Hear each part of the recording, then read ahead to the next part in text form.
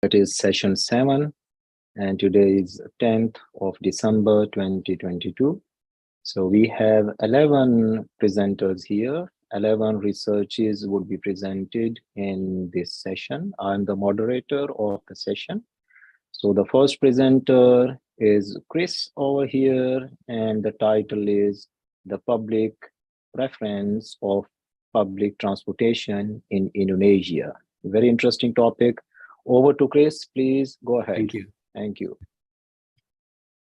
I can share this slide. Host disabled participants. Okay. So I'm waiting.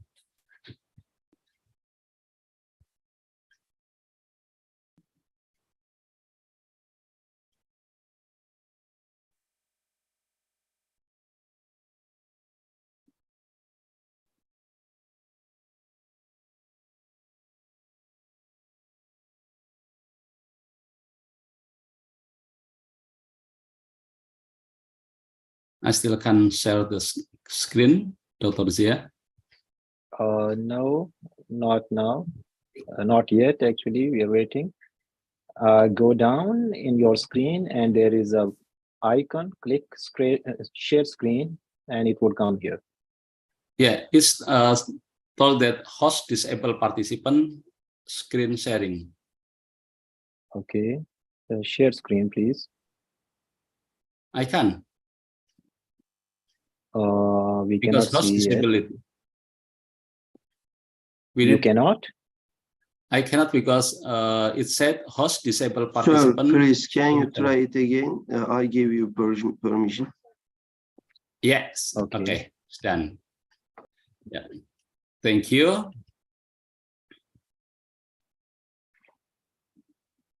Ladies and gentlemen, Assalamualaikum warahmatullahi wabarakatuh. Waalaikumsalam.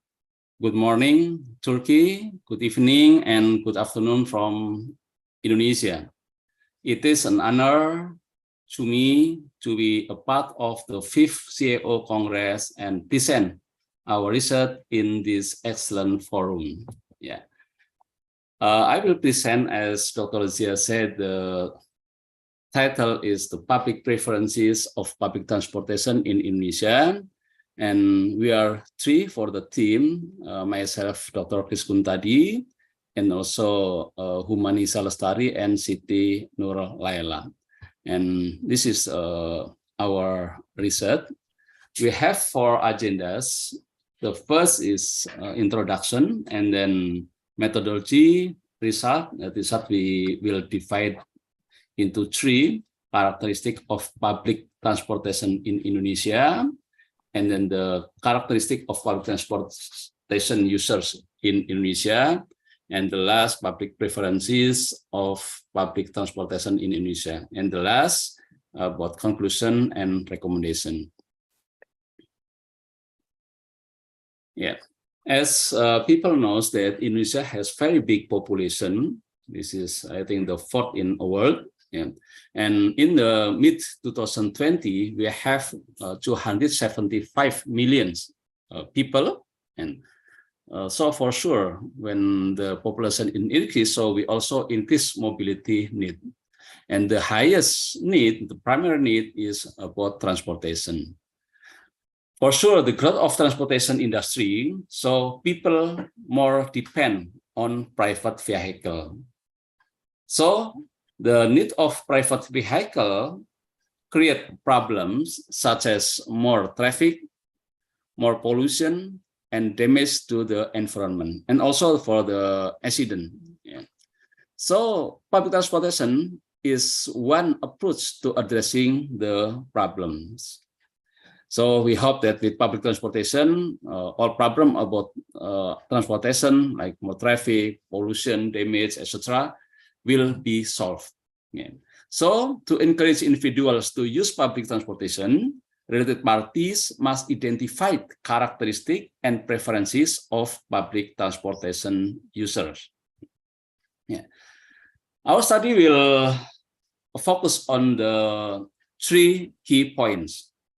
First, we want to identify the characteristic of commuters more inclined to convert from their current mode of transportation to the public transportation. And the second one, we want to identify commuters' public transportation preferences. And the last but not the least, to come up with strategic suggestion that the government and transport provider can use to encourage more people to use public transportation. Yeah. We use the methodology on systematic literature review approach that identifies, analyzes, and also interprets all findings on a research topic to answer predetermined research question. And this is the database contribution that we looking from Science Direct, Sage publication, ResearchGate on also Snowball, and the most is from Science Direct. We got not more than hundreds for the research, and we try to make the criteria. The first about the language, the criteria is in Bahasa Indonesia, Indonesian language, and also in English. So the article that not from those languages, so we will exclude it. And the publication date is in the last 10 years, and then the coverage is all over the world, but the research coverage is special in Indonesia. We try to took the research design for qualitative and quantitative and excluded the literature review. And the research object, road-based mass public transportation, such as bus, train, minibus, and also we have the special transportation in Indonesia, like for example, motorcycle, and then tricycle, etc. So we excluded the air transport, water transport, and also ride hailing. And the keyword that we try to take is a preference, public transportation, and Indonesia. This is what we try to looking for the papers. Yeah. We have 415, and then we remove 252 because it's close access, and also some duplicate. Yeah. And then we try also for the record screen and then the title and abstract screen. Yeah. So the last we got 26 papers that meet to the criteria. And this is the figure on Prisma diagram. And this is some of the research before, previous research, like from the author, mostly is from Indonesia. And then study location is around Indonesia. We have from Sulawesi, from Nusa Tenggara, and then Sumatra, Java itself, and also Kalimantan. So all 5 big islands in Indonesia have been covered. And the preference attributes, we have like accessibility, time travel, accessibility, convenience, travel time, income, etc. And I will explain for more detail later. And this is the result. We divide into 3 as in the previous. First is characteristic of public transportation in Indonesia, and then the second characteristic of public transportation users in Indonesia, and the last public preferences of public transportation in Indonesia. And this is the characteristic of public transportation in Indonesia. We have 3 characteristics. First is government public transportation. It means government guarantees the availability of trip between province or within province and also within cities. Why government prepare? Because some of the route is not economical, not profit. For example, the very few customer, and then the road is very, very difficult. Like in this picture, the bus should cross the river and then goes to the Lam, etc. This is the first characteristic. And the second is public transportation route network, which is consists of, we divide into 3 main road. It's served by large buses and also train, and then branch routes served with mini buses And the Twitch route is the smallest one. It's serviced by microbuses.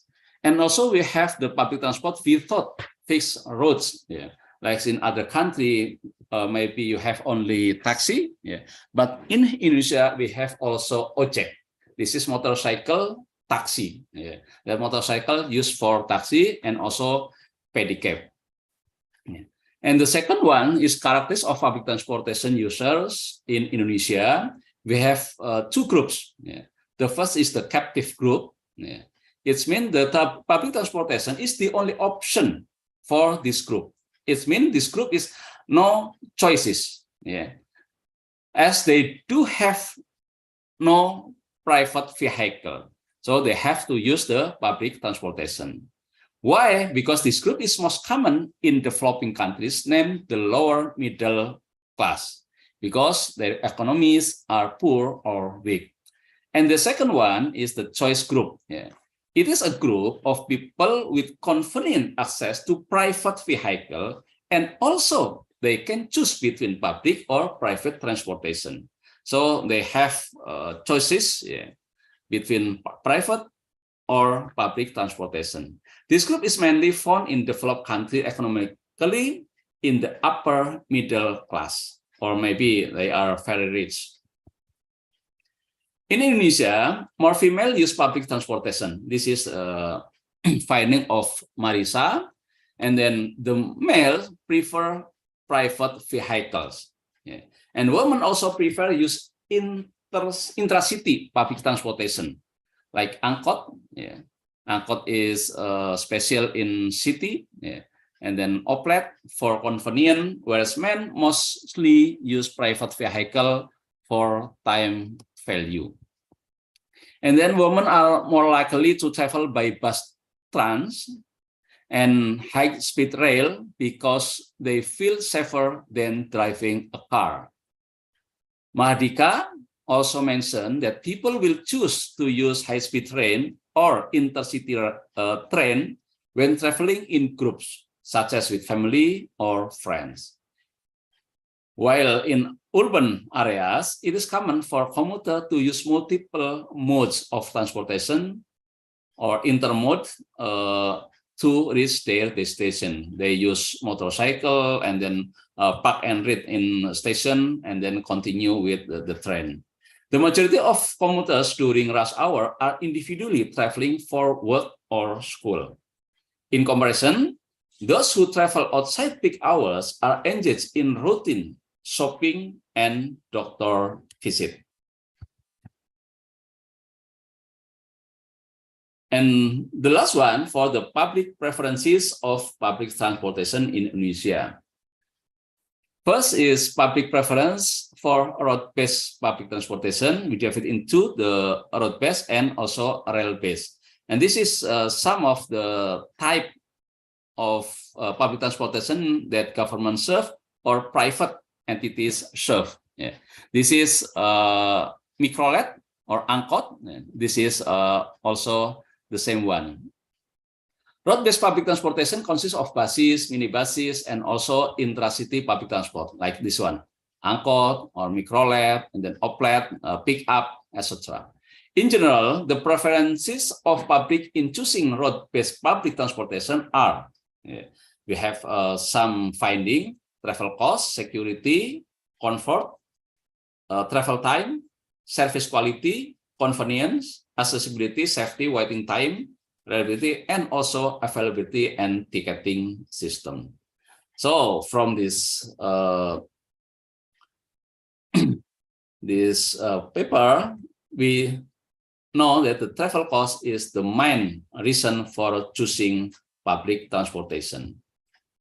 And then for the rail-based public transportation, in the study, rail-based public transportation include electric rail trains. Yeah. We have in Jakarta, in Yogyakarta, and some others. And also MRT, this is only in Jakarta, and LRT. LRT we have in Jakarta and also in South Sumatra, and high-speed rail that we still on progress. In general, the preferences of public in choosing rail-based public transportation are travel cost, it is the same in the road base. And then travel time, punctuality, accessibility, security, departure frequency, train car facilities, convenience, and also ticketing system. And also from the RB, we find that the proper park and ride facilities is expected by commuters. Yeah. Passenger preference for high-speed rail is primarily based on travel time, which is expected to be faster than other mode option. The last one for the conclusion and recommendation, yeah, we have three conclusion. Yeah. The first is that Indonesia public transport is more in demand by women. Women prefer public transportation because it is more convenient, whereas men prefer private vehicle because of time value. And the second one, Dr. Zia, in this study, public transportation preferences is in Indonesia the most discussed attribute in the 26 papers reviewed is travel cost. So mostly is a travel cost for the mention for the society. The Indonesian government has implemented a tariff subsidy to make public transportation affordable. However, this has not been maximized to get people to switch from private vehicle to the public transportation. For this reason, the author suggests that the government makes appropriate policies in increasing travel costs using private vehicle. Yeah. For the Thank you very much. That's it. Yeah, just the last one. The author recommended to conduct a further research on public transport preferences by considering all the preference attribute from this study finding. Thank you, Dr. Zia. Thank you very much. And I appreciate, Chris, the public preference of public transportation in Indonesia. Actually, you see, my dear researchers, professors, doctors, and scientists, these are the real big issues all over the world which need to be addressed. Whether it's Indonesia, in Pakistan, India, or even USA, this is the big problem. So I would appreciate. Let's give him a big hand. And just a comment. I would share that you should add in your recommendations that like tram system within the city, how the transportation system should be managed, that is a different scenario. And interconnectivity between the major cities, that is a different scenario. And intercontinental, that is again bigger scenario. So 3 levels of public transportation should be developed, and these sort of recommendations and suggestions should be presented and submitted and shared to the government level. Like, recently somebody asked Elon Musk, the richest person in this planet, that what are the ideas you want the researchers or the other business people to carry on, because you are busy and in Mars and other other ventures. So what are those ideas which you can give to other people? And one of the ideas, let me share with you here. He said that Hyperloop or fast transportation system is the need of the hour, and some researchers, some business people, some countries, they can come together and go for the Hyperloop and fast transportation system. That is the future of the world. I thank you very much. Now the forum is open for any sort of question answer, please. If there are any questions. Thank you, Dr. Zia. The forum is open. If there is no question, I appreciate. Thank you very much, Dr. Chris. And then we move to next presenter. Thank you. Thank you, Dr. Zia. Assalamualaikum warahmatullahi wabarakatuh. Waalaikumsalam.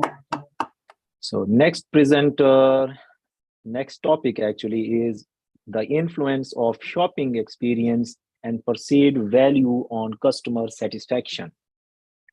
So Al-Fathan and Alex, BSc, MA, these are perhaps the students. Are you there? Anybody there to present, please?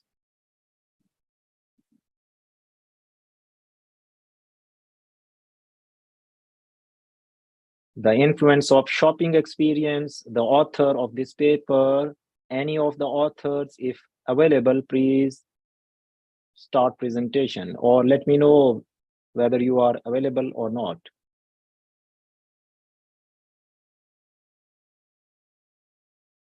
If you are here, let me repeat third time. The influence of shopping experience, the authors of this paper, Al-Fatan, Sasoste, I'm sorry for that, Alex, Iskander, BSc and MA students.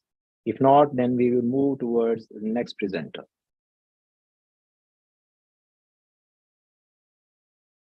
I think they are not here. All right, so we are moving towards the third presenter. And meanwhile, if the second article presenters join, we'll revert back. The third title is Comparative Analysis of Oil Palm Small Holders Income in Indonesia. Dr. Firana and the other authors, please. Dr. Firana, are you there?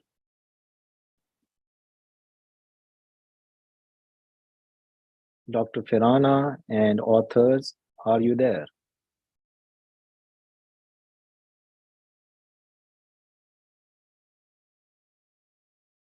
I repeat, comparative analysis of palm oil, oil palm smallholders income in Indonesia. Dr. Firana Warina.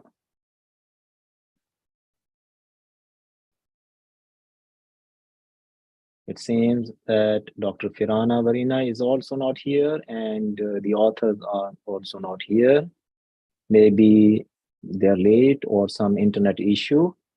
So we are moving towards the next presenters, and then as soon as these authors join, we'll revert back to them. Actually, Devi is here, as I see. They are not Ratna responding. Devi. Do you hear Dr. us, Ratna Firana? Devi?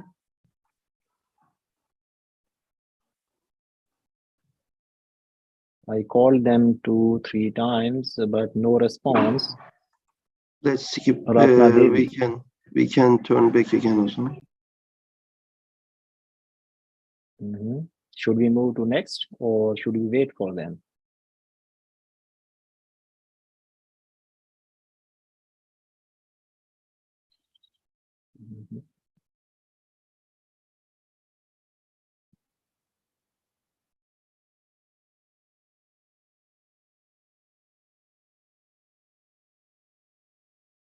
Ratna Devi and the authors, SP, MP, Dr. Firana, Warina. Are you guys there? If you are here, please respond so that you can present.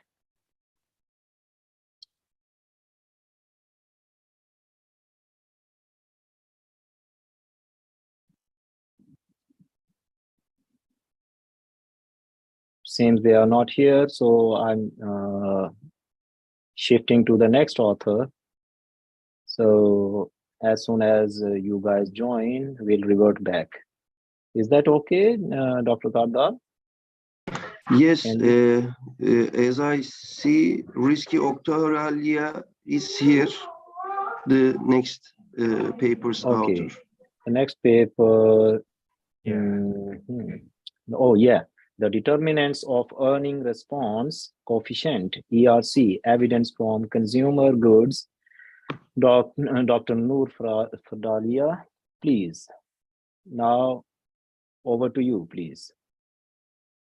Okay, I will share my screen. Okay. Can everyone see the screen? Yes, we can see you are audible. Over to you, please. Okay. So it's afternoon here in Indonesia. So good afternoon, everyone. So yeah, my name is Rizki. everyone may call me Rizky or Kiki. Not for very risky, short. I think so. It is risky, huh? Rizky. Uh, Sure. sorry. Okay. Go ahead, please. Right now, I'm presenting you my paper. This was actually my thesis for my bachelor for business administration, and it's entitled as Earnings Response Coefficient for Manufacturing Consumer Goods Companies Listed in Indonesia Stock Exchange. The period, yeah, it's already been a while, 2016 until 2018. So my supervisors are Professor Wiwi Mardawiyah Daryanto and Miss Deti Nur Fadilah. Okay, so the structures are similar with other researches. So from introduction until conclusion, I will share it to you later. So what I wrote for this paper, actually this concerns the change in stock prices resulted from the earnings from the financial statements published by the company. So we can see like prior or after the financial statements being published for the public, we could see like the fluctuations of the stock price pertaining to what's inside the financial statements. So the empirical studies, yeah, we call it like scientific evidence. It's called the earnings response coefficient. So next. So this study actually was conducted first by Ball and Brown in 1978. So the paper examined 261 New York Stock Exchange firms under certain conditions for the ERC, whether it took place or no for the scientific empirical evidence. So since financial reports of the companies like consist of many information, like much information that any investors would like to know about the company performance or financials and other factors. So they really need those informations for their investment decisions, whether to sell, to buy, or to whatever they like to do for the investment. So the questions arise on whether the financial statement has provided decent information appropriately required by the investors. So my paper, I'd like to present to you like the correlation of what's inside the financial statements, which are there are four factors: profitability, investment opportunity set, capital structure, and firm size. Whether they have like significance towards the ERC or the change in the stock price. Okay, so the idea of this paper, I looked through some papers. These three are like the having like how to say really significant in their credibility. It's they are credible papers I looked into. So these are these three that I looked up for my reference at first for doing this research. But they have like different variables for this study. So what I could see from the previous research gaps, I identified there are like some stock categories for the Indonesian Stock Exchange Index. And then like there are like some volatilities, and there are only limited recent research of the study that I was conducting. So that's why I chose this research as my thesis, because it was really quite interesting for me. So for the theories are quite simple. It was based on mostly on efficient market hypothesis, whether the information disclosed to the public really transparent, or the correlation are whether weak, strong, or semi-strong form. And then for the definitions, the ERC itself represents the abnormal return for the stock price. And then for the rest of the variables that I used, which are profitability, I use ROA, or return on assets. So the net income generated divided by the total assets. And then investment opportunity set, we call it as market to book value of assets, or MBVA, as you could see from the formula there. And then capital structure, the level of leverage of the company, total debt divided by the total equity. And then the firm size here, based on some papers, the way to calculate firm size is by identifying LEN by the total assets of the company. So the conceptual research framework is actually simple. We'd like to see whether these four have positive significance towards the ERC. And then these are like the model. So how we could see any price change in the ERC? We have 1 week of even period, so -3, and then the day it was published, the financial statements, and then +3, whether we could see any fluctuations of the stock price. So the methodologies, the research design, I use purposive sampling, and then there are 4 independent variables, and then all of them come from secondary data available in the stock exchange websites. So any investors would like to see financial statements, they could go to the websites. And then I use eViews, and some of them are from Excel, Microsoft Excel. So the samples, there are a total of 29 samples under the conditions stated there. No change of industry, no IPO, working days publications for the financial statements, and then all of them are in rupiah, or our national currency. So Mr. that- Rizky, you have 5 minutes more, please. Try to manage within time. Thank you. So the data analysis are quite simple. So we use multiple regression analysis to see whether they have like correlations for the ERC and the variables, as you could see there. So about the findings, I will skip to just the findings. So there are, among those 4, there are 3 significant correlations. So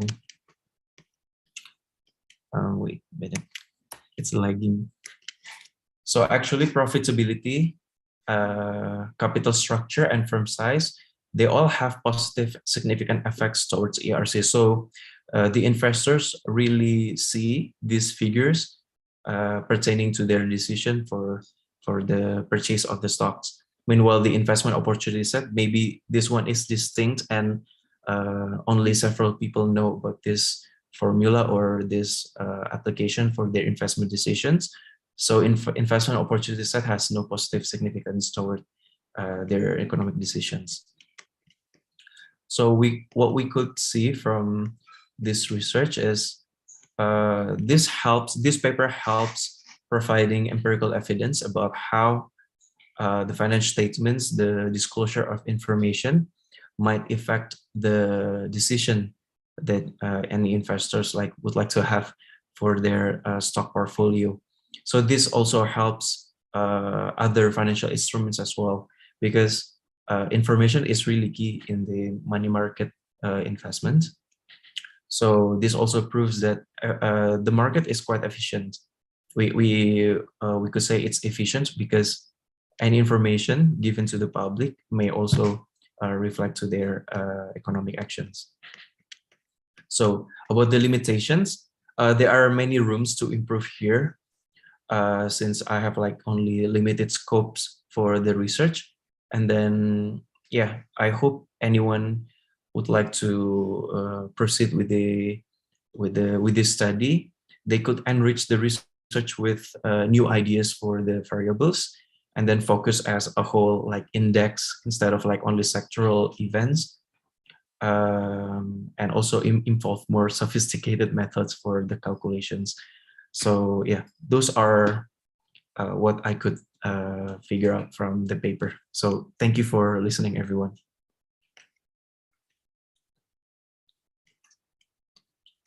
Yes.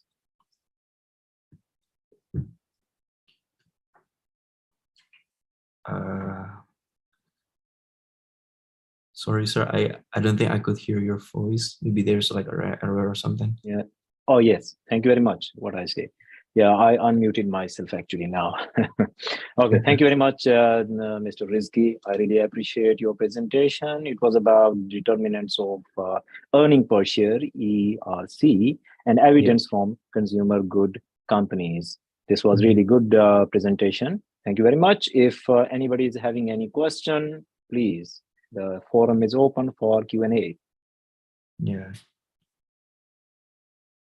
If there is any question, any comment, any query, please ask the presenter. I think there is no question. So thank you very much. Let's give you a big hand, and that's good. Thank you, everyone. Thank you, Rizki. Thank Yes. you. Let's move to the next presenter. That is, the title is The Legal Status of Permanent Single Person and Collegial Bodies of Belarus and Polish Parliament, a Comparative Legal Aspect. Associate Professor Dr. Oksana. Dr. Oksana Chamia. Are you there, Dr. Oksana Chamia? If you're there, please, the floor is to you. Dr. Dr. Zia, Oksana, yes, please. Dr. Zia, yesterday Dr. Amor Marunda did not get a chance to present. If someone is not available, would it be possible to have the presentation now? Okay, we'll do. Let me complete with the list, and I'll Okay. revert back. Yeah, I will revert back those who are left over, and will at that time you can just say, and he can present as well. No problem. Already, thank you very much, Dr. Zia. Yeah, my player, Dr. Mila, no problem. Okay, so Dr. Oksana Chamia, you are also not here. If you're not here, we are moving towards the next presenter. The next presenter, the title is The Impact of Geopolitical Risk on International Trade, Evidence from Export Container Volume of Turkey. Assistant Professor Dr. Kamil and Dr. Abdullah Achik. Dr. Achik, Dr. Kamil, are you here? Yes, I'm here. Yes, please. Now, time is yours. Share your slide. Dr. Abdullah, welcome. Thank you very much. And share your slide. Now it's over to you. Okay, thank you. I will start my presentation by sharing my screen. Hope you're fine. Nasılsınız? İyiyim, teşekkürler. Siz nasılsınız? Thank you, thank you, thank You you. know Turkish well. Okay. Title of my study is The Impact of Geopolitical Risk on International Trade, Evidence from Export Container Volume of Turkey. The export container means here the number of exported containers. You know, the containers have the export goods in ships or trains or trucks, etc. We prepared this presentation with Mr. Kamil Özden, FS. He is from Piraeus University. I'm from the Department of the Maritime Business Administration, Maritime Faculty. So I'm studying such kind of subjects about international trade from maritime side, the freight rates or exported amounts of goods, etc. Here is my presentation agenda. As a classical manner, it will start with the introduction, then data and methodology, results and conclusions and recommendation. Okay, let's start with some simple theoretical information. As you know, there's a strong relationship between maritime transportation and economic activities because the demand for maritime transportation is derived from the international trade. So if there is no trade, no need for maritime transportation, and increase in trade activities also increase the demand for maritime transportation volumes, etc. Also, there are some models, you know, demand-led or supply-led models. Demand-led means that increasing economic activities increase the demand for maritime transportation. Or in the supply side, if you prepare the related infrastructure for transport activities. This will also increase the demand for increase the economic activities because of lowering cost effect of the transportation. And in short, there is a strong relationship between economic activities and maritime transportation. We can say that. My simple theoretical background starts with this simple logic. And due to this situation, every factor affecting the international trade also affects the volume of maritime transportation. And some of the main factor that affects the international trade is, of course, the geopolitical risk. These risks can be, risks arising from the geographical location of countries. The reason may be terrorist attacks, war risk, climate change, or international conflicts.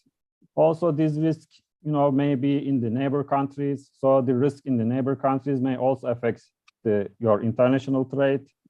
So the risk may cause delays in customers' consumption decisions or companies' investment decisions. So the increasing risks may have a lowering effect on the international trade.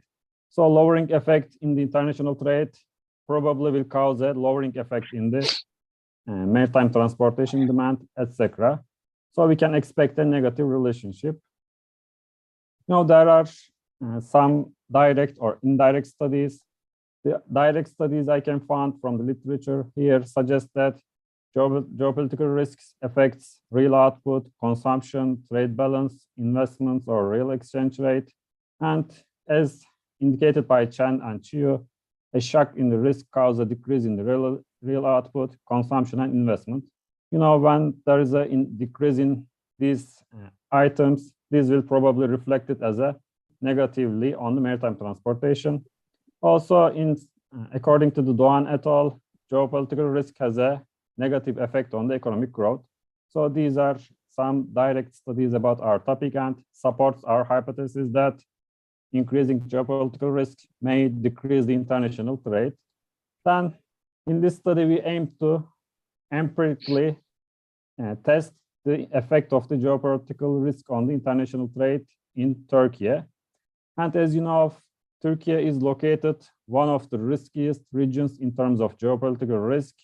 We will see from the descriptive statistics of the data, Turkey is the top of the riskiest countries in the world in terms of geopolitical risk. And let's test our methodology. As a method, we prefer linear causality analysis developed by Granger. It simply tests whether one variable is the cause of the other one, or whether there is a significant causality between variables, etc. And it uses vector autoregressive models. And we support the result of the Granger causality analysis by impulse response analysis and variance decomposition analysis, because this shows how the shocks behave in the dependent variable, etc. And as you know, the method requires stationarity of the series. So we firstly test the stationarity, then we continue our analysis. I will briefly describe each step. Here is our descriptive statistics.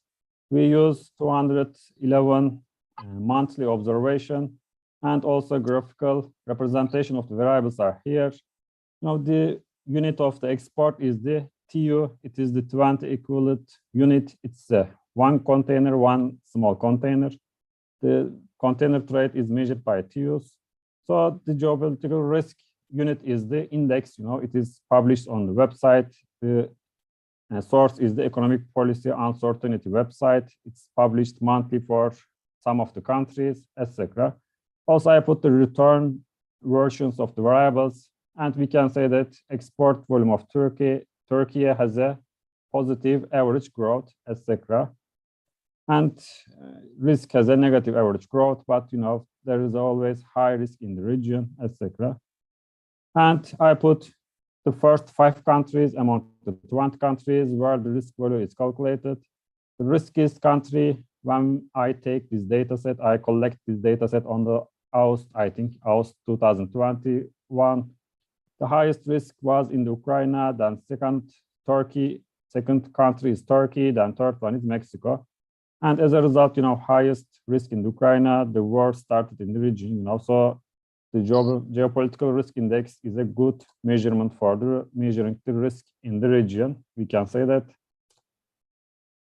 Okay, I put a summary of the steps in the Granger causality analysis. We will first check the stationarity, then we will determine the optimum lag, then we will make estimation, check R routes, then test Granger causality, then by using the impulse response and variance decomposition, we support our results.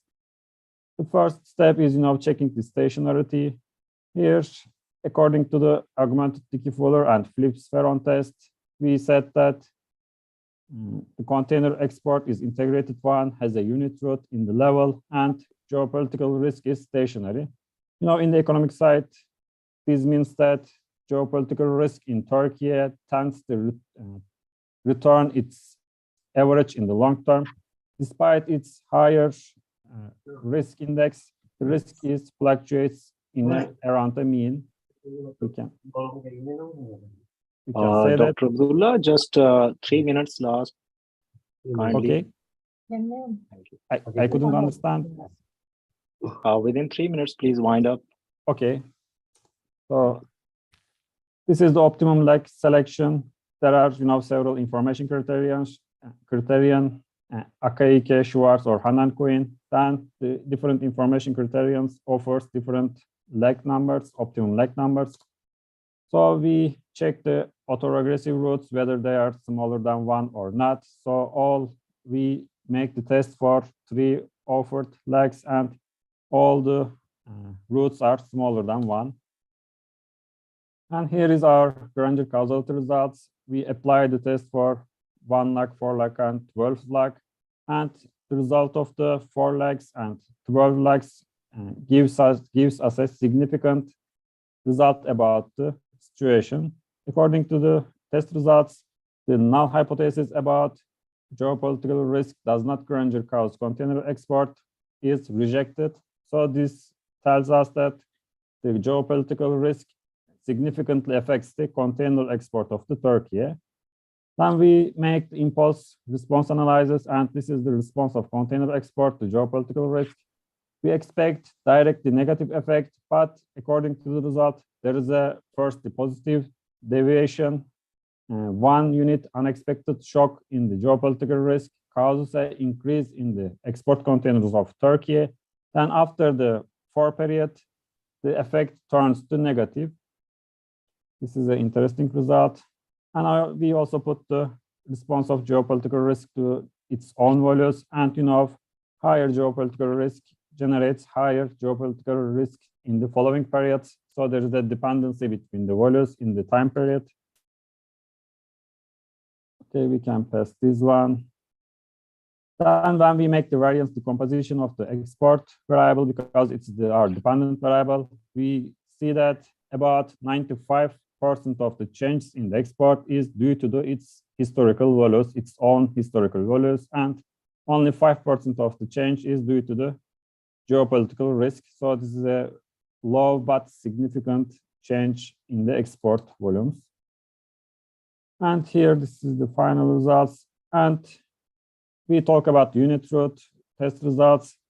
Stationarity of the geopolitical risk means that the shocks in the geopolitical risk has no permanent effects. The shocks effects are temporary. So we can say that Turkey has become immune to geopolitical risks in the region. And container export is not stationary. It means that the applied policies about the trade has a permanent effect on the container export amounts. And we see that there is an upward trend in the container exports. And as a result of Granger causality, we said that geopolitical risk index has a significant effect on the exported containers on Turkey. And we make some interpretation about the impulse response analysis of the export. Okay. And okay, Dr. Abdullah, just conclude. Okay, this is the last slide, I think. Then all right. These results may be due to when the risk increase in the region, the investors or consumptions take forward their consumption decisions, especially foreign countries may put forward their orders, and this may cause a small increase in the closure periods than negative effects on the container export in the later periods. Then in future research, we use linear causality analysis, but the variables may be nonlinear, so some other methods can be used. Also, there are some more factors that can affect international trade. We only include the geopolitical risk. Thus, other variables can be also included in the further research. Thanks for your listening. Thank you, Dr. Abdullah Achek. I really appreciate it. Thank you very much. You're welcome. And without further ado and without any further questions, we are moving towards the next presenter, because already 15 minutes have passed, rather 17 minutes. So thank you very much. Good work. I appreciate it. You're welcome. All right. So next presenter is Dr. Muhammad Yassin. Dr. Yassin worked on transgender rights under bigotry and ignorance. Dr. Yassin, are you there? Dr. Zia, I wrote you Yes. from the Teams. We will skip him. Okay, no problem. Thank you. Okay, we would skip Dr. Yassin, and we are moving towards the next presenter, that is Gilbert Putra Amos and Kurtsaja Rifa. The effect of human capital development, transformational leadership, organizational commitment towards employee key performance. The authors are here, please. The authors of the title, The Effect of Human Capital Development, Transformational Leadership. Are you there? Gilbert Putra, Sandar Mawan, Samidi, are you there? If you hear me, I'm Dr. Zia. If you hear me, please respond me. If not, then we would move towards the next presenter, please. I think they are not here. So I'm moving towards the next presenter. The next presenter is Hamna Ahsan. Hamna Ahsan, the title is Islamic Architectural Management, Analyzing the Diverse Perspective. Ms. Hamna Ahsan, are you there?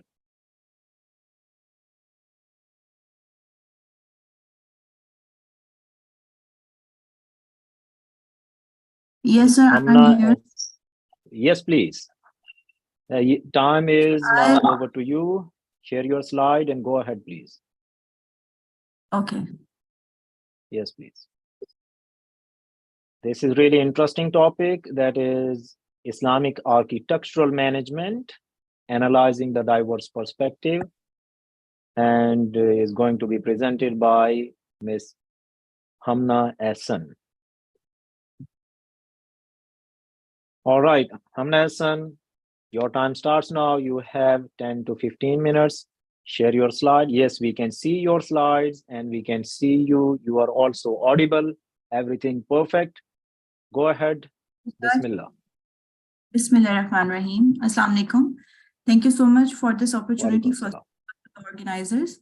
My name is Hamna Ahsan, and I am student of National Defense University from Pakistan. And I'll be discussing and going through the Islamic architectural management, analyzing the diverse perspectives. The agenda is as follows. I'll be discussing with the introduction part, then the literature review. Furthermore, I'll discuss the methodologies, and then I'll discuss the findings and discussion part. And finally, I'll be concluding and giving the recommendations of my research. From the time periods of Islamic architecture has quite evolved, and an understanding of this, the definition of Islamic architecture has been quite different for every scholar, and the perspectives and beliefs are quite dependent on the definition and how this definition is perceived. Some mix architecture as Muslim architecture versus Islamic architecture, but the debate goes on. While it is closely associated with the history and the findings and how with the requirement of form, the structures have evolved in architecture, the evolution is what defines the definition of Islamic architecture. Islamic architecture is basically a style of architecture which is enriched in the patterns and symmetrical silhouettes, and which not only depicts the teachings of Islam and Quranic verses, but also it gives a unique and complex structures that associate with the calligraphic patterns related to the commandments and the sayings of our Prophet, peace be upon him. The art and architecture of great historical empires have been seen throughout the period, which not only influenced how the patterns evolved in architecture of Islam, but it provided an influence and it gave a direction and approach to Muslim architects to build their workshop spaces in such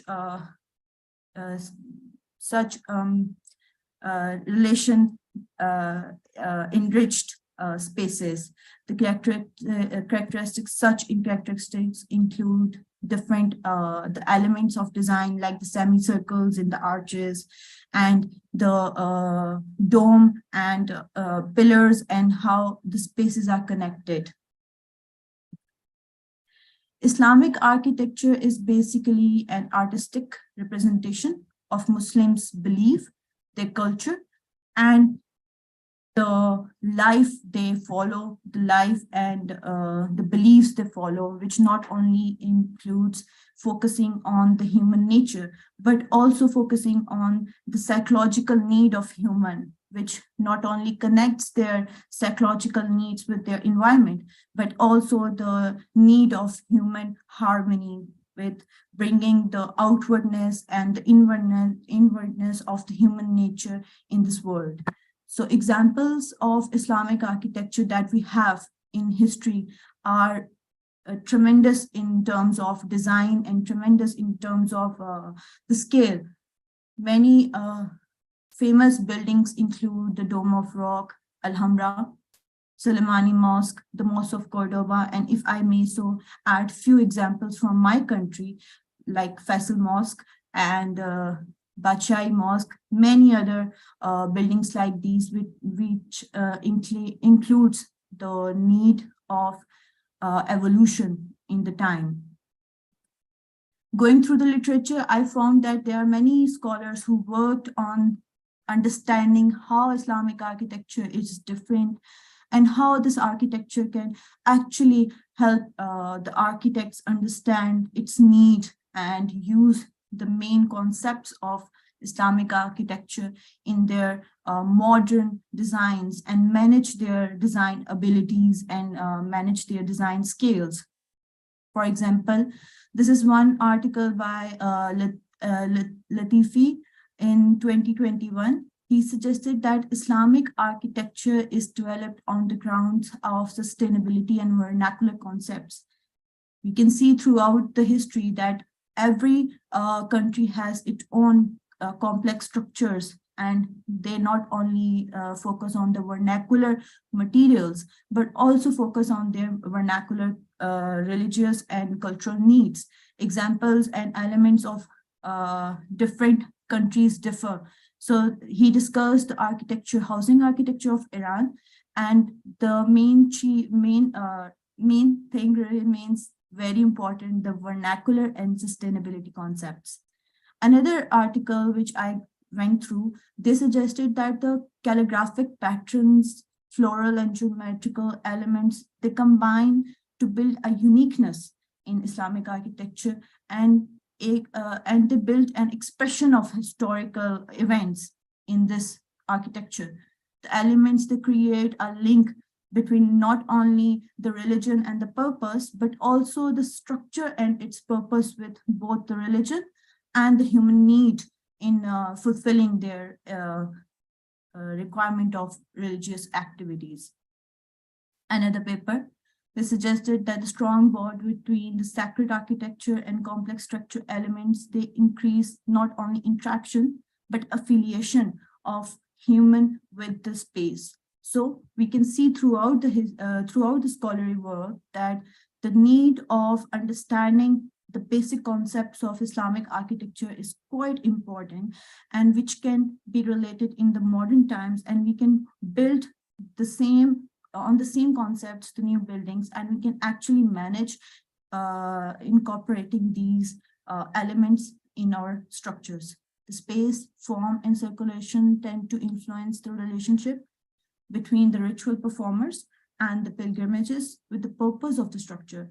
There is one statement that says the form follows the function, and some scholars and some architects believe it's the other way around. The function follows the form. But in Islamic architecture, we have seen both the concepts have been utilized in a way. In some spaces, the form is basically adding direction to the function, while in some cases, the function is adding direction to build a form. So it can be utilized and managed in the new buildings. Islamic architecture is an artistic representation. So we can say that it creates a harmony, and it is actually based on the harmonized geometry of golden section, which is quite important in the modern times. Everything is related to golden section that not only emphasizes on the layers of expression, but it also creates a form, symmetrical and balanced forms. It has been observed that Islamic architecture elements is quite important, and many new designs and many different religious buildings have actually taken the elements of Islamic architecture. For example, Sikh architecture, Gurdwaras, they were built by the Muslim engineers. So we see and we observe the elements are quite similar in their architecture. In 2022, Jahin and Darwesh, they provided research which suggested that the biophilic designs can actually be influenced by Islamic architecture, where we discuss the nature elements and how we bring the nature elements into the design. So in the elements like, for example, the outdoor gardens and courtyards, how they are connected, then the nature and vernacular material, how they are connected. So the biophilic designs are mainly influenced by architecture of Islam, and there is further requirement of time to study more in detail how these elements can increase the cognitive performances, the psychological, physiological need of time in providing designs are more healthy and nature-oriented affiliation of human and structure. Arches are quite an important part of Islamic architecture in the houses. Ms. Hamna, you have 5 minutes last 5 minutes to go, please. Okay, sir. The arches are quite important in Islamic architecture, and we see throughout the time the arches are actually the part of not only the worship places, but also the housing and residential part. So the features like dome, minarets, round arches, these all are the symbolization for the religious terminologies and religious need, and these can actually provide a structural stability in the further modern time. In this research, what I conducted, I took the data from different companies, not only in my country, but all over the world through the managers and the product directors of the organizations. I collected the data, how they feel the architecture of Islamic architecture can actually be an important part of managing the further ongoing projects. The analysis was a thematic analysis for the study, and I took the data from the literature review and I analyzed it, and this was supported by the interviews that I conducted. The findings, they suggest that Islamic architecture influenced the religious aspects and that improvised the space and while the elements of design were taken by different time of empires. So it is quite evident that Islamic architecture not only influenced the religious aspect, but it also provides structurally stability. It also promotes the adaptability through the materials that were selected, the functionality in the forms that, as I suggested before, and the religious practices in the space and building expression in elements of structure. Minarets, domes, and arches, they not only provide a significance of portion, but it also adds to stability and eternity of the perfection of that building. For the conclusion part, from this study, it was concluded that Islamic architecture is very much important, which not only awakes the psychological and cognitive impacts of the structure of in the ritual performances, but it also provides a stability in the structure and sustainability in architecture, which is need of the time, and how the architects now are performing and building the buildings. They are actually building on these pillars. So it was revealed that it's quite important. And it was also revealed that the top managers and top position holders who are interviewed, they suggested that Islamic architectures and its elements, they provide high acceptability and tend to mold in every culture and every religious structure needs. So the vernacular attributes of Islamic architecture are quite important, and these can be utilized in the future projects. So thank you so much. I hope this Thank you very much. Thank you very much, Ms. Hamna Ehsan. It was really interesting to hear your presentation, and I'm really a little bit surprised as well that as a lady, as a female, you have conducted a very good research on a sort of mainly topic, that is architecture and architectural interest. Now the forum is open. If there is any question, please, the forum is open for question and answer session. May I? Yes, please. Yes. Yes. Yes, please. Yes, very interesting. So I would like to ask you, from your research, is there any kind of like a collaboration between a local culture with the Islamic culture that is seen in your research? Because in my area, West Sumatra, we have this mosque that has a very unique architecture. It's like a combination.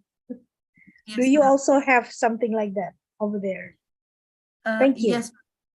Thank you for the question. Thank you so much. As I told before, the Islamic architecture has evolved. In every religion, the vernacular concepts are different. The vernacular needs are different. For example, if you heard of Mosque of Tabwa Samra, the minar is cylindrical and it's in desert. So every vernacular means the local architecture of that religion or that region. So that actually impacted on the designs of Islamic architecture. For example, if I give another example of Faisal Mosque in our capital, this Faisal Mosque, it doesn't have that asymmetrical and dome as we perceive the round dome. It has two slabs, horizontally inclined slabs that support the minaret. So the structure and the need of the time is to evolve the structure. The concept was the same, to give a hall, a big space for the worships to have their perform their rituals, but also added the structure evolution to it. They modified it. So every region has its own I would say individuality, which added to the evolution of this process.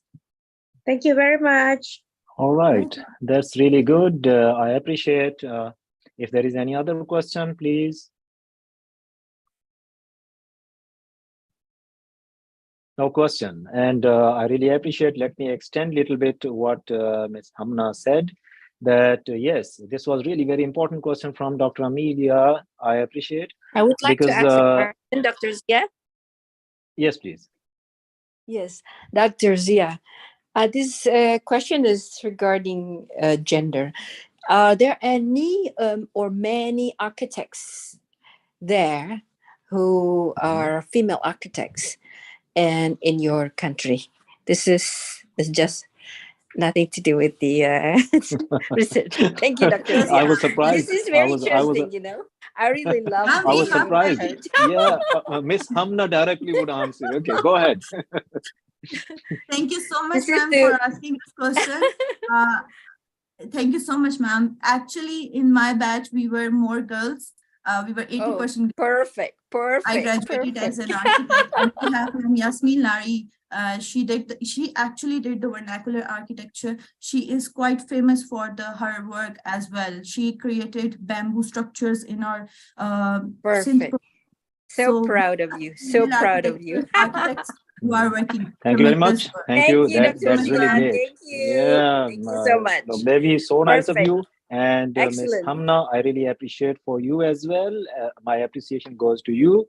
And we say, you know, bravo, you are doing great. And great appreciation. Thank you so much. Thank you. Thank you so much. Thank you very much. Okay, so we are moving towards, this was Hamna Hassan, Islamic architecture. Okay, very great research. We are moving towards the next presenter after Hamna Hassan. We have, let's see who is there.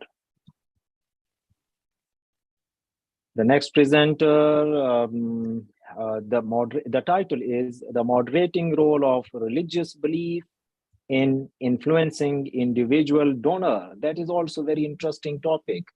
The authors are Eliana and Dr. Amelia. Yes, please. Who is going to Hello. present? Yes, Good please. afternoon, everyone. Good afternoon. Assalamu alaikum. And go ahead. Now, floor is yours and Waalaikumsalam. time is yours, please. Thank you so much. So, thank you for the opportunity. My name is Eliana Habsha. I'm a student for the MBA program from ICMI Business School, and I'm here with my supervisor, Dr. Amelia. And the paper is going about the moderating role of religious belief in influencing individual donor attitude in Jabodetabek. Jabodetabek is the greater Jakarta area, as seen from the evidence in Plan Indonesia, which is the NGO that I'm working on now. So this is the agenda, is following the template that was given. So introduction, and then the independent the variable that it's in the paper, and then also the methodology, finding and a discussion, and last is going to be conclusion and recommendation. Okay, we're going to start with the introduction. Of course, all of our here are also effective. That since March 2020, the arrival of coronavirus has created havoc in the world, including Indonesia. And I think it's by February, it's legally declared that it's a pandemic. Ilil, do you want to share your PPT? Oh, it's not shared yet? Oh, sorry. Of course. Just a second.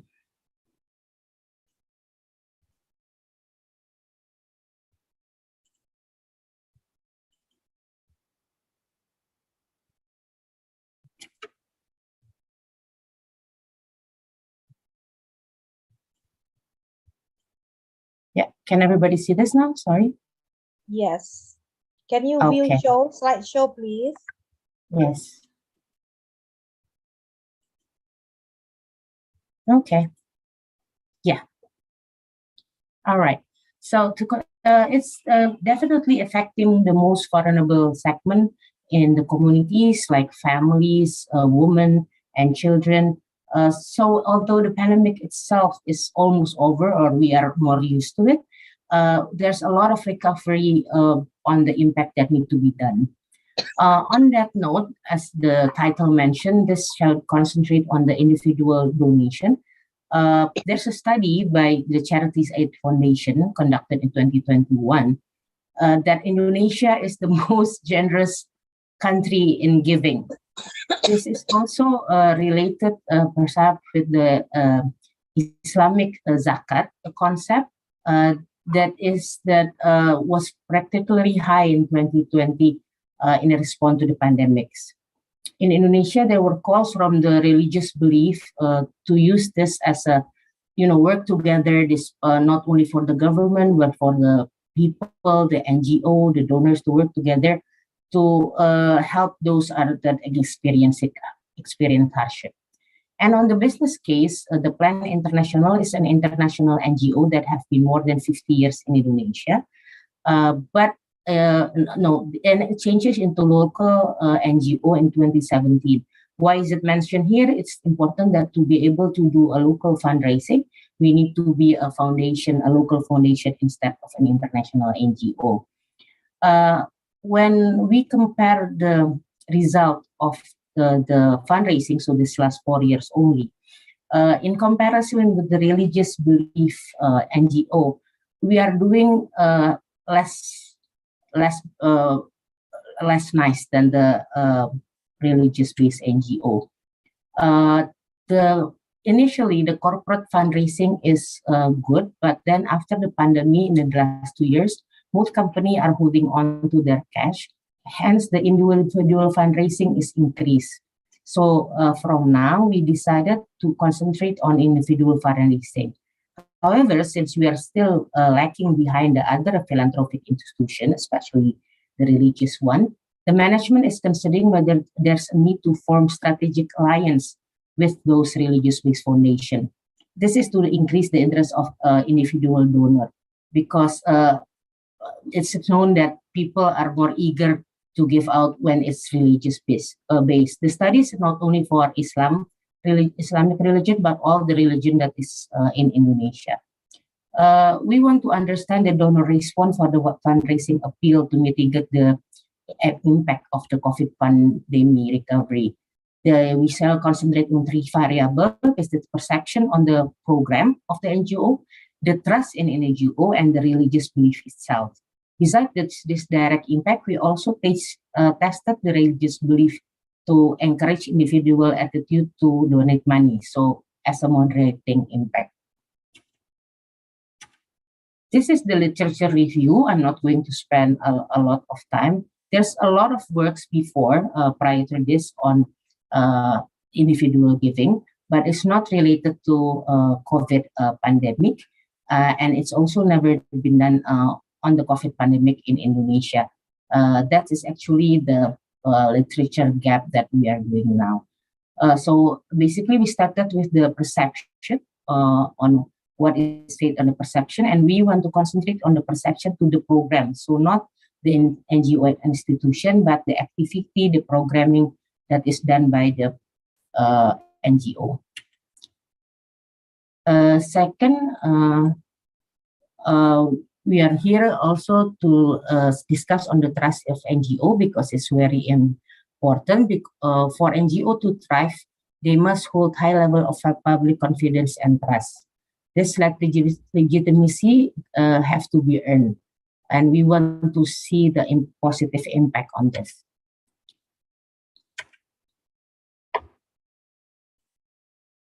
Just a second. Okay. We want to also see the independent variable of religious belief. Religion is the most universal cultural factor influencing social institutions and also individuals. It is believed that it plays an important role in the giving intention. This is what we want to see is the attitude during the COVID pandemic recovery fundraising. So we do have a lot of fundraising activities during the pandemic itself, and even continuing until now, which is the recovery for the effect of the pandemic. These are the hypotheses and the variable showing the relationship. So we want to show these 3 independent variables with the moderating variable of religious belief towards the attitude towards the COVID-19 fundraising appeal. The type of research we are doing is a quantitative research, and then the source of data is by questionnaire. Of course, it's also based on previous research, articles, report, and feedbacks. The data collection method is a questionnaire that is distributed to the people. It's using a non-probability sampling technique by proposis sampling, and the criteria is respondent in the Greater Jakarta area previously have donated to the NGO philanthropic institution during this COVID-19, consenting adult of 18 years and above, and the minimum education in high school graduate. This is the finding of the hypothesis. Out of the 3 independent variable, the significant one that we found is the perception of the philanthropic program, and also the religious belief as a direct variable attitude towards the COVID-19 fundraising recovery appeal. These are the conclusion and finding. Like I mentioned, those are the 2 significant variable.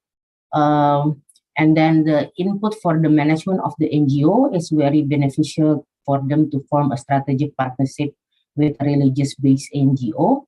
And also on the perception of the philanthropic program, the NGO management should create a favorable type and ways of distributing this program. Also create a brand building to get people more familiar with NGO programs. So not only a strategic partnership with a religious NGO is good, but developing program that have a religion connection. Say in Islam, you have the type that is giving like for water and then for education, the amal jariyah we call them. That's also something that we can produce that have religious significance. And for policymaker and government, this can encourage to build a positive climate for giving, including in the fiscal, tax rules. So this encourage people to donate. Yes. And then also for religious and scholar, they can also use this to encourage people to donate. And for further studies, it's important that it's good if you can further study to the Indonesian level, not only the Jakarta area, and perhaps make a qualitative study out of it, because this is quantitative only by distributing the questionnaire. So there's no deep dive or FGD to understand the real reason behind it. So that's it from me. Thank you very much, everyone. That's all. Thank you very much. It was a nice presentation. We really appreciate you and your supervisor, Dr. Amelia, the moderating role of religious belief. It was really a new and novel idea to influence the donors and their attitude. If once you are able to influence the donors, you can do anything. And that's really good. I appreciate. If there is any question, now the forum is open for question answer. Let's see. Anybody having any question?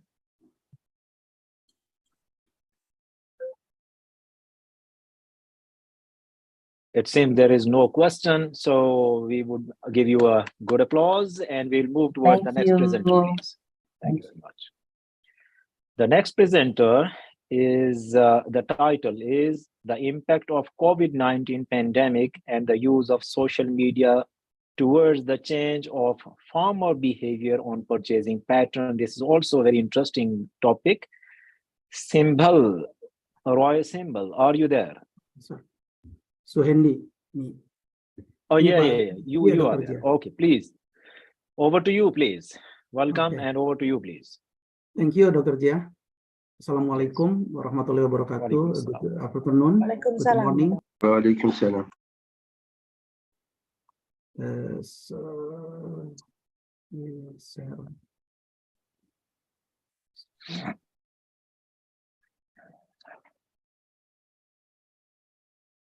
Okay. Thank you. Yes, we can see your slides and you are audible. Please, Bismillah. Okay, thank you. So,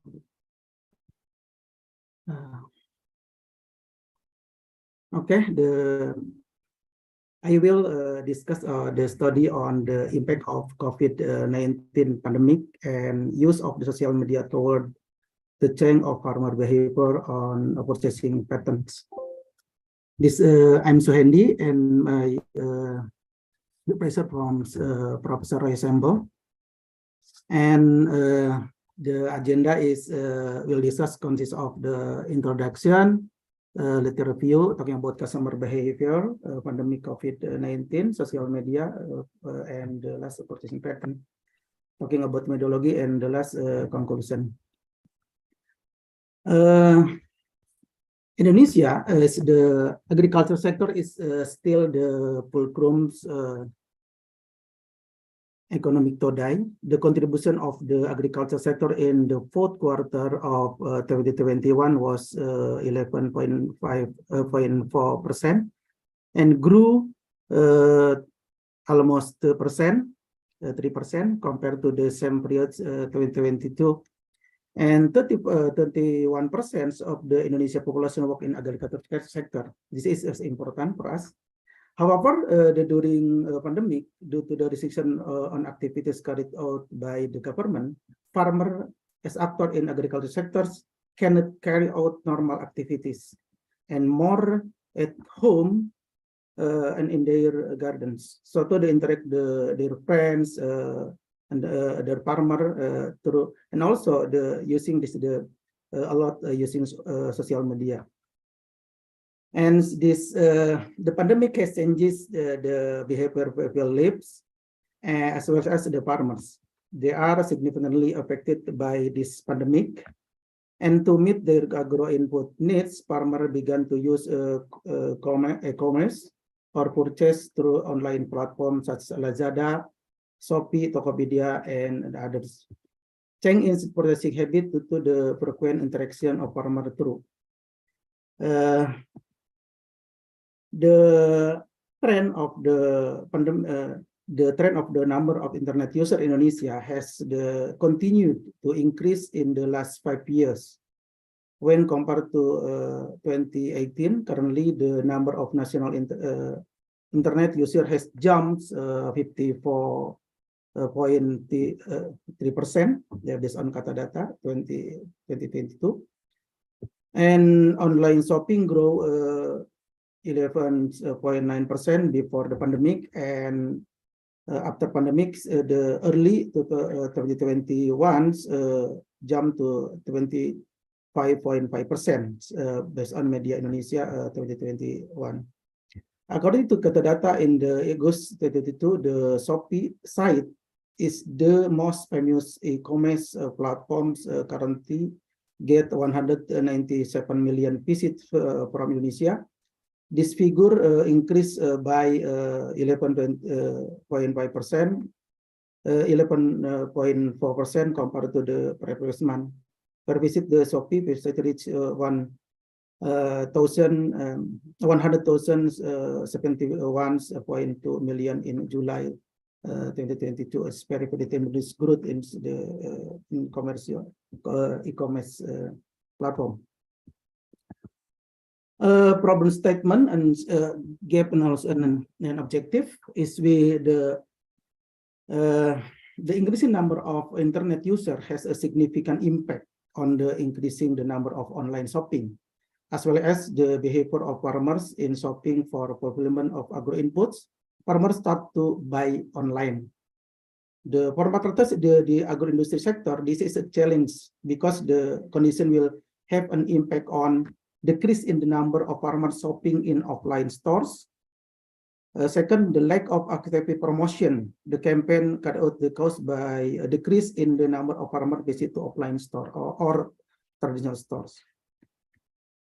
How much farmer shift their purchase from online store to online store during the pandemic, it's become the challenge for marketers to find out, as it related to the allocation of promotion budget, the duration, time, and how the promotion will be carried out, so that is effective or not efficient. I think this is the challenge for marketers. The studies discuss change in customer behavior due to the influence of pandemic and social media on farmer processing method in agriculture sector still limited. So the lot of in fast moving commerce good, but in agriculture sector or in pesticide or fertilizer is limited. Research question and objective. Research question is the COVID pandemic affected the change in farmers' behavior? Second, does the use of social media affect change in farmers' behaviors? And third, does the change in farmer behavior have an impact the farmers' purchasing pattern from offline to online stores? Based on this question, we have the set objective are is the one to analyze the effect of the COVID-19 pandemic on change in farmer behavior, to analyze the effect of social media on change in farmer behavior, and third, to analyze the effect of change in farmer behavior impacting farmers' purchasing pattern from offline to online shopping. Talking about the lateral view, we're talking about the customer behavior. Customer behavior, according to the Kotler and Keller, that argue the consumer behavior is the study of how individual or group and organization selects, buy, use, and dispose of goods, service, ideas, or experience to meet their need and desire. Consumer behavior influence purchasing decision made by customer. And talking about the pandemic COVID-19, COVID pandemic had a significant impact on almost every country around the world. The spread of the COVID-19 virus around the world early 2020, and West declared global pandemic after several months. The virus has caused pandemic result in threat to economic and health system around the world by Koch Brammer's 2020. After a year being the COVID pandemic, citizens start to shop more online while maintaining the practice of buying product and service face-to-face based on Aryani et al. 2021. Talking about the social media is expand opportunities to strengthen with the customer, facilitating customer so that customer can engage interacting with each other based on the Pandon, the 2010. According to the Kaplan and Handlin, the social media is group of internet-based application built with the ideological foundation of Web 2.0, which is the platform of the population of social media, which allow to decrease exchange user-generated content. And purchasing pattern is mean the purchasing decision is the purchasing is the integration process, the combined knowledge to evaluate two or more alternative behavior and choose one of them. So it can be concluded that the purchasing decision is the process of choosing one. Shipman and Kanuk 208.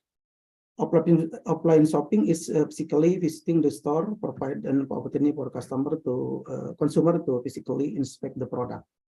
And so according to Kolokota and Weston, 1997, online shopping is the process of delivering goods, service, and information as well as payment through electronic equipment or computer networks. While in terms of business process, e-commerce is an application of business transaction technology and workflow. This is a list of your previous research, and this slide talking about the framework and hypothesis. Hypothesis one is the social media has significant effects change on the customer behaviors. Second, the social media has significant effect on changes in consumer behaviors. And third, the customer behavior has significant effect on change in purchasing pattern from offline to online shopping. Excuse me, Sohandi, you have just last 4 minutes. Please try to manage. Okay. Methodology. Thank you, Dr. Jack.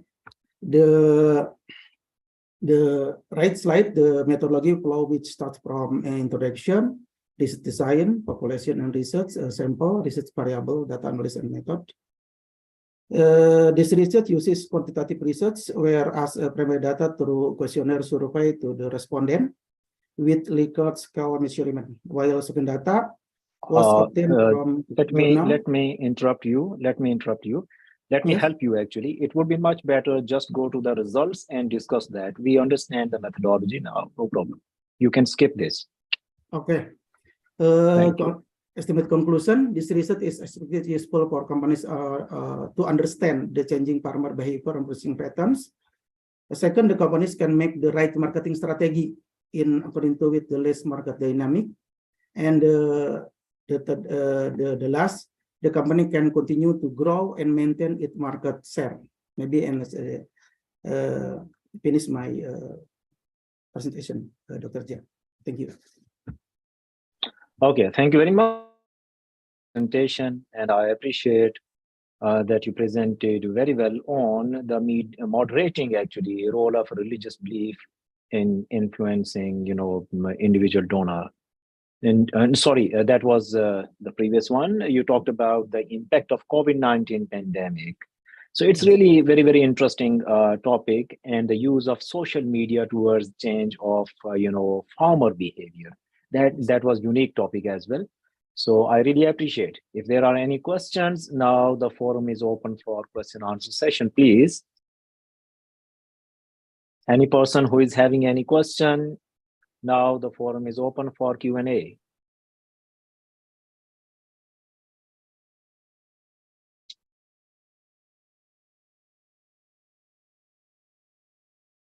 I think there is no question.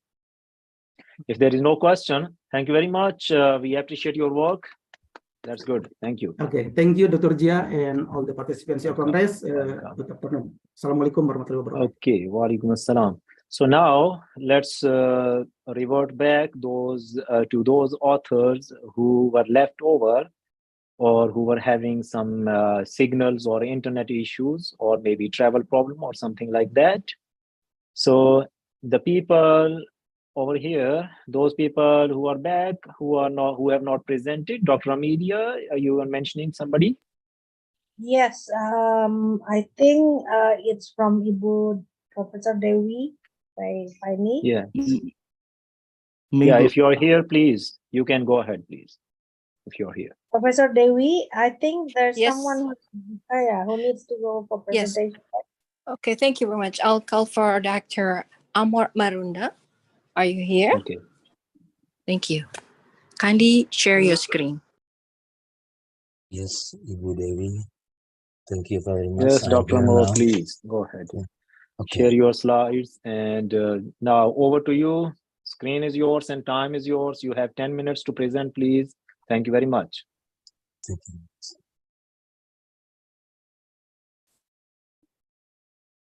Okay. Yes, we can see you. We can see your slides. You are audible enough. Okay. Start your presentation. Thank you. Thank you very much, ladies and gentlemen. Good afternoons. And we would like to thanks for the opportunity that have been given to us to present our papers with the titles CEO Overconfidence, Profitability, and Corporate Social Responsibility on Tax Avoidance. Let me introduce our authors in these papers. The first author is Setia, second author Amor Marunda, and the third author is Ibu Dewi Puspaning Tias Faini. We have 5 agendas in these papers. The first introductions with the subs introductions is benefit of research. The second is literature review. The third is methodology, and the fourth is findings and discussions. And the ends of this agenda is conclusion and recommendations. Ladies and gentlemen, our backgrounds in choosing the above titles that refer to in Indonesia tax avoidance. Avoidance is a facility provided by the states or government to taxpayers to carry out tax obligations that do not violate tax law, with the aim of keeping the cash flow healthy and not violating the law, And then there is a second opinions. In the sense problems, there are so many different opinions regarding tax avoidance. Yeah, there is previous research have so many. Maybe we have read five previous research have different positive effects on tax avoidance, and the others of course negative effects on tax avoidance, also positive but not significant effects on tax avoidance. Yeah, this is very confused to us that need to research. Yeah, with the difference of opinion in the same problems. Yeah. Next, based on the phenomena about this study has 3 problem formations and 3 research objectives, also 3 research benefits. We know in the end the quantitative research aims to confirm the theory. So this research has 3 research benefits. The first benefits regarding our variable tax avoidance and CEO overconfidence have contributed to the development of agency theory. And the second benefit, profitability, has contributed to the development of signaling theory. And then third benefits is corporate social responsibility have contributed to development of the stakeholders.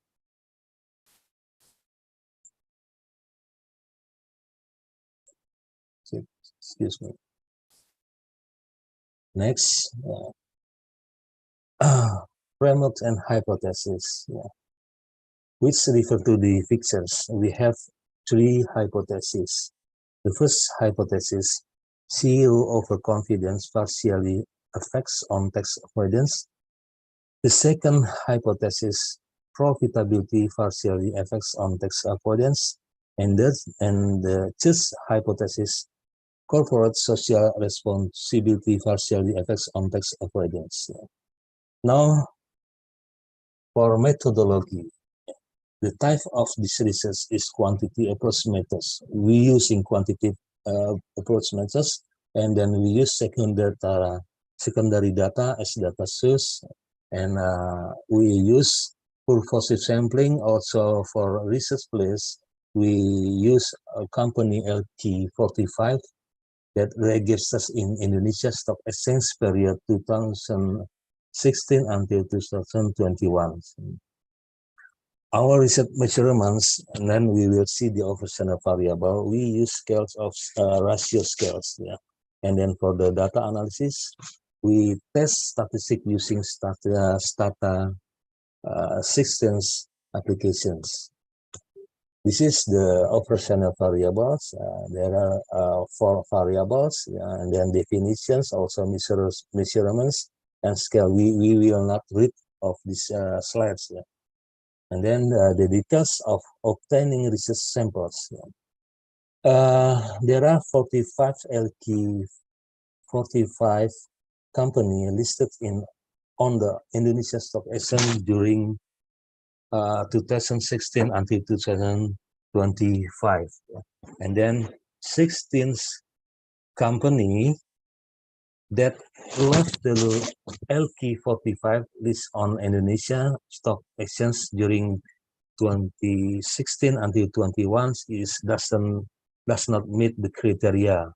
Also, for company does not meet the criteria regarding company the published annual financial report, and then one company does not the criteria regarding the experience losing during the period of 2016 until 2021, and then 11 company does not meet criteria that do not publish sustainability report during these periods. Now we get 13 company meet the criteria as a number of samples. Then we have 78 observations on these papers. Now our findings and discussions based on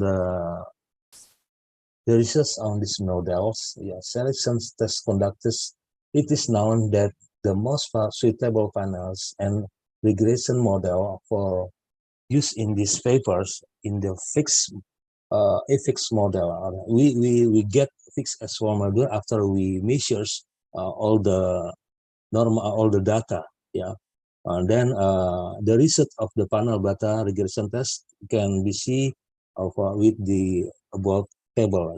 We see the for overconfident or OC, we see the coefficient of regression is positive, and then we see the probability is less than 0.05. This means significance effects. It means overconfidence have a positive effects and significant to the on tax avoidance. And then for profitability, that's proxy by ROA. We can see from the coefficients is negative, and the probability out of value is less than 0.05. This means ROA or profitability is have negative effects and significant on tax avoidance. And then the last Marunda, just last 1 minute, please. Okay, let me the last is regarding conclusions and recommendations. The first conclusions is the research of the study show the CEO overconfidence has a positive and significant effects on tax avoidance. This can be interpreted that the ability of competence of the CEO has an important role in every decision taken by the company, including tax avoidance. So it is suggested to the owners of the company to continue to supervise and evaluate so that the investment made by the company is not excessive in activities. And then the second conclusions. The research saw the profitability has a negative and significant effects on tax avoidance. So that this is a consist and a benchmark for the company in increase their ability to generate profit positive by utilizing their assets without putting aside the tax obligations that must be fulfilled. The last conclusions, the results of the study show that TSR has a positive but not significant effects on tax avoidance. So it is suggested that companies to further improve the expense TSR activity as a form of social and environmental responsibility. Thank you. Because thank you. Yeah, thank you very much. Thank you. Thank you very much, Dr. Amor Marunda. It was really nice to hear from you. This was Dr. Amor Marunda. If there is any question or any query or any comment, now the forum is open for Q&A, please. For all the participants, if you have any question to Dr. Amor Marunda, he is open to answer your questions.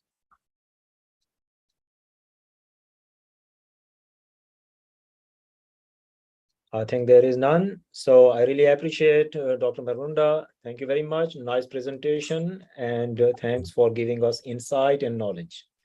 Thank you very much. So, thanks. Now, Dr. Amelia and Dr. Devi would be here. Now, anybody else? Those people who were left, are you there? From this session 7, if anybody who is left over, please raise your hand and you can start your presentation. There's no problem. Yes, sir. We are still here. And all right, go ahead. Go ahead. It's your turn. You are in session 7. And what is your title? Yes, sir. The title of my study is A Study on Adolescent Girls for Socio-Economic Status and Education Challenges in Kota district, which is located in Rajasthan, India. Can you come up with your title again? Is it in session 7?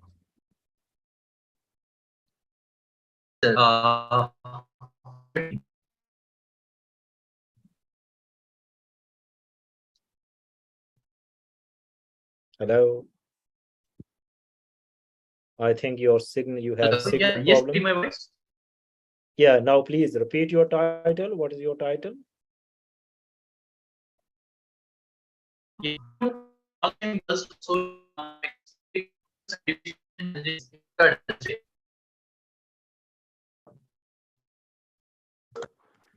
Dr. Zia, it is the Dr. last Ashish, last as paper well of as the Dr. session. Ashutosh Kumar. Okay.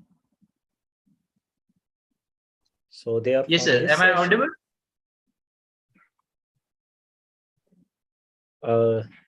You are Ashish audible. Yorazia, Yes, sir.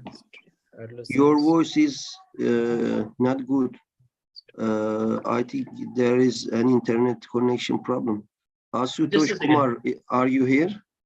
Yes, sir. Yes, sir. We both are They here. are here. You can Dr. also. Kardal, Dr. Kardal, they are here, but I think so their session, their title is not in session 7. So can we take them in or it's fine? What do you say? Yes, their Actually, session, their title is not in the session 7. no, it is in the session. We added them into this session. Okay. They can present. All right. Thank All you right. so Go much, ahead. sir. Then. The title is Thank 13. you. On the number 13, it is mentioned. Yes, sir. It's on our. It's on number 13, the last one. Yes. Okay. Okay. You Go can ahead. present. Thank you so much, sir. Please. Yes, sir. The title of my study is A Study on Adolescent Girls for Socio-Economic Status and Education Challenges in Kota district.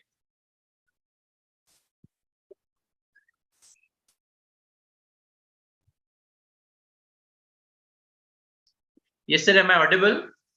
Yes, you are audible. Please go ahead. Okay. That's great. You have 10 minutes, 10 to 15 minutes. Go ahead, please. Sure, sir. So here is the agenda of my study. The first part will introduce the introduction of the research study. The second one is literature review. The third one is objective of the study as well as the hypothesis. Fourth one, research methodology, design of the study, and the tools which are used by me in my study. The fifth one is called findings and discussion, and sixth one is called conclusion and recommendation. So as I'm talking about the introduction part, the 2011 census figures indicate that only 65.46% of females are literate compared to 82.14% of males in Rajasthan state. Is a fifth rank amongst the top 5 states of India with a 22.9% adolescent population, the age between 10 to 19 years according to 2011 census. Girls are less encouraged than boys to pursue education and caught in the cycle of early marriage, pregnancy, and childbearing. Adolescence is the period between puberty and maturity. The approximate age is 12 to 20 years. The World Health Organization defines adolescence as a period between the age of 10 to 19 years. These are the literature review, which I already gone through. If I'm talking about the socio-economic status, the socio-economic status is a blending of the two social status and economic status of adolescent girls of the Kota district. The socio-economic status is a blending of the two status, social status and economic status. Now the two can exist without each other, yet they are distinctly different. So economic status appears to be the result of the position of an individual in society by virtue of a complex fusion of both of them, which often do not run parallel to each other in their own areas. This intermingling takes place in an undefined and furious manner, eventually presenting an indicator of socio-economic status. Therefore, The ranking of an individual by the society he lives in, he terms his material belongings and cultural positions along with the degree of respect, power, and influence one world. So if I'm talking about the educational problems, constraints faced by the poor women in terms of time, space, and societal expectations for education may be considered their educational problems. In the present study, educational problems for adults and girls means total score obtained on the adults and girls educational problem scale.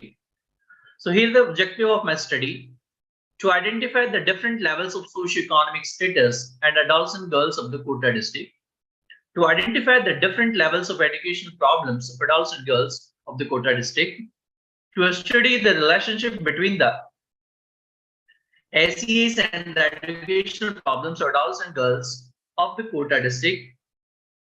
So the hypothesis of the study is there is no significant relationship between the SES and educational problems of adults and girls of Kota district.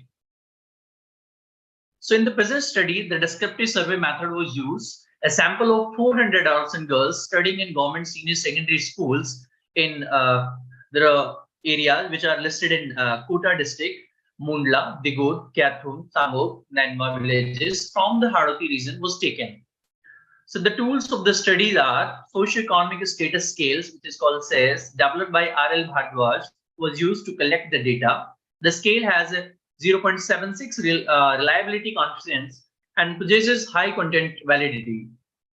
Adults and girls educational problem scale developed by the investigator, this scale has a 0.90 test radius method and 0.82 split half method reliability coefficient.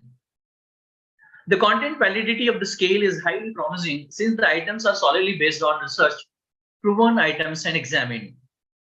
The statistical techniques and schemes of analysis. The present study holds qualitative analysis. Data was collected through observation and structured interviews for quantitative analysis. Percentage and persons were used to analyze the data and test the null hypothesis. The analysis of collected data was done with the help of MS Excel software. So with respect to the null hypothesis, there is no significant relation between the SES and the problem of adults and girls of Rajasthan. In accordance to table 1.3, reveals that there is a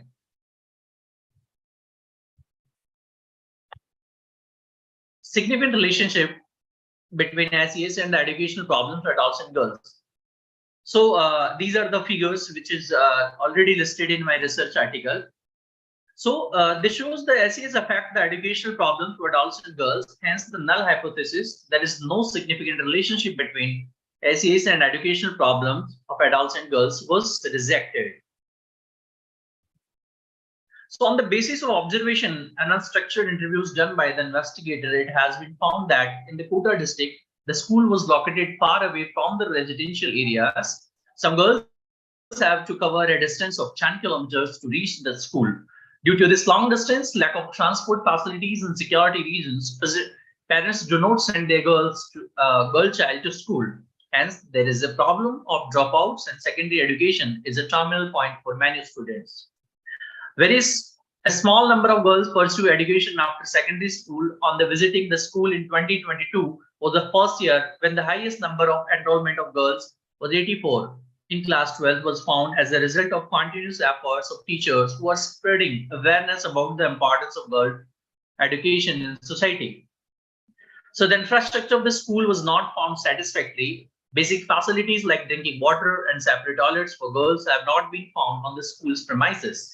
A survey conducted by the MHRD Government of India also reflects 2,224 government schools without girls' toilets and 2,990 government schools with dysfunctional girls' toilets in Rajasthan state. So as the result shows the middle class socioeconomic status of the girls, most of their parents indulges in agricultural activities for livelihood. Girls are also involved in farm work and even drive tractors. After finishing their domestic course, they came to school, which starts at 10 a.m. Some girls commute to school by motorcycle for long distance. This shows a positive change in the status of girls and the attitude of their parents toward education. They are not computer literate as they don't have computer education in school, even they have never seen a computer or touched a mobile phone. This shows that there is a need to make them technologically updated. They all wanted to be highly educated and self-dependent. Their bright eyes and smiling faces reflected the future aspirations. So now we are going to come on conclusion and recommendation. The significance of education of girls and women is well recognized by development planners due to multiple benefits that arise to women and their families. Despite the economic and social benefits derived from women's education, the vast majority of women in India and other developing countries continue to remain illiterate, most poor and socially disadvantaged, and are bound most severely by activities and work for survival in subsistence, agriculture, or in the informal sector. Undeniably affects their education participation. For the expansion of girls' education, the state government has taken various initiatives, but there is a need to implement the formulated policies religiously and grow awareness among parents. So, through my studies, here is my recommendation: create girls-friendly and safe schools, provide gender and comprehensive sexuality education in schools, increase the compulsory age of education under the right to education, improve convergence, coordination, and linkage between various sectoral programs, allocate higher capital investment in education, build partnership with non-governmental organizations working on adults and girls issues. So thank you so much for your kind attention. Thank you very much, Dr. Kumar, for enlightening us about the importance and significance of girls' education and descriptive study. What are the hurdles in girls' education in your country? It was really a good service and good research. I appreciate. Now the forum is open for any questions. If there are any questions, please, Dr. Kumar is here to answer.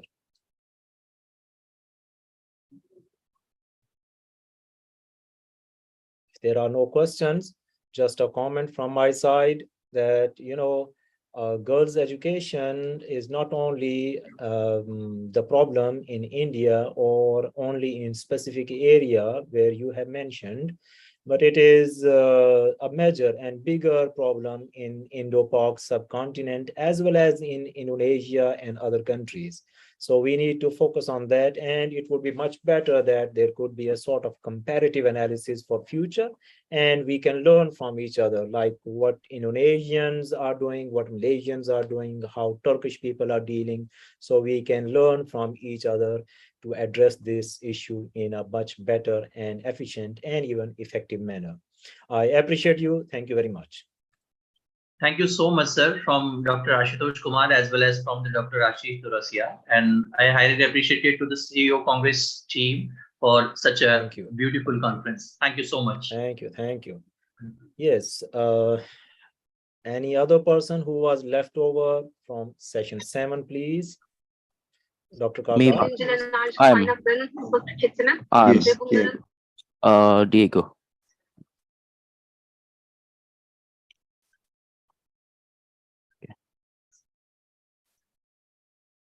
Yes. Yeah. Yes, please. Yeah. All right, over to you, please. Go ahead. You have 10 minutes to present. Okay. Go ahead, please. Yes. Okay. Thank you, Dr. Sia and everyone. For the afternoon, I will present about the fast-moving consumer good industry strategy to increase profitability to facing economic contraction and survive in the COVID-19 pandemic era. So that is the agenda who I will present. And the first introduction, second the literature review, and then methodology, and then findings and discussion, and then conclusion and the recommendation. So that is the industry condition in Indonesia since the pandemic COVID-19 Indonesia to get a big contraction. We can look at the national GDP period that is decreased on 2020 until 2021. Decline until 2.07%, and for the manufacturer the non-oil and gas processing industry contributed 0.44%, and that is the figure 1, the contribution of the industry oil 70.9%, and then that is we can look at the table of the revenue that is sampling of the each manufacturing companies in FMCG during this COVID. Many revenue that's company decreased, but the other company increase because every company has a characteristic product that society need to consume daily. And then if we look at more deeply again, why I choose manufacture, because the market is sensitive, and then the product is very fast moving, and many people need the product, and I'm interested to the analyze about the cash turnover, account receivable turnover, and inventory turnover to profitability. And Indonesia got to the impact COVID-19 pandemic era. Many companies try to survive using the new capital, which one is leverage. So that is for the figure 1.4, that is the effect of account receivable turnover on profitability. This is known from the ROI value, which decrease when the leverage value increase. On the other hand, account receivable turnover also increase, and then it for the effect of inventory turnover on profitability to the return on equity value, which is has increased when the leverage value has decreased. On the other hand, inventory turnover has also increased. So I will explain about the FMCG industry strategy to increase profitability to facing economic contraction and survive in the COVID-19 pandemic era. Look at the finance perspective, like cash turnover, account receivable turnover, inventory turnover, impact to profitability with leverage as a moderating. So that is the literature review. I will use the formulation about cash turnover for the independent variable, cash turnover, account receivable, and then inventory turnover for the moderating, use the leverage, and then for the dependent variable, use the profitability. So that is the research of the methodology. Use the financial statement FMCG on 2016 until 2021. Use the quarterly, and then until got the hypothesis testing. For the hypothesis, hypothesis 1, cash turnover have positive effect in profitability, and then hypothesis 2, inventory turnover has a positive effect in profitability. For the hypothesis 3, account receivable turnover have a positive effect in profitability. Hypothesis 4, leverage moderate the effect cash turnover on profitability. Hypothesis 5, leverage moderate the effect of the inventory turnover on profitability. And the last, leverage moderate the effect of account receivable turnover on the profitability. Okay, that's the methodology. I use the proposed sampling. The total population, 8 FMCG companies at IDX. Use the 8 sample companies with the criteria company listed in IDX and then not delisted during the research period. The company consistently published financial statement for the 2016 until 2021 and used the quarterly. And then companies that issues financial statement in rupiah currency. That's the total observation. 192 data. Each company 6 year for the quarter. That is the company. Each company listed in IDX for the FMCG in Indonesia. So for the data analysis, I used the tools AView and SPSS, and then descriptive analysis, select method panel data with the code test, houseman test, length rates, classical assumption, regression, simultan, determination, partial test until the research summary. So that is the finding and discussion for that is the hypothesis 1 and 4. And then first, this show that company can be said to be good if the company cash turnover show an up and positive graph. The results were different because during the study period, there was an economic contraction due to COVID-19.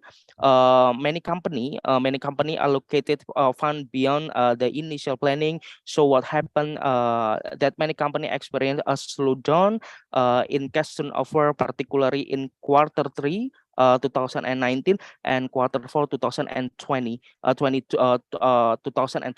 An economic contraction occurred and had an impact on cash turnover in the following quarter. Many companies deferred their cash not only to the production process but to the health of their company.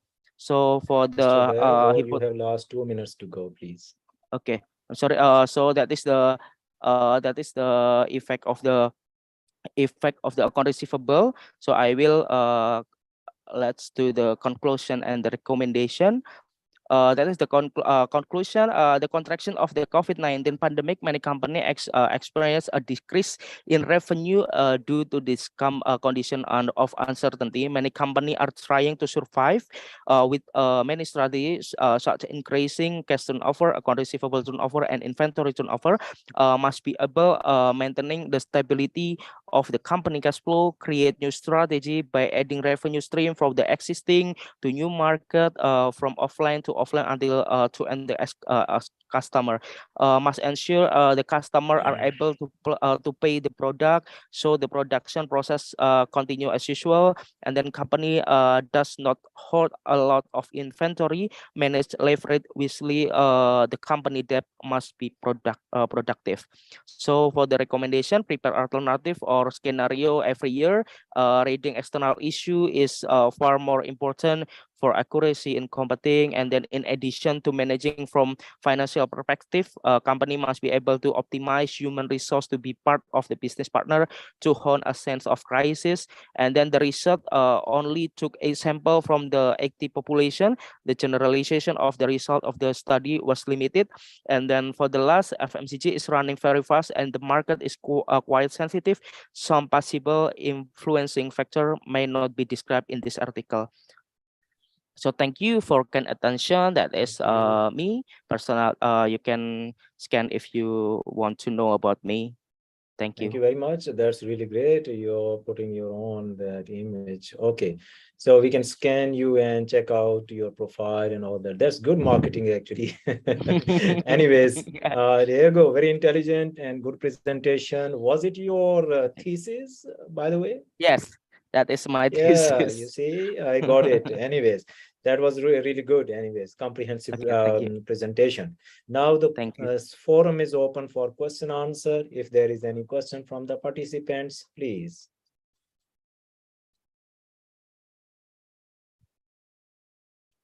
If there is none, then Dr. Kardal, let's see what let's have a good hand. You have done very good. Well done. So thank you, Dr. Kardal. Dr. Zia. Yes, please. Thank you. Dr. Zia, we have finished the session. Maybe we can announce again.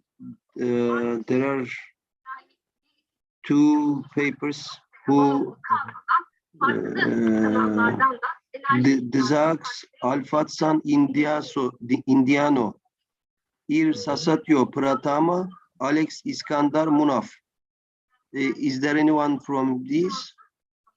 The influence of shopping experience and perceived value on customer satisfaction and the impact of customer satisfaction on customer trust in mini market in Jakarta. No, is there anyone from these? Yes, you are. Yeah. Yes, you announced. I again wanted to announce. Yes. Yeah.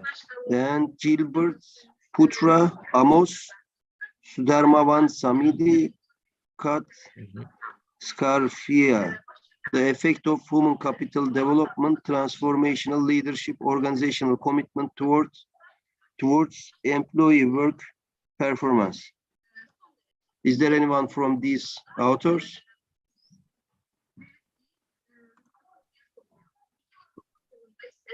I think not.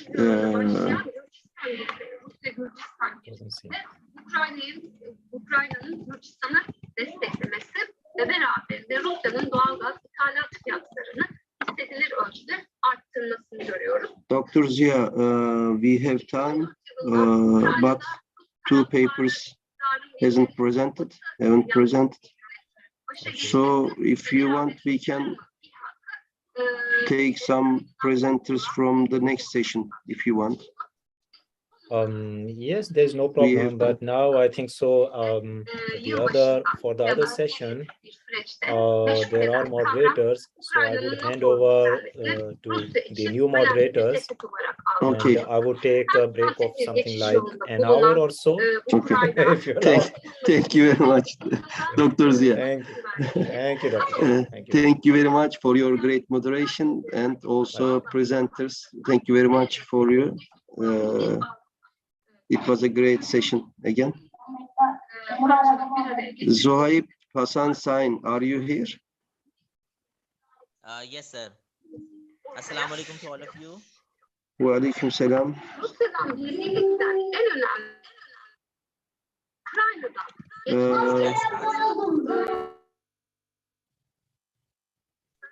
Actually, we have time for your session, but we have finished the earlier session a bit earlier. Maybe we can start your session now. Sure. Okay. Mohammed Satrio Nur Rahman, are you here? Yes, I'm here. Thank you. Melinda Malao, Ricky Tejamurti, Roy Yes, Sample, the second paper authors. Are you here? Yes, I'm here. Great. Asuch Prof. Dr. Aksana Chiampra, are you here, Aksana?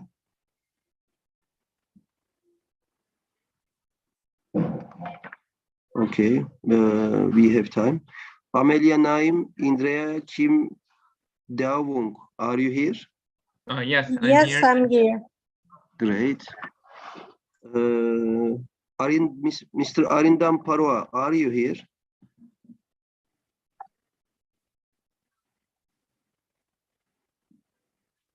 Not yet. We will contact him. We have time. Okay, Mr. Zohaib Hasan Sain, we have first, second, and fourth papers authors here. We can start if you wish. Okay, first, second, and fourth. Okay. I would like to welcome the first presenter, Dr.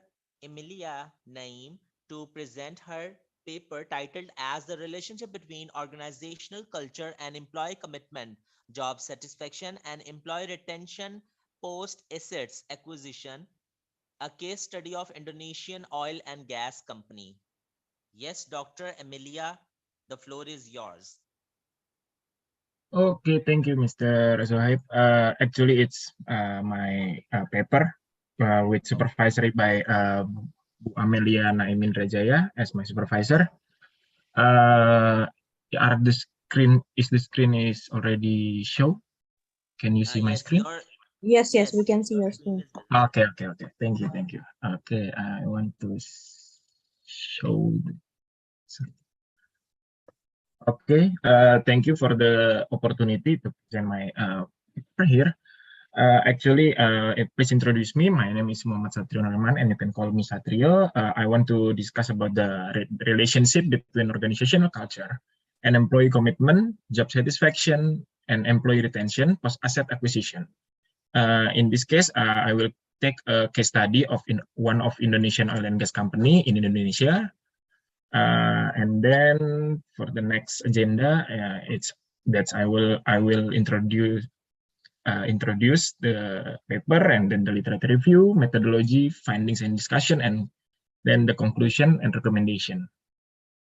So refer to research that has been collected by Harvard Business Review in 2020. It claims that around 70 and until 90% of merger and acquisition failed until 2020 with one thing in common, which is people. And of course, it happened not because of the important person is leaving the company, but it's because of the organization don't get along or the employee is demotivation. Of course, as we know, the goals of the acquisition itself is either to boost company's performance or to reinvent the business model or redirect the company goals. However, most of the merger and acquisition process is failed because of the people that they don't see, and most of them is not taking care of the people itself. And there is also the hypothesis that acclaimed by the researcher from the information above from Harvard Business Review that saw numerous acquisition drop since executives inaccurately coordinate the candidate or the employee to the strategic purpose, coming up short to recognize between deals that might progress current operation and those that may significantly change the company's development prospects. And of course, there's another theory from the articles itself that says almost nobody understands how to identify targets that could transform a company, how much pay for them, and how to integrate them. While we're talking about the integration, there is another perspective about the integration challenge from the article, the same article, that says that building a single culture, ensuring that have common thought, being excellent in collaboration, cross-selling, sharing clients, and leverage service line is also mentioned as a challenge for integration itself. And then the one that is here is one of Indonesian oil and gas company. I think is a big size Indonesian oil and gas company that already acquiring 3 assets to grow and enhance the business in the last 6 years. It's in 2016 for the first asset, and then 2021 for the second asset, and then in early of this year for the last asset. And the integration itself is still in progress, which means there is a possibility that the failure of integration from the previous research could be happen in this company also. However, based on the discussion with the company representative, the assessment for employee engagement, which means the people itself wasn't held for more than 5 years. From I remember is around 10 years ago is the last employee engagement assessment. So it would be create another big possibility to make a failure of integration. So from the introduction, the research study is designed to focus on the Indonesian oil and gas company post-assets acquisition on the relationship between organizational culture, employee commitment, job satisfaction, and employee retention towards its organizational performance. And also it is combining various variables and integrate them into one conceptual model in the study. And the research is also limited to an Indonesian company. So for the next thing is about the literature review. The first one is organizational culture, which is a framework of shared meaning held by individuals that recognize one organization from other organization, and then they accept the shared implication of key characteristic that the organization value and the substance of an organization's culture can be captured in 7 essential characteristics referred to Collins and Porras in 2000, which is the 7 characteristics are innovation and risk-taking, attention to detail, outcome orientation, people orientation, team orientation, aggressiveness, and stability.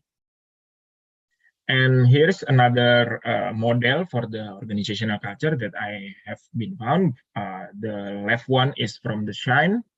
The model is show that there are 3 values for the organizational culture.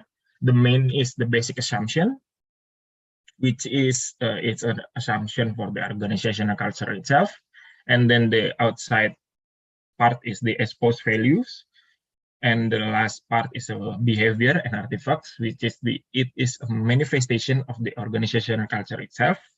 And then for the right side is the Denison leadership model, which focus on 4 quadrants between flexibility, stable, and external and internal itself.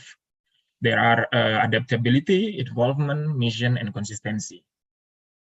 And the next thing is about the job satisfaction, which is it is a foremost incontestable and exceedingly extreme concept in human resource management. It is similarly imperative as a dependent variable and as an explicative figure of a heterogeneous bunch of state of mind and practices, according to Brief. And the job satisfaction itself is a positive or negative state of mind of an individual. And then the next thing is about the employee commitment, which is it's a basic employee state of mind toward the organization. And it is wide in the sense of employees' attitudes envelopes different components. The next thing is about the employee retention, which is characterized as the exertion by a boss to keep alluring laborers or employees to meet trade objective. And the last thing is about the organizational performance, which is defined as the setting of the amount, quality, and commitment that representatives make the accomplishment of organizational objective. So it's done for the literature review, and we go to the methodology itself. For the hypothesis development, according to the first point in the above, refer to Nadolska and Barkema, that says the development and maintainability of most organizations depend on employee commitment and compelling authority practices. Compelling administration of culture amid a merger process might increment performance levels to realize organizational maintainability, which is from the... Kindly wrap up your presentation as you have 2 minutes only. Okay. Thank you for the reminder. And the hypothesis 1 is organizational culture relationship with employee commitment, job satisfaction, and the hypothesis 3 is for the employee retention. And the other hypothesis is for the 4 hypothesis is employee commitment relationship with organizational performance, job satisfaction with organizational performance, and the last hypothesis is employee retention relationship with organizational performance. And so here is the conceptual model that I can figure out. And then this is the proposed model, which is the blue one is the dimension of organizational culture, employee commitment, and etc. So in conclusion, the research integrates various research models used by the previous researchers that connects relationship between organizational culture, employee commitment, job satisfaction, and employee retention. And then the key issue of restriction from this study is that the model created only refers to previous research and the literature analysis. And as a recommendation, the model of the study requiring quantitative study or modeling to improve the study, validate, and connect the relationship or development. Okay, thank you for your attention. That's all from me. I give it back to the moderator. Mr. Sohaib. Thank you, sir, for presenting your paper, and sorry for the interruption. Yes, delegates, if you have any question from sir, you can ask from him regarding his paper.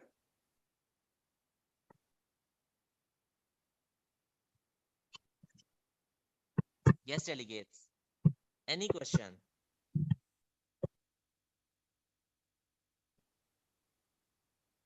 I think so. There is no question. Thank you once again, sir, for presenting your paper. Thank you once again. Mr. Yeah, thank you, Mr. Zohaib. Assalamualaikum warahmatullahi wabarakatuh. Waalaikumsalam. Waalaikumsalam.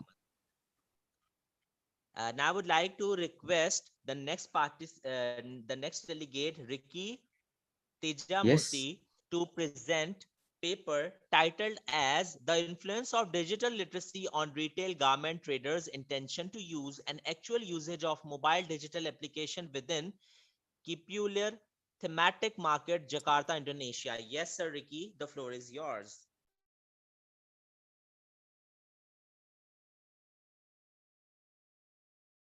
Thank you. Okay. Can you see? Let me start my presentation regarding the influence of digital literacy on retail garment traders' intention to use and actual usage of mobile digital application within thematic market in Jakarta, Indonesia called Cipulir. Yeah, this is the agenda, pretty straightforward, following the template introduction until conclusion and recommendation. As you can see within the introduction, the phenomena is that the number of SME in Indonesia are a lot, around 64 million. As you can see, the blue one is the digitized small to medium micro enterprise, and the orange one is the non-digitized. Over the past 3 years, the digitized ones increasing but not significant, up to almost 30%. Whereas globally, ideally, 2/3 or 70% MSME intensified their business through digital platforms. So it's quite a huge gap, and it's a large potential for Indonesia small to medium enterprise to grow further. So I would like to zoom in specifically in South Jakarta, Indonesia. There's a area called Cipulir Market. It's traditional market. As you can see within the picture, all of the traders selling garments and clothes only, and you can buy like a dozens, and with a bulk price, some more you can buy in containers as well. Okay, located in this area consists of around 3,000 traders, and because it's about adaptation to technology, I would like to zoom into the use of UTAUT framework.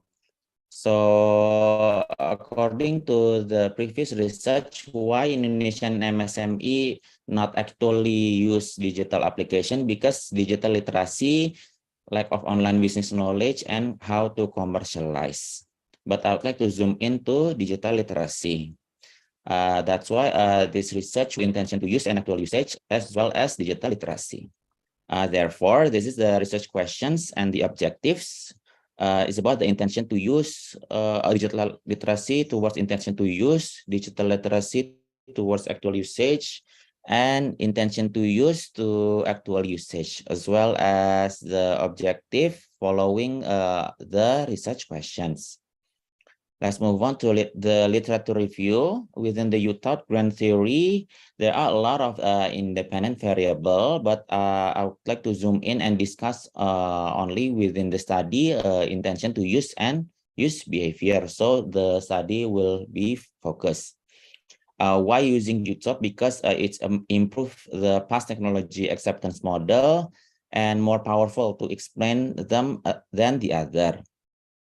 Regarding digital literacy, is a very limited use. So what is digital literacy? It's about awareness, attitude, and ability to use digital tools.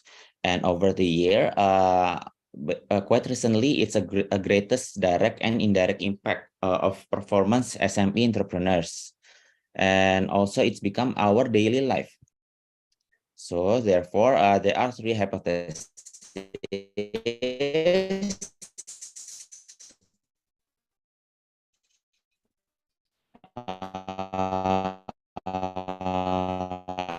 And H1 and H2 actually there has not been tested in previous research, and H3 because it's a part of UTAUT framework, it has been tested in the previous research involved in H1 and H2. Digital literacy H1 to H2 to intention usage, and also I'd like to test the digital literacy to actual usage as well. Regarding the methodology, you can see it's around 3,000 traders, micro to small size business, is garment textile only, located in South Jakarta, Indonesia. This research adopted non-probability sampling technique with purposive sampling, and suspect that the trader have not or low adaptation to use digital platform, and it will take around 100 sample of population from 3,200 population of traders. This is the list of questions. It's pretty straightforward because the question should be simple, non-redundant, and easy to understand, because these are traditional traders, and I did it in a face-to-face manner.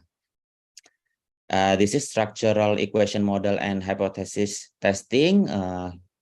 Yeah, one tail test with this number of confidence level as well as the p-value 0.05. Assessment criteria for this paper, I will do it 5. And regarding the findings and conclusion, you can see after 100 respondents, a lot of male, and the age group is pretty much the same. Education dominated by high school or elementary middle school.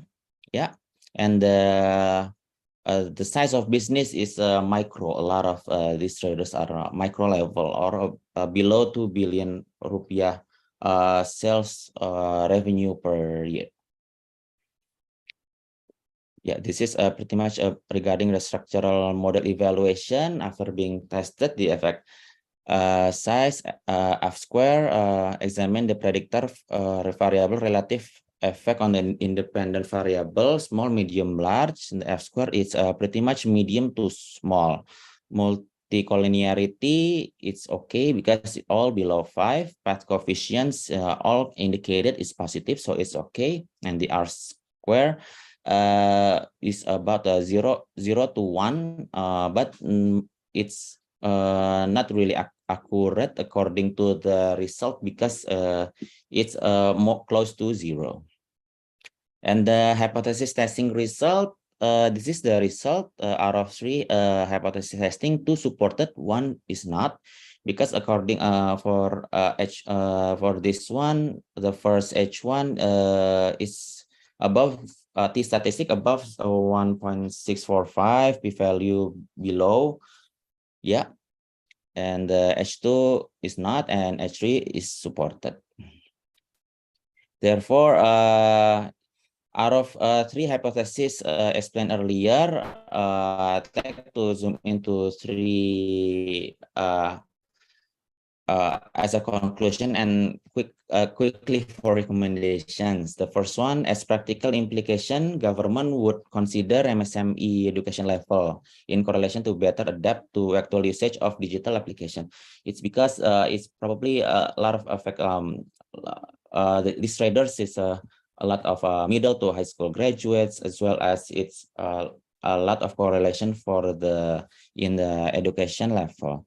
And number 2 is that as policymaker, government should consider the intention to use as mediation, which has more path coefficient 0.482 rather than directly relate to digital literacy path coefficients. And number 3, due to limitation of research, it is recommended for further research for larger scope of area, as well as testing without grand theory variable of effort expectancy, performance expectancy, facilitating conditions, and social influence. And also to let you know that this study, I did it face-to-face, 100 respondents. Back then, very recently, actually in October 2022. I hope that this study could give value to a lot of Indonesian micro to small business, as well as to grow Indonesian economy better. Thank you very much for the opportunity. Thank you, Sir Ricky, for presenting your paper. Yes, delegates, if you have any question from Sir Ricky, you can ask from him.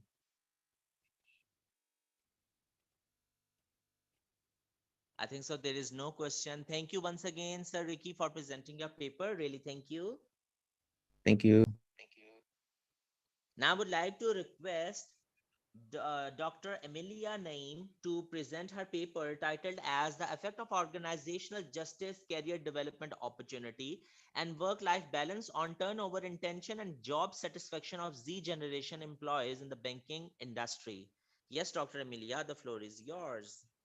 Oh, yes.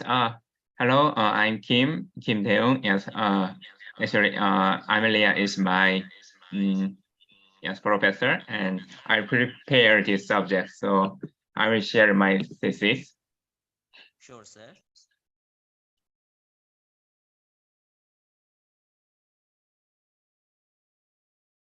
Yes. Can you see my screen? Yes, sir. Yes. Okay. Let's start it. Hello, everyone. I am Kim Dae-young from South Korea to study at IPMI Business School. First of all, I'd like to thank you, Eva Amelia, for giving me the opportunity to present this thesis. Then I will introduce my conceptual paper. My subject is the effect of organizational justice, career development, and work-life balance on turnover intention and job satisfaction of G-generation employee in the banking industry. This presentation will proceed to introduction, literature review, conceptual framework, methodology, findings, discussion, and conclusion. And let's take a look at the introduction first. The prospects for the coming year of the Korean major traditional banks are pessimistic due to stagnant growth and deteriorating profitability and intensifying the competition. Above all, the rapidly growing big tech and internet bank are emerging as a great competitor to existing bank. As you can see the chart, Kakao Bank and K-Bank are the leading internet bank in our Korea, are showing higher loan growth yearly. On the other hand, Korean traditional bank, the number of branches employees are decreasing every year. So in these circumstances, securing and maintaining competent employees who have acquired skill and knowledge is really essential for traditional banks. And lately, the proportion of Gen Z in the workforce will continue to increase through the era of the baby boomer generation retirement. Despite the change in the structure of the labor force within the company, human resource management is still unchanged, adhere the existing one. According to the survey Career Builders, the Gen Z's average length to time spent at a job is only 2 years and 3 months. In addition, as a result of Deloitte Global 2022 Millennials Survey, 40% Gen Z in Korea said they would leave their company within 2 years. So high turnover intention causing psychological loss and inefficiency in self-development, lowering the organizational performance and hurting the company's reputation. In short, the high turnover rate of Generation Z, who are just starting out society, has a negative impact on the both individual and company.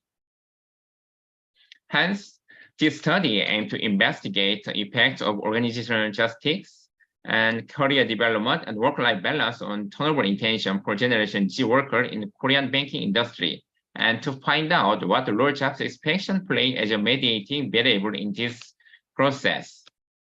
And according to Deloitte Global 2002 survey, the work-life balance and career development is the most valuable factor for Gen Z. So there are some numerous previous study turnover intention. However, this study will be conducted study on employee on Generation Z who are clearly differentiated from other generation. Also, this study will focus on the key factors Generation Z employee consider most important, which is able to help understand Generation Z employee more deeply. Now, let's look at the literature review. The first thing is Generation Z. Gen Z is born between 1995 and mid-2000, and they have strong desire for self-expression with their satisfaction as top consideration. Previous study proved that characteristic of Generation Z, they have different perception of the company and individualistic independence, individualistic tendencies, and familiarity with the horizontal communication culture. The next is turnover intention. Turnover intention, it means the level of the prudent and thorough willingness by the individual to leave the organization, which is predictor that can best identify turnover. Many previous studies found that job satisfaction, career development, organizational justice, and work-life balance affected turnover intention. The third one is organizational justice. It means the way is which employee determine if they have been treated fairly in their jobs, and the way is which those determination influence other work-related variables. Organizational justice consists of 3 types of justice. Among them, distributed justice and procedural justice has significant impact on turnover intention. And next one is career development. This is the process of increasing individual work, skill, and knowledge in order to achieve their desired career or rewards. And the next one is work-life balance. It means that employee is achieving balance between the work, home, and other life roles. Work-life balance is essential in achieving psychological, emotional, and cognitive stability of employee, which promote organizational effectiveness. And last one is job satisfaction. Employees' job satisfaction is about how contented worker is with his or her jobs.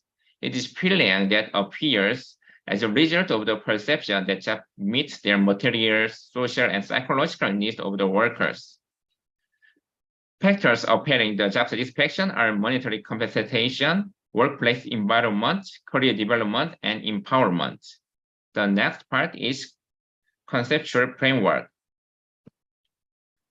In the framework of this thesis, organizational justice, career development, and work-life balance were used independent variable, and then mediate variable is job satisfaction, and turnover intention used dependent variable. In this structure, I made 10 hypotheses. So I want to find out whether each independent variable affects job satisfaction and turnover intentions, and whether job satisfaction play a role as mediation. Next is methodology. This paper is conceptual paper developing a research framework based on the previous study. The methodology used for this paper consists of library search and evaluation, previous literature review about job satisfaction and turnover intention. As derived from the result from previous study, which have similar forms to this study, and validity of the framework and hypothesis. And then the limitation of this research are discussed, and then future research direction are suggested. The next part is finding and discussion. Yes, this conceptual paper developing a research framework based on the research previous study. Yes, so I found some point from previous study similar to mine. They dealt with the subject is Gen Z and millennials. And then also the independent variable, they use career development, work-family conflict, and organizational justice. In this research, I found that work-family conflict was the variable that had the most direct impact on the millennials and Gen Z's employee turnover intention, followed by job satisfaction. However, career development had no direct impact on the turnover intention. But when job satisfaction acted as a mediator between the career development and turnover intention, significant negative impact was observed. Among the type of organizational justice, the most influential on the turnover intention was intellectual justice. Now the last part is conclusion and recommendation. This paper successfully developed a theoretical framework helpful for the future research in connection with turnover of Gen Z. However, making a theoretical framework, since this conceptual paper, empirical data are needed to prove the relationship between the main variable and identify in the previous studies and the intention to the turnover of Gen Z and job satisfaction. And then finally, I think some recommendation about this research. It is needed to target not only Gen Z banker, but also employ small and medium-sized enterprise and different industry to deeply understand Gen Z's turnover intention. Yes, that's it. My presentation ends, and thank you very much for listening to the end. Thank you, Sir Kim, for presenting your paper. Yes, delegates, if you have any question from Sir Kim, you can ask from him.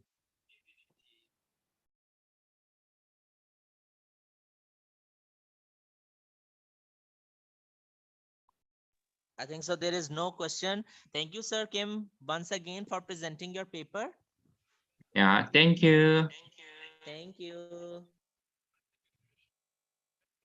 Now I would like to request Sir Abdur Rahman Wahid to present his paper titled as The Role of ESG in the Sustainability of Palm Oil Companies in Indonesia and the Effect of Performance and Stock Return.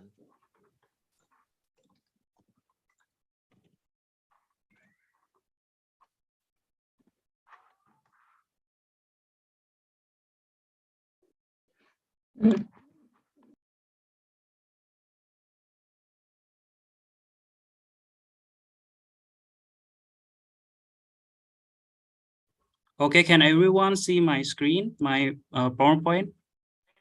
Yes, sir, your screen is visible. Yes, okay. Thank you for the opportunity. My name is Abdur Rahman Wahid, and my title is The Role of ESG in the Sustainability of Palm Oil Company in Indonesia and the Effect on the Performance and Stock Return. With this agenda, I will start with the introduction. As we all know that palm oil are used in our daily products such as food, cosmetic, and even biofuels. And the palm oil prices trend in the past 5 years show a significant uptrend. And it is due to the supply and demand as occasionally deficit to weather condition and limited supply. Also, there are increases uses in biofuel operations such as renewable diesel project, and which Indonesia and Malaysia produce around 85% of the world's supply. And next will be the data from the Ministry of Agriculture of Indonesia, noted that the area of palm oil plantation reaches 15 million hectare in 2021. And the national palm oil production amounted to 49.7 million tons in 2021. And this industry also employed 38.23 million workers as August of 2020. This industry take the notice from the government, and the government want to make ISPO, which is a certification of Indonesia's sustainable palm oil system, and uses a law about Financial Service Authority Regulation number 51 that the company needed to report their ESG. And the purpose of it is toward the stakeholder is to reduce pollution, risk management will be optimal, workers' right, land's right, improve industry reputation. As we all know that palm oil industry needed land to expand their businesses. So the cutting of the rainforest are the most the risk of in the palm oil industry. And for the company, the ISPO certificate and the annual sustainability report give a purpose to the company is to increase the productivity, legitimacy for their operation, and an investor opportunity, because ESG can also part of the marketing. So investor want to invest in the companies. So it raises the question of, do Indonesian palm oil companies that disclose ESG outperform the market return? And do Indonesia palm oil company that disclose ESG have lower risk than the market risk? Lastly, using the financial ratio analysis, how does the individual ESG palm oil companies perform? And the objective of it is to analyze the return of palm oil company that report ESG, whether it is outperform the Indonesian stock market performance.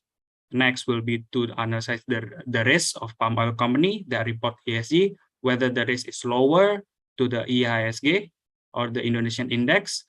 And lastly, to analyze the financial fundamental of each individual ESG company performance. Next will be literature review, talking about ESG disclosure. Stakeholder theory was first described by Dr. Edward Freeman in 1984 as a concept that promotes efficiency, effectiveness, and practically an approaching of organizational management in a complex and turbulent environments. Hence why the support of stakeholder is important, needed by a company, and why a company must be able to operate according with the interests and demand of their stakeholder.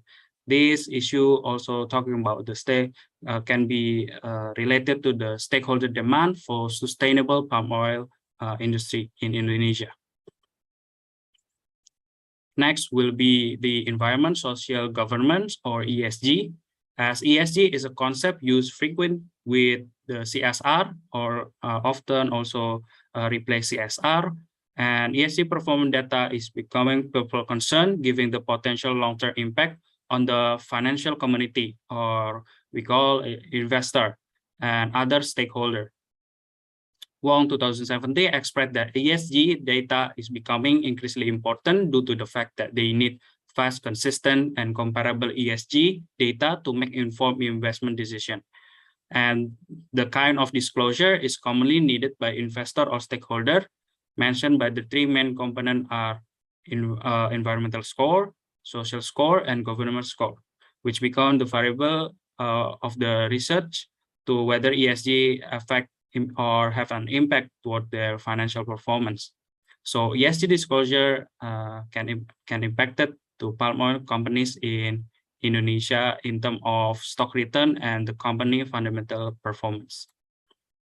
Next will be previous study, which a lot of study talking about ESG are conducted outside of Indonesia, for example, in Canada, and have the result of the ESG have positive effect in financial performance and have financial overall that it is and the one who have positive performance is the company that have a positive ESG score.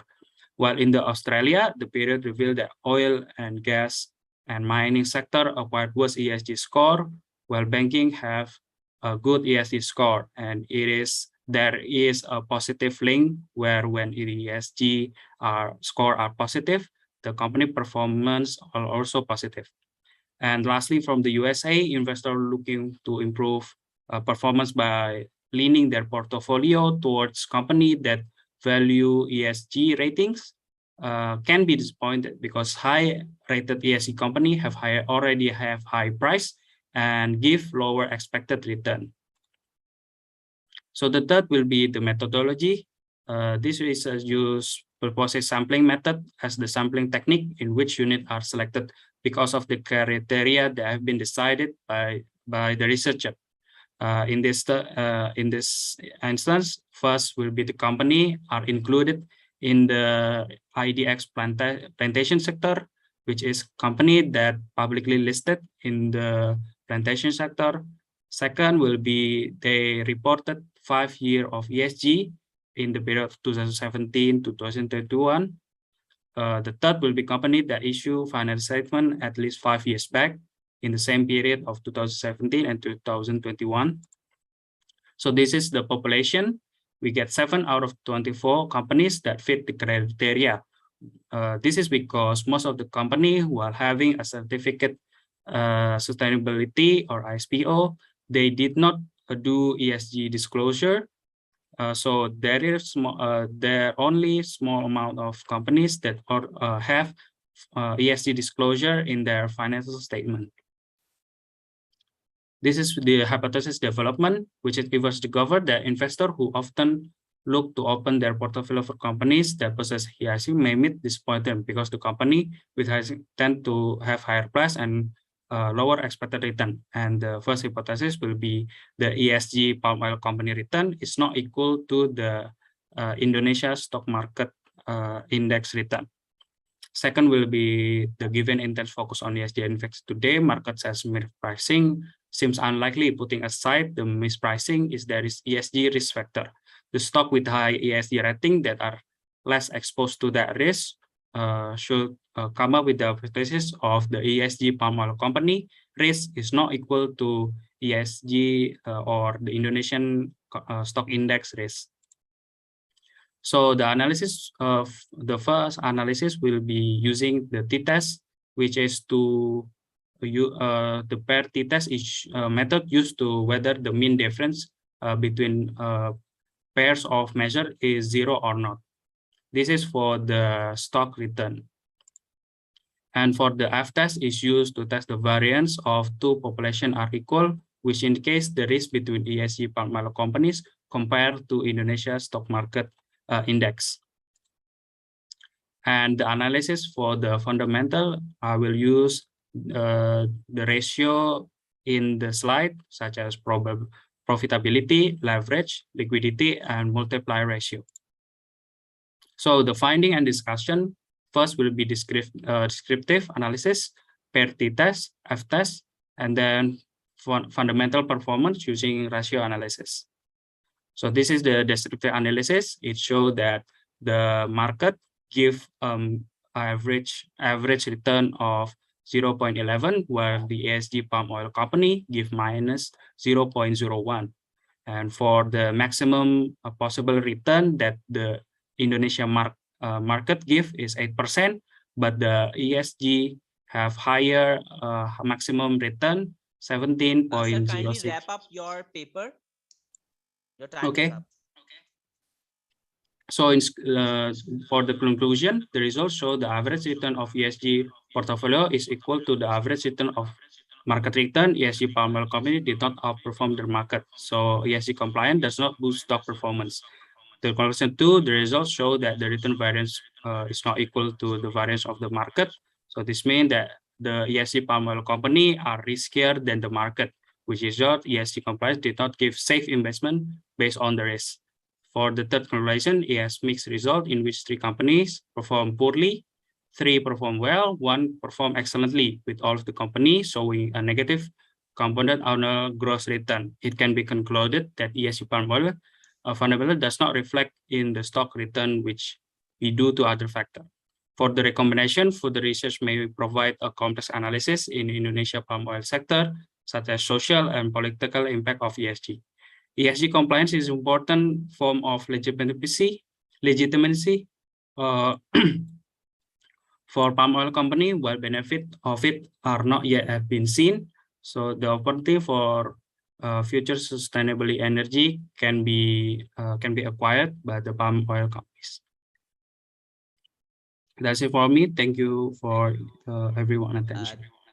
Thank you, Sir Abdur Rahman, for presenting your paper. Yes, delegates, if you have any question from Sir Abdur Rahman, you can ask from him.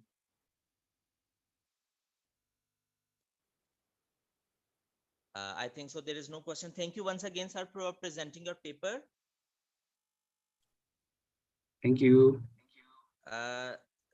Sir Kareem, I would like to request kindly give me 15 minutes to offer prayers, because the time for Zohar is less in Pakistan. Please allow me.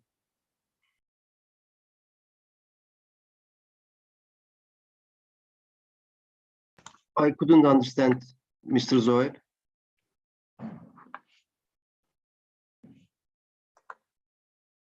Mr. Zohaib Hassan, I couldn't understand what you demanded.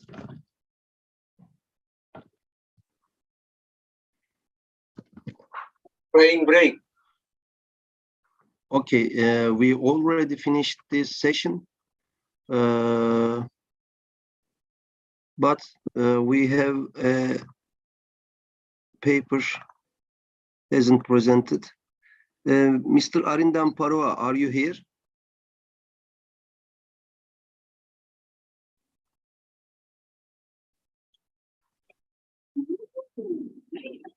I think he is not here.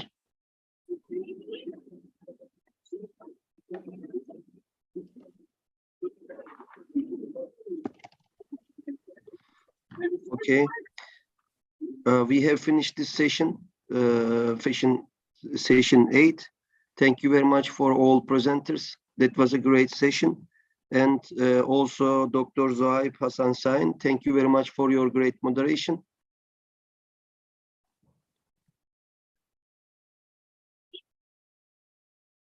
We can go through to session 9.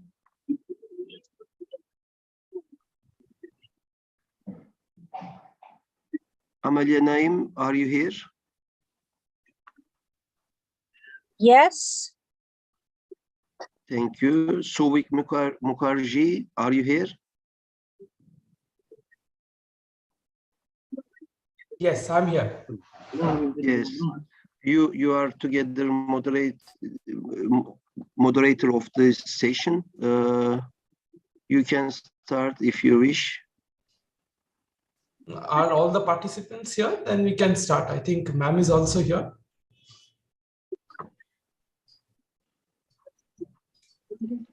Let's look. Mr. Bhagawan Kagurnita Cristiano Soenergiano, Professor Dr. Iraman Virakarta Kusamash, I'm and Ms. here. Agustina. Okay, the first presenter is here. I'm here. Yeah, we are here. Fatila Indra Budi, Amalia Naim. Fadila Indra Budi, are you here? Yes, I'm here. Great. Souvik Mukherjee is also, Professor Souvik Mukherjee is also here. Fauzia Nafisha, Professor Dr. Vivek Arianto, Roy Sambel, the fourth paper authors. Are you here?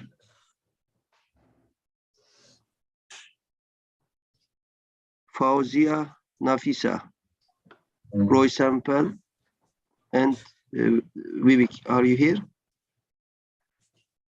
They are not here. We can call them. PhD Jabbar Abdurrahman Kahar, are you here? Abdurrahman Kahar. I know him personally. I will call him. Dr. Michael Manda, are you here? The last presentation. Dr. Michael Manda.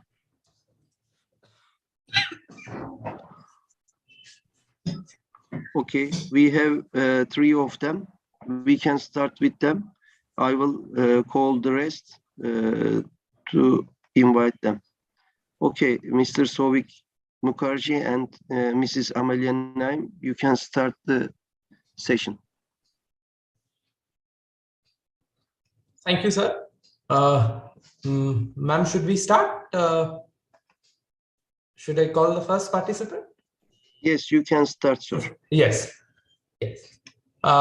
So can we have our first participant? I'll just get the names.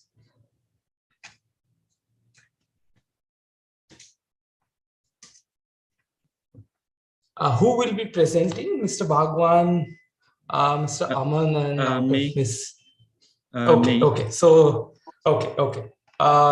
Sir, you can start your presentation and start the screen sharing. This floor is all yours. Is it on the presentation? Okay. Good afternoon, good morning, good day, good afternoon, good evening, distinguished participants from all around the world. So thank you for giving me the opportunity. So my name is Bhagawan. So I'll be presenting my research. This is from my thesis with the topic of the antecedents of subscribers' intention of Indonesian young generations upon Spotify. And I am honored of having my supervisor with me, Professor Aman Wirakatasuma and Ms. Liza Agustina Maurinello. So this is the agenda that we'll have today. So we have the introduction and the literature review, and then methodology, findings and discussion, and conclude to the conclusions and recommendations.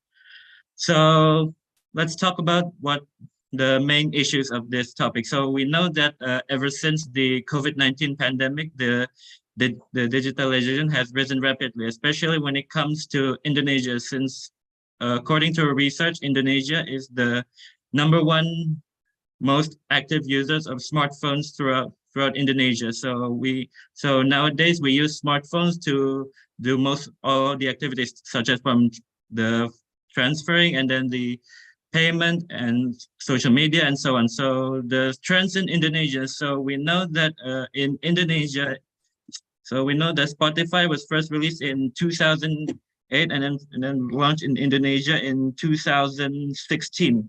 So this was first released and it has over 140 million users, whether it's premium or free users. And then the trend we have for this discussion, which is the millennials and Generation Z.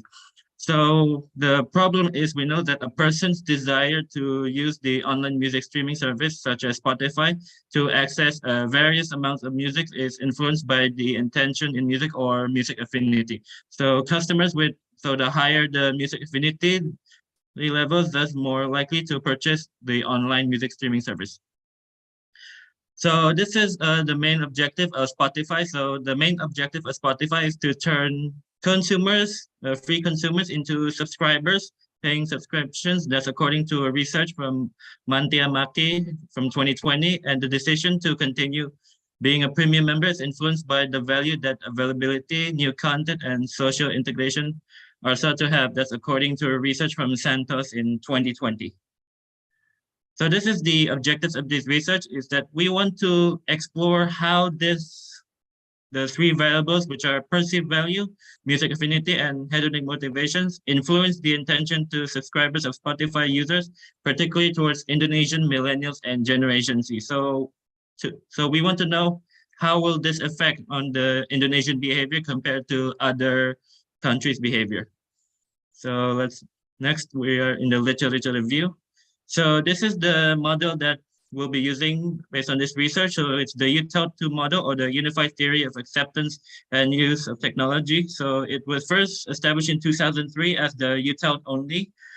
And then in 2012, it was developed, the UTAUT2, in which they added three new elements, which were hedonic price, habit, and motivation.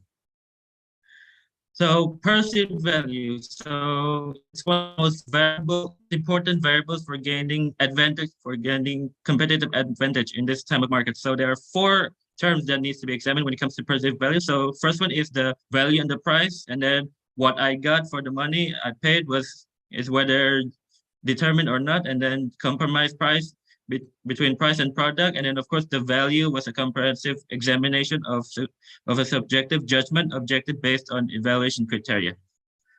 So the word music affinity. So according to Chow 2019, it refers to a person's interest for music and the significance of their music in their daily life. So customers that like to listen to music, any kinds of genre, are willing to spend more. When one life revolves on music, the need to download has increased rapidly. So listening to playlists and time prospectively were examined by research from 2016 by Krause and North, who found a connection between the two variables.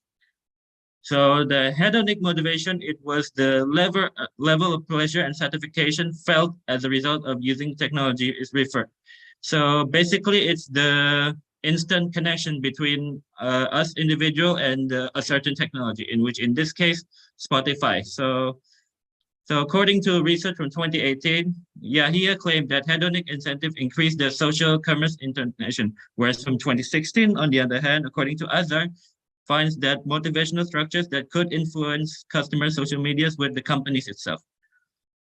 Now we're moving to the main variable, which is intention to subscribe. So according to research from 2017, when we download a music directly to store the music file on user's own after the makes of a one payment for each song or per album, means that the streaming music can be played without even connecting to the internet. So music streaming service are relatively, particularly towards premium service, are relatively new in this consumption pattern. While on the other hand, the streaming music is distinct and that users do not really own the recordings.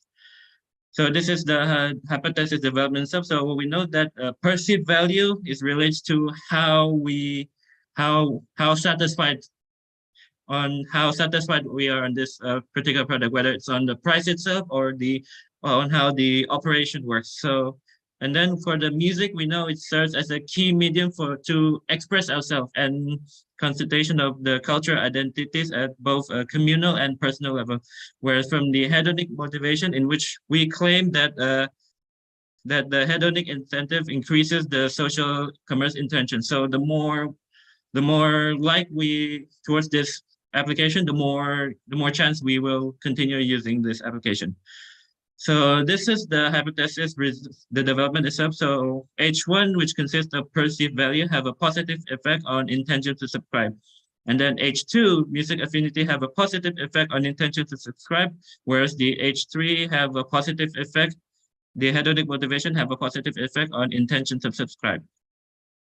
moving on to the methodology. So this research will use the quantitative approach in which this will apply using the SEM-PLS approach, in which this is a set of statistical techniques for calculating and assessing the relationships between the observable and the latent variables. So this is the image of what we can get on the research itself. So from the inner model, we have the convergent validity, and then the discriminant validity, the Cronbach alpha, and the composite reliability. Whereas from the other hand, from the outer model, we have the R squared, the Q squared, and in this presentation, I will be showing you the result from the hypothesis testing itself. So this is the findings and discussions we have. So before we go to the findings and discussions, so these are the criteria needed to fulfill the survey, in which they have to be ages 17 to 40, who are categorized either as millennials, in which the age range is from 26 to 40, and then Generation Z from 17 to 25. And then they live in Jabodetabek in Bandung region, and then this person has to install Spotify on their device with a minimum of 6 or more months. And as a result, after completing the survey, initially there are a total of 107 respondents. But however, 7 respondents failed to qualify one of the criteria, in which in this case has installed Spotify on their device minimum 6 or more months. And eventually the total eligible response in this research is 100 respondents. So like I mentioned before, this is the hypothesis testing results. So as you can see from the left side, we have the final result of the table itself. So we know that from the H1 perceived value have a positive effect on intention to subscribe, in which we can see that it's not supported. So H2 is the music affinity have a positive effect on intention to subscribe, in which it is also proved not supported. And however, H3, hedonic motivation, have a positive effect on intention to subscribe, shows a fully supported result. And on the right side, you can see the model using the bootstrapping method. So basically, it gives us like a clear picture of the result of the hypothesis test result. And this is the discussion we have on the evidence. So we know from the perceived value itself. So we know that I personally, millennial and Generation Z, we want to make sure that the result of what we have, like in this case, using Spotify, will meet our expectations. So sometimes we have to sacrifice some of the values of service, in which, according to research from Cronin in 2000, in which we need to sacrifice the value, our time, to make sure that what we receive will meet our expectations. Next up, so like us, millennials and Generation Z, we tend to switch various music genres from time to time. So like, for example, on this day we listen to Indonesian pop, and then the next day we listen to Western pop, or maybe we listen to jazz. So it is hard to determine determine what music genre that us millennials and Generation Z likes.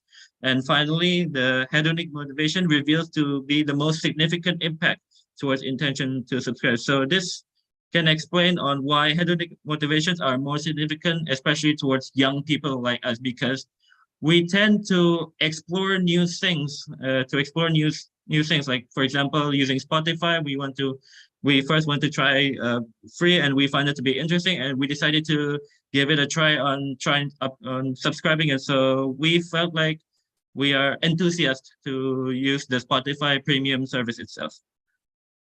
So this is the final presentation slide we have. So we have the conclusion and the recommendations. So we know that the conclusions we have is that 2 of the variables, which are perceived value and music affinity, shows no significant effect on the intention to subscribe towards Indonesian users, whereas hedonic motivation shows a very strong significant effect on the intention to subscribe.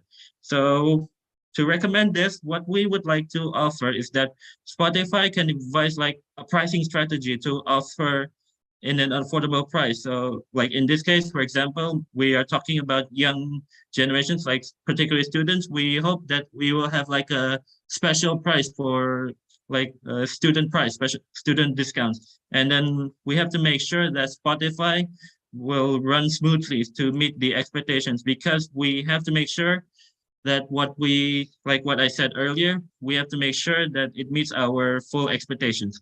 And then we hope that in the future researcher, more study can focus on the use of additional factors such as the word of mouth, which is in which, for example, people will spread the news through social media on their personal experience using this certain streaming service, and price interest to help Spotify spread its music streaming service without having to charge subscribers. So basically, we hope that we want to spread the news and be able to influence everyone else to use the Spotify.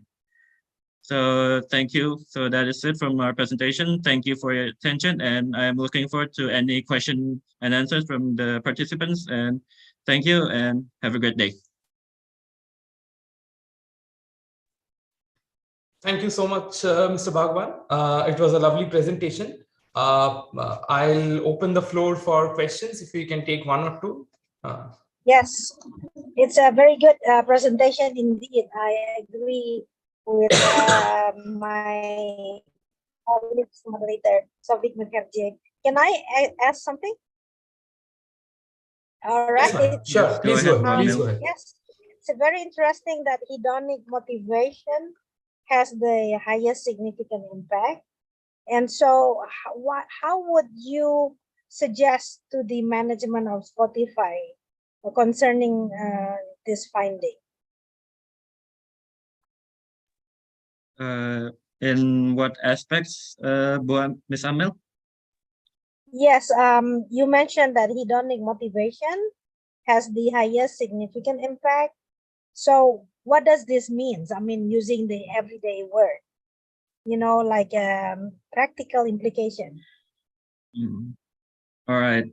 So hedonic motivation is like the instant bonding between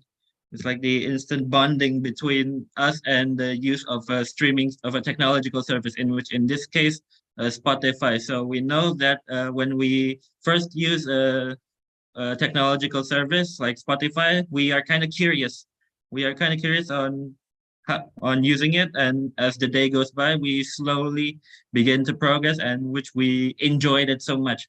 So if I were to share this research to the Spotify head manager, what I would do is that I would recommend to improve their service by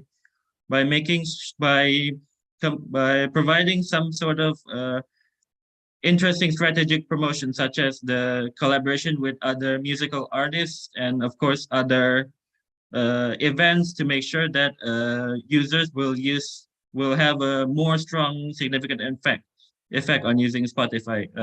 I hope that answers your questions, Ms. Amel. Thank you. Is there any other question from the floor? I think we can move to the next presenter, Mr. Fadiallah Indra Buddhi and Dr. Amelia Naim, who will be presenting. Mr. Fadiallah, you will be presenting, or Dr. Naim? Yes, Fadilah, yes, it's your turn to do your presentation. It's just a request before we start, with the permission of the Congress team, if all of us can stick to the time limit, so that we can have a healthy question and answer discussion round. So maybe 10 to 12 minutes for the presentation, and then 3-4 minutes for the question answer session. Thank you so much. Yes, Mr. Fadiallah, the floor is yours. Okay. So my screen already good, yeah? Okay. Good day, Prof. Sofik Mukherjee, Dr. Amelia Naim as the moderator, and the rest audience of all over the world. Thank you for your time to have me on this amazing day to present my latest journal. So this journal is related to customer behavior, with title "The Role of Electronic Word of Mouth in the Theory of Planned Behavior of the Customer's Intention to Purchase Lubricant Products at Petrol Station." Okay, so the agenda is start with the introduction, literature review, research method, data analysis, and conclusion in the last.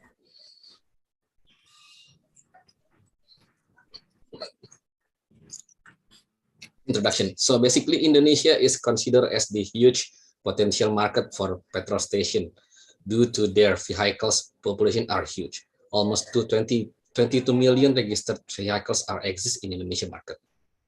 That is why currently Indonesia have almost 3,000 Pertamina petrol station and 160 Shell petrol station. So what is the issue? The issue is the period between January to July 2020, the fuel price between Shell and Pertamina had really big gap caused by the war, which makes the Shell customers are away and change their preference to cheaper fuel price to Pertamina. The Shell petrol station operator should think on how to be survive due to their sales are going down. You may see in the yellow line. In the other hand, their OPEX is relatively stable. The thing that they need to do is to cover the cost by increased sales, which sales, fuel sales, cannot do to price cap. So what sales? So they should increase sales of lubricants because the margin of the products are quite high and the targeted customers mostly the same with the fuel customers, having vehicles, care about their vehicles, etc. So we consider lubricant as the quick win for them. The last question then, how to increase lubricant sales? One of the answer is knowing their consumer behavior. And through this research, we will find out what factors that important to tap in and manage so we can increase the lube sales sooner.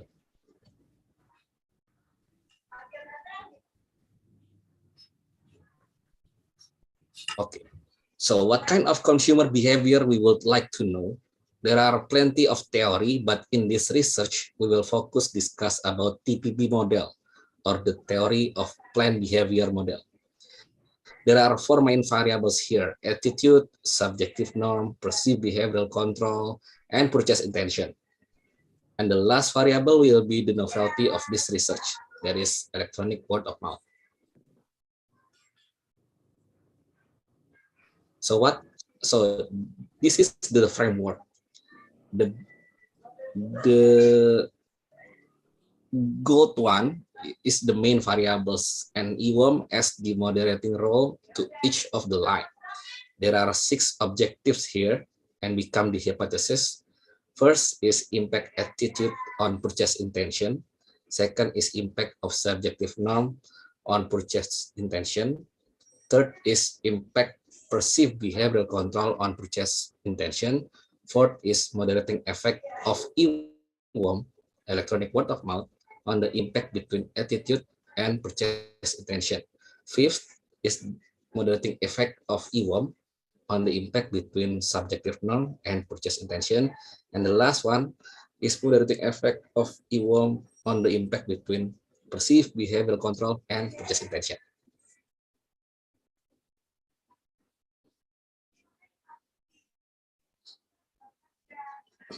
Okay, so we start by agree this research as non-probability with 600 people as the population, and the sample we took is 103 data by using Cohen table.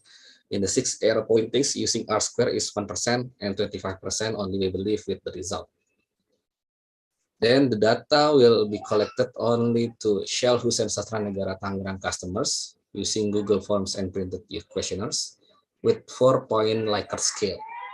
For first 2 weeks, we got 100 data as pilot testing data, and the total 3 weeks, we got 226 data using SPSS and Smart PLS. We run data.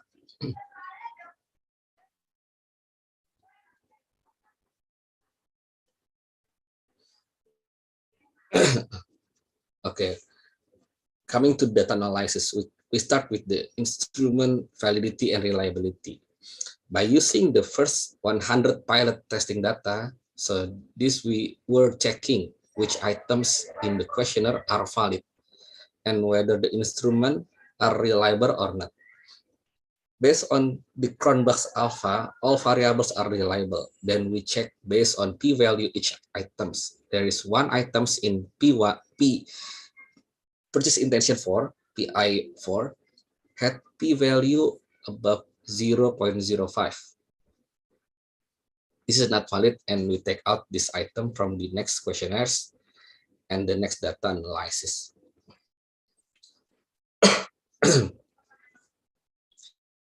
This is our respondent rate profile from 226 data that we collected using questionnaires. 77% of respondents are male, and most of them own their own vehicle and have active working status, so aligned with our non-probability category. And 68 of respondents are coming into Shell due to nearby their home, and the rest said because nearby their office.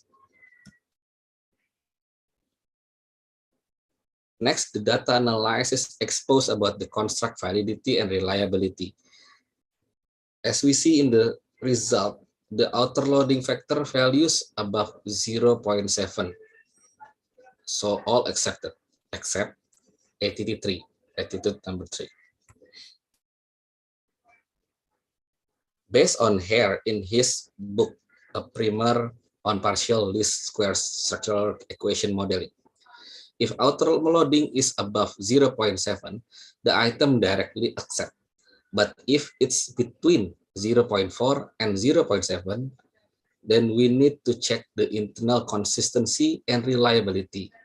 So the Cronbach alpha is above 0.7 and reliability is above 0.7, means the ATT3 is retained.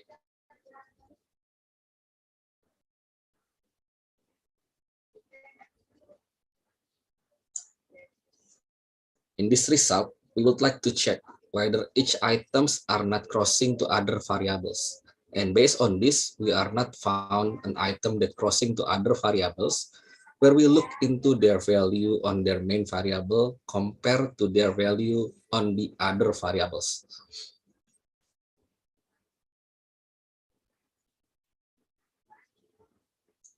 Next, we will expose about the structural model evaluation, or R-square.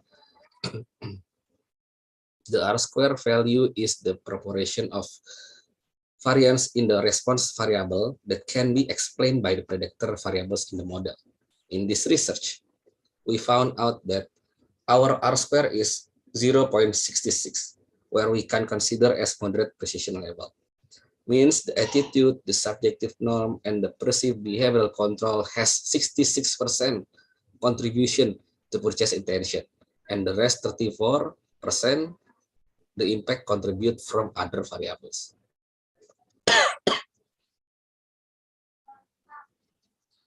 Okay, so we arrive in the hypothesis testing result. A significant and supported hypothesis should have t-value bigger than 1.65 and p-value below 0.05. Then we can see that only 3 variables of hypothesis are supported. That is H2, subjective norm on purchase intention, and H3, perceived behavioral control on purchase intention, and H5, electronic word of mouth moderating between subjective norm and purchase intention. For other hypotheses not supported, due to their t-value is less than 1.65 and p-value is more than 0.05. So we would like to know how the effect between the independent variable on the dependent variables by looking into path coefficient analysis. The value of path coefficient closer to 0 means 0 or weak correlation. The closer value to 1 will be considered as strong correlation. So all the variables were showed that between of them were linked or having a correlation. So we would like to know how big the impact on this framework by looking the F-square analysis. So impact of subjective norm on purchase intention considered large with 0.334 F-square. Impact of PBC on purchase intention considered medium impact with 0.118 F-square. And impact of EWOM as moderating to subjective norm and purchase intention considered as modest impact with 0.048 F-square. Okay, we coming to the conclusion and recommendation. So the conclusion of the research first is about our hypothesis. Yeah, the impact of first is the H1 is not supported. Yeah, the impact of attitude on purchase intention with t-values less than 1.65 and p-value greater than 0.05 suggested that the attitude has no significant impact on purchase intention. So the H1 is not supported and weak impact. The impact of the subjective norm on purchase intention with t-value greater than 1.65 and p-value less than 0.05 suggested that subjective norm significantly impact purchase intention. So the H2 supported and high impact. Same with the perceived behavioral control, the H3 supported with modest impact, and the H4 is not supported, H5 is supported, and H6 is not supported. So coming to the managerial implication, where this analysis will be useful for the industry and practical matters. We start with the subjective norm has strong impact on purchase intention. As we know, subjective norm is simply meaning is social pressure, where people intend to do something because of pressure from his or her environment. Based on this, we interpreting the result will impact to the business by giving recommendation to the business owner. In the beginning of the business, they should focus on work quality and maintain the customer satisfaction. Satisfied customer will become positive social pressure on their relatives. Next, managerial implication is perceived behavior control has strong impact on purchase intention. The simple meaning of PBC is ease of completing an action based on previous experience. So we interpret that in order to create sustainable business, the business owner should focus on work quality, build more satisfied customers, where more customers who satisfying with their previous purchase experience will easily revisit and conducting repurchase. So we're coming to the last section about the limitation of current study and recommendation for the future study. Started with the limited variables. Previously, we know that the R-square of our research is 66%, means there are 34% belongs to other variables. Many of journals expose that more than 5 other variables are impacting to purchase intention. So we recommend to the next research to add more variables where we can have better view about factors that impact purchase intention. Okay. Thank you for your kind attention.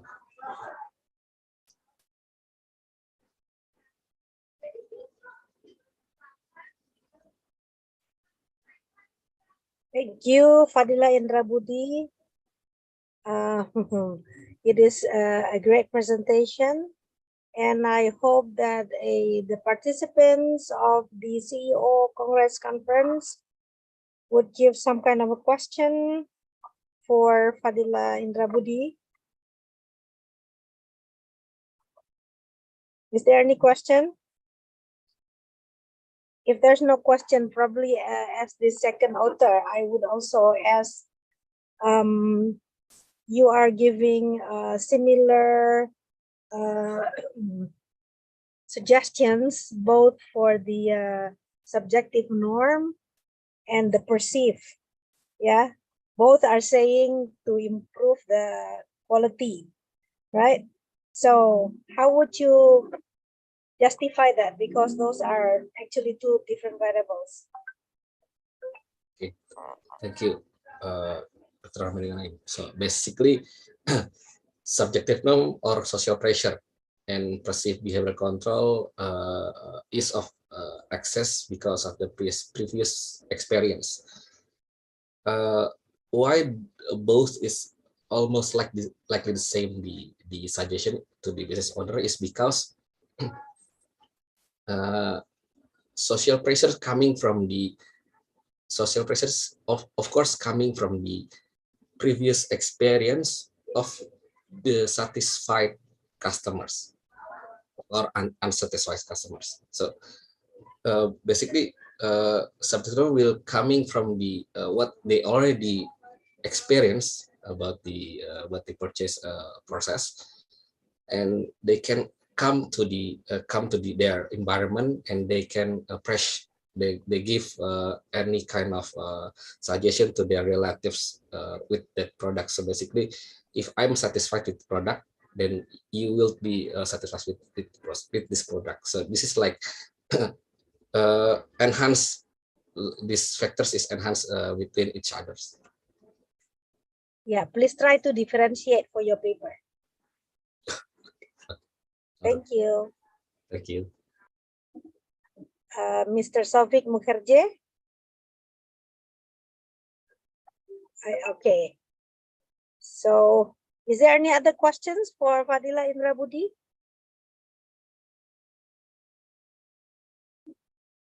If there's no questions, the next one is actually Professor Sofik Mukherjee with his paper on FDI, economic growth, and environmental degradation nexus, and the evidence from BRICS. Professor Sofik Mukherjee? Or is this one already presented during the keynote speech, Dr. Karim? No, it is not. No. Okay. So then, Professor Sofik This is Mukherjee? other Sofik. Name similarity. Sofik also was here, but he doesn't hear us right now. I think So we it's can not skip him. the moderator who has the paper. He was the moderator. He started the session, but right now he's not here. Actually, he's here, but he doesn't hear us. Okay, so We is can- it his presentation coming up next? Yes, but he doesn't hear us. He's in Zoom, but he doesn't hear us. I can call him. Okay. Meanwhile, we can skip him, and we can go with Faizullah. Yeah, to the next one, right? If Okay. you are okay with it. Yes. So Yes, yes. I think we can just go for the next one, which is number 4, analysis of financial performance on PT Mitra Keluarga Karya Sehat before and during pandemic COVID-19. Fauzia Nafisha, Yes, Professor I'm Wiwi Mardawiyah, and Roy Sambo. okay. Start. Ma'am, here. sorry. Sorry for the interruption. It was my bad. I had a network failure. I'm waiting. I'll present at the end. Fauzia, you can continue. Sorry. It was my bad. I had a network failure. Okay, Oh, so I okay. continue. Yeah. So you want to do first, or so Professor Sofik first? Me No. first, okay. I'll present at the end. I'll wait for the other participants. Miss Fauzia, you can continue. I'll wait. Okay. I'll present at the end. Okay, thank you, Mr. Sofik. Okay, so I'm gonna share my screen.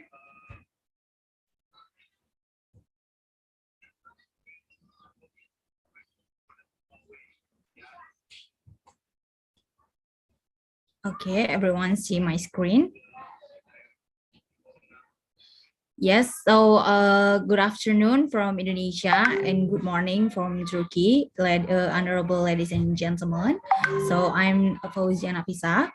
I'm going to give a presentation about the analysis of financial performance on PT Mitra Keluarga Karya Sehat before and during pandemic COVID-19. So these are the agenda. The first one is introduction, and I'm going to give a literature review. And the last, I'm going to give a methodology. So COVID first started in the Wuhan, China, and it's spreading all over the world and coming so soon from Indonesia. So COVID first began in Wuhan, China, and infected as many 27 people, and then spreading all over the world, including Indonesia. So this virus is called Corona. And for the Indonesia itself, the COVID was first coming in Depok exactly for the land, and it affected from the March 2020 as 23, if I'm not mistaken, about 579 confirmed affected and about 500 in cured. So according to the World Matters, the data from 8 December 2022, there are 651,000 anosognosia cases, and then 6 million deaths and 627 recovered. So why am I assuming to have this analysis? Because I think in Indonesia there are so many people infected in this virus, so the hospital is the one that people was thinking to go to because of this COVID. And for of that, I also as I learned as I taken in the education in the business school. So I think, why do I not taking it this analysis in financial section? So these are the fundamental and the problem statement. The first thing comes to my head: why do I want to analyze about this hospital?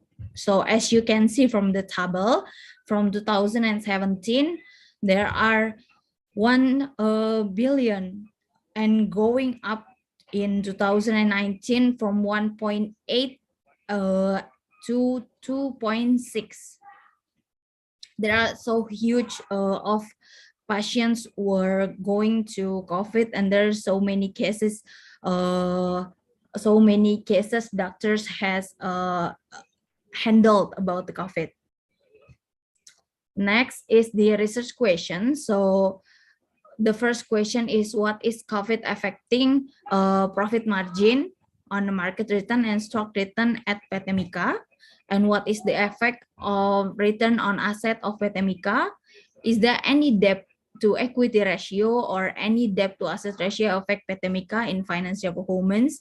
And what is the relationship between current ratio on financial performance and PT Mika?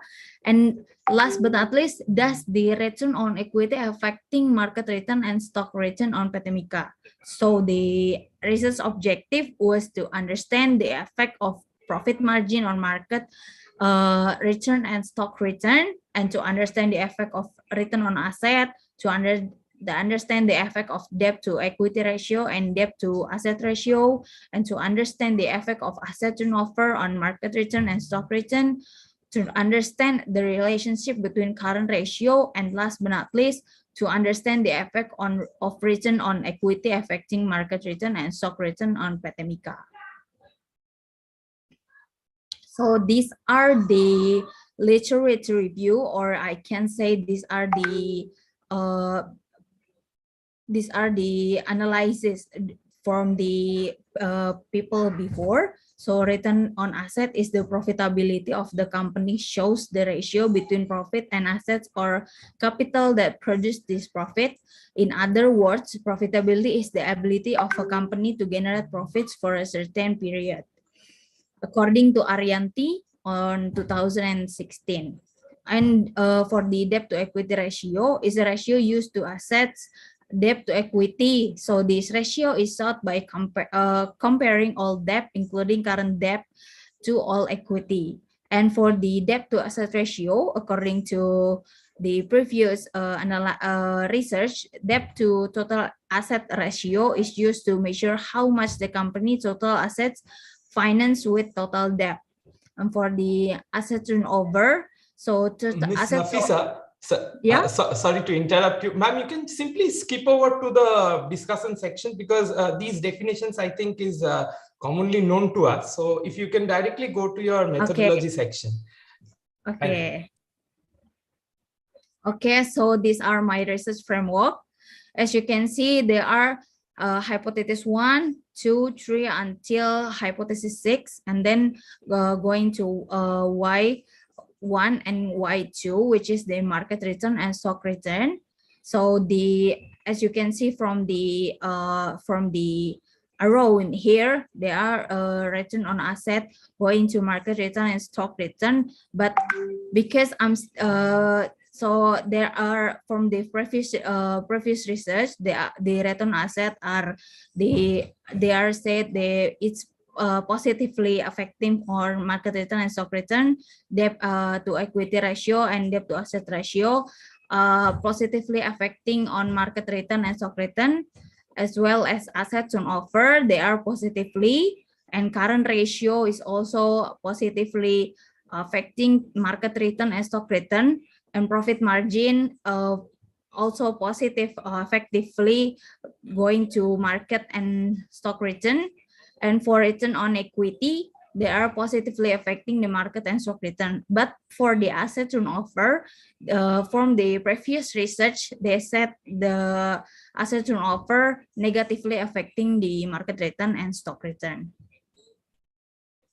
So these are my research design. I'm using a method by qualitative. So, and the populations, as I described before, I am going to analyze from PT Mitra Karya Sehat, and the sampling is average about 300 data, and the sample size are for the annual report on 2017 to 2021, and the data collection tool are for the government website and the corporate annual report. And last but not least, data analysis tool, I'm using the SPSS and Microsoft Excel. So that's all from me. Thank you so much for the opportunity to present, for me to present this. Thank you. Thank you so much, Ms. Fauzia. I would like to open it to the floor if there are questions.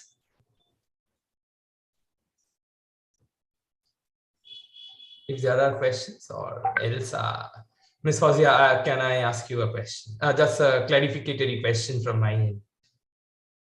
Yeah. So what was the model that you used? Is it simply because I was just trying to figure it out? If you can go back to the before the slide before this. Yes. Now, was it a completely linear one, or was there any non-linear component in the model?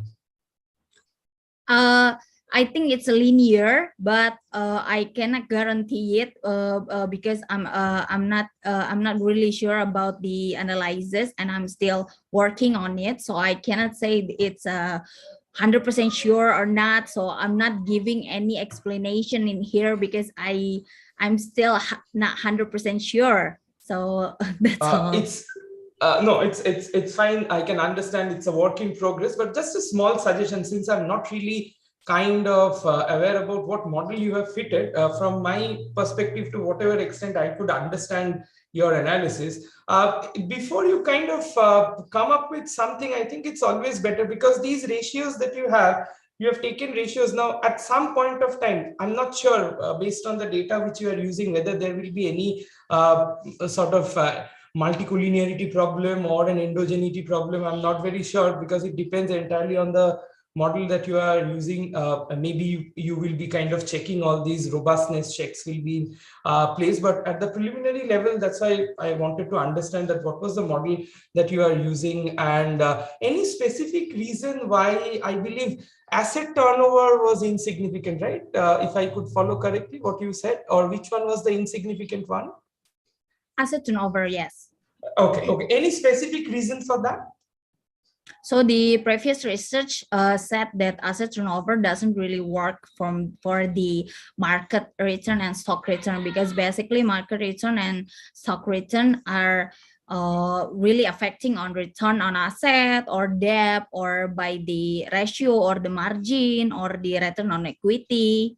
So I read it from the previous research, yeah. So it doesn't really basic on my opinion. So I think I can hold to that analysis. Okay.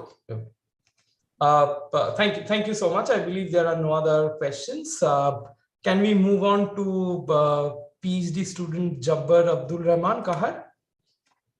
Thank you so much, Mr. Sofik. Thank you so much. Thank you so much. Mr. Kahar, are you there? Yes. You have to unmute yourself. You are muted, sir. Yes, now you are audible. You can start the screen share. If you are presenting, you can start the screen share. There is a share screen button at the bottom of your, yes. It's come.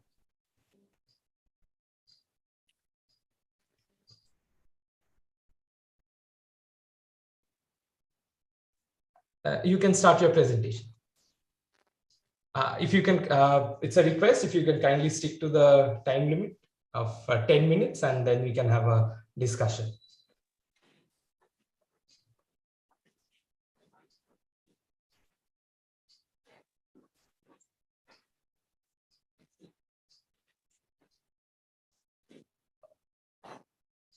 Mr. Kahar, your audio seems to be a little disturbed. Mr. Kahar, your audio seems to be a little disturbed. I'm unable to hear you. I'm not sure if the team can hear you.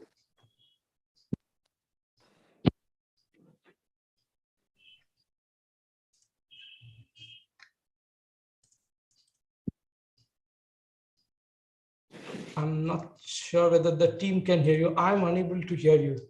His voice is open from the system, but we don't also hear his voice.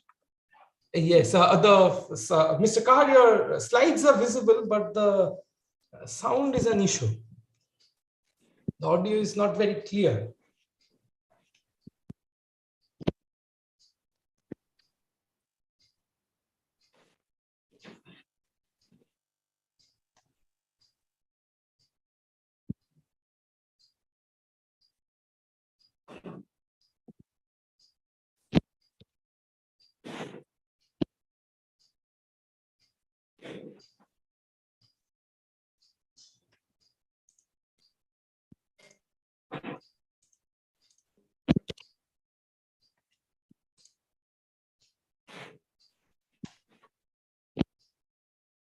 Dr. Abdurrahman Kahar, can you use without?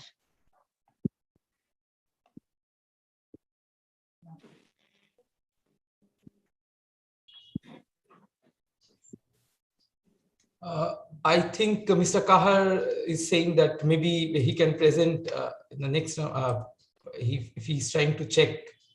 Mr. Kahar, will you take some time to find out an alternative?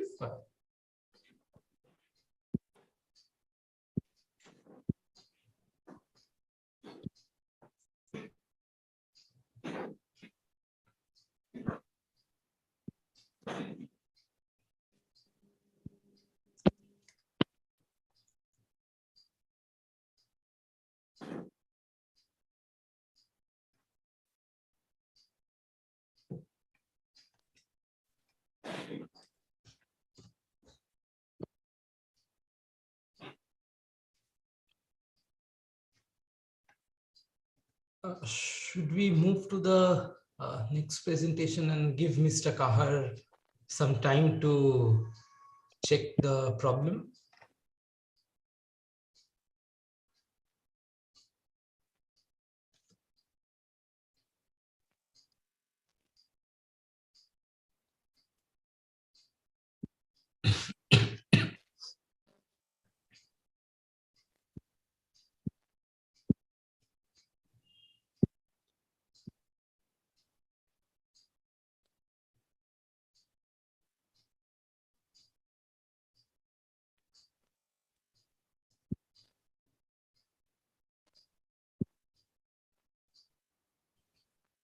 Dear Jappar Abdurrahim Kahar, I am calling you from phone. Can you open it? I want to help you about this issue.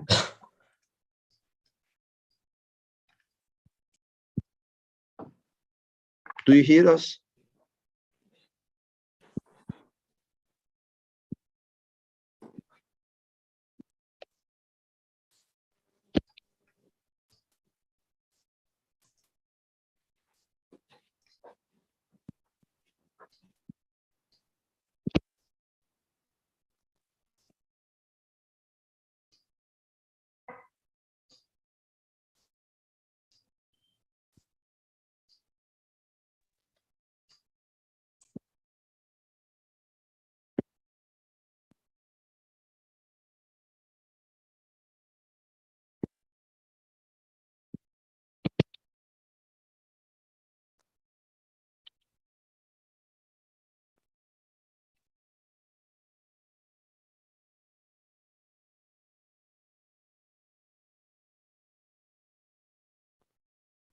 Do you hear us, Abdurrahman Kahar?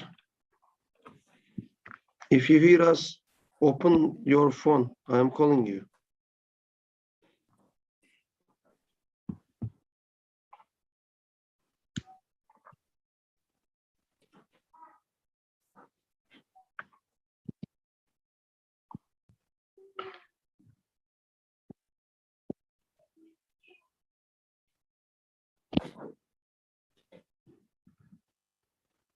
I think he do not hear us.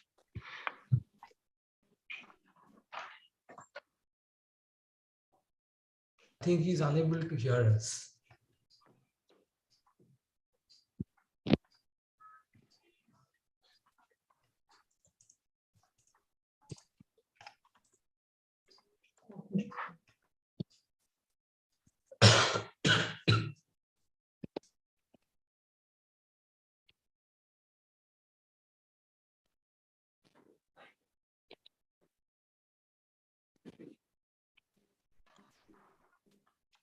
Do you hear us?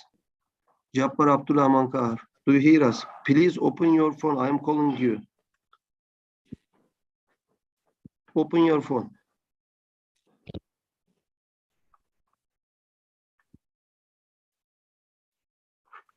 I think he do not hear us. We should skip him. We will turn back again for him. Should I call the next presenter? Yes, please. Okay. Do we have Dr. Michael Mandang with us? Dr. Mandang? Do we have Dr. Michael Mandang with us? Dr. Michael Mandang just called. He is leaving for the Thousand Islands, so he cannot make it. Okay. Okay. Okay, then we have just Abdurrahman Kahar. He should present for this session, but I am calling him for third times. He's not opening my phone too. I don't know how we can manage it. He is already presenting, but we cannot hear him. Hear him, yes. Yes, he is calling me. He's calling. He is calling me. Yeah. Hello.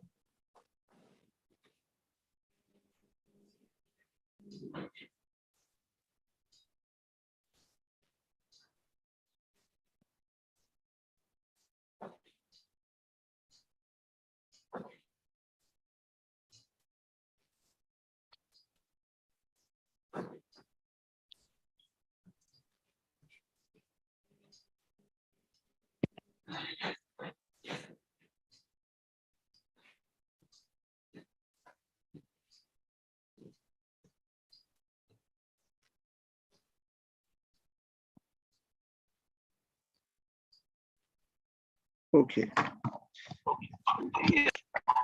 Okay, just let me.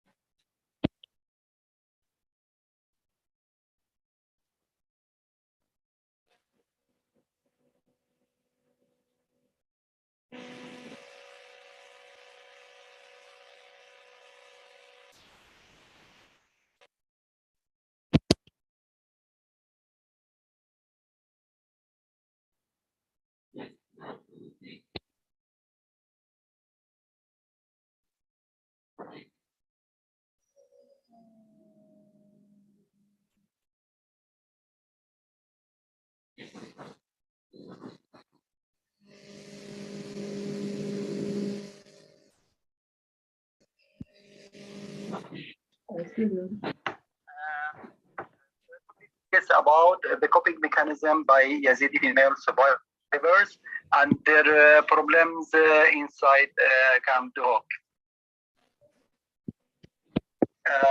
This is also about the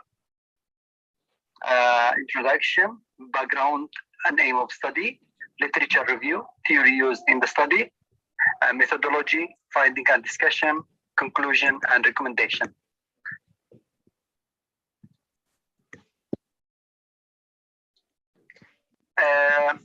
This is about Yazidian historical knowledge. It's in the book.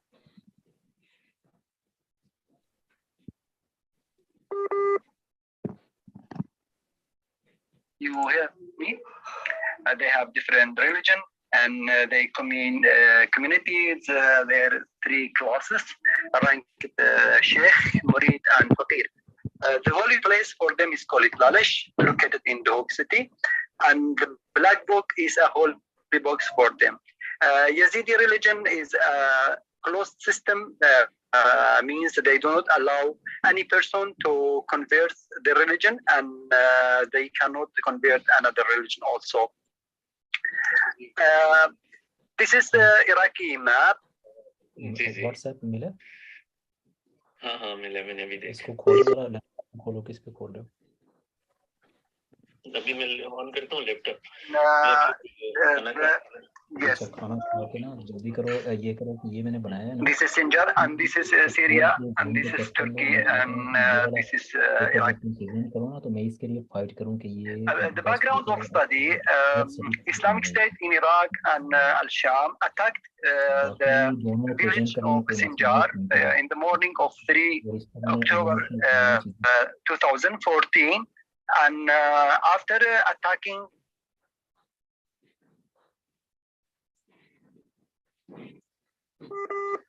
and nearly 1,300 they were killed, and more than 6,470 of them were 3,547 females and 2,087 males, as women were publicly sold in the slave market in Mosul, Raqqa, and Lazor. Nearly 340,000 people have been displaced from Sinjar, and 600,000 from Bashika and Bazan and other regions to Kurdistan region. Some of them fled.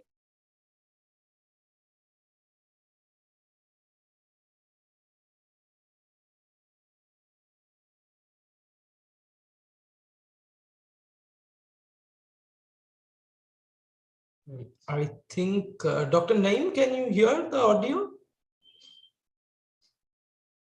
Dr. Naeem, can you hear the audio and the team can? We cannot hear. We cannot hear. Yes. We cannot hear. Yes. He's talking to the phone, but the phone should be connected to the Dr. Karim. Karim, yes.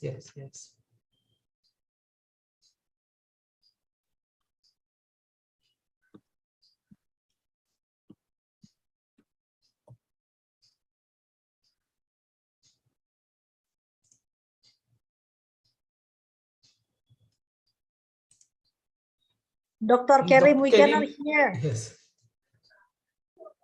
Dr. Kahar's explanation.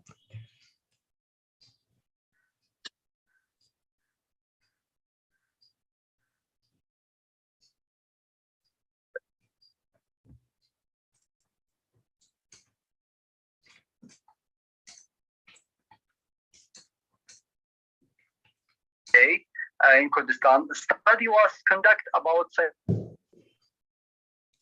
children were interviewed from the displaced camps, and the results show 87% of the children who had PTSD, and for the parents the rate of PTSD was 60%.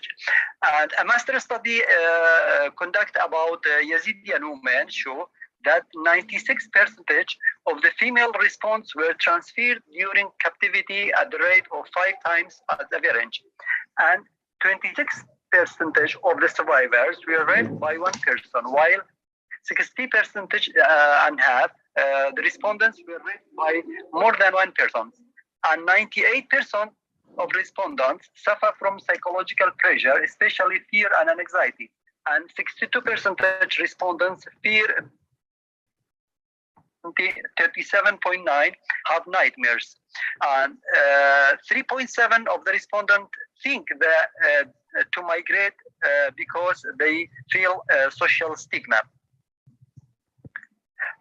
Theories used in this study, scientists Robert and Hoffman explained the extremist group often use religion as a reference and a catalyst for violence and terrorism.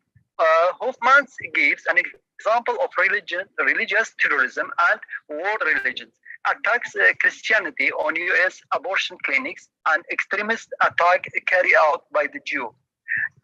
The conflict trend applied to this study, especially the Iraqi society, is becoming more characterized by the conflict. Conflict theories, their idea is from Karl Marx and Mills, from compatibility or orders. Both emphasize the role of the power in understanding daily life and social problems, especially economic and political powers.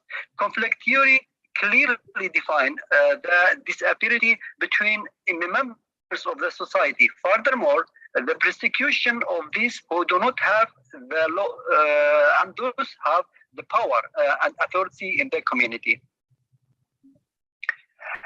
Methodology. The study used mixed method approach as the survey and case study was used as a method, the study method. Women and girls exposed to violence from ISIS were used as a sample. The participants were recruited from 4 main camps. Sharia camp, it's 70 kilometers far away from Duhok, and Kabartu 1 and Kabartu 2, 20 kilometers far away from Duhok, and Qadia, 64 kilometers away from Duhok. The sample was 36 female captured by ISIS, aged between 60 to 50 years. The research sample consists of 36 female survivors, and sample was pervasive. The research tools consist of a questionnaire and KII. In addition, this study consider analytic descriptive studies. Data collection. The research used a questionnaire about coping mechanism, consists of 4 parts. Research got from Dr. Rajalina Ponamaki. She is a professor from Finland. 36 survivor women participating in this study after getting formal permission from the local authority and verbal consent from them. 2 KII participants in this study, a lawyer and 1 psychologist. The data were collected from the 1st of August 2018 until to 10 October 2018. This is some data related to the study. To my study, 98 person was missing and 40 person were killed.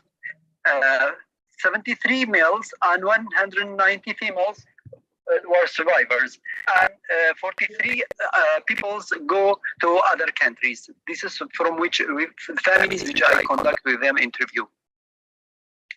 This is about the camp, the number of the participants. Sharia 10 person, Kabartu 12, Kabartu 2, 4, and Qadia 10.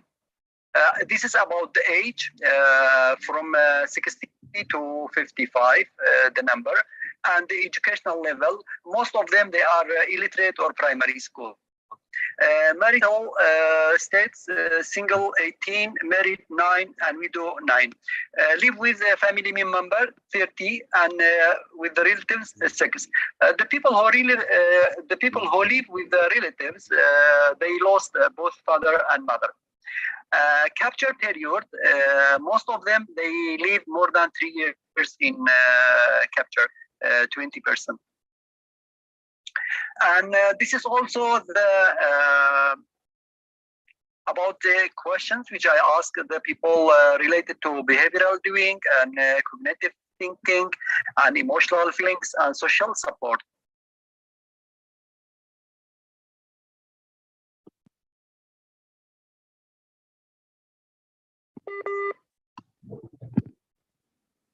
The young group, young people, this is from the finding, was most vulnerable to kidnap because they are focused on the youth for buying and selling in or getting married. Most respondents reminded and kidnapped more long than 3 years. The behavioral aspect, incredible, active, constructive, or attempt to do something. However, there is a passive withdrawal behavior in present 50% of the study.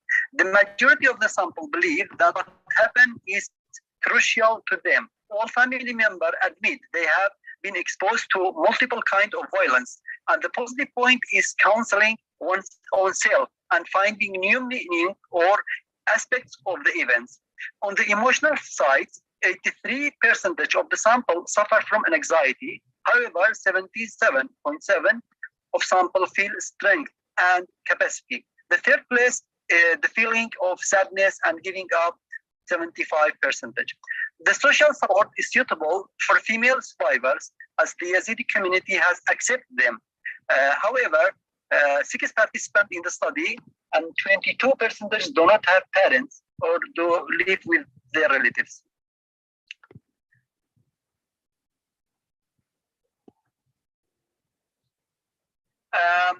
ISIS focus on the young age and to sell and buy in the market at the higher prices. And most participants will illiterate or in primary school because they work in agriculture and they live in rural area. There will be difficult for them to run away because any woman attempting to run away is exposed to being detained or killing. The survivors who remain for a long time in captivity face more difficulties.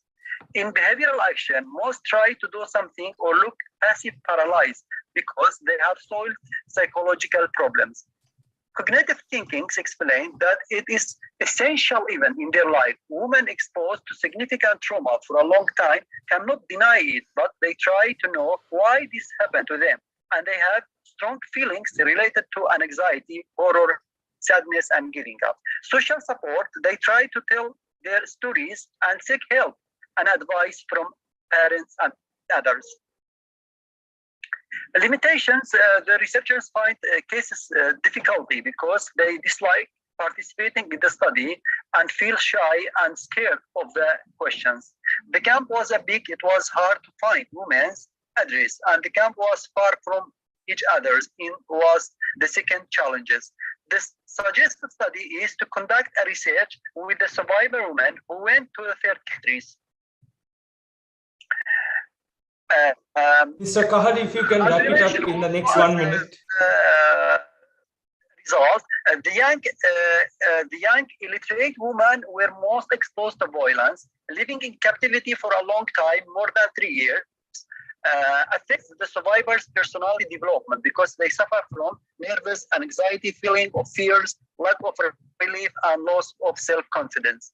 Young survivors have nightmares, recurrence, traumatic accident, avoid thinking about these incidents, looking at life pessimism with negative expectation of similar occurrence action again, feeling sad and disappointed, influencing social relationship, withdrawal due to inferiority and self-loathing, isolation, and not know how to deal with social situation.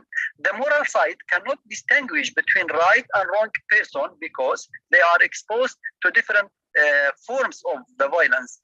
The behavioral aspect of the survivor is good because most think about something positive. Finally, the war has caused many social problems such as streets and child labor, immigrants, unemployment, disintegration, and poverty. Thank you for your kind attention. Thank you, Mr. Kahar. Yes. Are there any questions for Mr. Kahar? I'm opening to the floor. If we can have one question for a minute. I am hearing you. Shall I open the voice of the computer? Yes, you can. Okay. Okay.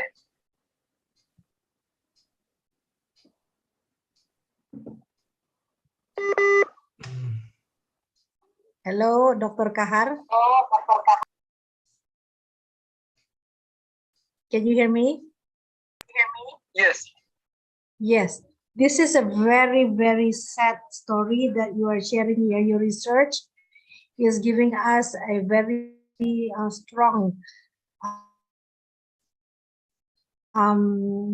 perception on how this war and this ISIS impact on the victim. And I wonder what would be the future research that you propose so that we can help the victim of this very violent conduct upon these girls.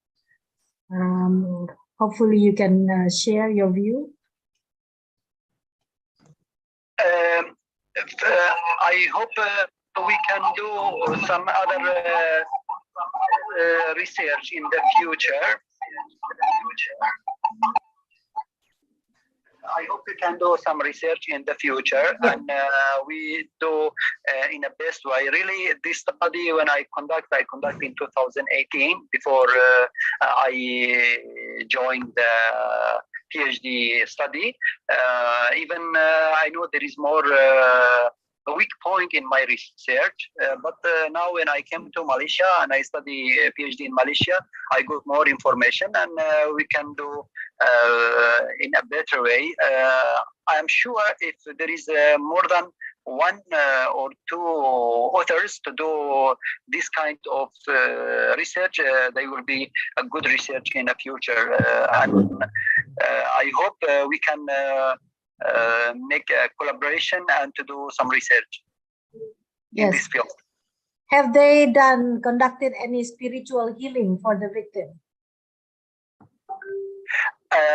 I'm sure there is more study. Yes, there is more study about Yazidi women. If you look in the Google Scholar like that, write Yazidi women or Sinjar like that, I'm sure you'll find some research.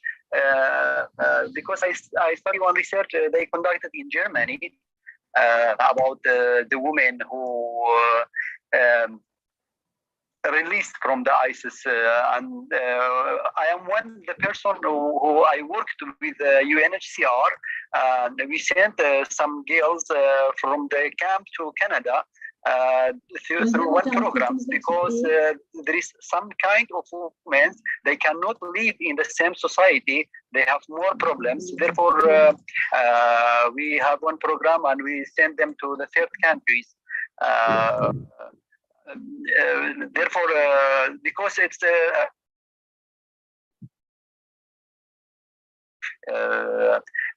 survivor. We got your point, Mr. Kahar. Thank you. Thank you so much. Thank you for your opportunity. Thank you for all groups.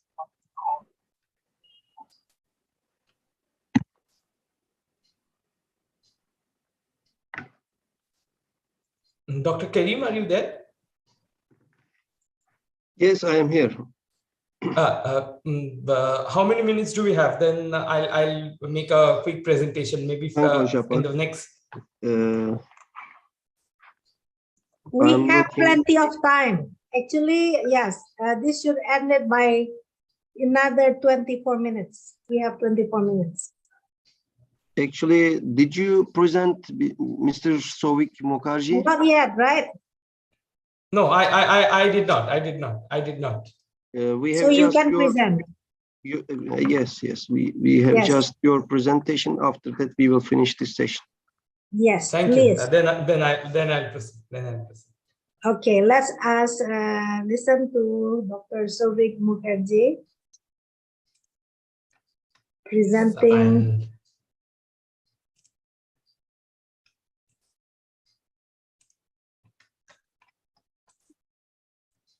On FDI, economic growth and environmental degradation. I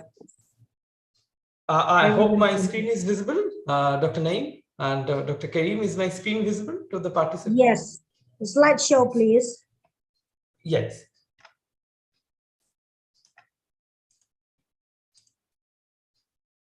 I hope my screen is visible. Yes. Yes. Thank you. First of all, I would like to thank the organizing team and specifically Dr. Kareem and my country coordinator for kind of giving me the opportunity and having me here. Dr. Naeem, my co-chair, for allowing me to present, and my sincere apologies to the participants that I got disconnected for 5 minutes. Sorry. But it's kind of sort of a summing up the proceedings and then presenting your work. I'll not take up much time, but try to be very specific with what we have done. Now, this is actually a work in progress. We are working on it, and your comments will be very valuable in the context of what we are doing. I'll try to divide the presentation into 3 halves. The first is the motivation. Why did I take up this topic? Second is the model section. Now, since the model is a little too technical without going into in-depth analysis, I'll try to kind of share with you the highlights of the model, and then we can have a discussion session. Now, as the topic reads, FDI, economic growth and environmental degradation nexus, evidence from BRICS. My first point would be that it should hit you here that why suddenly BRICS? Now, this is kind of an interesting story, and how I'll kind of share the proceedings is from the introductory section. We'll move to the literature review. I'll keep it very brief, followed by the model. Then we'll have a discussion, as I said. Now, this is kind of a prediction, as Goldman Sachs kind of in 2004 predicted that at one point of time, this consortium of Brazil, Russia, India, China, South Africa later on was included, will at some point of time surpass the G6, Germany, France, Japan, Italy, US, and UK. Now, just to share with you 2-3 numbers, BRICS has a share in the global GDP of an added 10 percentage point in 2020, standing at 33%. Now, it's kind of, as the predictions are there, that by 2030, it will exceed that of US and European countries, kind of reaching 37% of the global economy. So, you know the essence of choosing BRICS, number one. And on a lighter note, since India is also a part of BRICS and I come from India. Now, the second part of the story is when we talk about economic growth and FDI, these are interrelated components. Like FDI is a driver of economic growth along with, let's say, trade openness, income level, employment, overall welfare of the economy. These are all linked. Now, the question is then why did we kind of choose this interlinkage between FDI, economic growth, and then environmental degradation? Now, here comes FDI, though, is an agent with which growth can be promoted, and this is very known to us that countries making investments in foreign countries and then the gains accruing from such investment efforts, thanks to the advent of globalization, helps the host countries to flourish. And there are ample evidences of it in the literature. I'm not going to kind of discuss that. But then these pros come with cons. Now, what are the cons? Now, one of the cons that we focus in this paper is a cost. Now, with FDI inflows comes these costs on the environment, environmental pollution, emission of gases, starting from CO2 to nitrogen oxide to methane, etc. Now, it means that FDI on one hand is kind of promoting growth, but on the other hand, it's creating some sort of an environmental hazard. What we want to measure is in the context of BRICS, how does this nexus look like? Now, studies have revealed that there are a series of studies, as I will be showing it to you in the next minute. Now, this is what I was saying. The graph seems to be growing. There is no doubt about it. And one of the reasons for choosing BRICS is this. Now, there are many studies, though I could not mention every study, but then a majority of the studies have shown that I'm talking about post-2010. These studies have shown that with FDI, you have a negative impact on the environment. which is true, I admit. But then there are studies as well which have been showing that there is something called a green foreign direct investment, where if you are investing in areas which will reduce pollution, then can you think of it as a pro, and you can reduce the cost, because on one hand it's a kind of win-win situation. You are having growth, but then if this cost in terms of environmental pollution can be addressed and the negative externalities be removed, then can we think of something very positive. And this is where our intervention has come in, and we seek to contribute to the literature. But there are a few points which I will be sharing. We are actually exploring that. Now, this is what we have, the model in terms of how FDI is influencing. We take CO2 as our kind of environmental degradation measure, the carbon dioxide emission. Real GDP is another component which will measure the kind of growth and the GDP of the BRIC nations. Now, what we do, we kind of fit a log model, which will give us the elasticity values. And then we move to, from the ARDL auto-regressive distributed lag model, we move to the dynamic ordinary least square. I'll not kind of take you through the details of the technical model, but rather try to tell you the story of why this topic and then what we have done so far with this. Now, this is actually what I was talking about. Now, if you look at the model, and I was actually kind of pointing to one of my fellow presenters that see, when we have a model, we just fit the model without understanding what we have actually done. Now, the thing is, when we are kind of looking at this FDI growth, these are linked, interlinked, and then subsequently the effect on environmental degradation. There is a need to understand how this interlinkage can be separated. So what we actually do is we kind of take an instrument in terms of eliminating this multicollinearity problem because of the interlinkage between growth and FDI. So for the reduced model, what we do is we consider the real GDP value as a one period lagged value, which will kind of, to a certain extent, solve our problem of multicollinearity as an instrument for real GDP in the current period. Now, what we are, this is not a part of our paper, but what we are actually now looking at, that can we have multiple controls? Now here I have only FDI and GDP. Now, can I have trade openness? Can I have exchange rate? Can I have employment? This is a part of our ongoing work. It's not a part of the paper, but let us come back to what we are doing here. So we have GDP on one hand, we have FDI inflows on one hand, and we are trying to assess the impact on the environment through the model that we have fitted. Now, as the general perception in the literature is that these will lead to an increase in pollution. But what we are trying to come up with, and this is what our estimate, and we are trying to contribute to this new literature on green FDI, that at what extent can you spot the environmental Kuznets curve, that can FDI lead to a fall in environmental pollution and subsequent reduction in CO2 emissions? So what we have is that we try to estimate this model. Now, if you observe the model particularly, this is dynamic OLS. I'll skip the technical part before it, which involved co-integration because of the lack of time. Now, in terms of this FDI, if you take a look at the model at a glance, you will immediately understand that FDI actually leads to an increase in CO2 emission with a positive coefficient.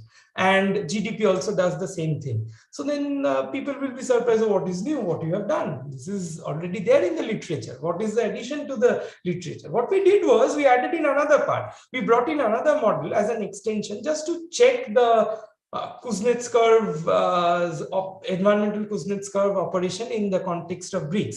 Now, surprisingly, what we got was, if you can see this extended model, this is actually the square value measures the curvature. Can you spot a transition in this increasing in carbon dioxide emission through FDI? And at what point can you observe that actually FDI inflows or growth will lead to a fall in CO2 emission?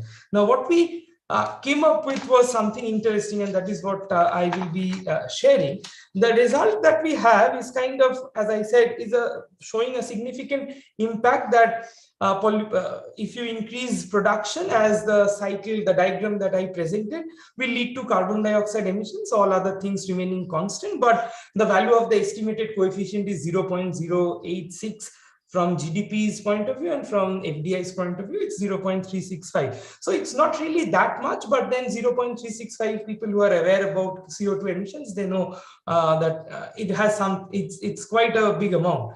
Now, it is interesting to note that with respect to FDI inflows, what we got, that there is an inverted U relationship, because this term in the, if you can see the bottom of the model in the bottom of my screen, you will find that there is this squared term with a mu as the coefficient. What we saw was that mu is significant and less than 0. So this means that at one point of time, with an increase in FDI, CO2 actually starts falling.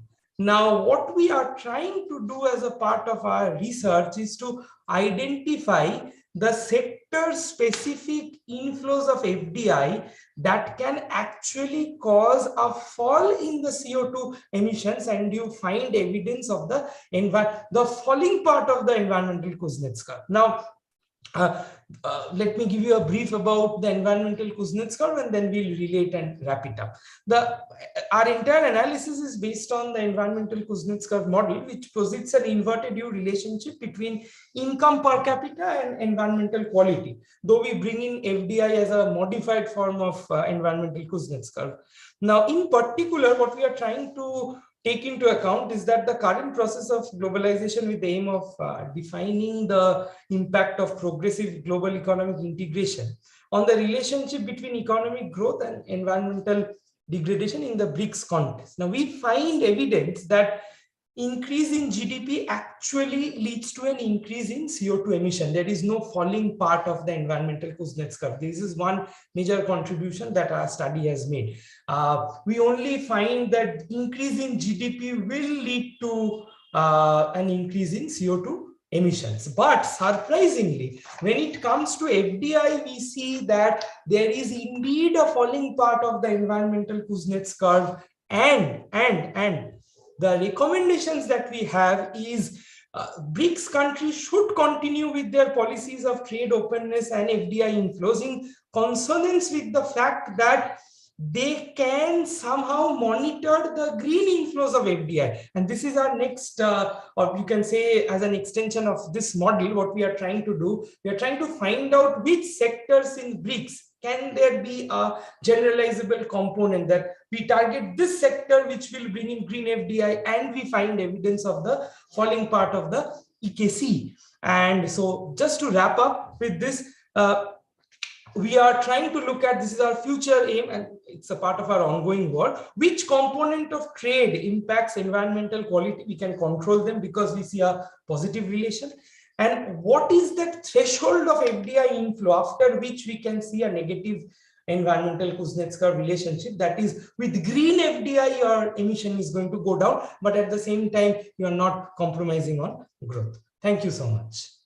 Thank you very much, Dr. Sofik Mukherjee. Very interesting paper and very, interesting findings that when you increase the green FDI, you can actually make the CO2 lower. That is a good news. So we believe that in the future, we actually can have Baroka business, right? Business, flourishing business. Business as an agent for world benefit. Business that has a good impact for the world. Very good. Is there any question for Dr. Sofik Mukherjee, please? From the participants? Is there any question? Perhaps Dr. Gozinski, you have any question? Well, I'm just astonished with how your paper is made. So yes. I'm in shock just how good it is. Yeah. And I'm just thinking about trading the FDAs between the countries. Yeah. For example, the gross pollution is from the Europe, and to be exact, from Central Europe, and we can share just some. We just pushes the pollution to the other parts of the world, and this is for me is so well. How to put it mildly?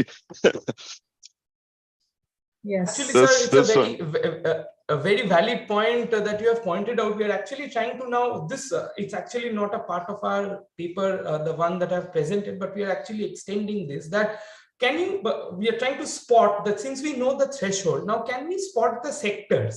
This is one agenda, and you have kind of shared, it's a extremely valuable suggestion that I kind of take in, that can there be a kind of inter-country? Now, I just look at BRICS as a kind of segment. Now, what you are trying to say, I sincerely appreciate that can there be this, if there is a trade inflow with countries where there is pollution, can they kind of trade off something which again, I believe is a burning issue these days, and I think I don't have an answer to this today, but maybe it's worth exploring. It's worth exploring, given the results that we are kind of getting. Thank you so much, sir. I sincerely appreciate the question. You did phenomenal work on your paper. Thank you so much. Really appreciate it. I agree. Thank you very much. So with this, I think we conclude the session, and the next session. Excuse me. Yes. I have my presentation as well. Can I? You missed the presentation. Yes, okay. yes. But you can only have 7 minutes. Is that okay? Yes, yes. 5 minutes is quite okay. Even. Okay, okay. Dr. Gazinski, your turn. Okay. I'd like to present my. Okay.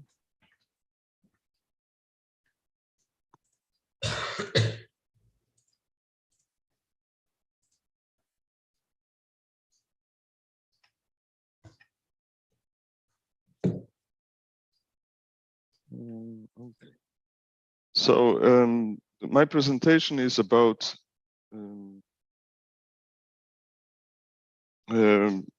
let me introduce myself. I'm an architect, and I also work as a chief designer and project manager. And I'm currently professor assistant in the University of Technology and Commerce in Warsaw. So as my profession, I'm an architect. During the years, I'm dealing more and more with the construction law and the business. And I want to just show you 2 buildings and briefly tell you about my observation about the values in these projects which are not discovered by the market at all. Okay, I have not. Those are 2 buildings we were developed in Warsaw, and all those buildings were ruined, and nobody wants to put any investment in it. So we had strong problems to make it. And I was just wondering why is it so that the sentiment of the market is always to the new buildings, and why is that that the market appreciate only the central zones of the office central zones of the Warsaw, and what mainly means that if you are outside of this bulb, you can't have a good insurances, you can't have a good financing for the projects. So on the estimation valuation of both investments pose a problem in obtaining a loan, while on the other hand, the conservation risk shown in the valuation paradoxically with a rather low purchase amount overlooked by most bidders, and this showed the chance of success of the business intentions. So the first building is here on the Mokotów region, and the second is in the so-called Praga region. So how is what is the method of evaluation, real estate evaluation? this 100% of the weight, the 30% is allocation, and the 20% is preservation protection. So the preservation protection is seen in the market as a risk for the investment, and I'm saying that it's quite wrong approach to the problem, and I will show you why. I don't have a lot of time, so I'll be brief. So I would argue that the boutique offices are the definition of boutique offices are that are spaces of are assumed to offer efficient use of space, great location, best communication, connectivity, and hassle-free maintenance. So I would say that the focusing of on the boutique offices can be now show as a contrarian investing, which is characterized by buying and selling in contrast to the prevailing sentiment and the time. So what are the economic values of investment in boutique offices? The small scale of the facility suited to smaller organization, location away from the business areas, embedding the multifunctional context on the city, and the history of the building that builds the marketing value of the investments. So I show you the graph. This is the real numbers. When we bought, and I participate in buying both buildings, that was the closest bid for the building. This is the price we bid for the building. That was the estimated price value of the building. And here we have the estimated value of the redevelopment. And the current value is quite, as you can see, above the market compared to the estimated prices. And the same with the second. The second is even, the difference is even bigger. And we're talking about the period of pandemic and now the war with Ukraine, which crashes the market. And it's still very profitable, as you can see. What you cannot say about the majority of the office market, where you have the big hubs and these huge centers. So no commercial values are restoring the correct image of historic building, the historic significance, tidying up investment surroundings, repairing ruined buildings around, open up the restored buildings to local residents. We have the cafeteria and the conference centers in these buildings. And in ecological terms, and it somehow can be connected with the previous presentation, we use the original energy which is present in the building. So we are not building something new, but we are just construct something new, but on this previously used energy. So I briefly show you those two buildings. This is how it was before, and how it is now. And this is the functionalist modernistic building. It was in this completely ruined, as you can see. That was some interiors. And I have the movie about this, but we don't have a time, I suppose.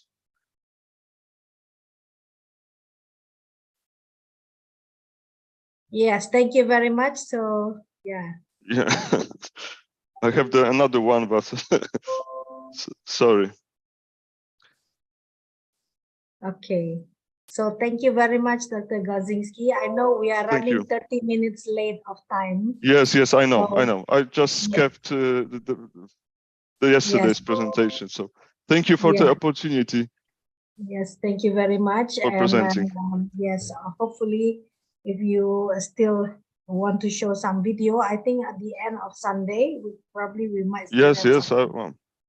Yes, thank you very much. I'm going to give this back to Dr. Karim because we are going to have two places, one breakout room and one main room.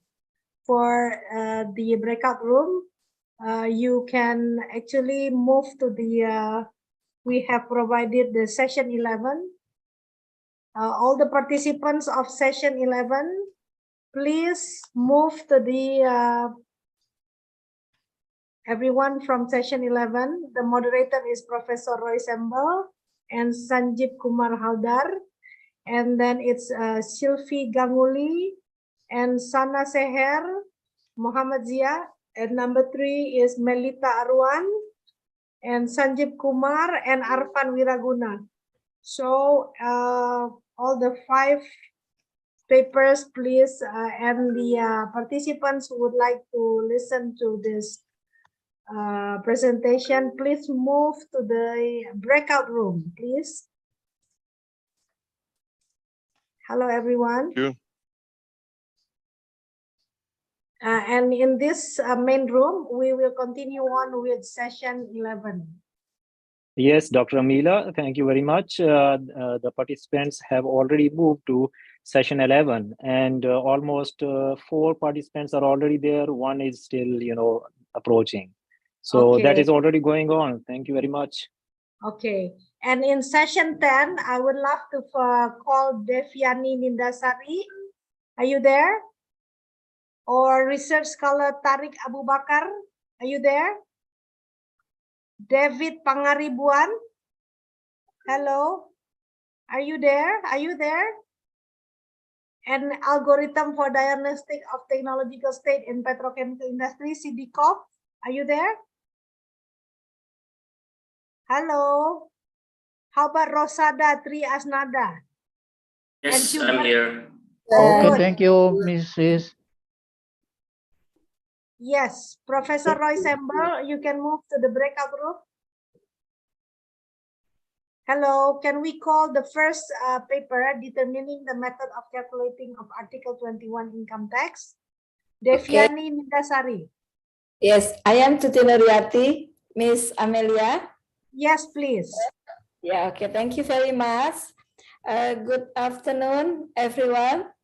Good afternoon. Yes, I am Tuti Nuriati and I want to, just a minute. Just a minute, I want to.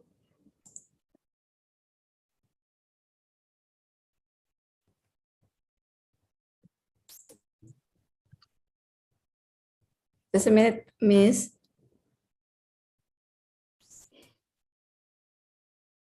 Okay, so Dr. you only Amelia, have 7 it is minutes. Yes. Dr. Amelia, it is in main room session 12 we are starting. Am I right? Now, actually, we are running very late. So this is still session 10, and in the breakout room is session 11. Oh, I see. I thought, okay, that's fine. Yes. Okay. So we are running very late. So please be, yes. Okay, good afternoon, everyone. Good afternoon. Yes, thank you very much for the time. I am Tuti Nuriati, and I with my team, Devyani Nindasari and Mr. David Pangaribuan, we are from Bayangkara Jakarta University. We want to present our article determining the method of calculating of Article 21 income tax in tax planning. This is the case study at PT Katulistiwa, the company. The name is Katulistiwa. Yes, we have 5 agenda: introduction, literature review, methodology, findings and discussion, and also conclusions and recommendation. Yeah. According to the law of Republic Indonesia, concerning the profession of and procedure for taxation tax is okay.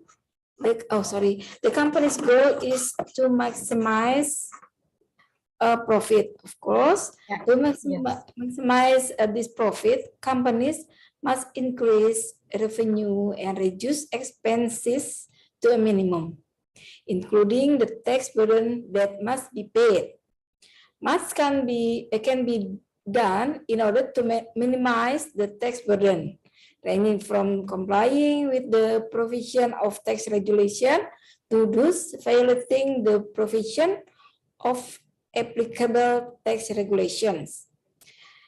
Effort that can be made by companies in minimizing the company's tax burden are tax management.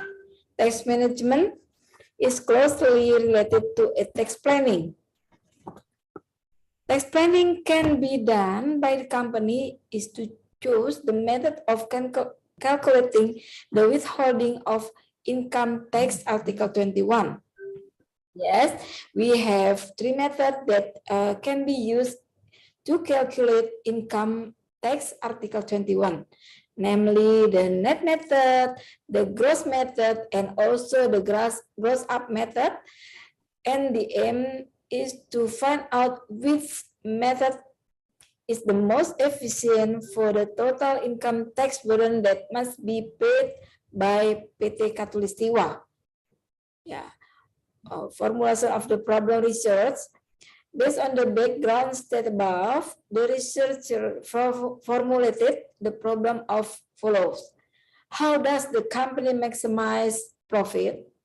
And this study aims to maximize company profit. Okay, it is the literature review. Okay. It's okay. Literature review does not have to be explained. Okay, we skip it. And okay, the methodology.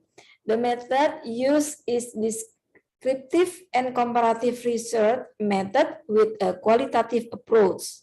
Data collection techniques use interview techniques, documentation, and literature study. The data used are primary data and secondary data. Yeah. Okay. And findings and discussion. Okay.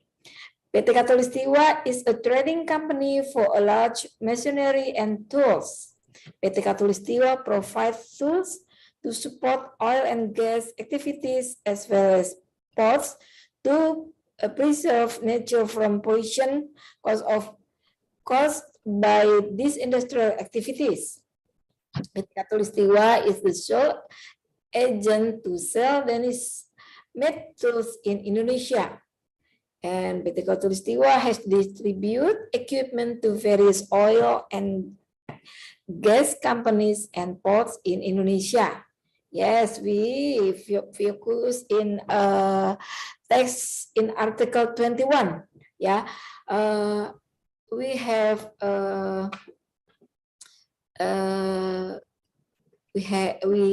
the data from the income of the employee. Okay, we said that we have net method, the method of calculating the income tax, Article 21. With the net method, that method we can discuss with the method of net method, the income tax. Yes, can we go to the conclusion, please? Yes, this one. And the gross method we have same with the net method. Yeah. Okay. Conclusion, please. We have 1 minute left. Okay. Oh, 1 minute left. I just have 10 minutes. Okay, no problem. Okay, no problem. And then conclusion. Result based on the calculation of income tax, Article 21 on permanent employees at PT Katulistiwa by using three methods, namely the net, gross, and gross up method, it can be seen that the most efficient method is the gross up method, where PT Katulistiwa provide a tax allowance equal to Article 21 income tax of 258 million. The gross up method provide efficiency for corporate income tax, where the amount of tax borne by PT Katulistiwa is 405 million, smaller than using other method. Although the gross up method makes Article 21 income tax borne by PT Katulistiwa is larger in number, and the total tax burden if PT Katulistiwa use the net method and the gross result is the same, yeah, but the company use the gross up method, company will pay 663 million, which is smaller than will provide tax saving of 11.6 million. This one, yes. With the gross up method, the PT Katulistiwa can make efficiency of paid taxes 11 million. That's all. Thank you very much for your attention. Thank you very much, Dr. Tuti Nuryati. Is there any question for Dr. Tuti Nuryati from Ubarajaya? Please. If there is no question, so we are moving to the next presenter, Bapak David Pangaribuan. Okay, thank you, Mrs. Amelia Naim, as moderator for parallel session. Thank you for all in participant. I will represent team to presentation our paper.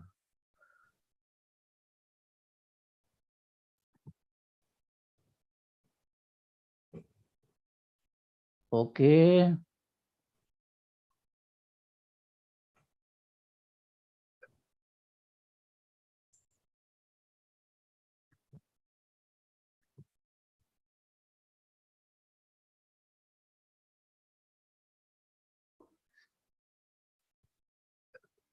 Okay, thank you for time and opportunity to present our article in this parallel session. Our topic of article, impact of debt policy, corporate activities, and risk management practices on financial distress.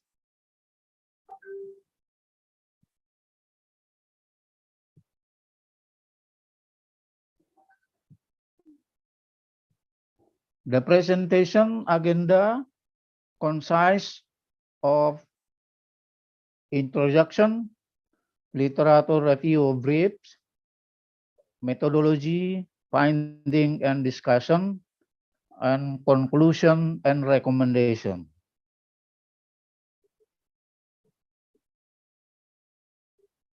Introduction. The main goal of company is to get the maximum profit possible. The company will carry out various strategies in increasing the company activities to achieve this goal, but it's not easy because there are various problems, challenges, and risks that must be faced and handled, so that case many companies are unable to survive or even its state of financial difficulty. The problem of corporation financial difficulties, which is referred to as financial distress, is a company financial condition that occur before bankruptcy or liquidation. Financial distress can be looked when a company is experiencing financial difficulties in fulfilling its debt. This problem is closely related to liquidity and solvability. Financial distress is a company's financial condition is in an unhealthy or crisis. The crisis can be caused by internal factor due to the inability to manage business operation or external factor due to competition of business.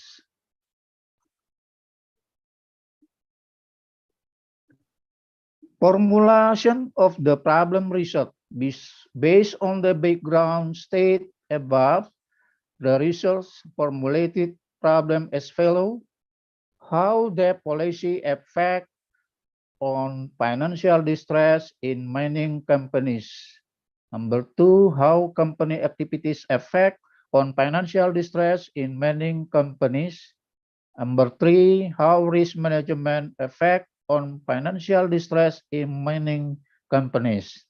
The study aimed to empirically examine the effect of debt policy, corporate activities, and risk management practice on financial distress in mining companies on the Indonesia Stock Exchange in 2019 to 2021 period. Literature review, signaling theory, financial distress, debt policy, company activities, and risk management. Signaling theory is signal and indicator given by the company management in the form relevant information and can be used by investor. Information published by a company is a signal that describes the health or condition of company at present, past, and individuals. Financial distress used to predicting the occurrence of financial distress, however, very important to make the corporation more okay. Dr. David Pangaribuan, can we move on because we only have 2 minutes left? Okay. Can we go to conclusion? Okay. Conclusion. Based on the result of data processing and analysis hypothesis has been concluded. Number 1, debt policy as measured by the debt to equity ratio has effect negative on financial distress. Number 2, company activities as measured by return on asset have an effective positive on financial distress. Number 3, risk management is measured by using cash flow ratio is operating cash flow divided by total asset has an effect positive on financial distress. Number 4, debt policy, company activities, and risk management have a simultaneous effect positive on financial distress. Okay, Mrs. Thank you for your kind attention. Thank you very much, Dr. David Pangaribuan. Very interesting explanation. And then we would like for the participants to ask questions for Dr. David Pangaribuan.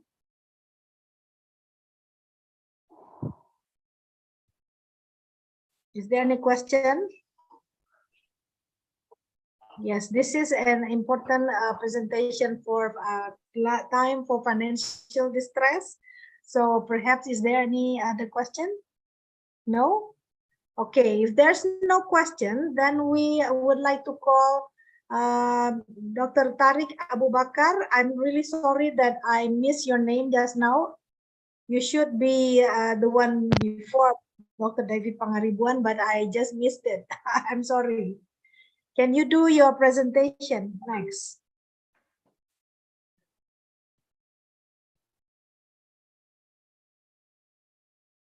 Hello, Dr. Tariq Abu Bakar Ali.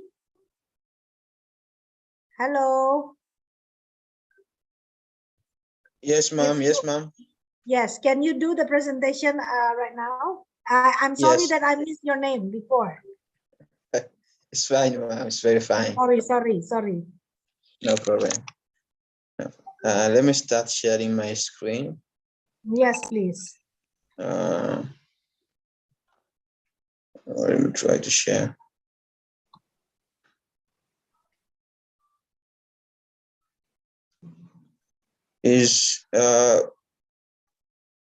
Am I visible?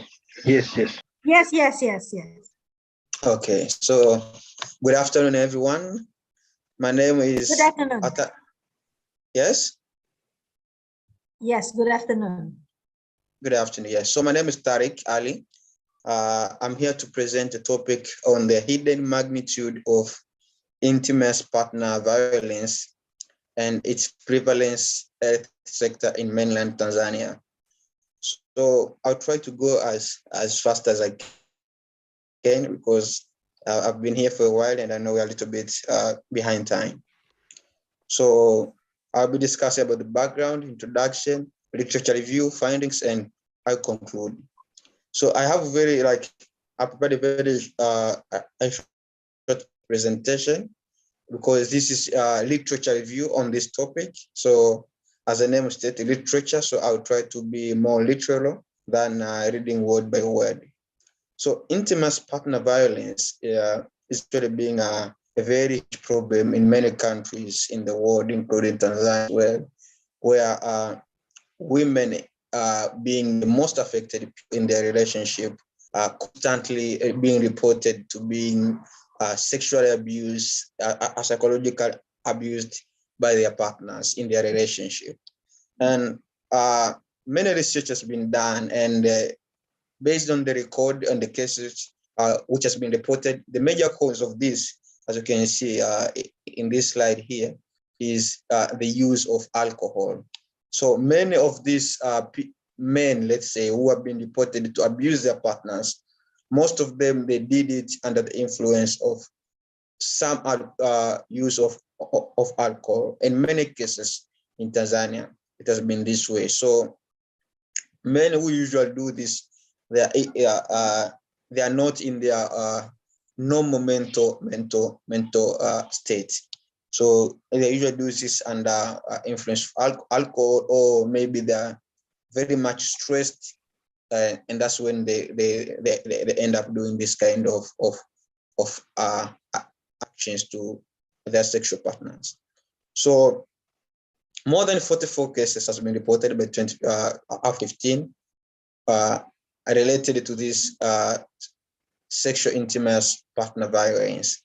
And as I said, most of people who did this, they either under the influence of alcohol, or they're under depressions, and they lack the sense of self-esteem. So these men, they usually do this kind of activities to their partners. And most frequently, these women who experience this kind of abuse or violence, most of them, they don't report, and they probably it's because they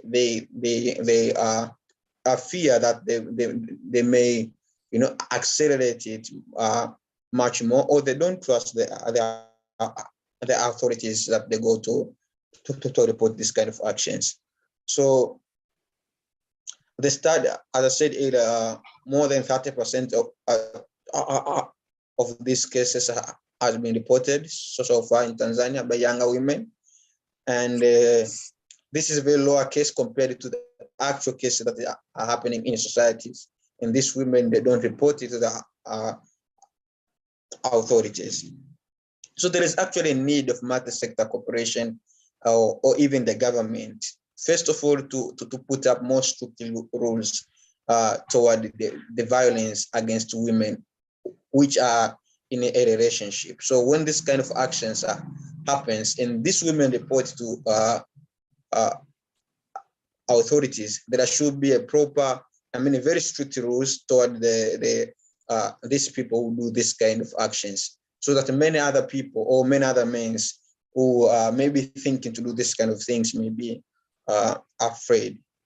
So, as I said earlier, many of these people are under influence of alcohol, and probably one of the solutions that the government or even private sector can do is making sure that these people are first of all, they are not idle, because most of them are, as I said, they're very depressed, they're under stress, and they end up consuming alcohol, and as a result, they end up abusing their sexual partners. So if these people, if we want at least to reduce this kind of actions or violence in our society, we should make sure our youth, our young people are productive, are engageful. More employment opportunities should be there for our peoples, making sure our youth are active, are constantly engaging in production activities for the betterment of our society. As we all know, the idle mind is a devil workshop. So, but also most important on top of that, structure should be there. Many safety platform for women should be there to make sure that these women feel whenever they go to report this kind of actions. This is very important to stop this kind of actions from happening. So I'd like to conclude by that. Thank you so much for your time. Thank you. Thank you very much, Dr. Tarik Abubakar Ali. This is very interesting. And this is are you on the psychological department? Yes, I'm doing PhD in psychology. This is very interesting, yeah. So I'm surprised to see the number is 30%. That is a high number. Yeah, yes, and still the report shows many people, like many women, they are scared to go to report to the authorities, because they either found those authorities not trustworthy, or they even been you know, they are scared of their partners. Maybe they would accelerate the situations. Yeah, so it might be more than 30% then. Yes, it should be more than that. More than that. Well, so is there any question for Dr. Tarik Abubakar Ali from the participants? This is a very interesting paper, and I really hope you can go further and make sure that this problem can be alleviated, yeah, in some way, right? Yes, Thank you very much. It needs to be addressed. Thank you, ma'am. Thank you so much. Thank you so much. So we can move on to the next one, which is Sidikov and Ganiev AA, which is algorithm for diagnostic of technological states in petrochemical industry. Are you there? If you're not there, we are moving on to Rosada Tri Asnada, corporate social responsibility. Are you there? Yes. Yes, please. And after this, it's Huga Danu. Please get ready. Thank you. Thanks. Okay. Give me time to share my screen. Will you share your slides, please, Rosada?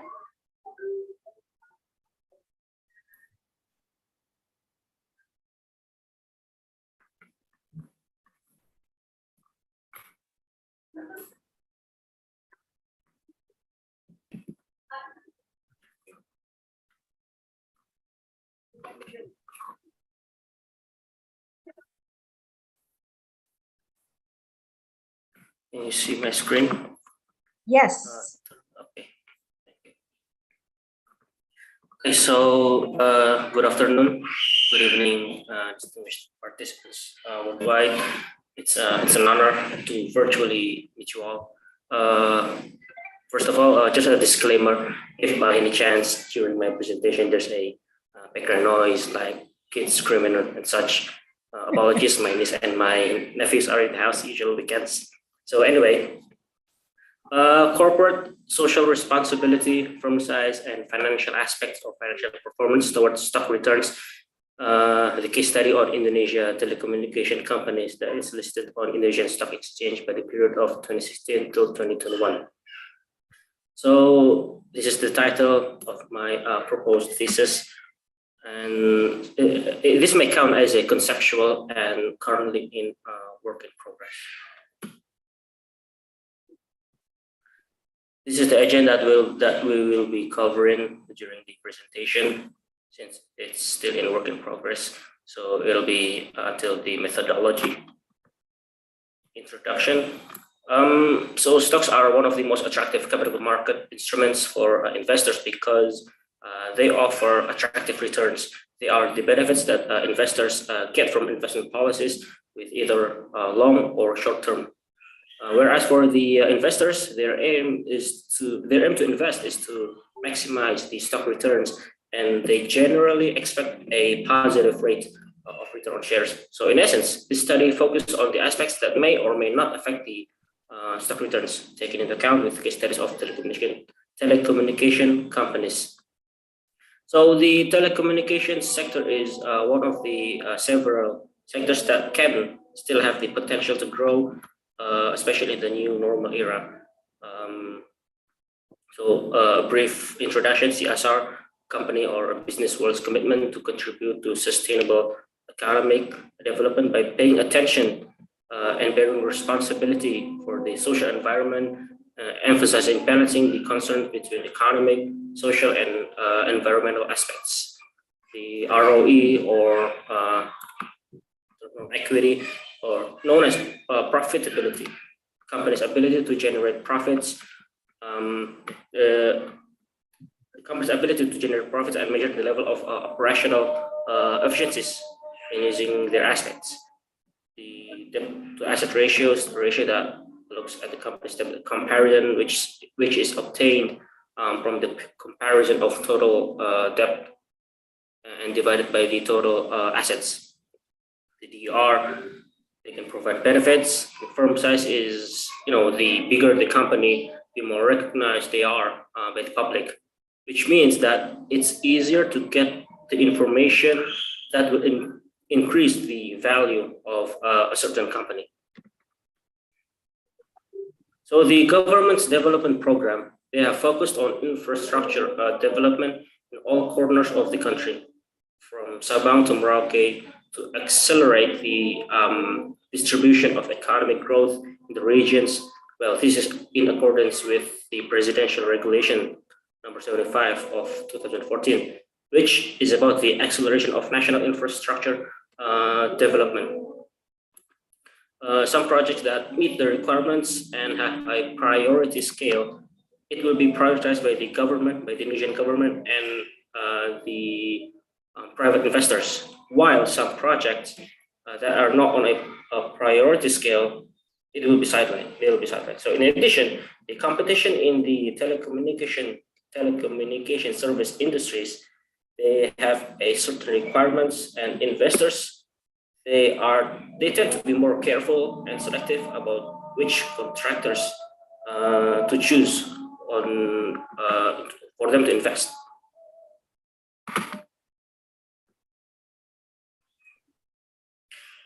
When viewed in terms of the state budget, APBN, the state budget for infrastructure development from year to year continues to experience significant growth.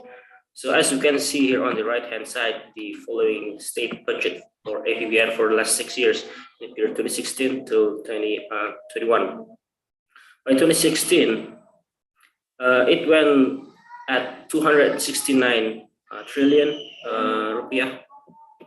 By 2017, 379.7, 2018, 394, 2019, 399.7, and 2020 to 423.3, whereas on 2021 is 417.8. Here we can see a decrease in growth by 1.3% from 2020 to 2021. That's we can say that it's or the effect of the pandemic.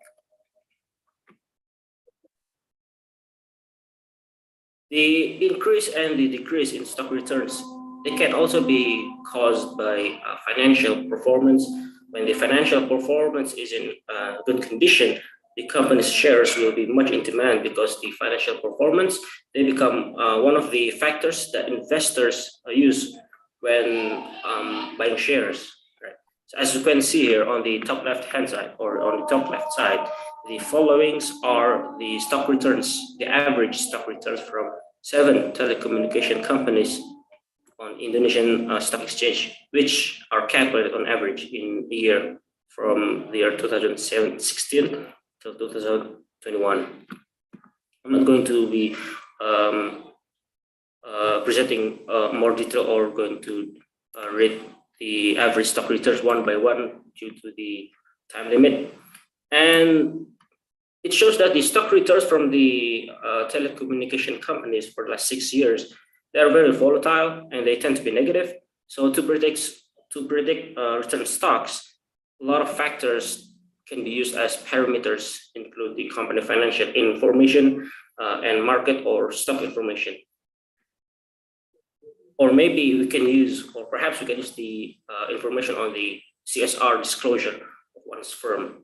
Whereas on the bottom left side, the following is the income and profit data for the 7 telecommunication companies.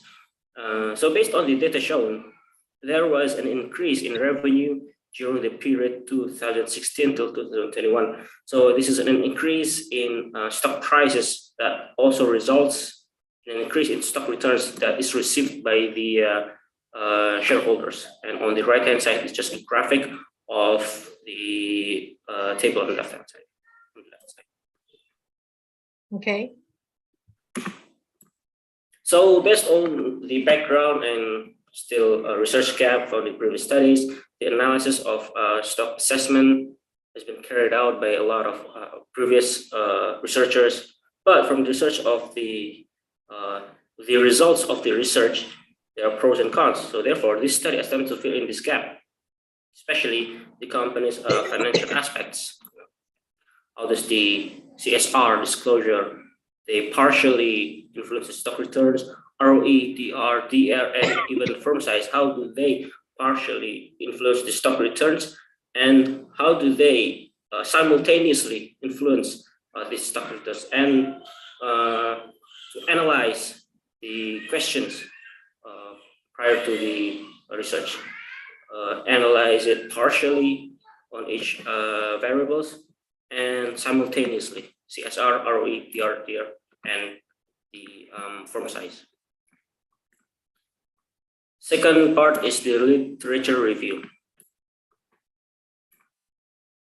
So this study is formulated to certain factors or to, sorry. So on the basis of theory. 3 minutes left. 3 minutes left.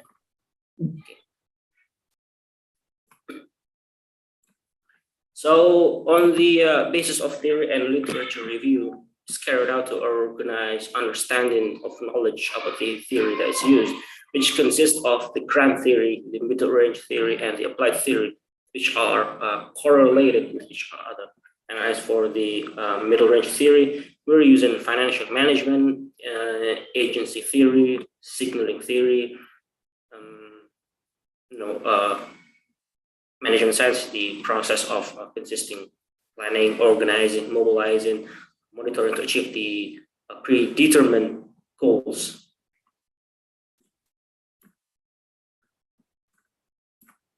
This is the summary of previous research.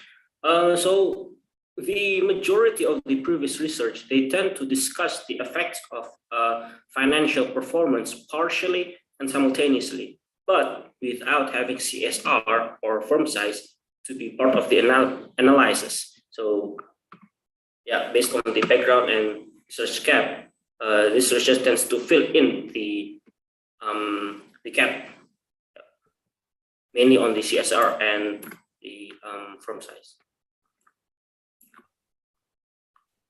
So to synthesize the solutions, the problems reviewed in the study, the model framework is shown in the slide.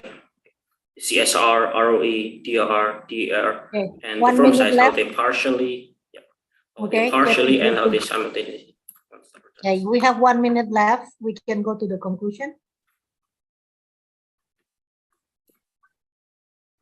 Actually, this is still a conceptual, so. Yeah. So conclusion is we or the researcher or this study expects or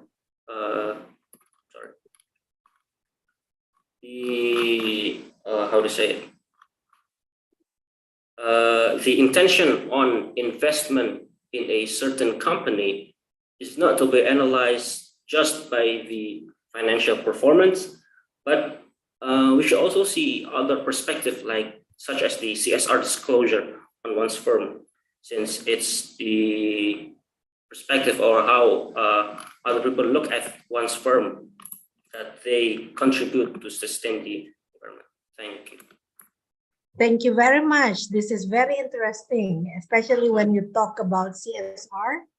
Nowadays, this kind of a topic becomes very popular, especially they also talk about ESG, and then perhaps in your future empirical study, this could be also something that you can discuss on environment, social, and governance. Very, very good presentation, Rosada Asnada. Let's give it a big applause.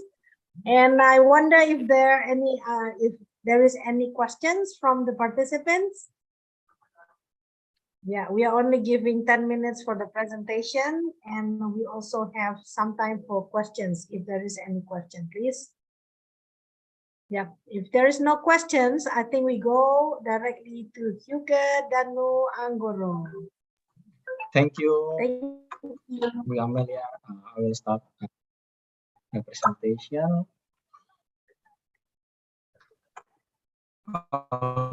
Okay. First of all, thank you for the Social Congress Committee that allow me to explain. So the journal is about the effect of perceived value, service quality, reputation, and trust to customer loyalty on independent automotive workshop in Greater Jakarta or DKI Jakarta.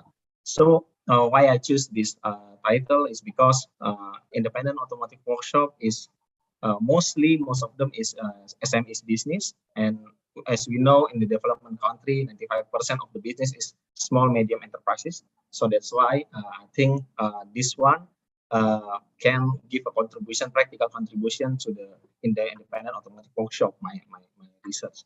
So me on behalf Bu Rima, Dr. Rima, and also Dr. Renard Tong will present. We are from IPMI International Business School, and we will present this one. So this is the agenda from the first one: introduction, literature review, methodology, findings, discussion, and conclusion and recommendation. So as for the background, we see for the last 10 years, Indonesia has 4.34% gross domestic product growth. But the last 2 years, 2020 and 2021, we are consecutively at minus 2.1% and positive 3.7% due to coronavirus disease or COVID-19.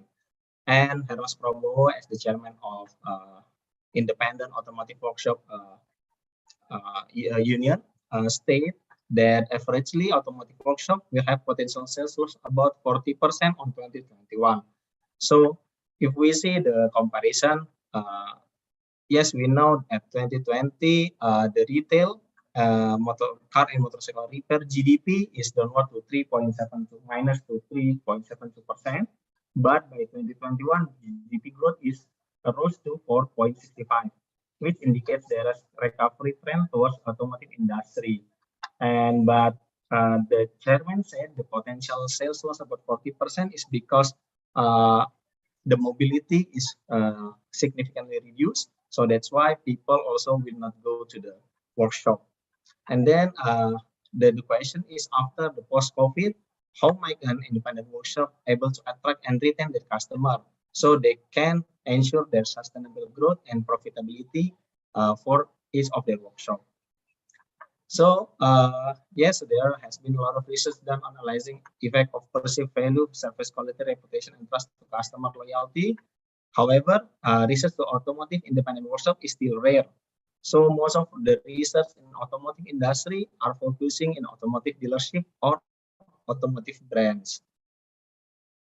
So we will talk about the literature review. The first one is perceived value is the overall assessment of service based on perception of what customers should receive based on their sacrifice.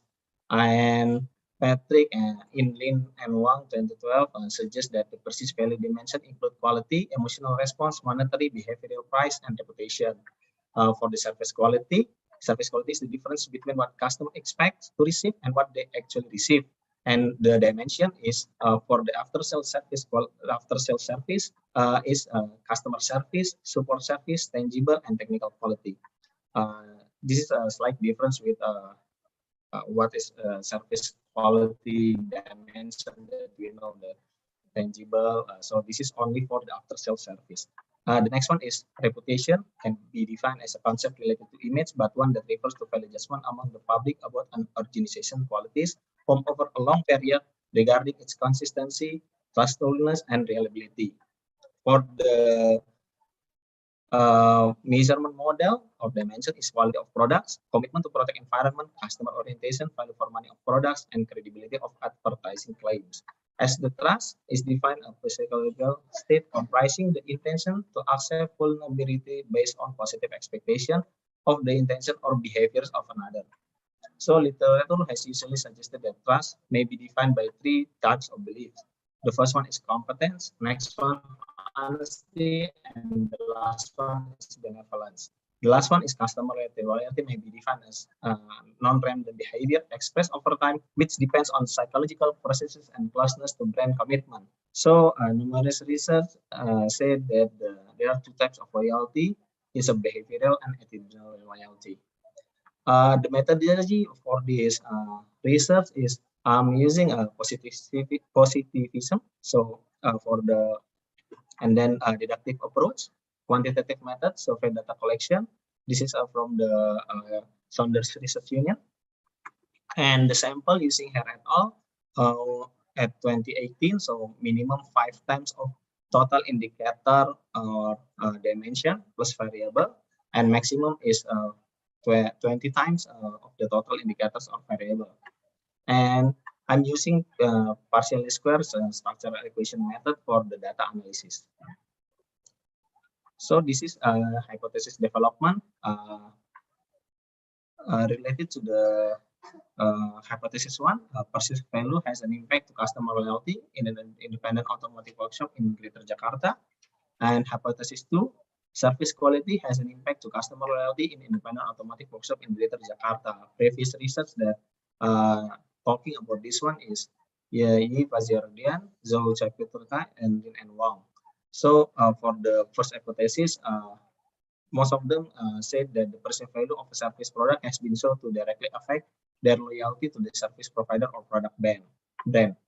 And then for the hypothesis two, have studied the relationship between service quality and loyalty and found there is a direct link between these two factors. And also in another research, indirect link between service quality and customer loyalty has been researched by Anastapolo and Sokratos on 2015. For the hypothesis number 3 and number 4, number 3 is the workshop reputation has an impact to customer loyalty, and hypothesis number 4 is trust has an impact to customer loyalty. This one has been found for reputation, loyalty has been found to be directly, indirectly, positively related to reputation. And about trust also, it's been shown that trust has direct impact on customer loyalty. And the greater trust, the greater the loyalty. This is finding and discussion. So in the left side is about the research framework, H1, H2, H3, and H4. So the finding using the PLSSA method, we can see at the measurement model,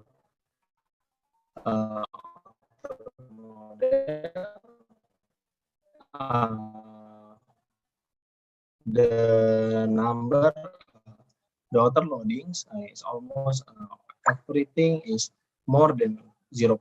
All the PET coefficient is above 0.2. The highest is service quality. It means service quality has the highest impact in customer loyalty. And for the analysis, the finding, we can see for hypothesis 1, perceived value has a positive and significant impact to customer loyalty. For the hypothesis number 2, service quality has a positive and significant impact. Also for hypothesis 3 and hypothesis 4. So all the hypotheses here has been accepted. About the conclusion and recommendation, the study contributes to measuring the effect of perceived value, surface quality, so that all hypothesis has been accepted. This will provide additional reference to the previous literature related to the hypothesis 1 until 4. And for the practical contribution for independent automotive workshop, they can focus on surface quality and perceived value, which these two have the highest PET coefficient, and they can increase and maintain their customer loyalty level. Related to the recommendation, because the research still have a lot of limitation. For example, the research sample size are only 79 respondent, and the location is only in the Greater Jakarta area. So we can see that this research could be done on the other area, because Indonesia has a various ethnic groups and cultures, so which can result in different habits or perception that they have. So probably in Jakarta, it said that surface quality and perceived value is the highest independent variable that affect customer loyalty, but probably in Bandung, Surabaya, they will have another different perception. And the other one is the future research can be done also to analyze whether there are other factors that affect customer loyalty in automotive workshop. So not only perceived value, surface quality, reputation, and trust, but probably there is another independent variable that can be affect customer loyalty greatly rather than these 4. I think this one already finished. It's a quick and simple explanation. Thank you very much.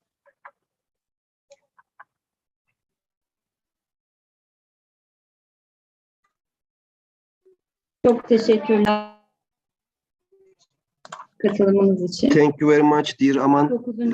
Sorry, dear Hugar Angaro. Thank you very much. It was a great presentation. Is there any questions to Mr. Hugar? No question actually. We really just appreciate Mr. Hugar, his presentation about the effect of perceived value, and specifically the service quality, reputation, and trust to customer loyalty, which was really good and interesting topic. We appreciate. And this session is almost ended with the presentation of Mr. Hugar. So Dr. Kordal, thank you very much for you. We appreciate you. Dr. Kordal, should we move to the next session, or we should have a short break? Yes, sir, we can go to next session. First of all, thank you very much for all presentations, to all authors, presenters, and also Dr. Amelia Naim for your great moderation. We are skipping to the next session.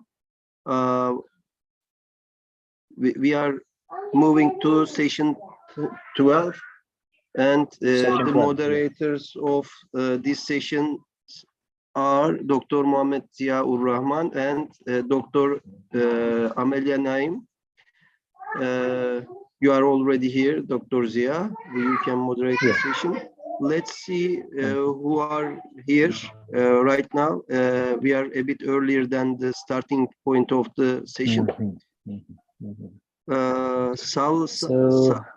Salsabila Nur Fadila and Safa Iklimo Dizikro. Are you here? No idea. Are you here? Yes, I see her. Yes, yeah. Okay.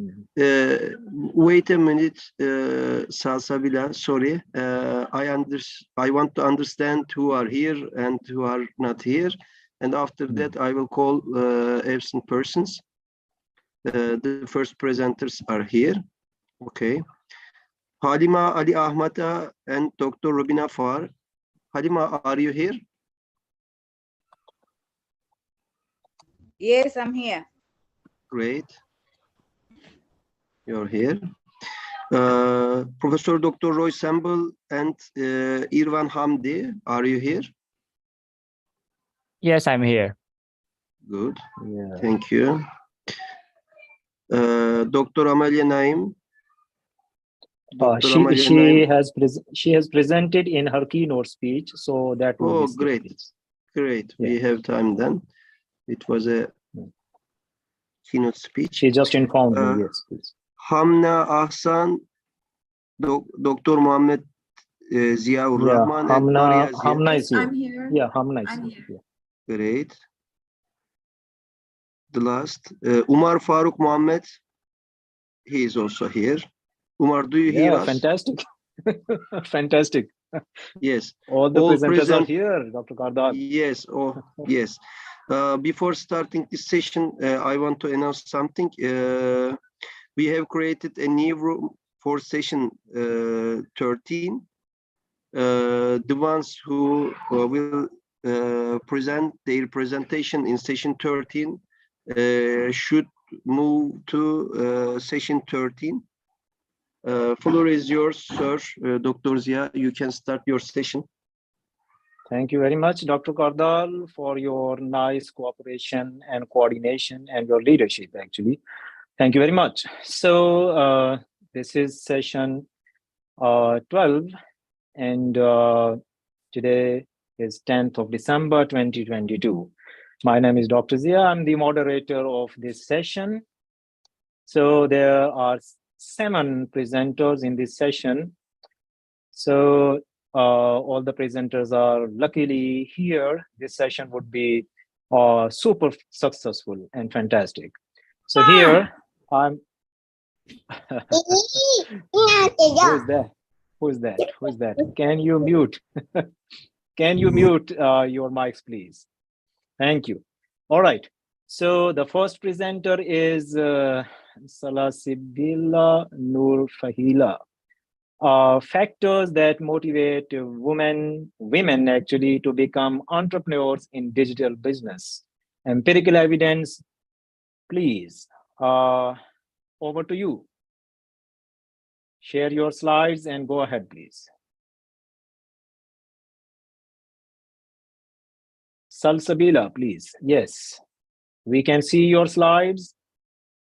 Go ahead.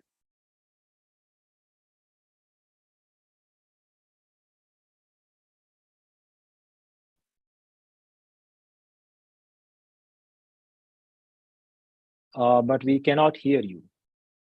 Oh, okay. Can you hear me? Yes, yes, now Okay. it's fine. You have 10 minutes to present and 5 minutes for question answer session. So please go ahead. Your time starts now. Okay. Hello, everyone. I hope everyone is doing good today. All right, so I'm going to present about factors that motivate women to become entrepreneurs in digital business, especially in empirical evidence in Jabodetabek area, Indonesia. And I'm Salsabila Nur Fadila. I'm from School of Business Management, ITB, and also Kak Safa is from Business Schools Management, IPMI. So here's today's agenda. First, we're going to talk about introductions and also literature review, methodology, results discussions, and also conclusions. Okay, moving on to the introductions. So we discovered there's a massive growth in internet use that affects the way people trade, from online trading and e-commerce, that leads to new opportunities for new breed digital entrepreneurs. And also the majority of entrepreneurs are men. So there's love in commitment and digital skills, and also a gender gap. So empowering digital literacy for Indonesian women is necessary. It is important to learn about the factors that impacts women's motivation toward becoming an entrepreneur in Indonesia. And that's the reason why we create these journals. And we hope these journals are able to motivate other women to become successful entrepreneurs. Moving on to the literature review.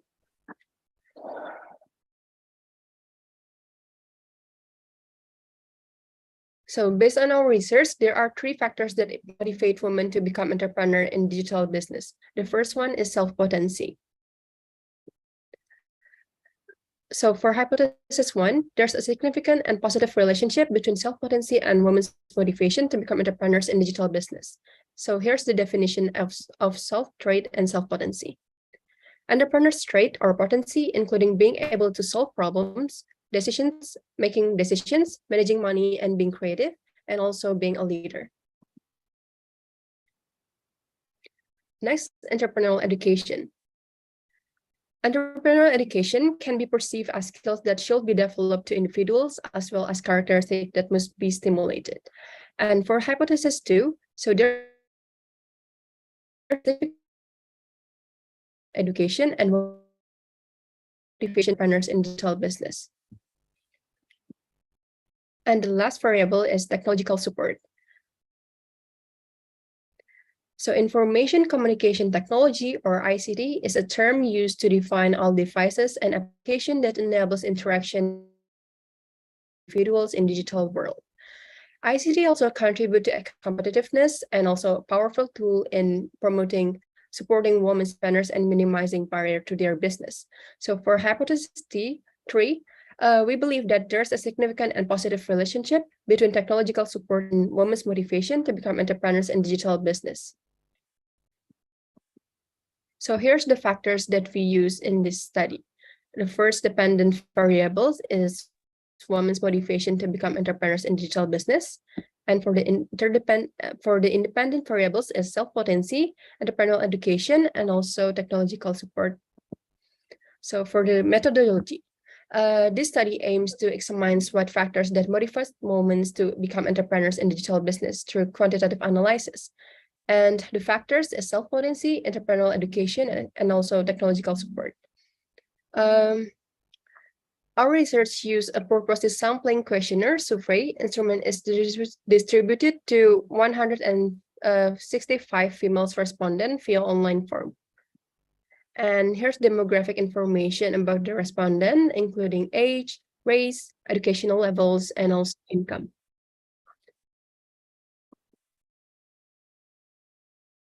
So we use 3 different tests to conduct the research. The first one is normality test. So the criterion for normality test is the p-value. If the p-value is above 0.05 or 0.09, 0.01, then the data is normally distributed. And we can see from the table that the p-value is 0.194, and it can be concluded that the data is normally distributed. And secondly, we use multi-corollary tests. So this test is used to find out whether there are correlation or relationship among the independent variable or not. And we can see from the table, there is no multi-corollary between independent variable in the regressions. And also we use this test. Heterogeneous test is used to know if there's an unequal residual variance of one observation to another observations. And from these slides, we can see that it can be indicated there is no heterogeneity problems in this research. We also use hypothesis testing. So from these testings, we discovered that self-potency and entrepreneurial and technological support have simultaneously effects toward women's motivation to become entrepreneurs in digital business. And also self-potency and entrepreneurial education has positive effects towards motivations to become entrepreneurs in digital business.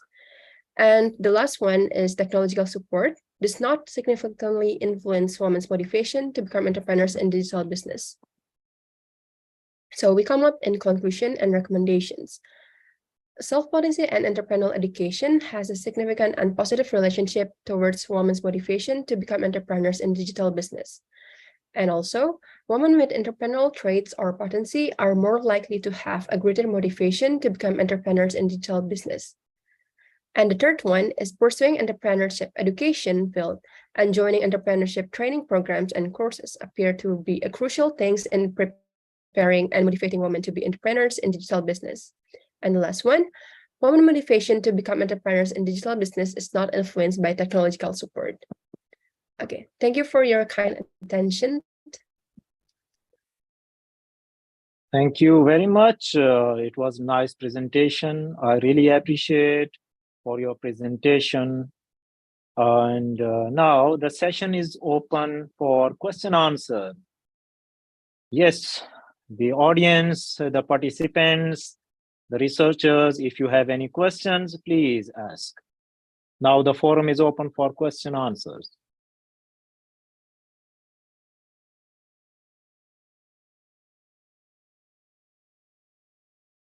If there is no question, then we are moving towards the next presenter. The next presenter is Halima Ali.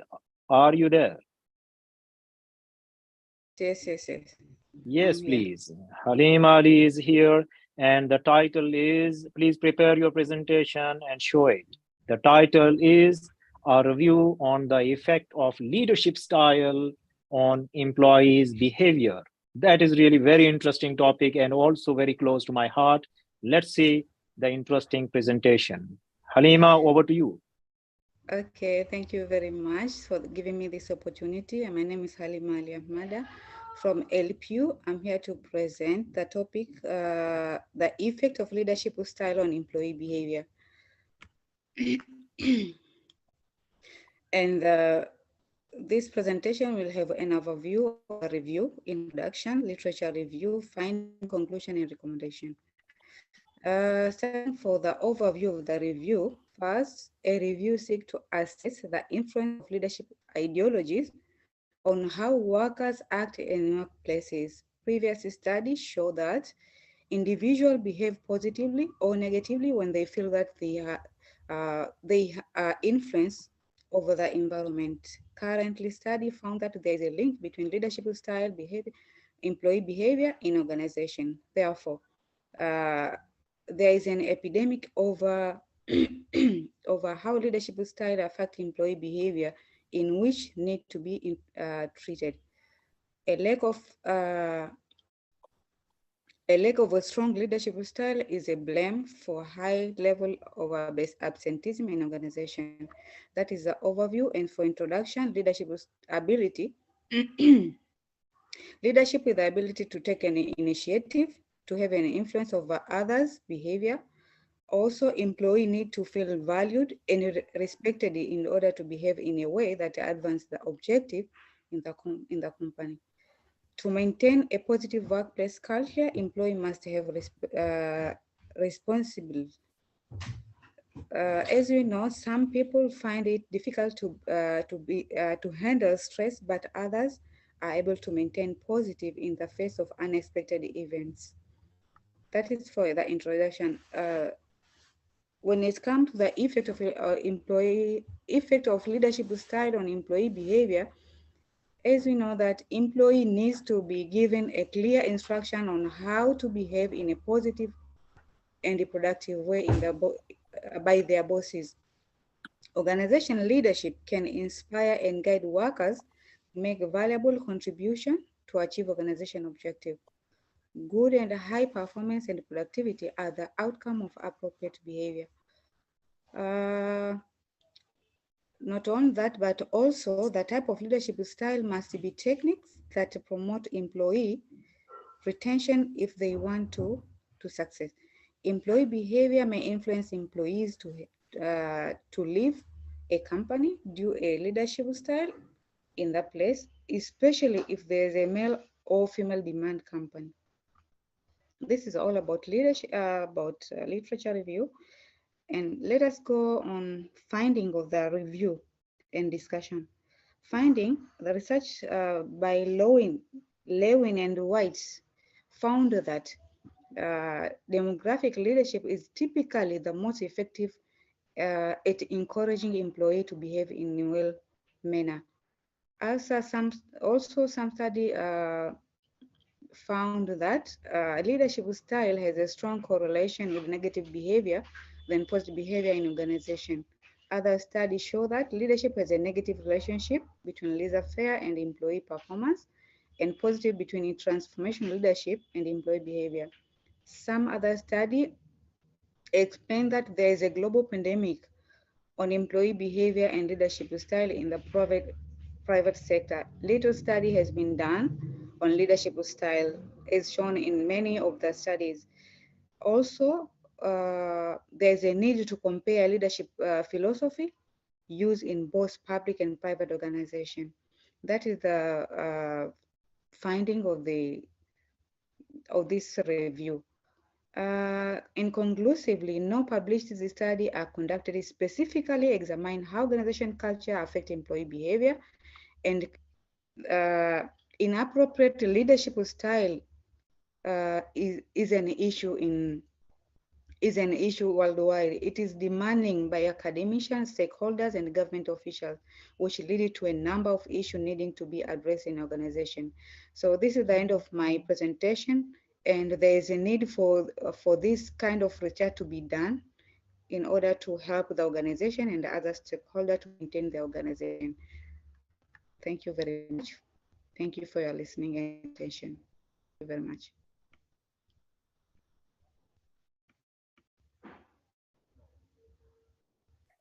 Thank you. Thank you very much for your nice presentation. It was really a good presentation on leadership. Halima, the effect of leadership style on employee behavior. Yes, if your leadership style changes, the behavior of the employees change. So then you say, what happens? Change your leadership style and get the behavior right. Very intelligent presentation and very intelligent research. So now the session is open for any question and answer.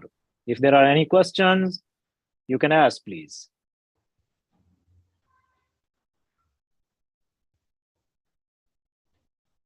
If there are no questions, then I have a very simple and short, rather innocent question to Halima. Yes. And the question is, how many leadership styles? There are so many leadership styles. What do you think? What is your favorite leadership style? Okay, in this study, I was looking for 3: authoritative, authoritarian, and democratic. No, forget about that. What is your favorite leadership style? Oh, democratic. Yes. You didn't test that, your democratic leadership style, Yeah, but you're testing other styles. Yeah, no, I test both, all of them, 3 of them. Democratic and laissez-faire. Democratic. Yeah, that's very good. Excellent. Thank you very much. That was nice presentation. Thank you so much. Thank you very much. All right. It was excellent. Let's give her a good hand. Okay. All right. So next presenter is, yes, please, Dr. Kardal. You were saying something? Or somebody speaking? No, okay. I did not. Okay. Okay. Next presenter is Dr. Roy. And the title is Effect of User Interface and User Experience on Customer Satisfaction. Oh, this is a little bit technical, but let's learn from Dr. Roy. Over to you, Dr. Roy, please.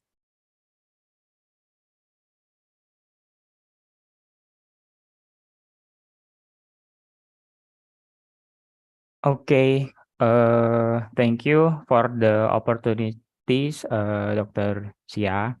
Good evening, Bapak Ibu from Indonesia.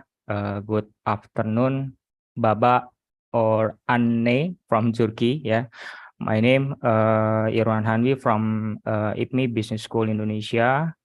Special thanks for Prof. Roy Sambel attending this session. On this session, I will explain about effect of user interface and user experience on customer satisfaction to PT RST with supervision Prof. Roy. Agenda divided 3 parts. First, introduction. Second is literature review. Third is methodology. For the background, I'm grab data in We Are Social data February 2022. We started from Indonesia people. Total population increase year-on-year 1% or 2.8 million. Digitalized before pandemic, so in Indonesia, there is no shifting behavior customer. The current offline channel is priority to purchase something in the before pandemic, yeah. But pandemic accelerate digitalization and shifting that. Today, customer live in two nature: physical, online, digital, and online, and physical, offline, and digital, online. When they need a product or services if we combine is digital.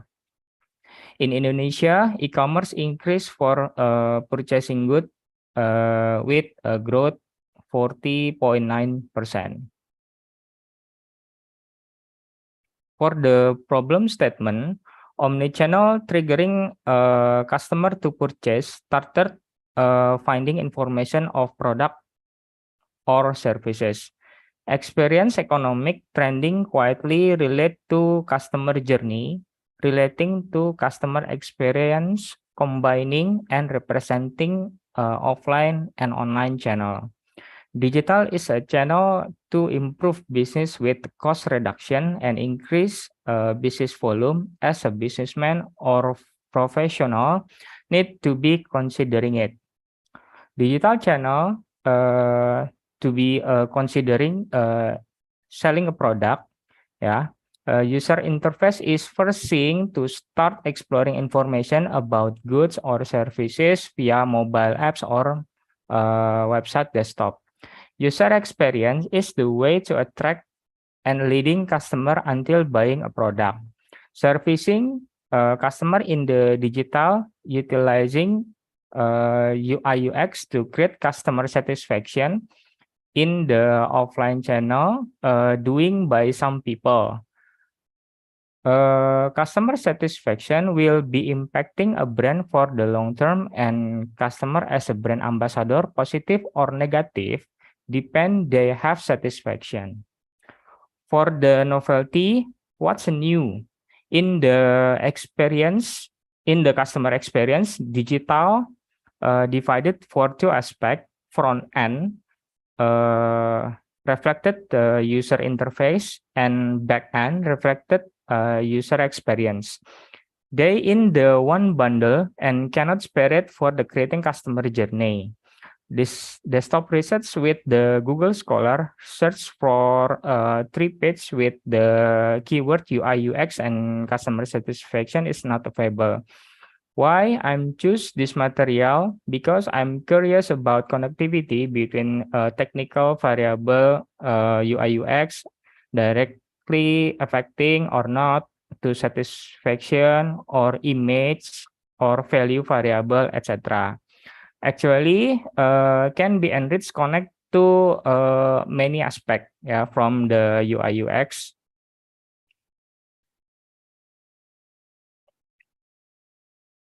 For the research question, what is effect UI and UX on the customer satisfaction? What is effect UI on the customer satisfaction? Third, what is effect UX on the customer satisfaction? What is relationship between UI with user experience? What is relationship between UX with the user interface? The research objective to analyze 5 factors from a research question. Second is a literature review. For the grand theory from Richard L. Oliver McGraw-Hill 97 about satisfaction, a behavioral perspective on the consumer. Another utilizing a journal from Google Scholar. From the methodology, the research framework trying to test connectivity between variable UI, UX, and customer satisfaction. For the hypothesis, relating research question and objective, user interface, and user experience effect on customer satisfaction for hypothesis 1. For the hypothesis 2, user interface effect on customer satisfaction. Hypothesis 3, user experience effect on customer satisfaction. Hypothesis 4, user interface effect on user experience. Hypothesis 5, user experience effect on the user interface. Third is about methodology. Yeah. sampling for the clustering with segmented customer in the Serpong BSD, South Tangerang, with 100 respondents for the Gen Y and Z using e-form method, Likert scale from unlike to very like. For the descriptive, to get explanation about customer satisfaction after the buy a product using digital platform with consider user interface and user experience. Multiple regression, more than two variable, one dependent and two dependent, to look for the effect of two or more independent variable on the dependent variable.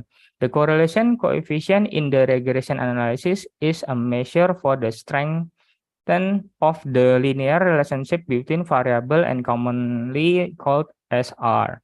The workflow is the first problem identification, to research design, data collection, data analysis, and conclusion.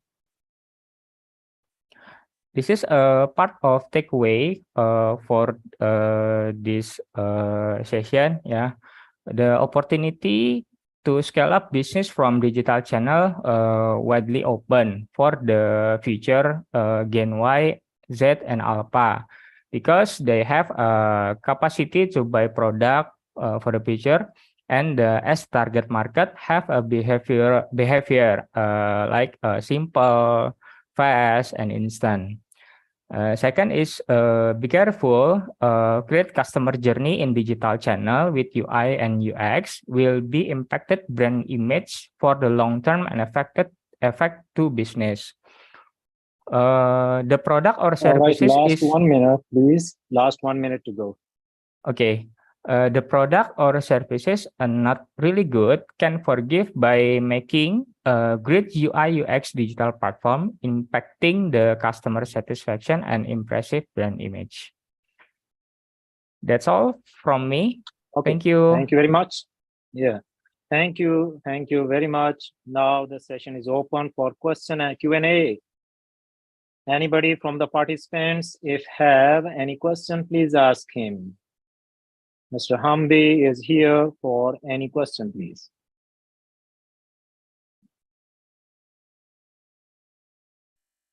If there is no question, I'll move to the next presenter, please. Okay, thank you all. All right. Thank you very much. We appreciate you. Thank you very much. Very good. Well done. All right. We are moving to the next presenter. And the third presentation of this session is effect of user. This we have done. And the fourth presentation, actually, that is understanding communication through social media marketing activities and its influence on purchase intention. Dr. Amelia, I hope so, she is here, or she already, yes, she presented that in perhaps keynote speech, so she's out. So let's go to the next presentation, that is empirical analysis of leadership and managership. That is really interesting. Leadership and managership, imperative contribution of emotional intelligence by Hamna Ehsan. Hamna Ehsan, are you there? Hamna, can you hear me? Are you there? Unmute yourself, please. Unmute yourself.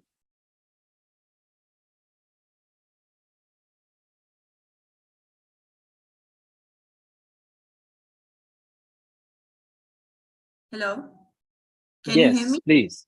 Yes, we can hear you now. It's your turn. Go ahead. We can hear you and we can see your slides. Time is yours and screen is yours. Go ahead. Thank you so much. My name is Hamna Ehsan and I'm from Pakistan National Defense University, and I'll be presenting empirical analysis of leadership and managership, imperative contribution of emotional intelligence. The agenda will be followed as, first I'll be discussing the introduction, then the literature review, then I'll go through the methodologies, findings and discussion will be the part. And finally, I'll be giving the recommendations and conclusion points. Introduction. Since the future of organizations is quite dependent upon how the strategy and the mobility and the efficiency across the departments are, and how the process between the coordination between these departments are done by the managerial position. This is the time when organizations are more quite interested on understanding where the failure is and how the managers can actually provide increase interest of the stakeholders, the consumers, and actually the relationship and the communication between all the peers of the organization.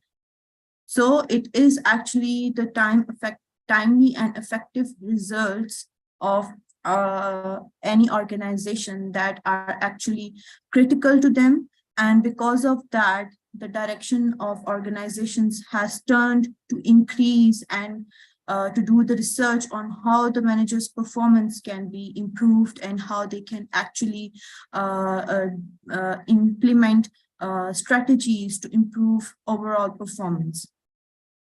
So there have been quite little research done in this field, in this framework of study, where the failures of all the stakeholders, the long-term interest of the consumers, and unsatisfactory work environment, all these elements are quite related to the manager's role.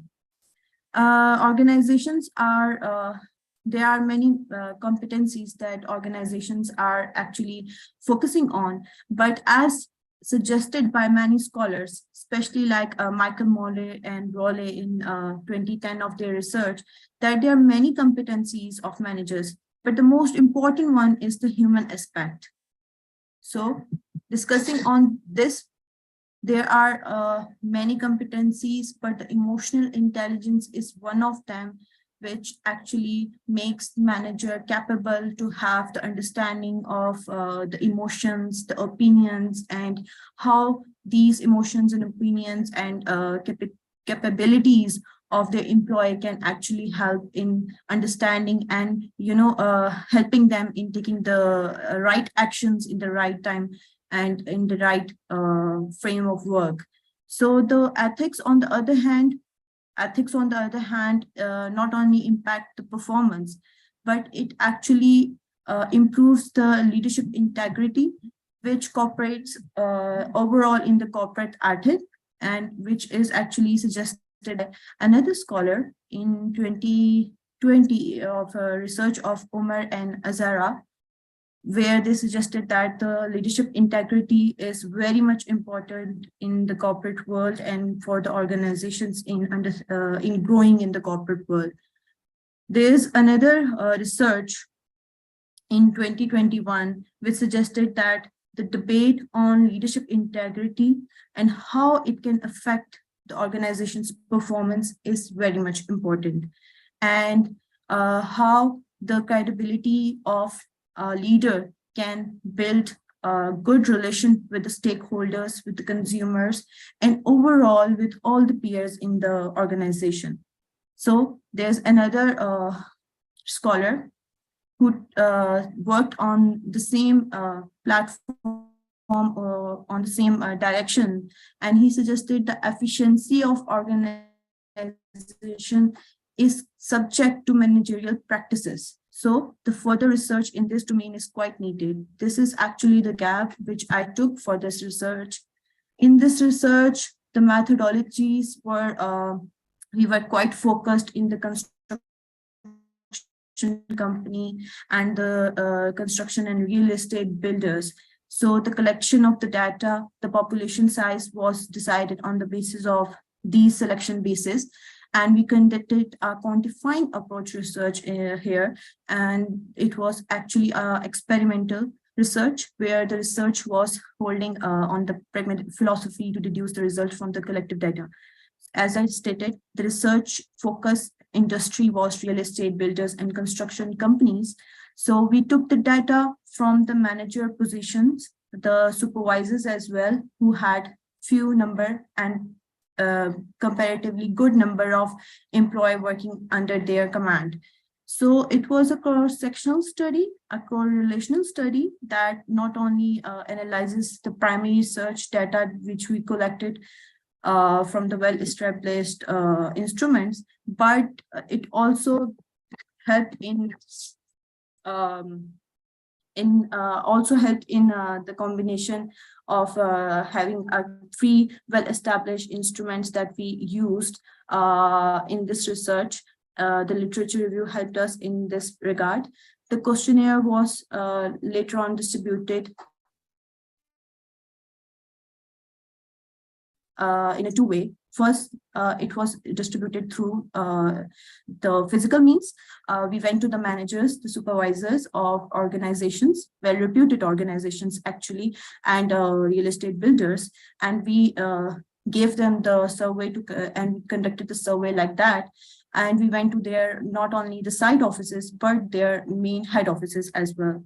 The second step was through the Google platform, because obviously it was one of the limitations. The time constraint was one of the limitations in this research. So we conducted through the Google platform. We distributed the Google link of the survey, and the target respondent for this survey were managers, and we took the data from only the 2 cities of Pakistan, that is the capital, Islamabad, and Rawalpindi. These are the twin cities here. So this is another limitation we had in this research. According to the data we collected from the literature review and from the analysis we did the analysis on the SPSS. All data was analyzed on the SPSS software. And we came across this that the framework is quite important, and the research which was conducted in the twin cities was it requires to be expanded on different region and the different cities of this country, as well as on the different region of the world. We suggest that this framework to be carried out in different continents as well. The framework was the focus of this framework was the population, and the sample size was related to construction sector, which was basically a need of time in this regard, that twin cities are expanding in this business, and there is a need to improve the managers and overall the organization's performance. So that was the reason on selecting this sector. But I believe this framework can be implemented, and it can be furthermore discussed on the different population and sample sizes. From the discussion, the literature, we came across few things. First, there's a model by Kartikarian which suggests that the leadership can be leadership integrity can be improved, and the entire process is quite dependent on how a leader perceives and how the leader behaves, how the leader follows, how his actions follows his words, which not only bring the credibility and competency of leadership, but also kind of builds a work environment where the trust is there between the employees, where there's a clarity and where there is actually a motivational blink for all the employees. So the Kartikarian model was discussed in this research, which was quite a work that he did in one of his research in 2017. There was another research which upon which we came across the relationship between our variables is quite evident. The values that are attained by a leader, they have impact on the personality, not on his actions, but also the employees that are following his lead. So it was suggested by another scholar, Captain, in 2014 of his research. Then there was another research by Lohman, 2021, where emotional intelligence, we were talking about the competencies of leadership. So emotional intelligence is a very good competency and very important for the managers and the leaders to understand how good enough their abilities are to transform not only the direction of the employee, but also the direction of overall team of organization and the strategies towards the values of the organization. So it was quite important factor that emotional intelligence had played. Another research which kind of helped us in understanding and building this relationship between the variables leadership integrity, managerial performance, and emotional intelligence is that the leadership integrity has a great link with the emotional intelligence of leader, which not only provides him the capabilities in mobilizing his assets, but also giving him self-awareness where he can actually promote an effective and positive organizational performance. This was again by another scholar. He suggested this statement and he proved this in his research. Because of these already done research work, we were able to analyze the same relationship among this population. We selected the construction and real estate. So the conclusion and recommendations are, yes, sir? Hamna, you have just last 1 minute, please. Yes, sir, I'm okay. So the conclusion from all this research which we did is that the relationship of managerial performance is quite associated with leadership integrity, and it actually provides the balance and efficiency in the procedures and in the strategies the leader is taking. And it also is highly associated with the emotional intelligence of the leader, which not only impacts the way he takes his command and his all the organization, but also helps building. Ms. Hamna, thank you very much. Thank you very much, Ms. Hamna. Thank you, Time sir. is up. Thank you so much. Thank you so much, sir. Thank you very much. I'm sorry I have to stop you. Time is up. It was a nice presentation. We can listen on and on and on. It was such a nice research you carried out, a very, very interesting investigation you carried out on, this important topic that is called leadership and managership. The first time I'm just understanding the leadership on one side and managership on the other side, and the role of emotional intelligence. Excellent. Now the session is open. Welcome. Now the session is open for question answer. For if you have any question answer, please. The forum is open for Q&A, please. I think so. There is no question. So thank you very much. Let's give her a big applause. Well done, Ms. Hamna. All right. So let's move to the next presenter. The next presenter is Dr. Ray T.Y., Emergent and Generative Grounded Theory for Practice-Based Applied and Professional Research. Dr. Ray, are you there? Dr. Ray, are you there?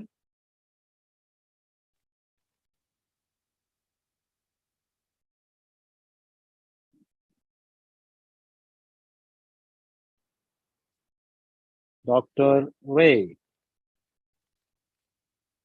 Emergent and Generative Grounded Theory for Practice-Based Applied and Professional Research. If you're not there, then the second article is also by Dr. Ray. Dr. Ray, are you there? Hello?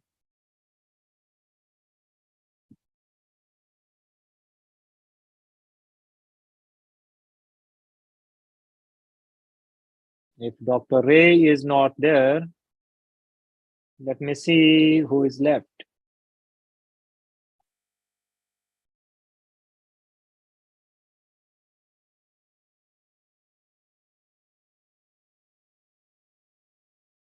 Dr. Kardal, are you here?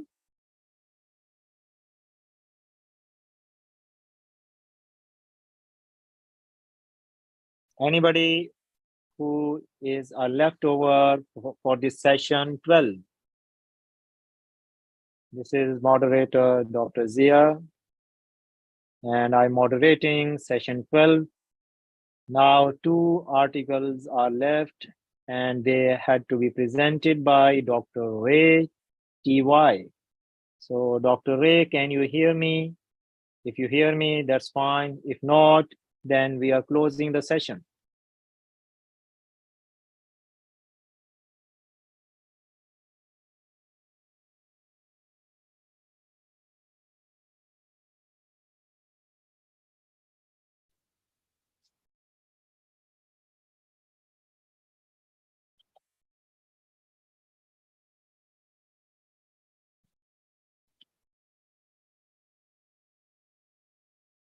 Let me contact the chief organizer. So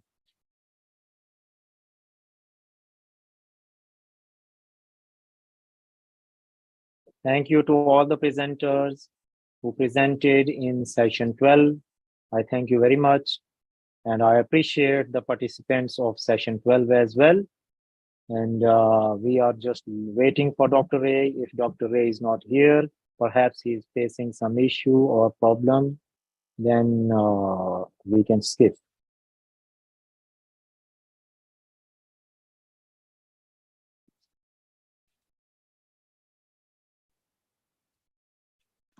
Thank you very much, Dr. Zia. Thank you very much.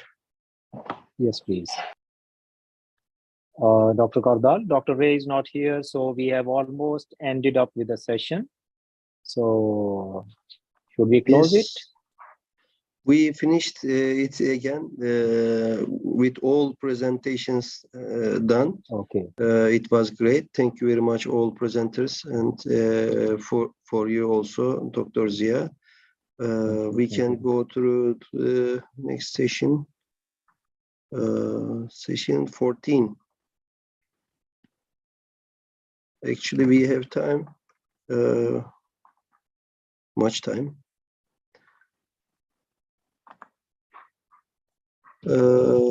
We can use time better. Safa Iklima, Yes. are you here? Yes, Yeah, I'm good. here. I'm here. Good. Hang Okay. on. Astrid Zenia Tangara or Roy Sample Vivek Daryanto, are you here? Astrid Zenia Tangara, are you here? No, not yet. Oktafa Yuta Sudrajat Reza Rahamadani, are you here? Sorry for pronunciation. Abid Buhutta Syed Muhammad Wafaur Rahman, are you here? Not yet. Hakim Taha, are you here? Soumya Mukherjee, are you here? Yes, sir. I'm here. Yes.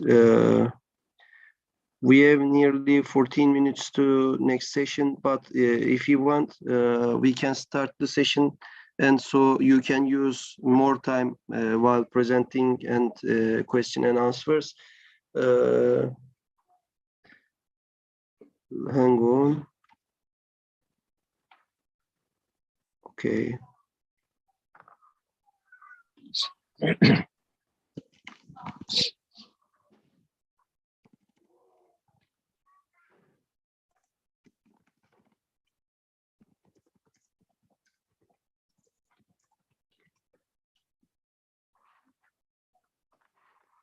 Okay.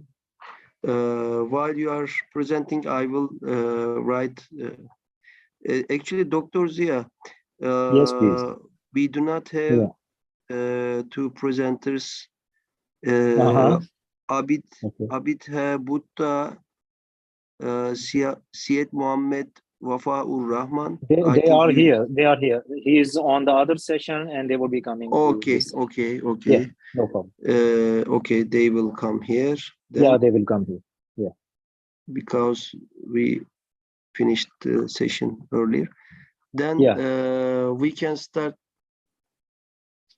We can start with Safa. Shafa, yes. Yes, we can start with Safa İklimo Dizigro. Her paper is the effect of pre and post-merger and acquisitions events on the stock performance evidence on banks listed in Indonesia Stock Exchange for periods 2011-2019. Okay, thank you, Floor Mr. is yours, dear Safa İklimo.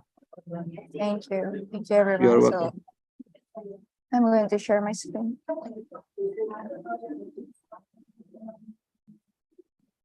Okay, so good evening, everybody. Ladies and gentlemen, my name is Shafa. I'm from IPMI International Business School, or formerly known as Sekolah Tinggi Management IPMI. So in today's occasions, I am going to share my article.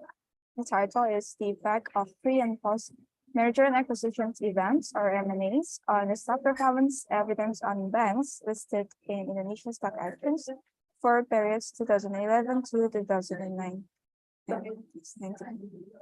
So these are my agenda to be discussed today. Okay, so for the introductions, as we all know that as a company, they need to develop an appropriate strategies in order to maintain their existence or even to develop their businesses. So one of the strategies that is usually to be carried out by the companies to expand their businesses is by doing the merger or acquisitions. So by definitions, according to Swat and Husnan in 1998, mergers is an actions of the companies that include two or more companies to be merged as one company, while the acquisitions, according to the Swat and Husnan in 1998, the acquisition meaning that one company can purchase or buy share or in cash for other companies.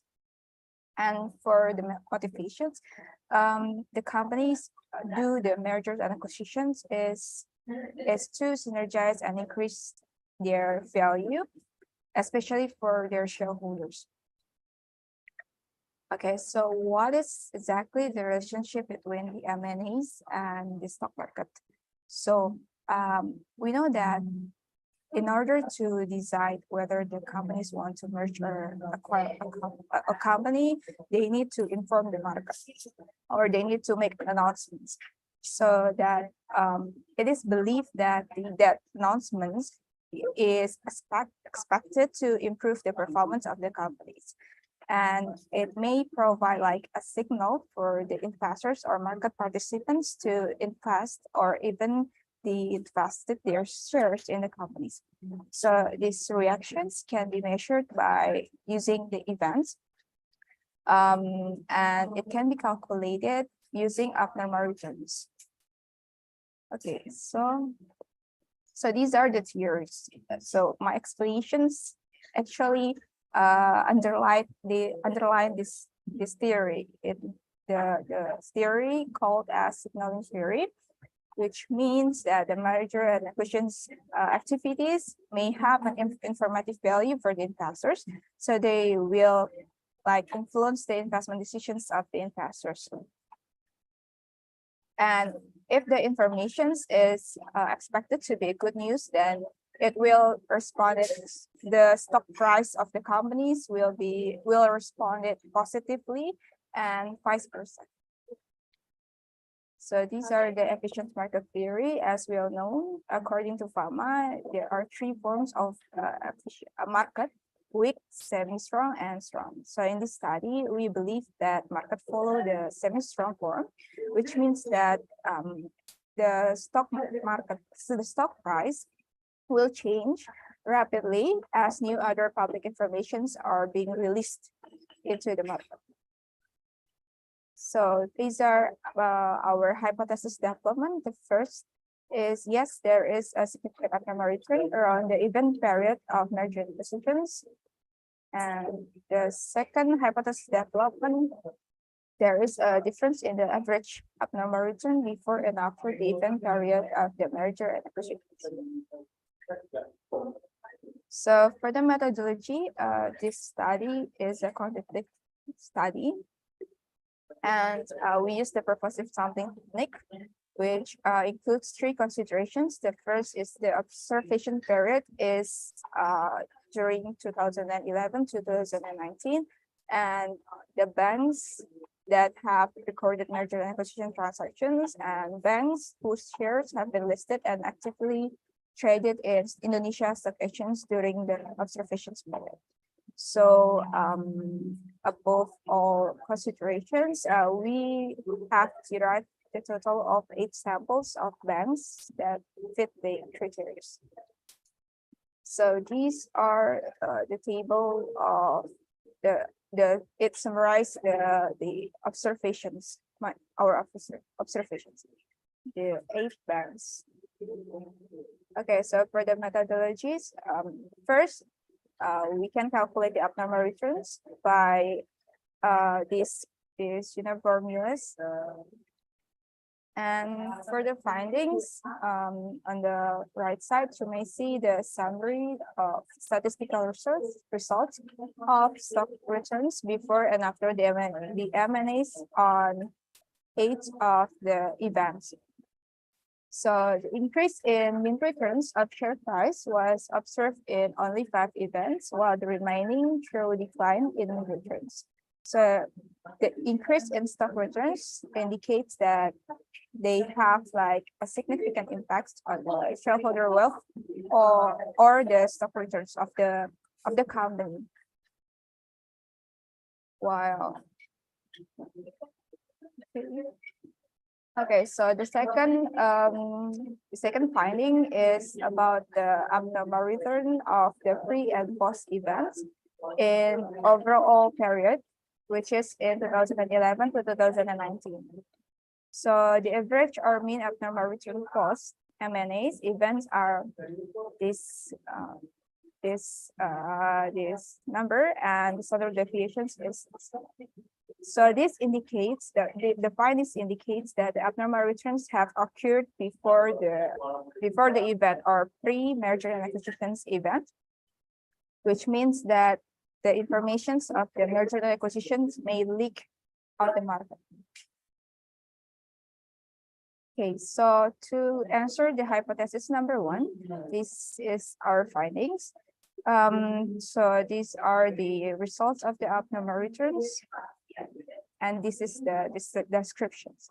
So based on this table, it shows that the overall abnormal returns, there is no significant abnormal returns on each event, which we can conclude that we need to retain the null hypothesis or reject the hypothesis number 1.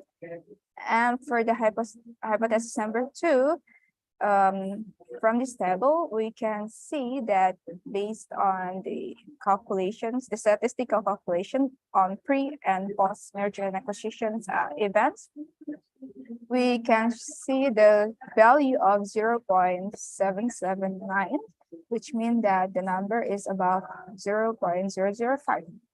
Or we can conclude that we need to accept the hypothesis, the null hypothesis, and reject the hypothesis number 2.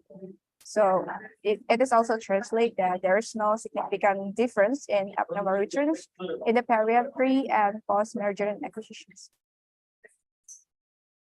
So for the conclusions and recommendations, based on the results and the findings that I have been explained earlier, so this portrays that the capital market reacts insignificantly to the merger and acquisitions events on banks in the period of 2011 to 2019.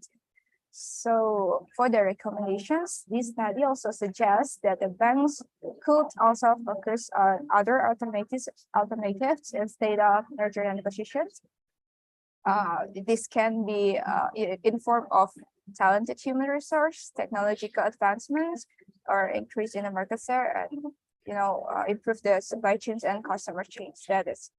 So these recommendations will hopefully will indirectly increase their firm value. Okay, so these are my article. Thank you for listening.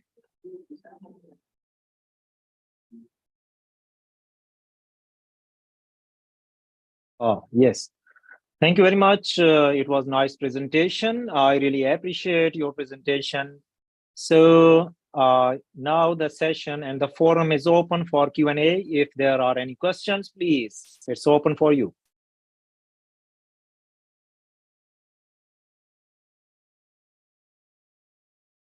Yes, please.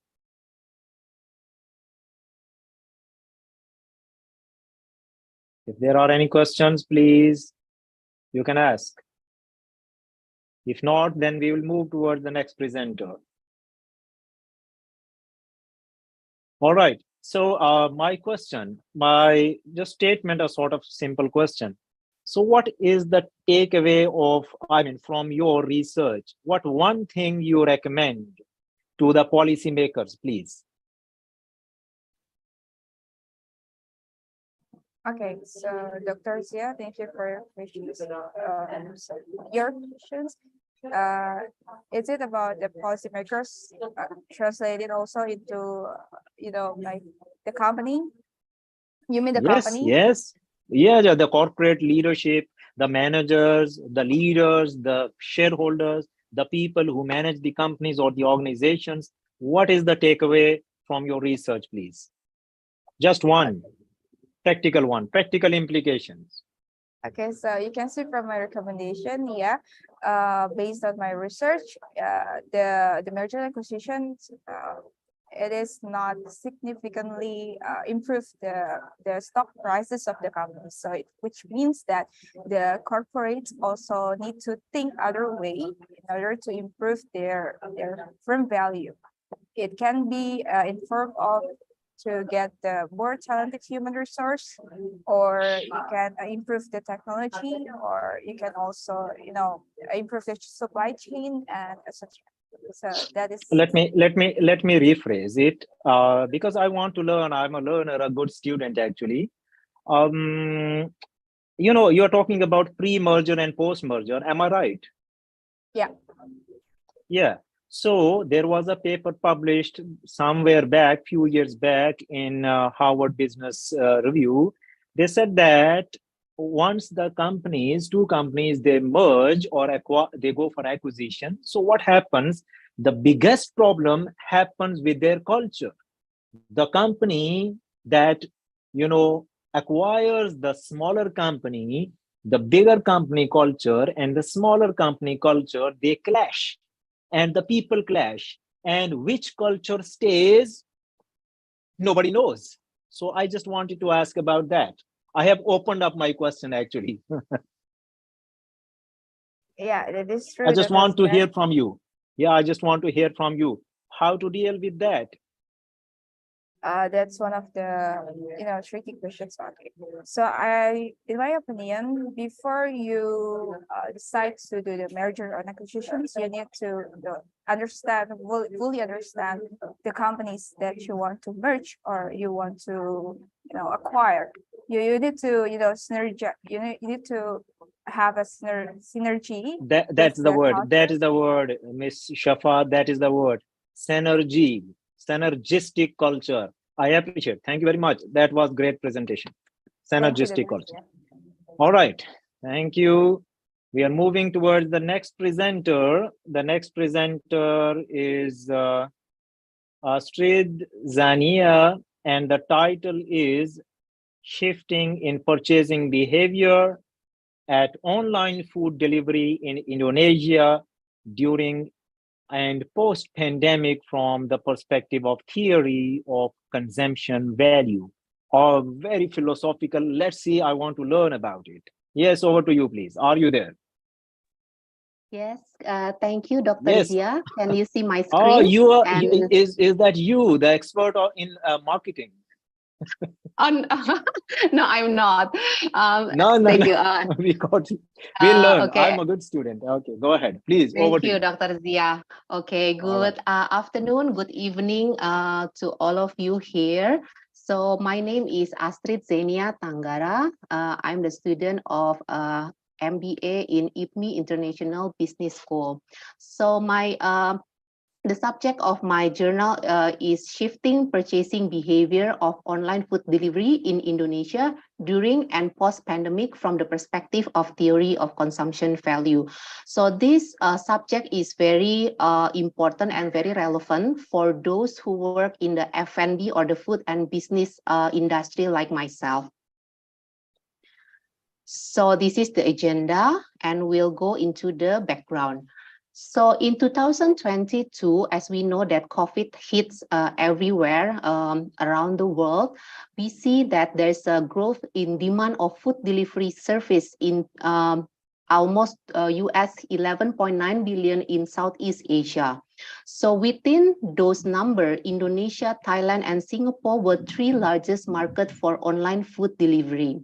As we can see here in the graph, the spike in volume sustained in 2021 with a slower growth due to different government restrictions for dine-in in the restaurant over time. During COVID-19 in Indonesia, we know that online food delivery has been increasingly adopted. So at such time, consumers are avoiding eating at restaurants and prefer to order food and beverage through OFT system. The prolonged pandemic-driven consumer behavioral change provide enough time for platform to build user stickiness. Online food delivery market continued to grow by 30% GMV in 2021, but with a slower pace as expected. Indonesia Shopping Center Association predict that the loosen of restriction by government will increase the mall visit rate potentially to reach 80% by end of 2022. So in 2022, after almost 3 years of pandemic, with the loosened restriction and people are start doing their activities in a normal condition, namely go out to the malls, restaurants, and schools, there are few information on how the purchase behavior has shifted over time on online food delivery platform. The research gap is that there's a lot of previous researches on understanding the usage of online food delivery during COVID-19 pandemic era or in the period 2020 until 2021. The previous researches varied from understanding the correlation between internet and technology adoption, the drivers and barriers until the reason for repurchase on online food delivery. However, almost 3 years after pandemic, with the loosened restriction, there are few research on how the purchase behavior on online food delivery has shifted over time. So the objective of this study are to understand the value shifting in online food delivery during and post-pandemic in Indonesia using the theory of consumption value. To understand the factor that affect the shifting in purchasing behavior during and post-pandemic, and to formulate a new strategy for food and beverage industry manager to create better omni-channel strategy and for online food delivery provider to seek possible new opportunity to maximize transaction and profitability. So the research question are what motivate the purchasing behavior at online food delivery during COVID-19 and what motivated post-pandemic era? How price, quality, hygiene, convenience, festivity, prestige, visibility affect the shifting behavior? Is there any shifting behavior during this period? And what will be the strategy for F&B industry and online food delivery platform to maximize transaction and profitability? The research novelty will be to understand the shifting behavior using theory of consumption value, which cover the 7 variable: price, quality, hygiene, convenience, festivity, prestige, visibility, and which factor that motivate the shift significantly in the purchasing behavior during and post-pandemic. The significance of the study in the theoretical contribution is to improve knowledge about TCV in the online food delivery, while for the practical contribution, as mentioned previously, is to help the F&B industry manager and the online food delivery providers. So we come to the literature review. So theory consumption value, or TCV, was introduced by Shedd et al. At 1991 in the article titled Why We Buy What We Buy. This theory clarifies the motivation for consumption behavior, predicting, describing, and explaining choice behavior by focusing on consumption value. Shedd have used a wide range of disciplines such as economy, marketing, consumer behavior, sociology, psychology to develop this theory. So this theory is multidisciplinary from the view from studies examining consumer choice behavior. The consumption value defined in TCV are functional value, social value, emotional value, epistemic value, and also conditional value. So this is the 5 value that is influencing consumer behavior based on the theory of consumption value. So the relevance of theory consumption value has been applied in multiple studies to understand motivation of consumer behavior. For example, you have what last motivates... 5 minutes, please. You have Okay. last 5 minutes. Noted. So what basically what influenced the consumer on purchasing the green product, what influenced online social media brand communities, and also adopting a smartphone, for example.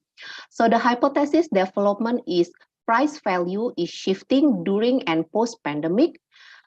Number 2 is quality is shifting during and post-COVID pandemic. H3 is hygiene remains consistent during and post-COVID pandemic. H4, convenience remain consistent during and post-COVID pandemic. H5, festivity remains consistent during and post-COVID pandemic. H6, prestige remain consistent during and post-COVID pandemic. H7, visibility remain consistent during and post-COVID pandemic. So this is the research framework. We will identify and check all the 7 values, which is derived from the main 5 value from the TCV from Shedd, and we'll compare during and post-pandemic on the purchasing behavior of online food delivery. The methodology will be having a mixed methodology because we will have the qualitative and quantitative research.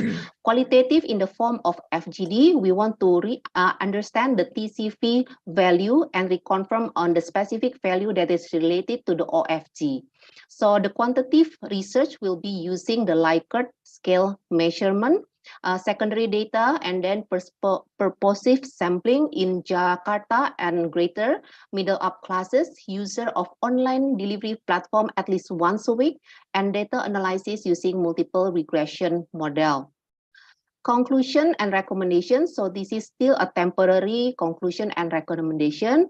For discussion purpose, it is assumed that the loosened restriction has affected the consumer behavior towards online food delivery.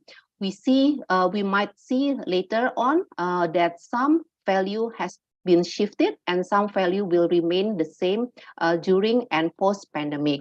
Should the assumption are proven, the food and beverage business owners should create a better omni-channel strategy, and online food delivery aggregators should also seek possible new opportunity to maximize transaction and profitability. Thank you.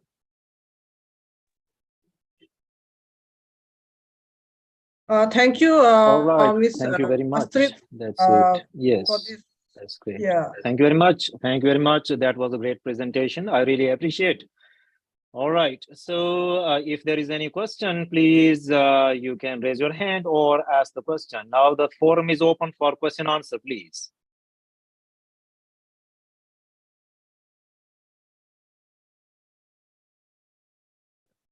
I think If we there is can no move to the question, next presenter. yeah, I think so. There is no question, so we'll move to the next presenter. But just I was thinking to have, a few seconds, 5, 7, 10 seconds are not a problem to give them. Maybe, our voice reaches to 1, 2, 3 seconds. It takes to be audible to the people. So there's no question. Then let's give her a good hand, good applause. Well done. Thank you very much. I appreciate. All right, let's move to the next presenter. The next presenter is Octofa, and the title of the presentation is business process improvement and capital budgeting analysis to develop the digitalization process of loan. Are you there? Yeah. Yes, It's me, please. sir, Reza. All right, Reza, Okay, can you see Reza, welcome. Can you see my screen? We can see your screen and you are very well audible. Please, it's your time. Bismillah. Okay, wait. Sorry, I need to go from the first chapter. Okay. Yes, first chapter. Okay. Go ahead. Okay, Assalamualaikum warahmatullahi wabarakatuh. Good afternoon, everyone. Let me introduce myself. My name is Reza Ramadhani. We're working with Mr. Oktava Yuda Sudrajat. We are from School of Business Management, Bandung Institute of Technology in Indonesia. Today, we would like to present about business process improvement and capital budgeting analysis to develop digitalization process of loan and financing in Bank Sumsel Babel. The agenda will be divided into 6 stages. And the first introduction, as the background, we would like to share about the digitalization in banking industry in Indonesia. Time value is very important. So because of the safe customer, establishing digital service is more than just a trend in financial industry. Banking sector have to transform themselves in order to meet the customer needs. Smartphone penetration in Indonesia has gradually increased over the 5 years. And also Indonesia now rose into the 4th number of the least nation internet user. Modern technology changing rapidly. It requires high investment to establish an IT system. So not all the banking system, not all the banking company can complete themselves in IT technology. For Indonesian Big Four, as on the list, it lacks a requirement. But on the other hand, there are hundreds of the bank in Indonesia categorized as the middle and low category in banking. So it struggle to invest more. They need to determine whether it give a positive impact or negative impact. So that bank should compute their investment decision with the complete financial measurement. In this topic, Bank Sumsel Babel is a regional state-owned company. The purpose, the mission is to support all industry in province South Sumatra and Bangka Belitung. It has 2 dual banking system, conventional and Sharia system. Business issue, Bank Sumsel Babel mission to provide working capital and investment to local industry. Unfortunately, working capital and investment show negative growth in the previous years, past 2 years ago. Since past 2 years. And then there are also another issue. Bank Sumsel Babel great revenue is come from consumer loan for the multi-purpose, targeting civil servant in the regional government. But in the 5 years, the market share declined. So because of this, the author think that management of Bank Sumsel Babel need to concern more about this problem to find out the solution. The research objective, how the current lending process and what are the difficulties, and then what the solution and how the feasibility analysis, the loan financing process digitalization. Literature review, we use business process improvement. There are 4 steps, and then capital budgeting analysis. We calculate non-discounted cash flow technique, discounted cash flow technique, and then the last we calculate sensitivity analysis and scenario analysis. The methodology, this is the methodology. Starting from the business issue, research objective, and then we analyze. I would like to interfere here because your slides are not changing. Because if you, I think you are presenting within the in the title page of the slide only. So better to change the slide also. Means we can see the title page of the slide only, but you should change the slides. Oh, wait. Is it okay? Yeah, it is okay. It is only the title page. Change the slides. Oh, I'm sorry. I got around this. Yeah. Now it is okay. Yes. Change the slides on your topic. Can you see this one? Yeah, the research objective. Okay, thank you. I continue. The research objective is for to understand the current lending process the difficulties that employee encounter the processing of loan, and then the solution to solve existing problem, and how Bank Sumsel Bubble feasibility analysis of the loan and digital coming loan. Literature review, there are two methods. Business process improvement, we try to find out by using a 4-step, appraisal current step, define future step, metrics, and create improvement. And then capital budgeting technique, as I already mentioned. And then the methodology, as I already mentioned, we try to find out the business issue, and then we use secondary data and primary data analysis, and then we come digitalization process and capital budgeting analysis. And then the last, conclusion and implementation plan. Finding and discussion. By doing in this step, we try to get more information by doing interview to the employee in the branches. We find that whether the SOP already implemented by or not. There are 9 steps that must be done by the customer in order to get the money, in order to get the financing from the Bank Sumsel Bubble, and it takes at least 4 days. In 4 days, go to the physical branch. And then the difficulties. What are the difficulties?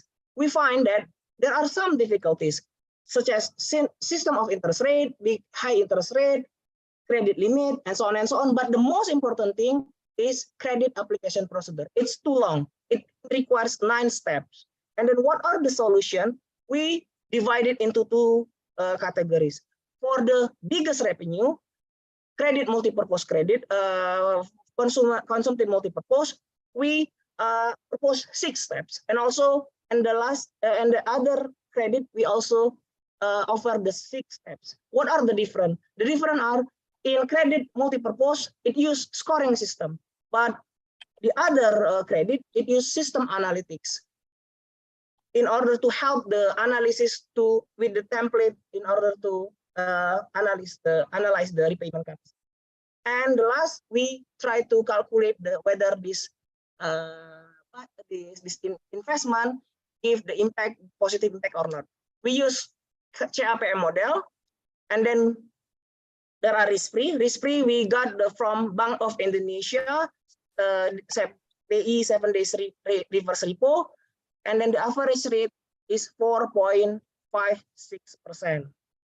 And then to calculate the beta, because of Bank Sumsel Bubble is not IPO yet, we use 3 regional bank in Indonesia already IPO. Mr. Reza, you have Mr. Reza, you are left with 2 minutes maximum. Okay. We got the BSD cost of equity 12.73%, and then we calculate the cost of debt, and then the last we got the WACC, and we skip initial investment and then operating cash flow, and this is the result.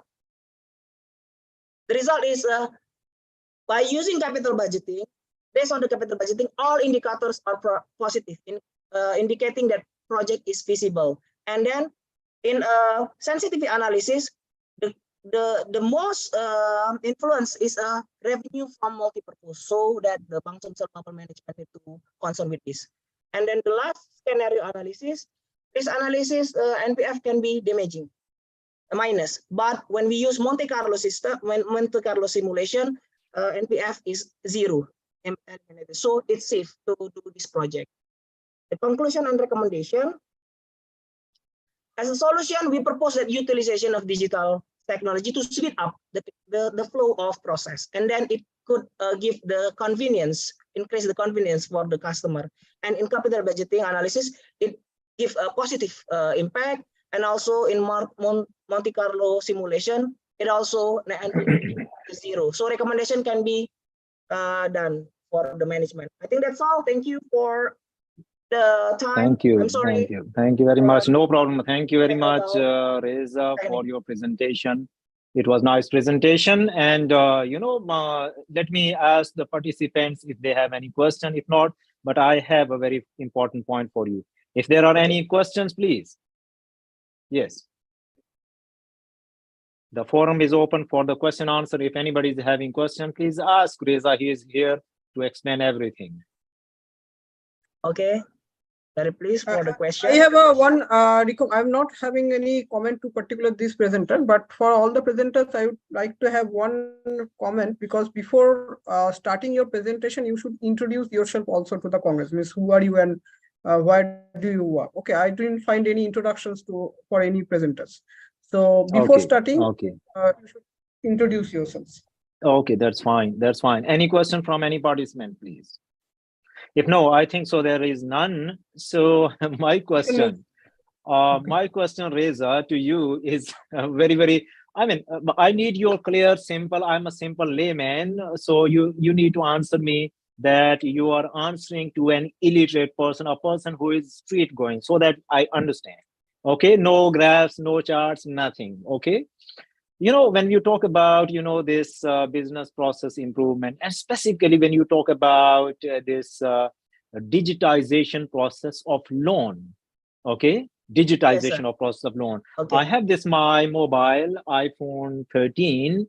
I purchased it when I was there in US. So you know what happens? I have my bank, and every time I see a message coming, you can now get loan like with 3 steps. So digitization has been happened.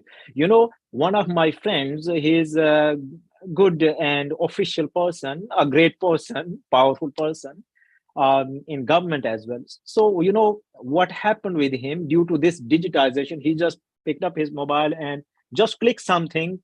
And then after 3 days, he found that he got the loan from the bank. And he just ignored, perhaps it is a joke. After 3 months, the bank persons and the representatives came to him, please pay back, start paying back your installment. So he was surprised. Then he took it seriously and fought the case for 6 months. Nothing happened. He ultimately had to pay the loan, which he never took. So could you please explain something on it? Okay, sir, I think that we need to understand that the difference of the financial technology, like targeting the middle class or low amount of the credit. So in this context, that I would like to offer to fasten the process. We in Bank Sumsel Bubble, as I analyzed, they already have a very great niche market. They targeting the civil servant. And for the existing process, the civil servant need to go to physically to the physical bank. They need to print out all the requirement and then asking face to face. I think that it's costly. It also needs very much time. So what is the solution of this? I offer the something different. They need to what we call that apply and uploading the document by using the website or smartphone. So the system of the bank can calculate, because they have already the data of the civil servant, about the salary and so on and so on.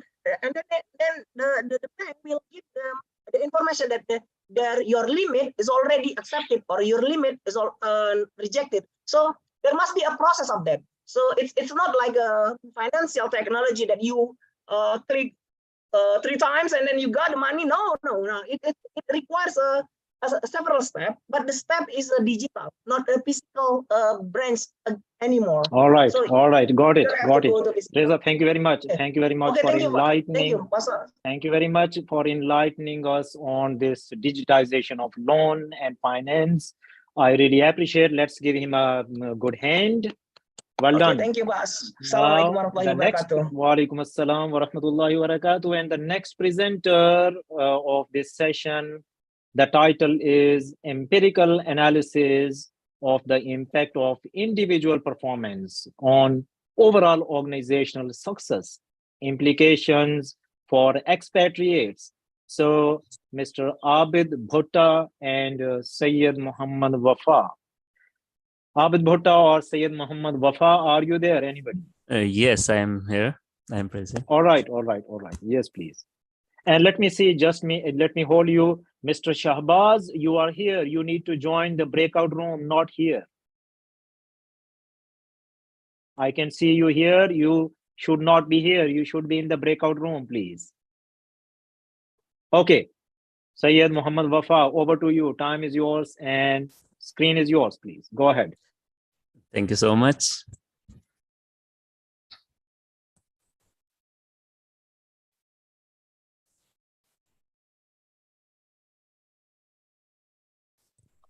Is my screen visible and am I audible?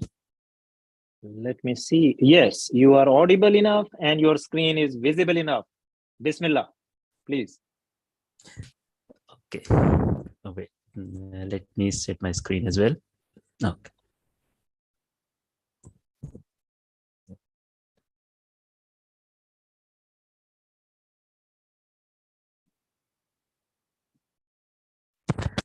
Bismillahirrahmanirrahim. Assalamu alaikum. Thank you for giving me this opportunity to present at this forum.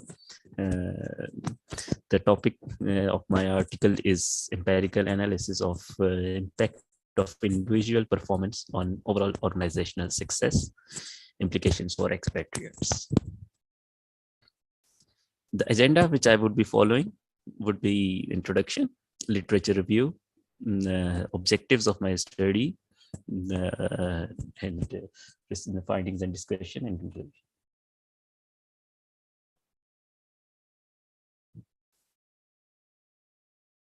First of all, introduction.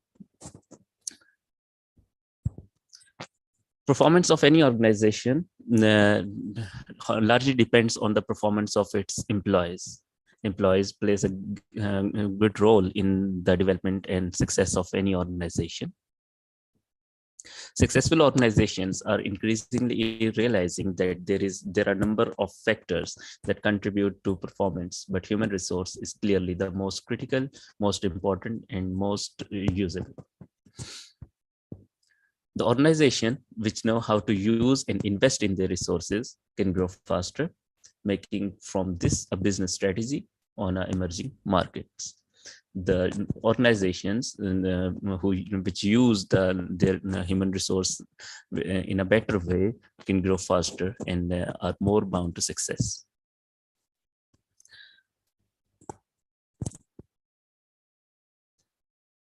High performing individuals will be targeted to remain within the organization as possible for the benefits he brings and for the positive impact in the high performing individuals create.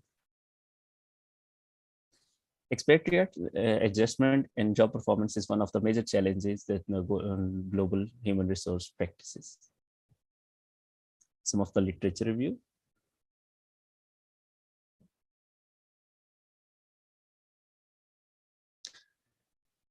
Bleacher and Woodward argued that organizations need expatriates employees in order to internationalize markets and competitions.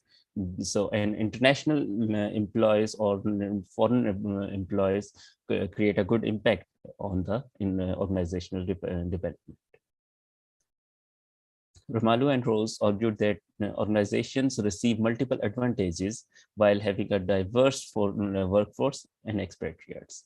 When there is an environment of diverse background of employees and people from diverse background come together to work in an organization, that organization is bound to success. Mohammad Awais Bhatti and have explained that importance of cultural sensitivity in expatriate adjustment and job performance, and suggested that managers and top management should pay attention on the cultural sensitivity of the employees at the time of recruitment. Some literature suggests that an identical linear relationship between individual performance and organization success for all types of assignments, the high or low individual expatriate performance will have positive or negative impact on organization. The objectives of my study are to explore the topology of the organization of international assignments that can guide expatriates, to distinguish between star and guardian assignments, to explain the difference related to crucial relationship, the link between expatriate performance and organization success, to analyze the essential characteristics and difference between star and guardian assignments, to reduce concrete consequences for the employment of specific human resource management policies along the expatriate cycle. Methodology. For this study, interviews were conducted through to gather relevant data from experts, and then the data were analyzed for results and conclusion was drawn. The qualitative in-depth interview approach was chosen as method of data collection for the present study for the two main reasons. First of all, it allowed the participants to describe their experiences of cross-cultural interactions and as much as possible. Secondly, it facilitated the researchers obtaining of the information needed to make this study as rich as and detailed as possible. So the experience of the participants and the cross-cultural interaction they made during their lifetime gave us the opportunity to make this study more successful. Findings and discussion. It was found that if expatriates show better performance, they will improve the subsidiaries or organization's effectiveness, and with this eventually enhance the overall organizational performance. Training to overcome cultural sensitivity is one of the best remedy for expatriate adjustment in host country's environment. For this, we can I can give you the example of recent FIFA World Cup in Qatar.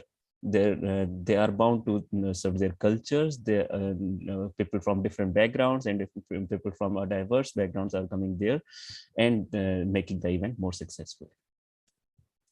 Previous international experience is also important factor for expatriates adjustment and job performance, and human resource professionals should consider this factor more before selecting employees for international assignment. Conclusion and recommendations. The human resource manager should appraise expatriate performance by using peer and supervisor feedback to better understand the performance level of the employee in host country. It depends on the supervisor, it depends on the boss or the manager of the company to motivate and to manage the expatriate performance. If expatriates are successful, they will improve the subsidiaries or organization's performance, and with this, eventually the organization performance will definitely rise. Typical organization performance outcomes derived from successful expatriates includes better control and coordination in the transfer and the building of key intangible assets, organization culture, knowledge, and global mindset throughout the global operations. A failure of expatriate is generally assumed to result in immense costs that do not only involve direct expenses such as the assignees, salaries, and trainings, but may also extend the indirect costs such as damaged relationship with customers, host government officials, or local staff. When the expatriates fail to perform at an organizational level, their individual performance can have the direct impact on the relationship between the customer and the organization and host government officials and local staff. Employees with ability to expand their social network and strong self-efficacy can adjust in the host country environment faster than the others. Thank you very much. That was all from my side. All right. Thank you very much, Syed Muhammad Wafa, for your presentation. If there are any questions, please go ahead. The forum is open for Q&A, please. I have I'm not a question, but a doubt that I have already asked you to introduce yourself. So I think you should introduce yourself first also. Okay, Syed Muhammad Wafa, now the second session is also yours. Now you introduce yourself and present the second paper as well. Go ahead.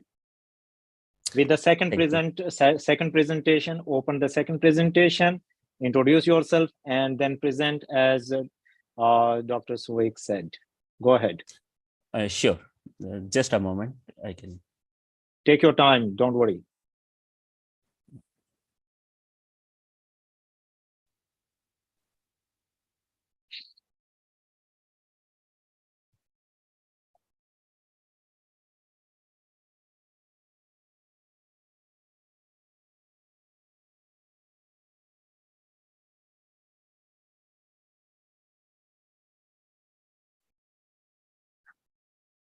Dr. Shovik. So we are left with 2 more sessions, I think so, for today. Yeah, 2 participants are there. One is Hakim Taha and another is Shomana Mukherjee. Shomana Mukherjee is basically my student. So Okay. Okay. No, So I it would want be to over. inform. Hello, I want to inform you all. The 6th paper will not be presented. Okay. Okay, so, All so right. we have only one presenter. Yes, there. we have one presenter after this presentation. All right. All right. All right. All right. Go ahead, Sayyid Muhammad Wafa. Your time starts now. Go ahead.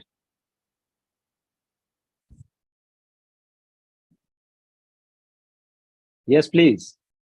Okay. You can start. Yes, please. Bismillahirrahmanirrahim. I am Sayyid Wafa from Pakistan, Islamabad, Pakistan. I am here. This is my second paper to present. The title is Pragmatic Evaluation of Quality of Service, a case study of service-oriented organizations at national level. This will be the agenda of my presentation: introduction, literature review, objectives, methodology, finding and discussion, and conclusion and implementation. So first of all, introduction. Service is work or experience offered by one party to the opposite party. Although maybe it in this process be closely associated with the physical product, but this act is necessarily intangible and usually does not result in ownership any of the factors of production. Service has quality as that if can satisfy the customer's need and demand, and the provided service consistent with customers' expectations or will be beyond it. A sound association is found between customer satisfaction and the quality of service provided by the companies. In business world, customers are the source of profit and revenue for the service or organizations, and improvements in service quality leads to customer loyalty. Customer service is considered as an integral part of any facet of industry, and it defines the future of any organization. The rapid advance in technology-based system related to internet are leading to fundamental ways in how different organizations interact with each other and with their customers. So a lot of literature has been on this topic. Research by Oliver in 2009 suggests that both service quality and customer satisfaction are two distinct but related constructs. It is particularly true for the services firms where increased level of customer satisfaction result in profit maximization. According to Churchill, customer satisfaction is an outcome of purchase and use resulting from the buyer's comparison of the rewards and costs of the purchase in relation to the anticipated consequences. Hold on. Can I mean, perhaps I cannot see your slides moving. Yeah, actually, I also want to say this thing. Your slides are not changing. Your slides are not changing. Check it out whether it's signal problem or you are not changing. Okay. Hey, wait. Now, thank you. Thank you. Sorry for interruption. Go ahead. Now, are they moving? Yes, yes, yes, please. We can see the literature review portion. Okay. And now, is it changed? No, only the literature review portion is there. Oh, wait a minute. It means it is not changing. Now it is the objectives that what is visible. Wait.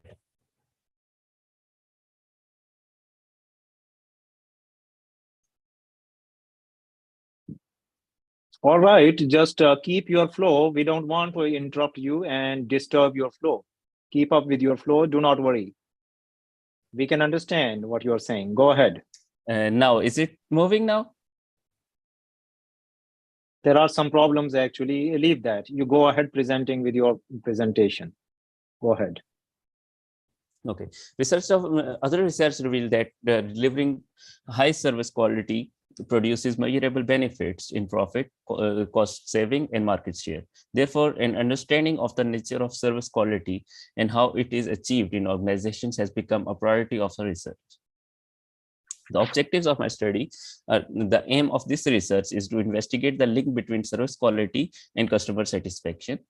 The study analyzes the effect of the service quality on customer satisfaction by discussing their relationship. The aim of the study is to evaluate the quality of service in the telecom organizations in Pakistan, like Ufone, Zong, Telenor, etc. Methodology. The study is carried out by collecting the data from telecom organizations, especially operating in field of mobile telecom organization network in Pakistan. After collecting the data analysis, the results show that there is a huge growth, especially in financial terms, in all the telecom mobile operating organizations in the country. However, this remarkable growth is not matching the quality of service these organizations are providing. Findings and discussion. In Pakistan telecommunication sector, the competition among different companies has become fierce because many foreign companies are also operating in Pakistan. There are a number of new telecom companies that are coming to Pakistan, and they have started their operations. That's why the competition has become strong. The customer service and price fairness also have an impact on customer satisfaction. Customer service consists of complaints processing, speed of dealing and solving customers' problems, and price fairness is charging fair prices. The study recommends that mobile telecom organizations need to enhance the quality of service in line with their remarkable growth, extension, and even the financial gains they receive in so many years in the form of return on investment, profitability, and benefits. Conclusion. Pakistan has got a very competitive market in the telecom sector. Until recently, telecommunication services providers have stayed largely within their own national borders because most countries on their own telecommunication service providers. The study examined and concluded that the primary factors that influence service quality, including physical aspect, assurances, reliability, responsiveness, empathy, pricing fairness, and technological quality and image. According to this study, image and empathy had an highest average scores across all aspects. Physical aspects, meanwhile, had the lowest mean score. It demonstrated that compared to other dimensions, physical characteristics are rather less crucial to customers' happiness. Thank you so much. That was all from myself. All right. Thank you very much, Muhammad Wafaur Rahman. I really appreciate your presentation. The quality of service is really important for any organization, and specifically the service-oriented organizations. When we talk about quality of service, it actually is the description or measurement of the overall performance of a service, maybe such as, telephony or the computer network or cloud computing service, or particularly the performance seen by the, the users of the network. So I really appreciate this was really good research. I appreciate. Now the session is open for any questions. If there are any questions, please ask.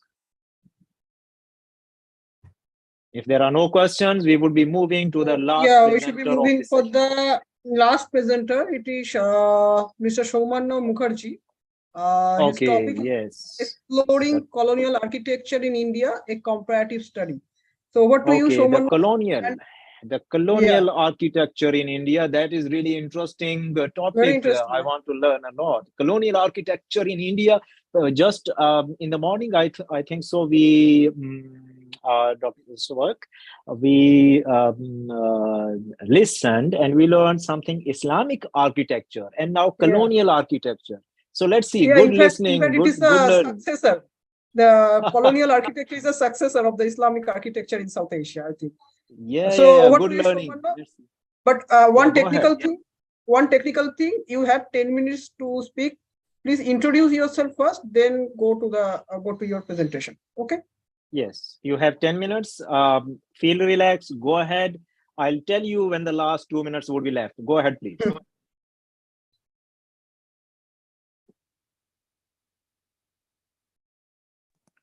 Thank you, sir. My name is Shomanu Mukherjee. I am research scholar of Raiganj University, West Bengal, India. So my paper is on colonial architectures in India, a comparative study. So the agenda will be followed by introduction, literature review, methodology, findings, discussions, and a conclusion. So India was the colonial possession of many European countries, like Portugal, Britain, Holland, French. They came here for the trade.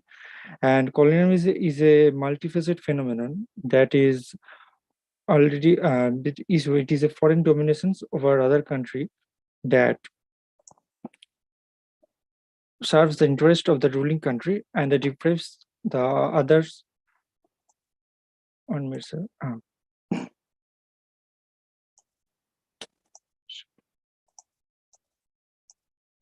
Sorry, sir. It's a problem, I think, on medicine.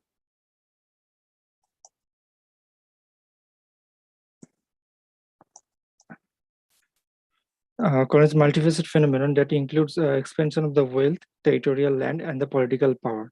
It is a foreign dominations over other country, and colonialism opened a chapter in Indian architecture. So, though Portuguese, Dutch, French built many buildings, but it was the British who had a long-term effect in architecture in India. So this paper aims the architectural remains at the colonial capital, and it is believed that the colonization took some inspiration from the Indian architecture also, and they evolved a mixed architecture of the Indo-Saracenic architecture, which combined the feature of the Hindu, Islamic, and the Western elements. So here is the literature review. So the work of the Peter Scriver and the Vikramaditya. Just if I interrupt, sorry for moderation. Can we just skip the literature review and go to the point? Okay, sir. Okay, sir. Thank you very much. So the methodology is applied. So I have gathered many relevant data from the primary and the secondary sources, and it's a comparative and a critical method, an empirical descriptive method. So I'm visited heritage place to collect data, and the materials have been collected from the libraries outside of the West Bengal, and the data have been collected from the various archives. The findings are the Portuguese came in India 1498 at Goa, at Cochin, and then later they came in Goa. It was taken over by Alfonso de Albuquerque. Some of the Portuguese, they left their symbols of the architecture such as Igreja de Nossa, Senhora do Rosario, Cathedral of the Goa, Basílica de Bom Jesus, and there are also some residential place like Salvador Costa Mansion, Solarcos Colacos Mansions, and Mascarenas Mansions, and the Vivian Coutinho Mansions. Later, Dutch existence in Indian subcontinent was from 1605 to 1825 at Cochin's. So there, as the most number of the Dutch-style buildings and also prominent some buildings include Bolgati Palace, which is in Pulicat, St. Francis Church, and Old Harbor Hotel, and the Dutch warehouse headquarters. So the characteristics of the Dutch colonial house is its wide double-pitched roofs, and it slopes squarely flat, and at the tops, and it changes angles and slopes around straight down. So often with narrow dormer windows join the roof line. Later, French East India Company arrived at 1664 and successfully established in 1719. The French East India Company settled in Indian Peninsula like Pondicherry, and its territory was well as district Pondicherry and Villeneuve and the Karikal with dependent districts on the Coromandel coast. The feature, there is a two towns, like white towns, they called Ville Blanque, and there are also some black and blue Villeneuve, which there were black people lived, black Tamil people lived. These houses are lined with verandas and large French Durand grills. And there are also some examples of French international airports, police stations, banks. Later, British colonial era lasted from 1625 to 1447, which is the longest period. And they left their impact of the legacy and the cultures, but also their architectural style.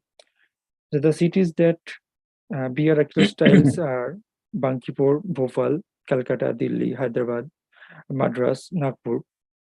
So India was the evolvement of the new architectural style, which is called Indo-Saracenic style. And this style was the Hindu, Gothics, Mughals, architecture as new mix, Mughal, all mixed combinations of the architectures.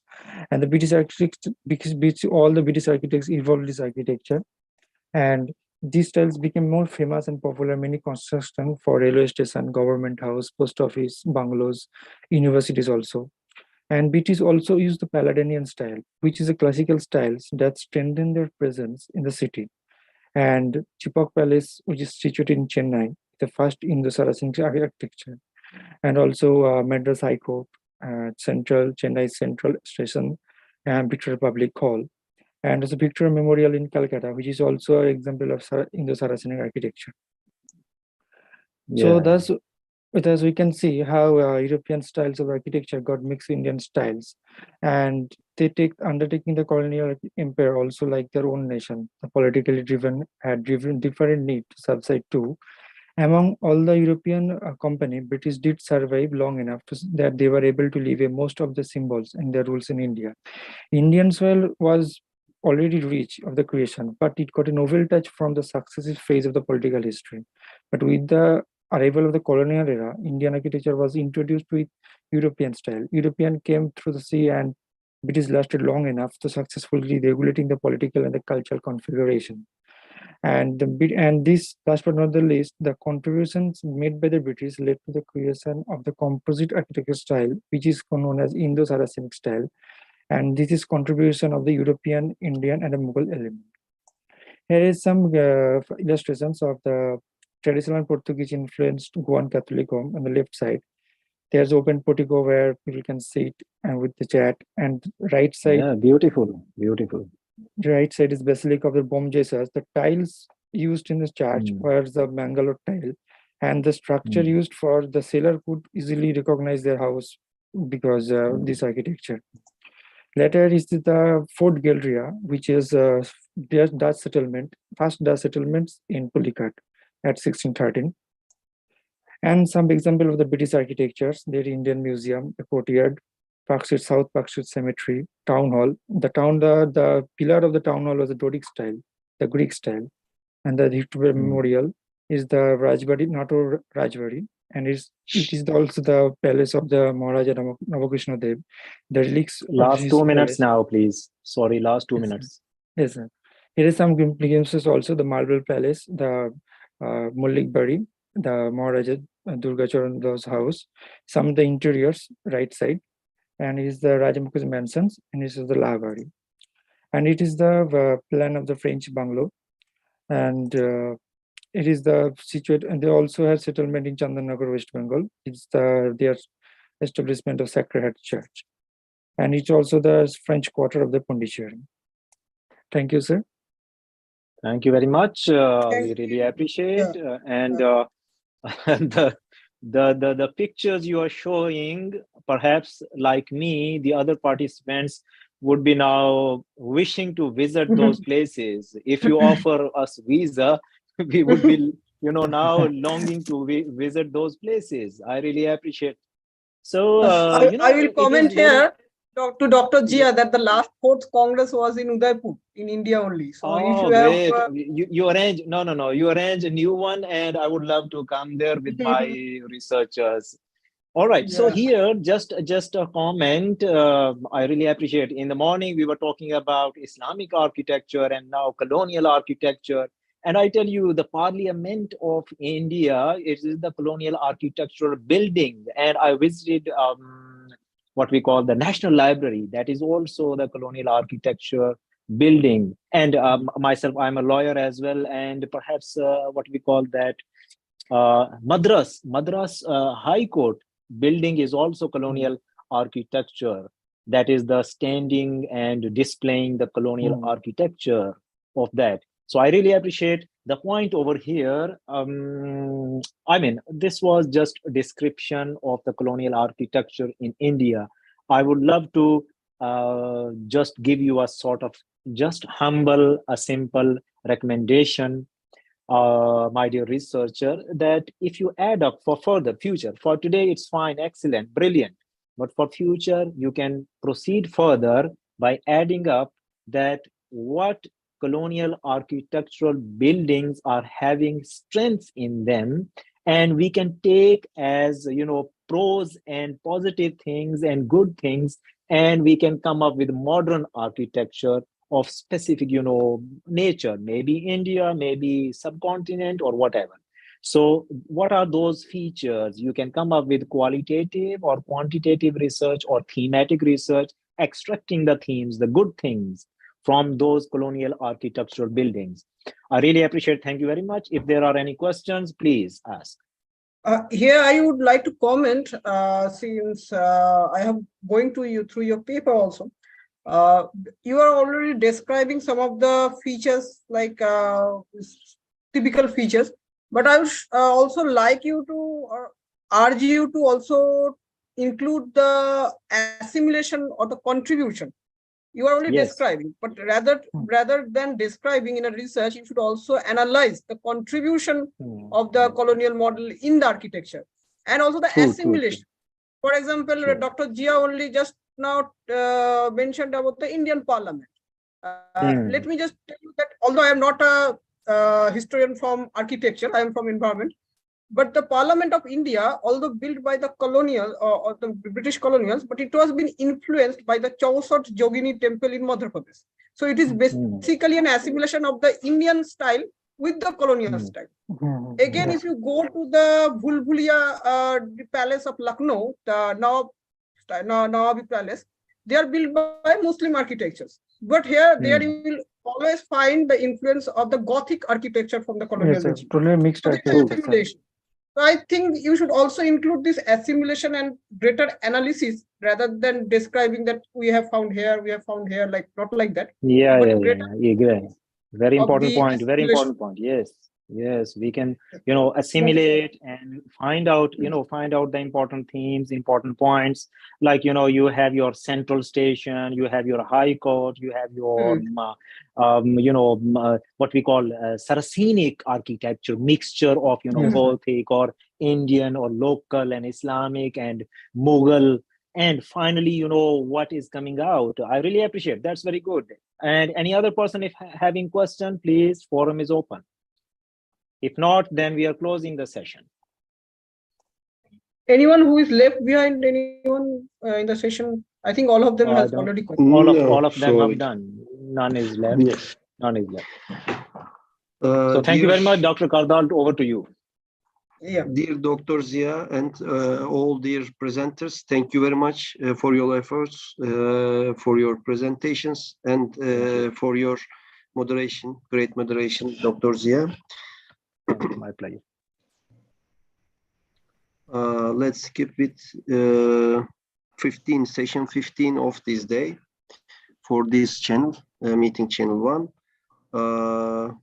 You can close, or we can also close your presentation.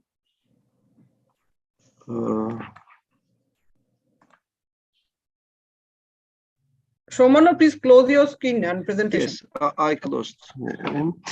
Actually, Souvik Dasgupta was one of the co-moderators of the previous session, but we started the session earlier, so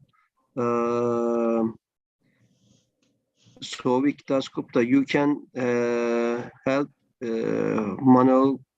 Professor Dr. Manuel Kojo Karu to moderate the session. Dr. Manuel Kojo Karu have a problem with the connection.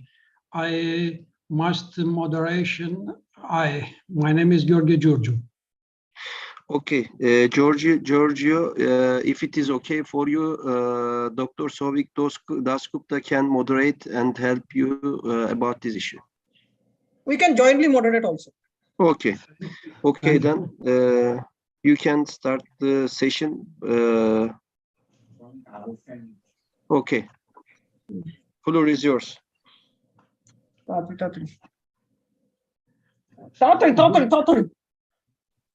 Okay, good day, and thank you for invitation to participate in International SEO Congress from Indonesia. My name is George Giorgio from Deni Plantai de Sante Medical Center, Biomedicine. I'm the moderation in this session. I would like to interrupt. There are 7 participants as I find in this session. So there is 2 hours. So participants, we can donate 10 to 12 minutes for each participant. And I'd also like to request all the participants to first introduce yourself, that who you are, and then continue their presentations. Okay, so over to you, Dr. Yes, it's okay. The first presentation, Yayu Kasei Bayu is present. If not present, we move the next presentation. Yeah. Professor Dr. Irene Gumiran is present. If not present, we move the next presentation. Professor Dr. Marigona Lahu. 1 minute, I would just ask the Congress committee to announce it to the WhatsApp group that we are starting this session, because I think we are ahead of time of this session. It is from 16 I will o'clock. announce. So, So I think the participants haven't yet joined because of the time. We will listen the presenters. So we can go on. I will announce.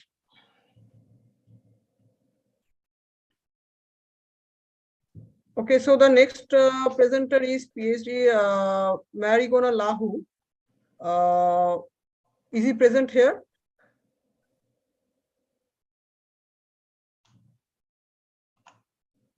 Okay, I think he's also not.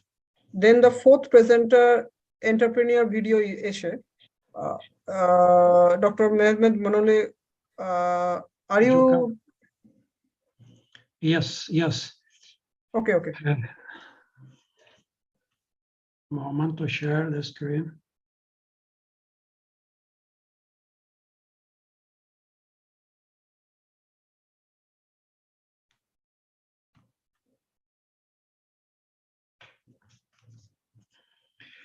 My name is Gheorghe Giurgiu. I'm from Deni Plantae de Sante Medical Center, Biomedicine, Bucharest, Romania. I am a scientific pioneer with the invention, innovation in several fields: mechanics, electronics, weapons, medicine. And together with Dr. Manole Cojocaru from Titu Maurescu University, we present the paper Entrepreneur Video Essay. You can start, Doctor. Good day. I am Manole Cojocaru, Professor of Physiology and Immunology at Titu Maurescu University, Faculty of Medicine of Bucharest, Romania, Senior Scientific Researcher Degree 1, European Specialist Laboratory Medicine, Allergology and Clinical Immunology Senior Specialist.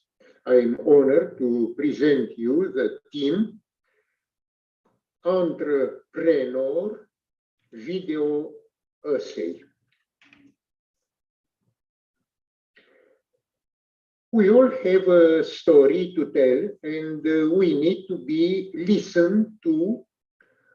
Each of us is unique and memorable and can provide a life lesson to learn from. Each of us can become a storyteller. You just need courage and confidence in what you have to say.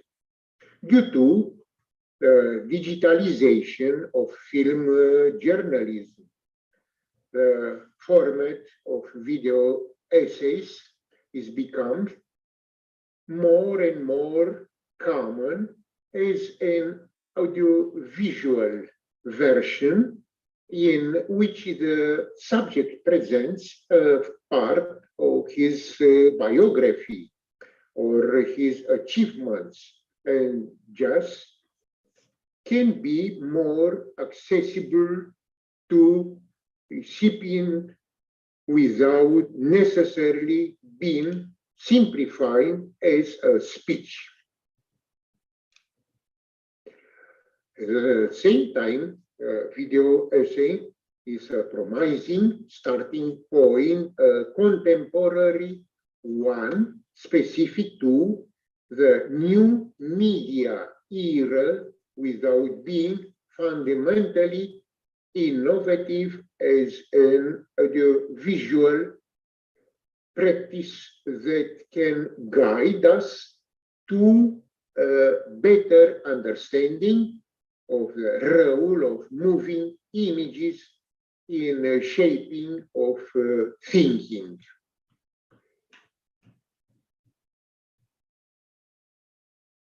Video essays being a form that is now developing that enjoys a good reception from a wide audience of cinephiles and that encourages professional and amateur critics to join the ranks of those who make them.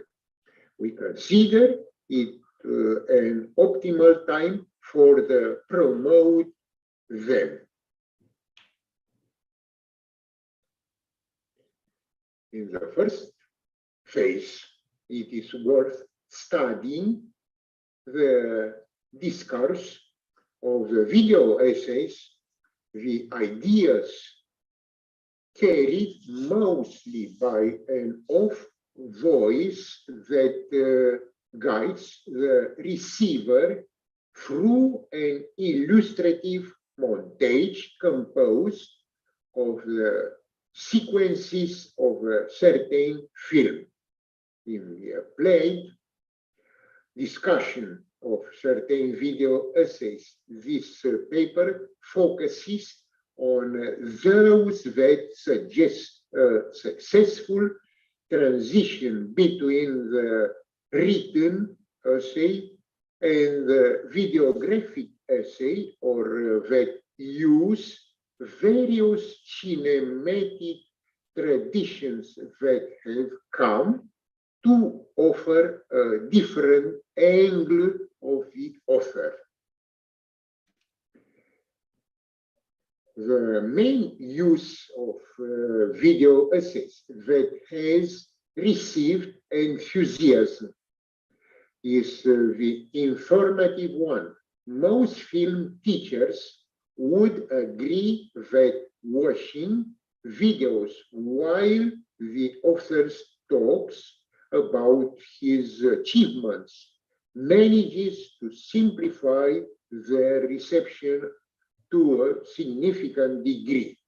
As limited as we may be, video essays allow authors to have already shortened video clips and their finger types, which simplifies illustrating and achievements.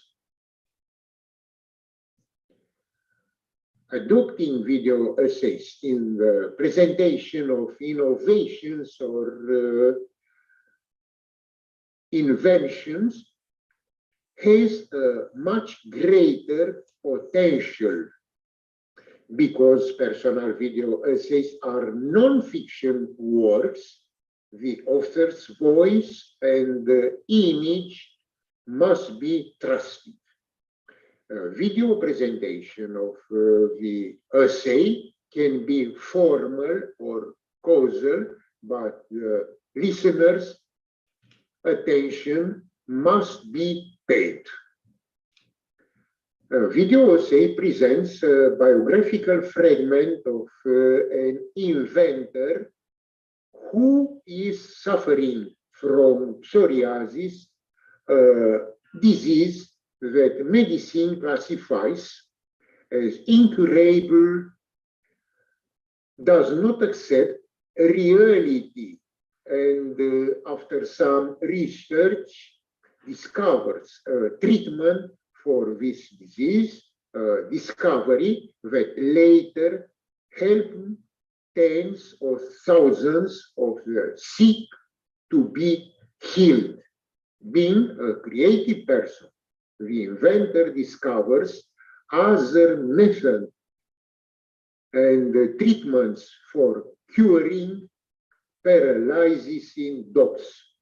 inventor's dreams is to create his own laboratory and his own clinic where, together with famous doctors, he can treat patients whom allopathic medicine could not help.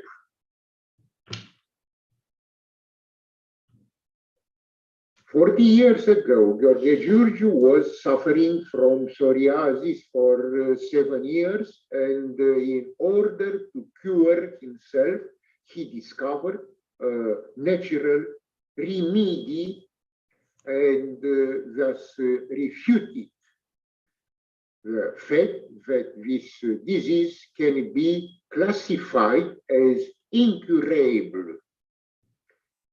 You can see psoriasis before treatment and after treatment. In 1992, seeing that a new treatment for psoriasis had not yet been discovered, he applied to OSIN for a patient for a process for obtaining a plantigrade for the treatment of psoriasis. 2 years later, he obtained a patent with which he participated in an international trade fair and won a gold medal.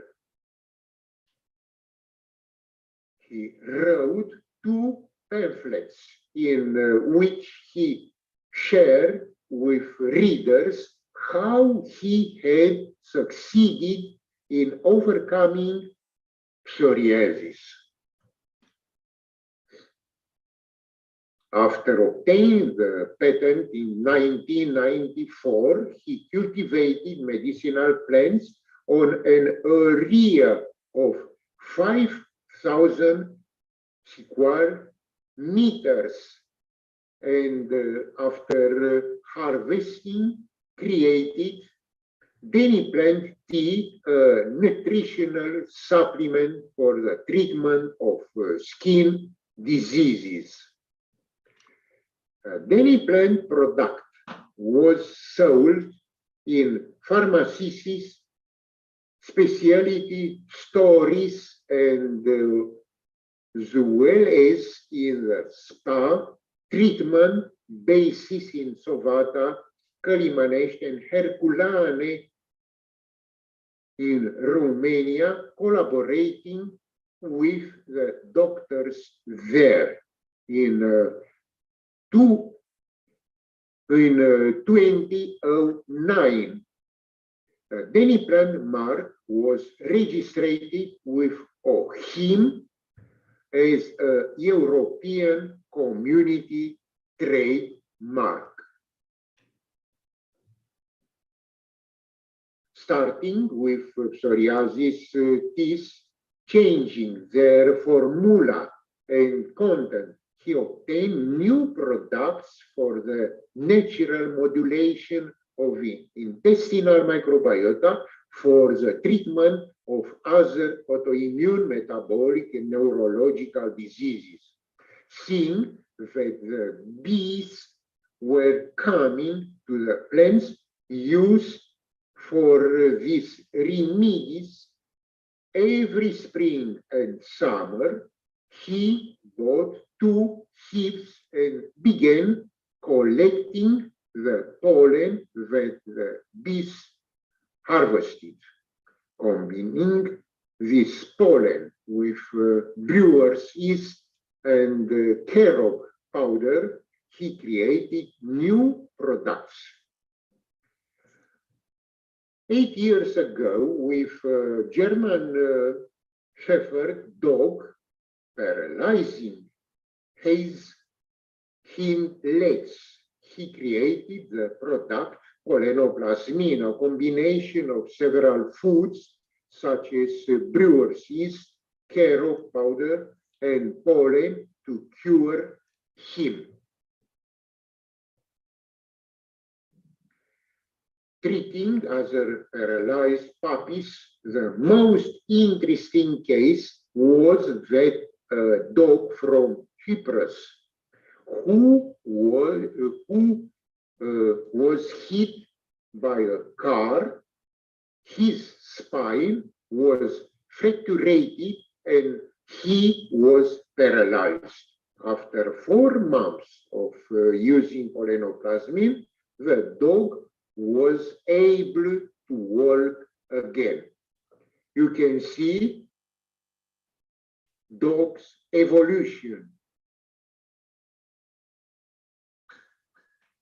After the years, he has created other natural herbal remedies for other human and veterinary conditions. Like any entrepreneur, Gheorghe Giurgiu has a dream, namely to build a center for research and application of natural remedies from herbs and foods which can help maintain human health as an alternative to allopathic treatment.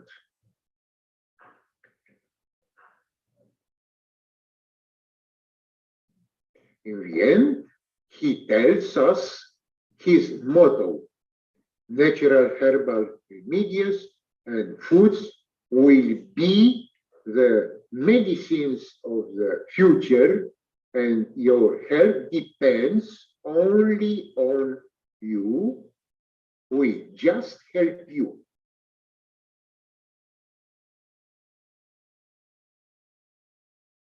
You can see Danny Plant health is more than anything.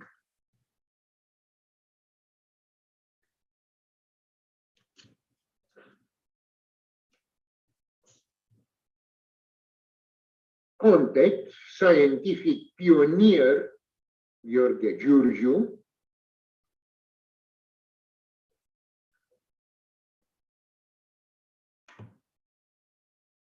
Thank you for your kindly invitation. Thank you for your attention.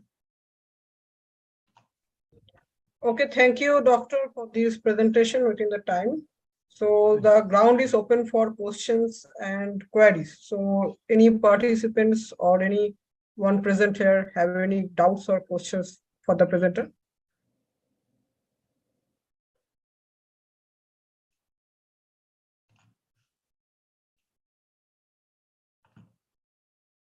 Okay, I don't think anyone has any doubt or any questions. So we can move on to the next presenters. Anyone from this session number 15 present here? For example, the next presenters are Agim Berisha, Ankita Prabhakar, and Dr. Amara Rahman. Anyone from these three present here?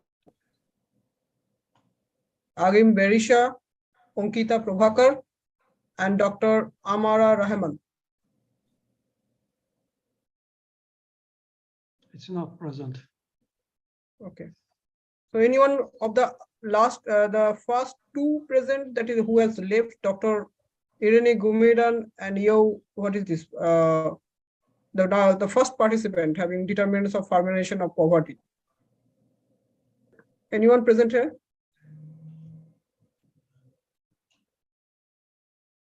I think anybody. I think none of them has been is present here. Maybe we can ask to Diana Soviktasutta. Diana Santabun, you are here. Do you hear us? Diana Santabun? Yes, I'm here. Hello. Hello, welcome. You're welcome. Do you want to present now? Oh, I'm sorry. Maybe bad connection at here, so maybe tomorrow. Okay.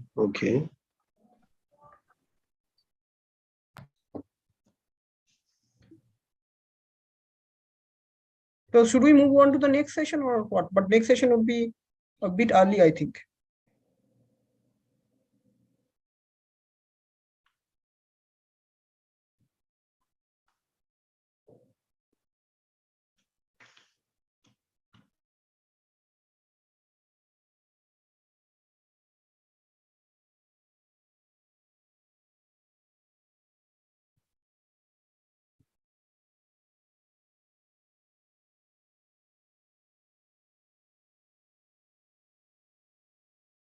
Might be Mr. Karim, the participants haven't reached because the time is still there. Means I think we are still 1 hour, 40 minutes or 1 hour ahead of the time. So we should better pause here and come back when the time is there for the session. Maybe Neoloka wants to present. Neoloka.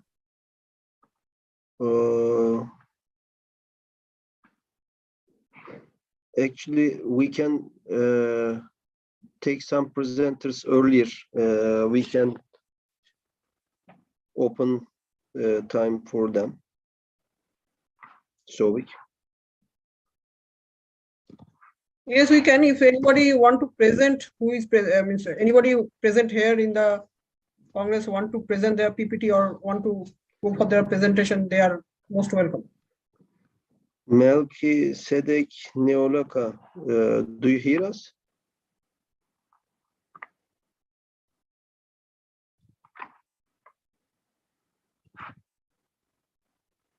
I have announced about the session in the WhatsApp group.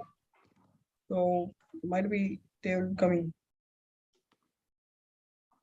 Tarek Abubakar already presented both papers. Sorry. Melchizedek Neolaka, do you hear us? Jabbar Kar already presented.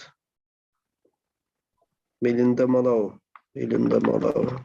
Do you hear us, Melinda? Melinda. Melinda Malao. Melinda Malao. Presented. Presented. Presented. Presented. Presented. Okay. So, what do you think we can give a break or? I think we should give a break here and return after 40 or 45 minutes because by that time the session timing will be coming. Might be the participants will come at that time. Okay. Okay. So okay. let's give a 40 minutes like break and then we should come back.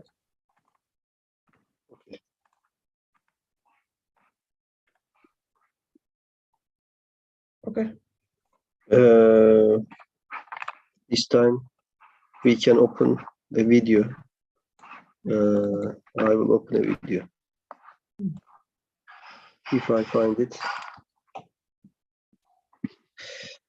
You will like it, Mr. Sovik. Okay, you can proceed.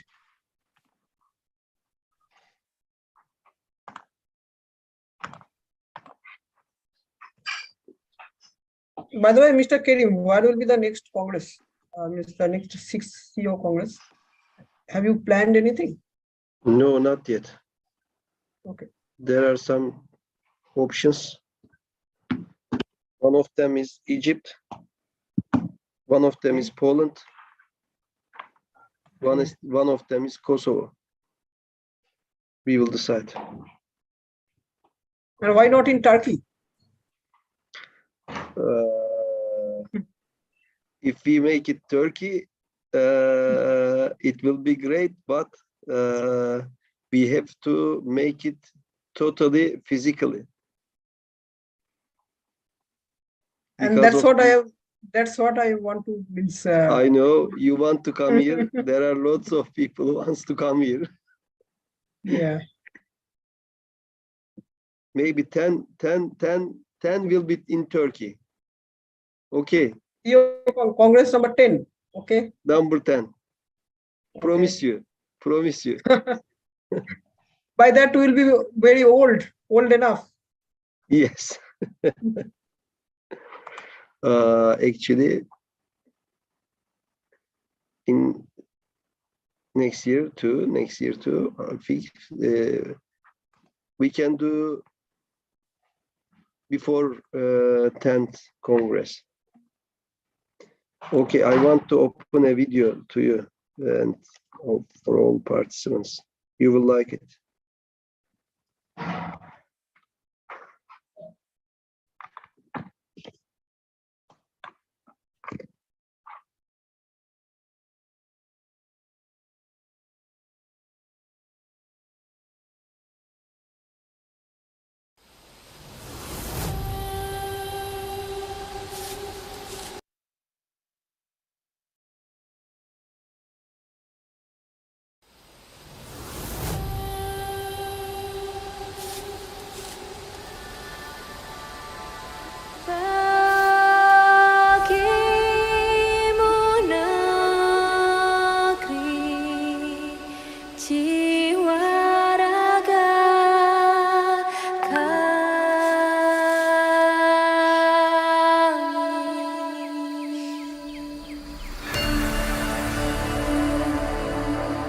Indonesia is the most beautiful land in the universe. The land where we were born, the nation where we grew up. So many colors that live together in peace. With 1,000,000 timeless treasures, with an abundance of natural wealth. Indonesia is not just wonderful. Indonesia is a wonderland. Kota baru gunungnya Bamega, Bamega mana di Sangkara, mana di Sangkara. Katamu lawanlah Adinda, Adinda iman di dadara, sama layak iman di dadara, sama layak. Sayang sayang si patokaan, makai go gorokan sayang. Sayang sayang si patokaan, makai go gorokan sayang. Sajojo, you madam komi sabapare samuna muna keke, samuna muna keke. Soleram, anak yang manis, janganlah dicium, sayang kalau dicium merah pipinya. Kampunan jauh di Mato, Kunwangsan sebaku Wiliang, takkan ajo kawan lamo, sangke basur yang surya.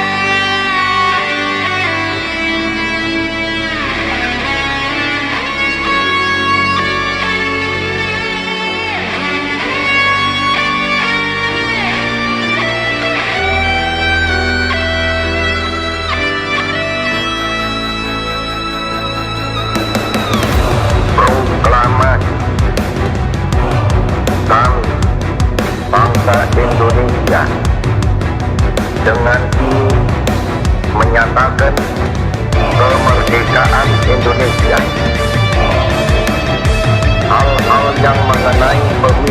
kekuasaan, dan lain-lain diselenggarakan dengan cara seksama dan dalam tempo yang sesingkat-singkatnya. Jakarta, 17 Agustus 1945, atas nama bangsa Indonesia, Soekarno Hatta.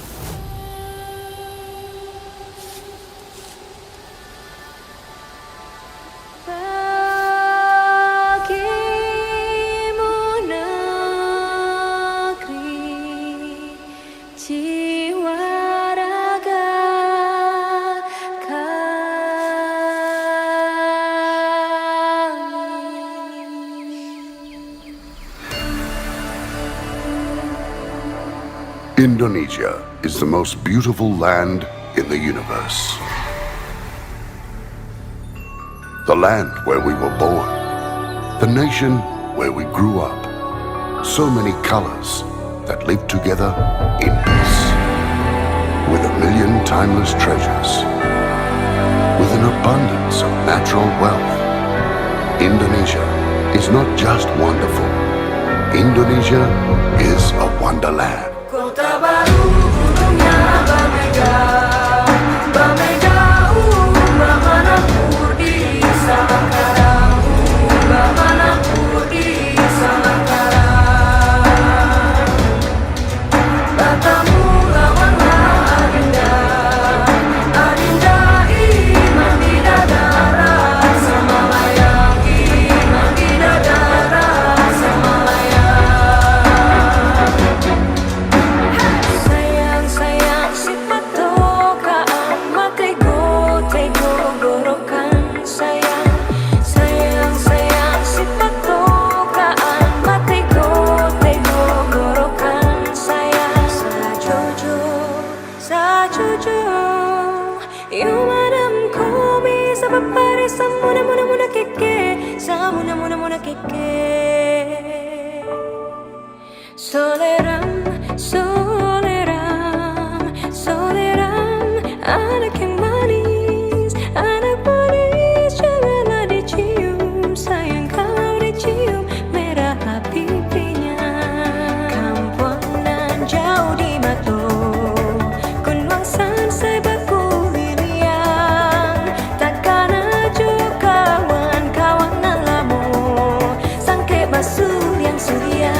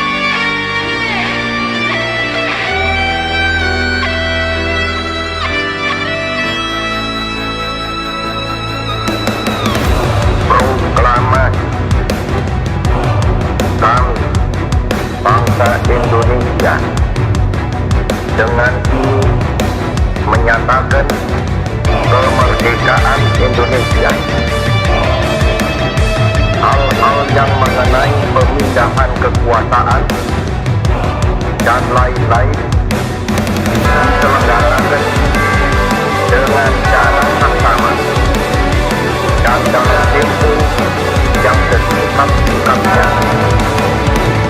Jakarta, 17 Agustus 1945, atas nama bangsa Indonesia, Soekarno, Hatta.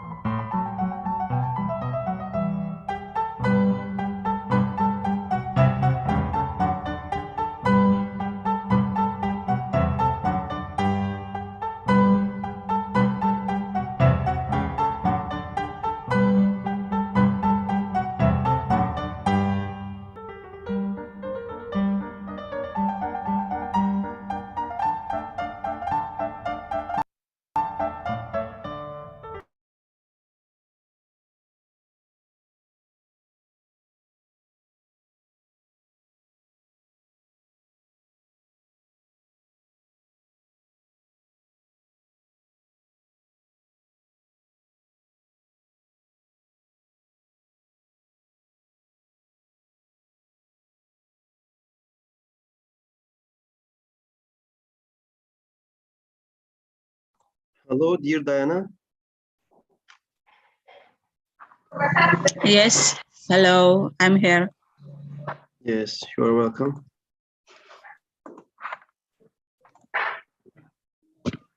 Okay.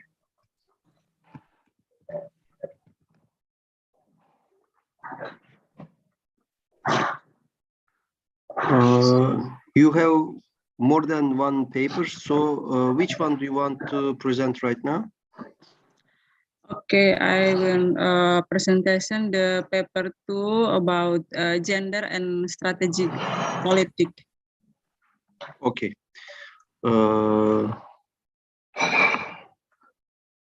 Gender and strategies, gender and strategic political opportunities and challenges for women and youth in political parties in East Nusa Tenggara, Indonesia. Yes, okay. That's right. It's okay. mine.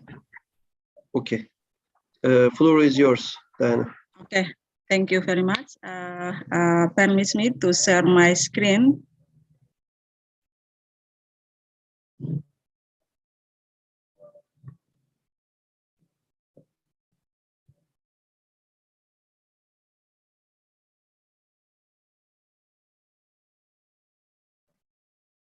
Yes.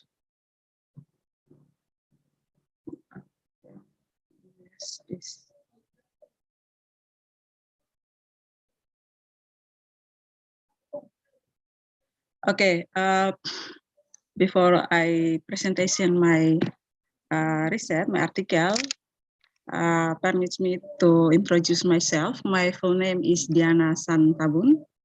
I want presentation about gender and strategic politics, opportunities and challenge for women and youth in political parties in East Nusa Tenggara, Indonesia.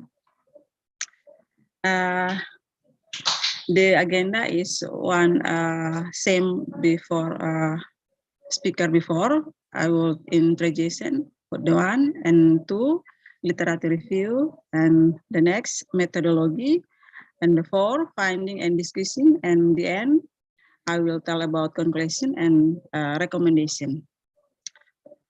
Okay, introduction about my research. This study generally show the empirical condition of women and youth regarding opportunities access to strategic position in political party.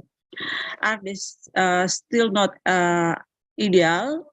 The impact on corporation between I'm sorry.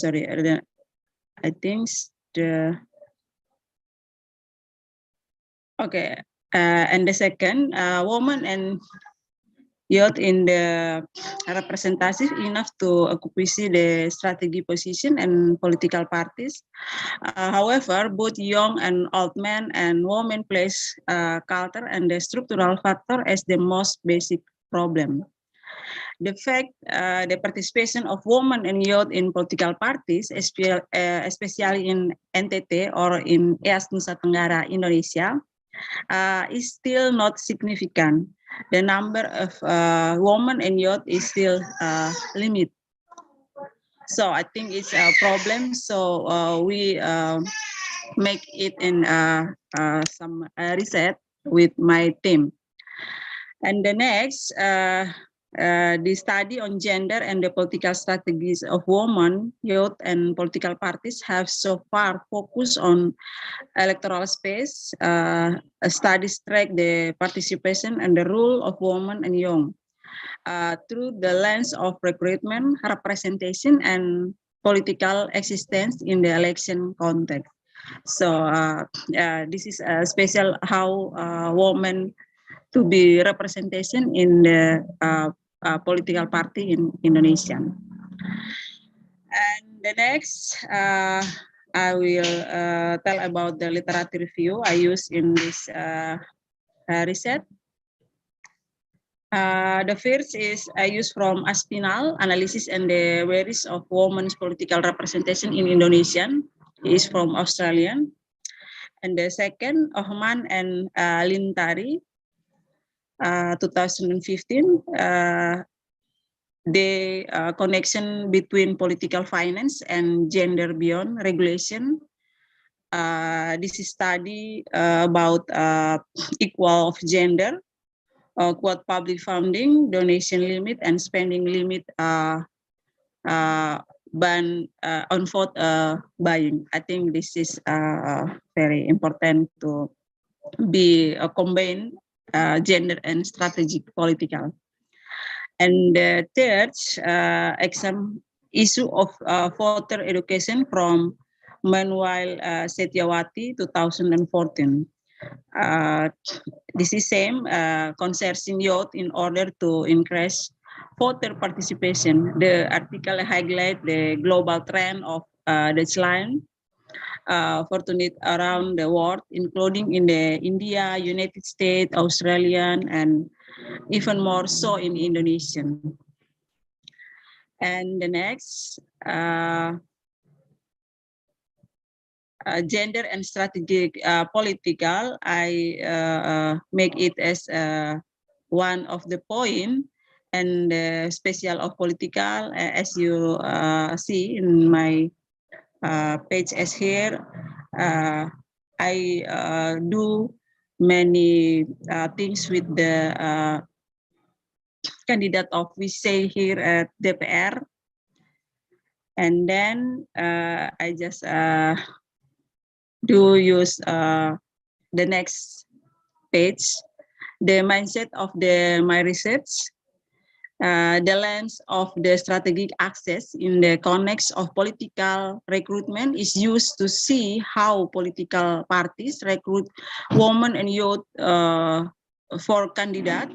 This is perspective is used to measure how far political parties are open to women and youth. So gender and strategies for women and youth is make a space owned by the woman and the youth. And the next relation space is multiplicity, and multiplicity is the process of becoming woman win and youth in political party. So I think it's hard to be woman and youth is to be a win. So in Indonesian, in the fact, always men to be a leader or be always to coordinate about all of the political party. And the next, I use this study use qualitative research that use participant observation and in-depth interview. And the next page, I use qualitative approach, focus group discussion, and in-depth interview with the informant. So after that, I use collecting the data, begins with clustering of political parties as big party. So we have a little party and big party. The big party in Indonesian is Partai PDI Perjuangan, Golkar, and medium parties like Nasdem, National Democrat, and PKB, and small parties like new party like PSI and PAN. So this is I use as my informant. And the next page, about finding and discussion.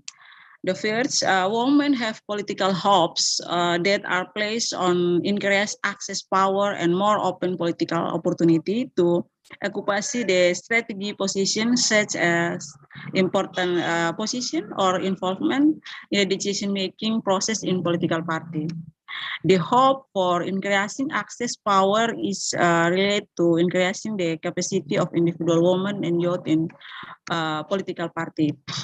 And the second, the hope of increasing women's access to strategy position in political parties. This is political hope emphasizes the importance of women and youth to have economic, social, and political capacity. Economic capacities is relates the finance research. Social capacity refers to social relation and network, and political capacity relates to political knowledge and skill. And the next, in Nusa Tenggara, in Indonesian, women must be a future equipped with sufficient political education so that they are more qualified and have a gender perspective. I think this is very important that later women can have a reliable ability to fight for aspiration and interest of women to the fullest. And the next, some of the material that needs to be conveyed to women voters, such as the objective condition of women's participation and representation in political currently. Includes women who occupy political position. And the second, women's human rights include women's political rights and how to exercise the rights. And third, increasing women's economy with special skills training. And the fourth, knowledge of the role of women and gender issue. I think this is very important in Indonesian. And the five, laws related to politics. I think the five issue is very important to how we make education politic for women, especially in Nusa Tenggara. And the last the last page about conclusion and the recommendation, the existences of women.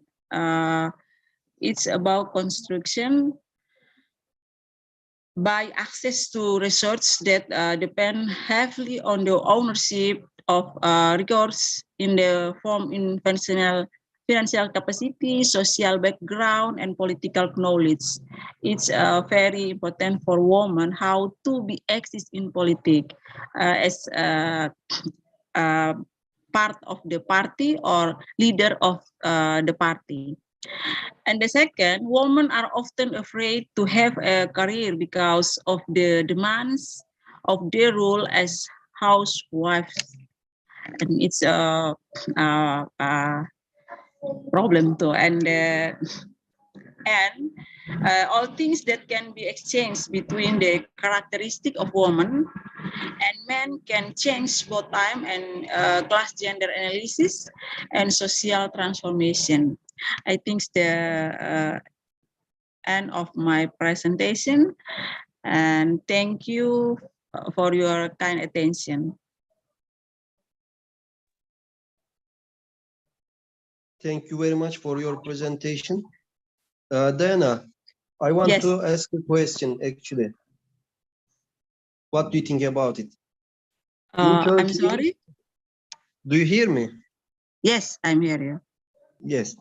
In Turkey, party presidents defining the politicals, and after that the committee is giving choosing from these some chosen politicals. So if they choose, if party presidents choose men, so there are lots of men chosen as a political in Turkey, and also as I know, lots of countries are like looks like Turkey, but in Turkey the society pushing party presidents to choose more women in their parties. What do you think about this? Oh yeah, okay. I think same, yeah. In Indonesian too, they choose many women only for the syarat of to be lolos ya. I'm sorry, in Indonesian, it's like part of the rule. So if they already get the permits from the government to make women exist in the party, but it's not qualified women only for their role. So it's make women cannot be cannot be leader. So they just make to get permits from government. After that, so if the woman not qualified, not have education, good education, not have money, I think it will make problem. I think like this, yeah, the finding I have in conclusion, the one maybe the woman don't have financial capacity, social background, and don't have knowledge about politics. I think it will be problem. So she cannot be winner. And if she cannot be winner, she only the part only in party. She cannot be leader. It's my research about that. I think like that, Mr. Kerem. Your topic was interesting. You presented great. I liked your paper. Thank you very much for your presentation. Thank you very much. Thank you very much. Thank you. I think Dr. Melkisedek is already ready for presentation too, maybe. O zaman Mehmet Are you Hocam, ready, Melkisedek? gelene kadar Neoloka? ilk iki bildiri onundu yanlış hatırlamıyorsam. Vedat Hocam. Dr. Melki, I'm sorry, your microphone is off. Mic-nya masih mati, Bapak. I sent an invitation. Yes, yes, that's true. We will hear you right now. Okay. Yes. Excuse me. I sent my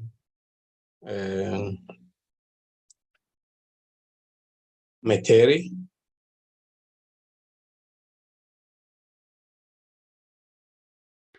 You can share with yellow button. It is at the bottom of the screen. If you, hocamız ama şu an bir deneyebilir misiniz? it is written, yes. Vedat Hocam'la başladık. Kendisi Okay.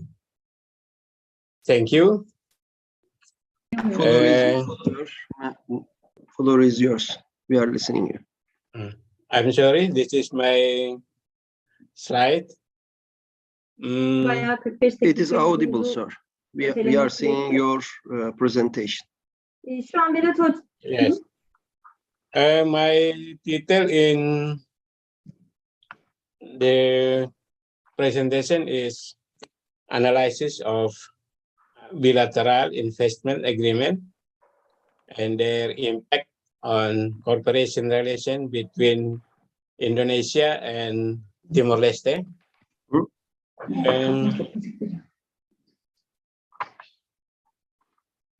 Hello.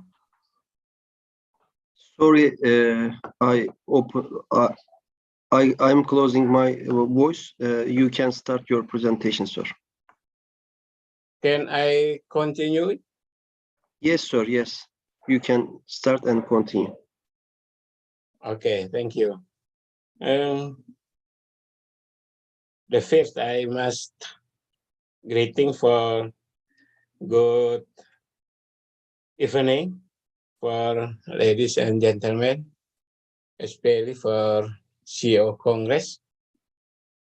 And thank you to the conference committee for giving us the opportunity for a team of researchers from the Faculty of Social and Political Science, Nusa Cendana University, to take the part of the CEO 5 conference.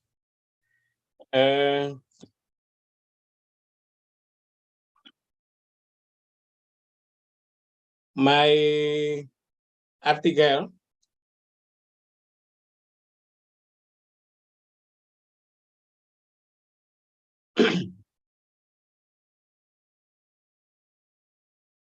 excuse me.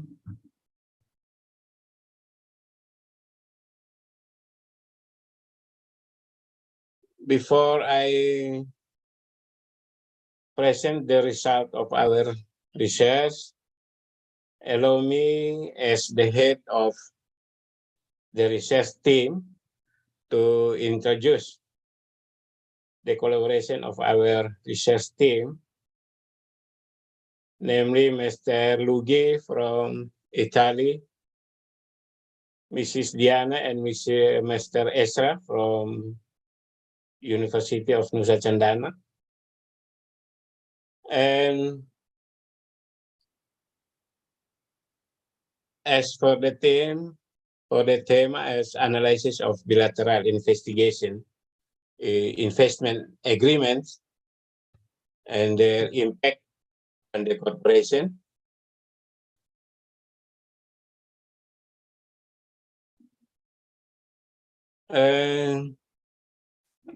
I was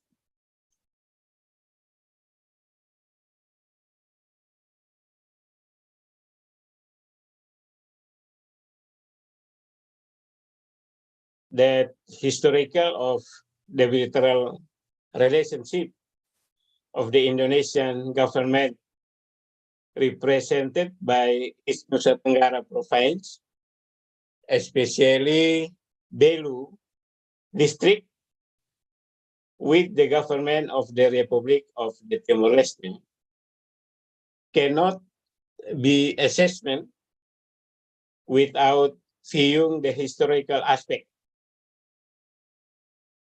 Indonesian border communities, especially Belu district, and Timor-Leste border communities have unique characteristics and are different from border communities in other places.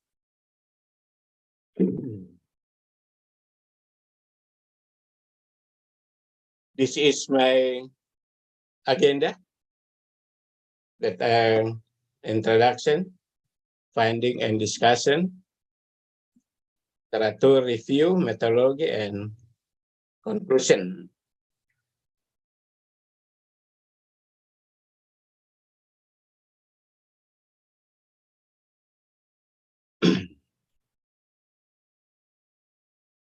This study illustrates the importance bilateral investment, the impact on cooperation between Indonesia and Timor-Leste,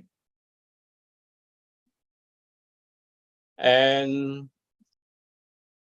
Republic of Timor-Leste must be responsible for the welfare of the people and fully maintain its domestic political stability for long-term national security. Political stability and national resilience are two very important things.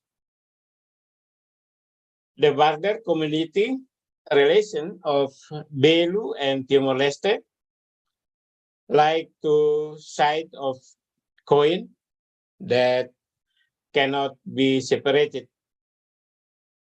By kindness, they have blood relationship, a strong brotherhood, have a similar cultural roots and customs. Many traditional houses of the border communities of Belu district are in Timor-Leste, and vice versa. Because of that, visit for silaturahmi are activities that cannot be ignored.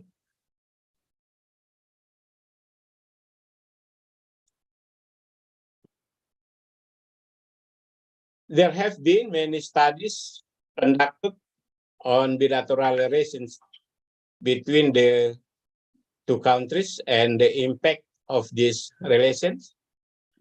However, research just investigates how the impact that can be directly felt by the two countries, namely Indonesia and Timor-Leste, simultaneously and integrated in one research model is still very rare.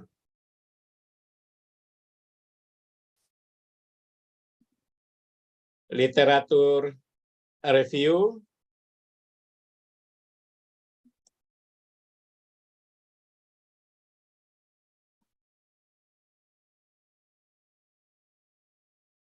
Conditions like this often arising many problems for both governments, from simple principle and serious ones.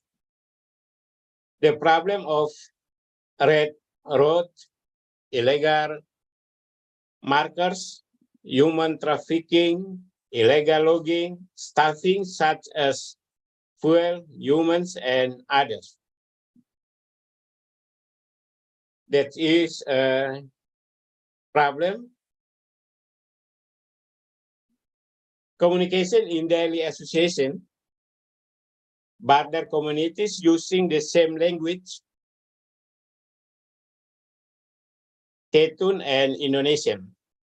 Although the people of Timor-Leste have 4 languages, which are English as a formal language, Portugal, Tetun, and Indonesia.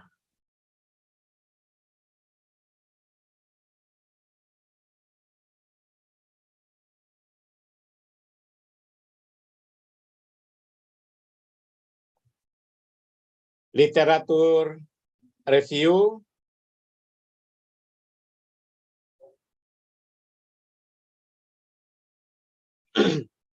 To find out the level of difference between this research and previous research, and to obtain the novelty of this research, the research team tried to access a number of studies that were relevant to this research. There are 4 articles which we access for this, like as Atira Maulidina, Triadi Bagas Prahasto, Erna Rahayu, and Yeremia Moninca.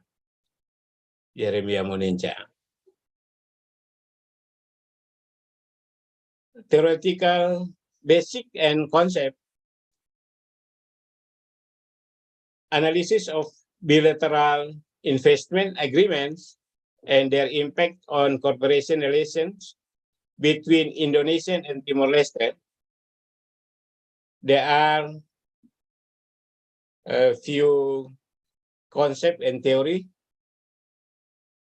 can we use, like as public policy, political policy, policy implementation, factors affecting policy implementation, and international relation.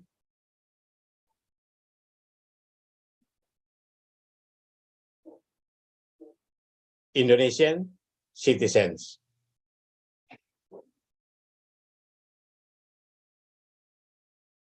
Methodology.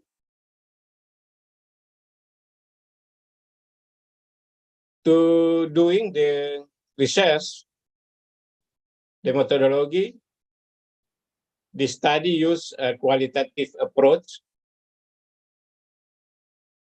Qualitative research, according to Bogdan and Biklen, is one that uses participant observation and in-depth interviews.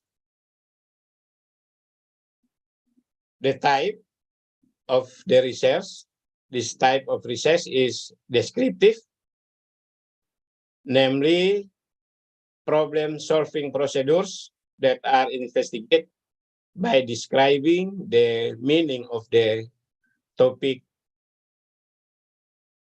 at issues.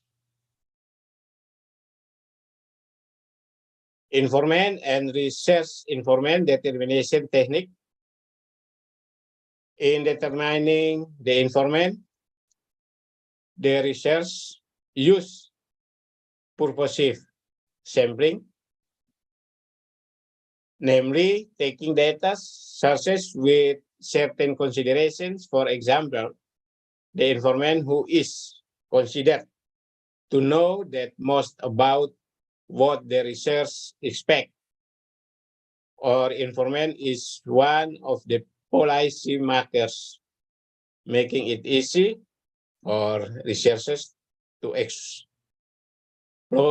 the objective under study.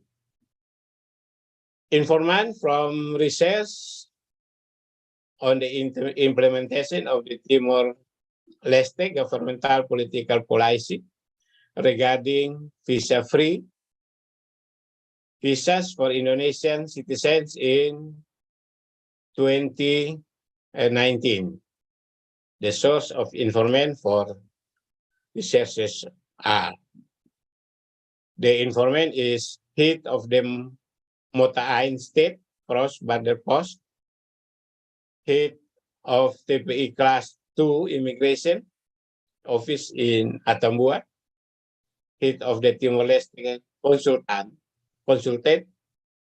Office in Kupang. People who get visa-free benefit.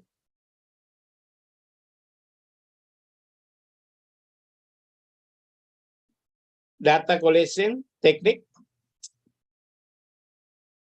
To answer the research problem, it is necessary to collect as much data as possible and information about the discussions in the study. Data collection methods used in the study are as follows: field study, primary data, literature study, secondary data, and literature study document. Finding and discussion, analysis of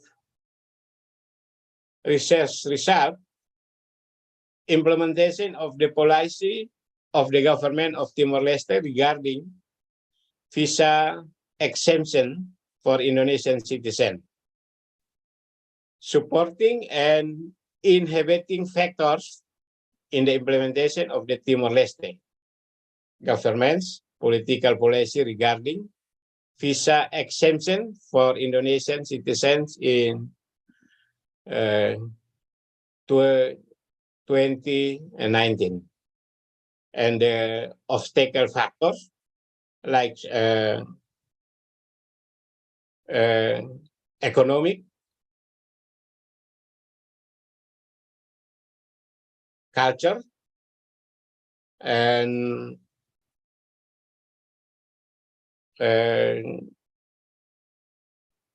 infrastructure is the obstacle factor in this research. The finding, there are two findings. The first, that public policy, purpose goal oriented behavior, random or change behavior, random or coincidental. Public policy is based on law and is authoritative. Finding 2, miscommunication means the communication and accompaniment.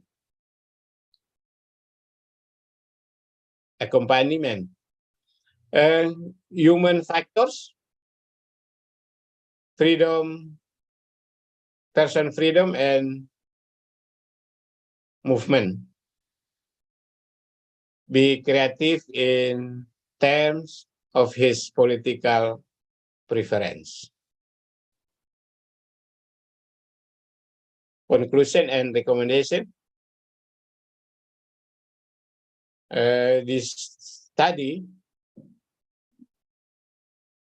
the study succeeds in presenting an analysis of the visa-free policy, which is reciprocal policy provided by the Timor-Leste government to Indonesia.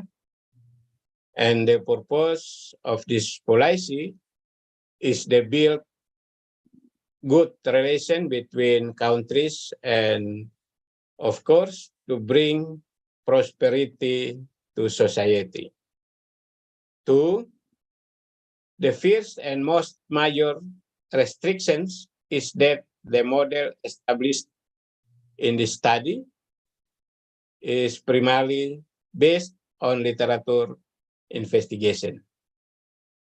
And 3, reducing assistance and control in applying the visa-free policy so that people don't care about carrying out the rules that have been enforced. Thank you for your kind attention, and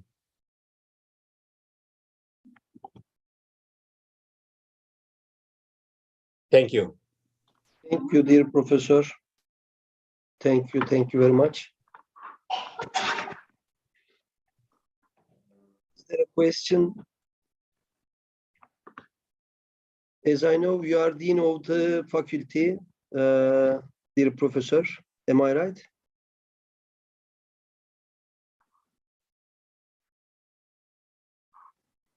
Hello.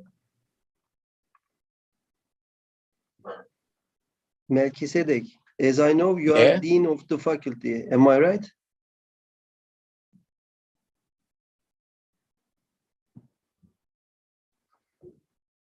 Miss Diana, can you? Oh, okay, Mr. Karam, can you talk again? I'm sorry. I said, as I know, he is the Dean of the faculty.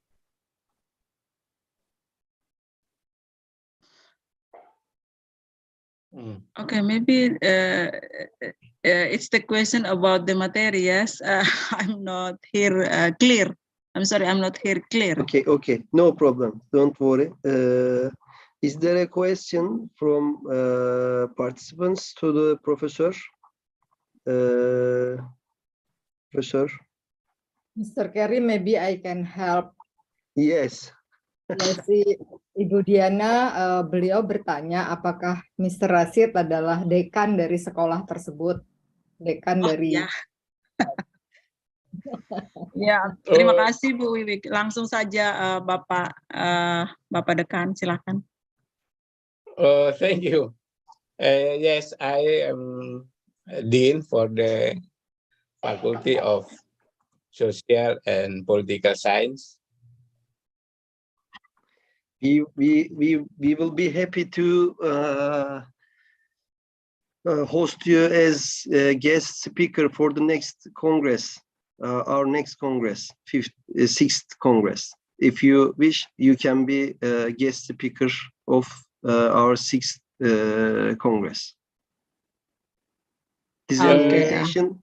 You can think and decide, because we know Diana from our 3rd, 4th Congress too. We know her very much. She is very successful. We worked with her closely before this Congress too. This is an invitation. Because of her, we will be happy to host you as guest speaker. Think about it, and we can talk with Diana after the Congress. Ya, jadi boleh membantu. Jadi ada suatu penghargaan dari Bapak Karim bahwa untuk CEO yang ke-6 yang akan datang, Bapak Dekan akan diundang menjadi guest speaker, suatu kehormatan bagi Bapak. Begitu. Okay, thank you for your attention, and I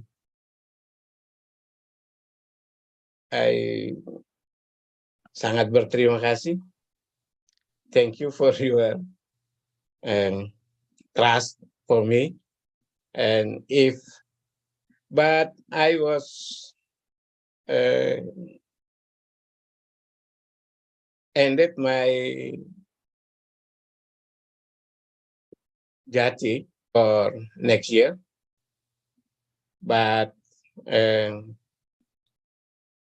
like to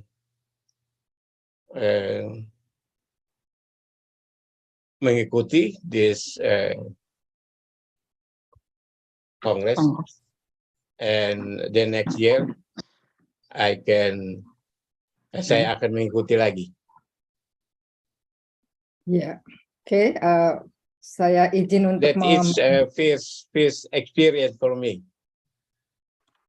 You are always welcome, sir. You are always welcome. Thank you very much for your participation and your great presentation. Thank you very much. Yeah, I'm sorry if my presentation is not good. Mr. Karim, he is very grateful. He is very grateful with your invitation. So he would like to join again for the 6th Congress. And he said that this is the first time he has experience for the Congress, International Congress. So Yes. he would be happy to come again. Yeah. Thank you very much. Is that correct, ya Bapak and Ibu Diana? Professor Vivek, thank you very much also for your translation. Thank you. Thank you very much. Okay, let's move on to new presentation then.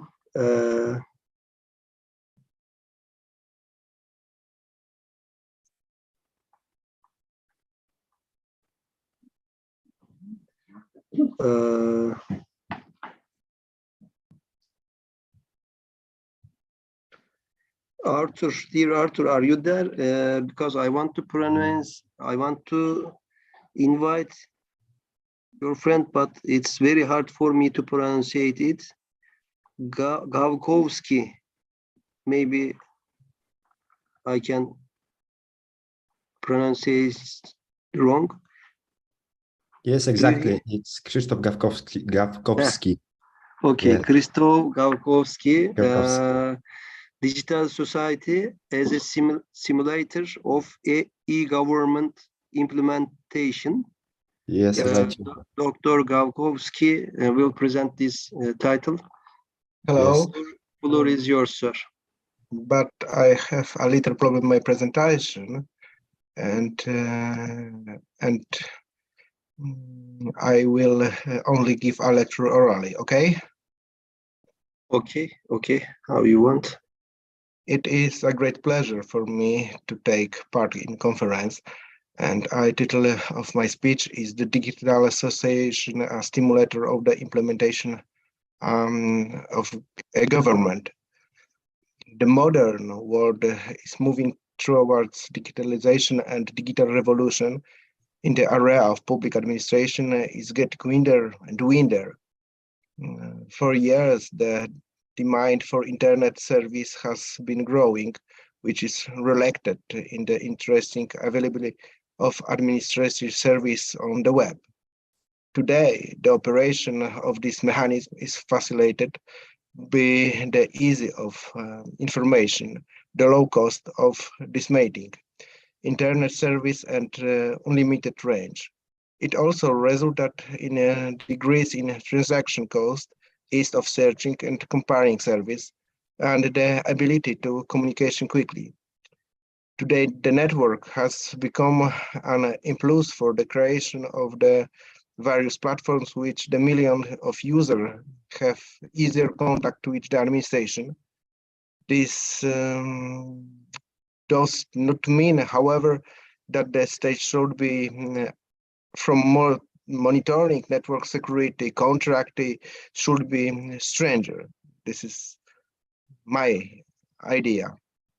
In a growing digital society, access to ability to use the a daily basis plays an important role.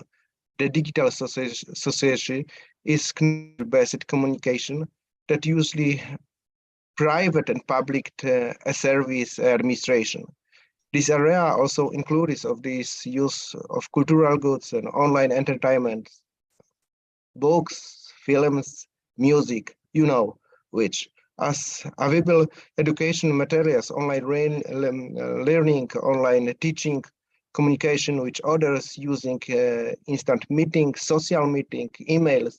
The society is aware of the benefits and treats the flow from digitization in the everyday, every life, every evening, but also at the over levels mid activities of enterprise of the function of the public sphere.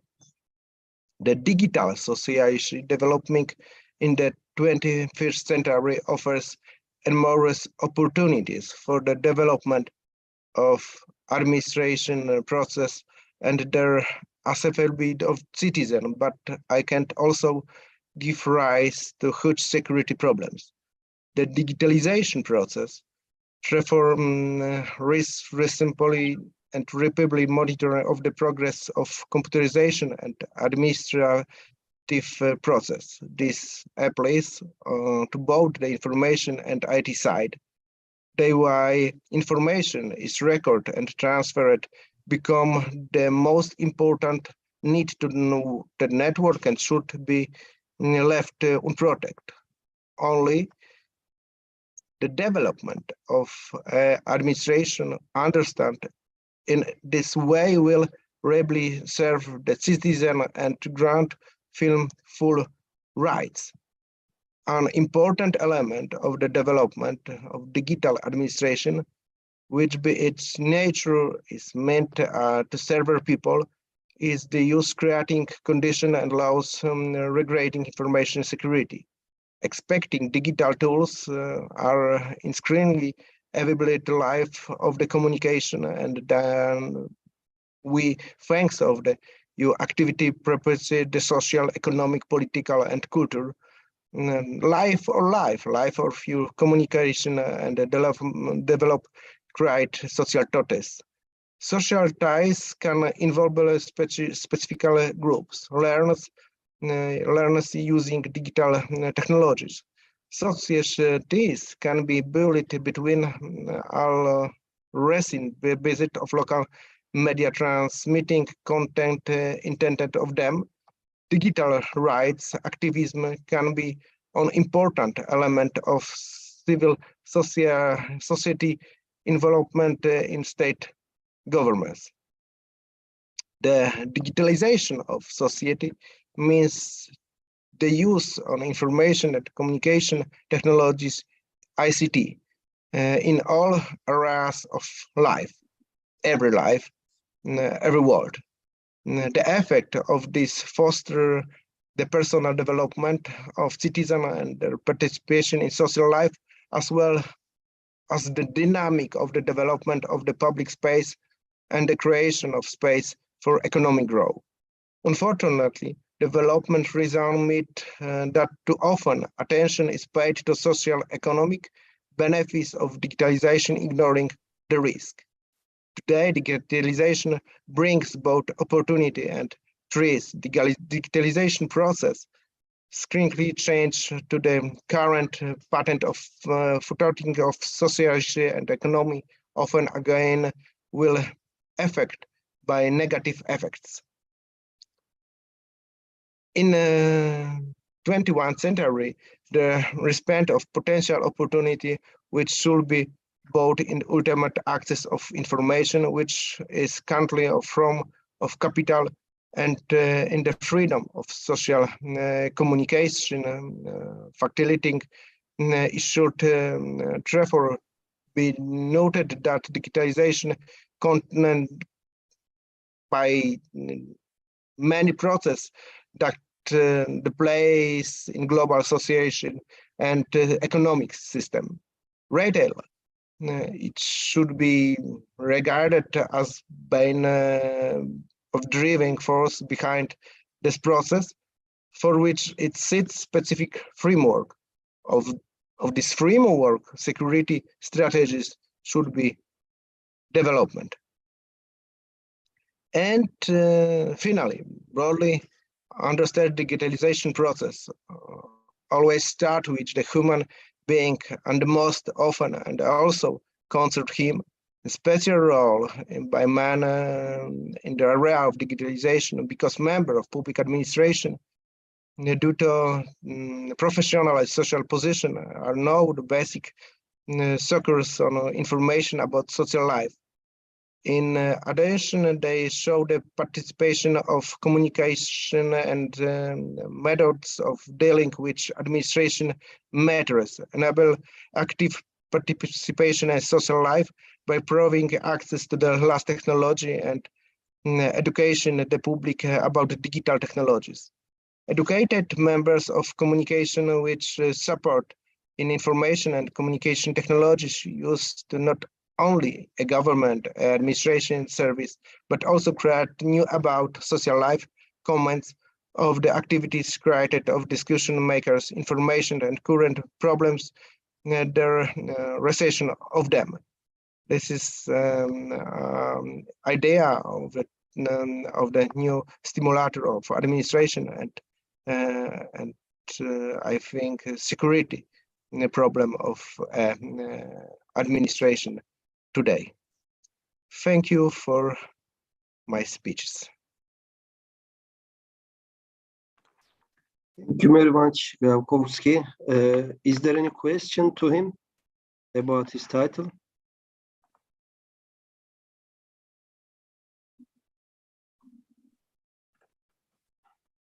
Okay, I think no problem, no question, because the presentation was very clear. Thank you very much, dear Gawkowski. Thank you very much. Okay, then Rendima Gurung, are you here? Rendima? Rendima Gurung, are you here? Yes, I saw you. Yeah, hello. Yes. Okay. Limbus of Sikkims, she will present this title. Floor is yours, Rendima. Okay, thank you. Good evening, everyone. First of all, I would like to thank you, CU organizer, for giving us this opportunity. Well, I will be presenting my paper without the PPT today because my laptop crashed a few days back, so it was very difficult for me to get hold of it. Okay, my topic of presentation today is Limbus of Sikkim, the lost identity. Sikkim was a part of India on 16 May 1975. Before that, prior to the merger of Sikkim with Indian Union, it was an independent country ruled by the different tribes. Among the most leading tribes were the Lepchas, Limbus, and the Mughals. So what my paper is trying to present is the fact that in course of time, Limbus being the original inhabitants of the Sikkim, they lost their unique identity and they were clubbed together with the later settlement in Sikkim, that is with the Nepalese community. So today, today's generation of Limbus, they are trying to restore the lost identity, because the Lepchas are always considered as the original inhabitants of the Sikkim. Now, when you are living in a place and you are the original inhabitants of the Sikkim, but later on you are marginalized, you are segregated from that. So it is that humiliation, it is that segregation that the Limbu people of Sikkim are facing today. Before we go into that in detail, I would like to talk a little bit about the history, which tells us that Limbus were very much part of the Sikkim. Nepalese are a heterogeneous group, and it consists of many castes and tribes, which can be roughly divided into many categories. Among all the Nepalese castes, Limbus and Mughals were the original inhabitants of the Sikkim, along with the Lepchas. Lepchas and Limbus are the oldest settlement of Sikkim that can be verified by the fact that, along with the Lepchas, they occupy the southern slope of Kanchenjunga. Now that part of the land is in Nepal, but before it was in Sikkim. Now, the Limbus is also known by different name. The word Limbu also means bow shooter or archer. Limbus call themselves Yak Thumba. Now, what does the Yak Thumba means? It means a yak herder. But there are different views about it, because some of them says that Yak means fort and Thumba means defender. So Yak Thumba basically means a fort defender, while the other says that Yak means a place, a house, and Thumba means a hard worker. So basically, Yak Thumba means hard-working people. So whatever be the meaning of Limbu, but Nepalis call them Limbu, Lepchas call them Chong, and the Bhutias call them Lum. So the Limbus are called by a different name by the people residing in Sikkim. When Sikkim became a part of India, it was protected under the Article 371F under the 36th Constitutional Amendment, which recognized that Sikkim had three ethnic groups, that is Lepcha, Bhutia, and the Nepalese. But Limbu was clubbed together in Nepalese. So that is the feeling, that is the kind of what do you say, segregation, or that is a kind of historic injustice the people of the Sikkimese Limbus are facing today, and they are trying to restore it. Now, Limbus have three beliefs with regards to their origin, namely from Chang province of Tibet, from Kasi or Banaras, or from the Mother Earth. Now, according to their legend and oral accounts, they maintain strong links with the Lepchas, and in fact, one tradition even states that all the two of the tribes have a common tribal ancestor. The presence of Limbus along with the Lepchas can be known from the fact that these two tribes fought together under the Lepcha minister Chanjit Karwan Bafungpa against the Bhutia minister Chanjit Tamdin, who refused to acknowledge the legitimate son of the Gurumit Namgyal. So it proves that Limbus and the Lepchas were there during the Namgyal dynasty. So Namgyal dynasty was established in Sikkim in the year 1642 AD. Prior to the establishment of the Namgyal dynasty, Sikkim was ruled by the independent tribes, like earlier I have mentioned about it.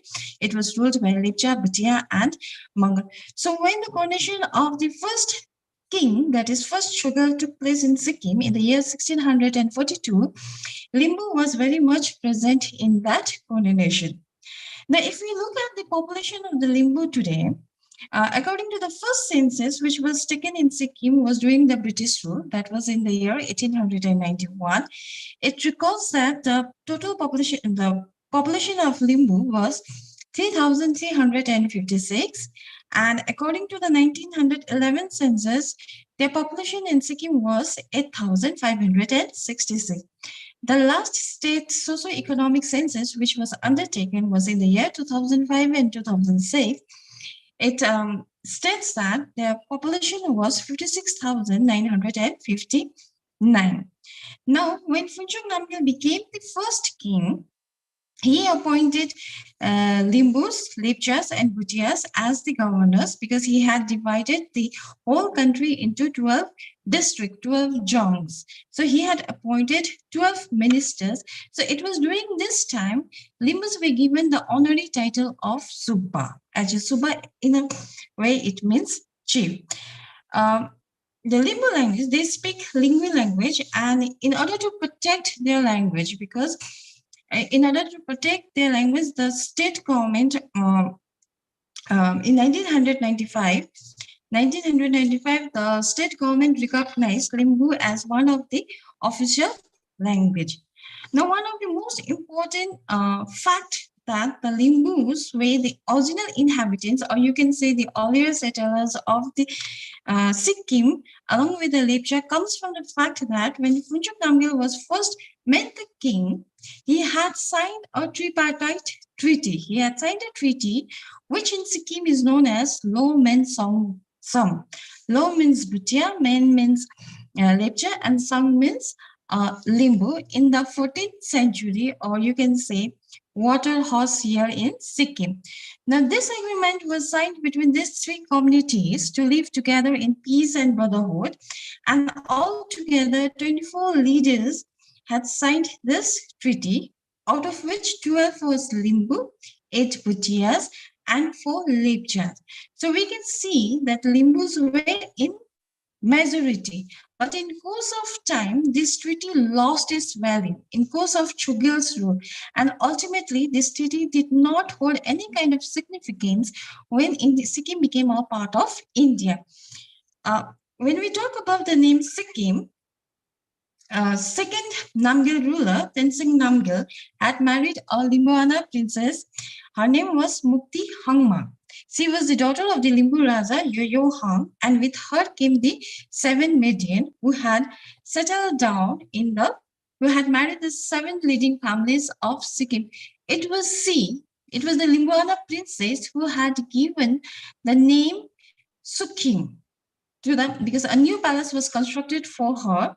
So to that palace, she had given a name that is Sukkim, which means a new house or a happy home.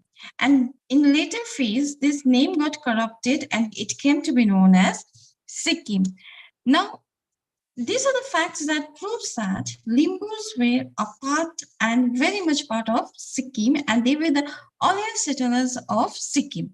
But why I'm telling my people it's a lost identity? Because if we see in Sikkim today, Lepchas plays a very important role. Lepchas occupies a very important role, because whenever we talk about whom did Sikkim belong, or who was the first people of Sikkim, then the name just pops up. It was Lepcha. Then comes the Bhutia, because they were the ruler. But we forget in all this thing that Limbu was a very much part of this Sikkim, and they were the earliest settlers. Now, the injustice done to them, we come to know about it, because in the year 1917, when the first land and revenue order was implemented in Sikkim, only Bhutia and Lepcha lands were protected. So in Sikkim, people are not allowed to buy land. Like, I belong to a Nepali community, and if I want to buy a Bhutia or Lepcha's land, it will not get registered in my name. So that is protected under the Sikkim rule because of the BL sit. So Limbu, being a part of the earlier settlers, they were not included.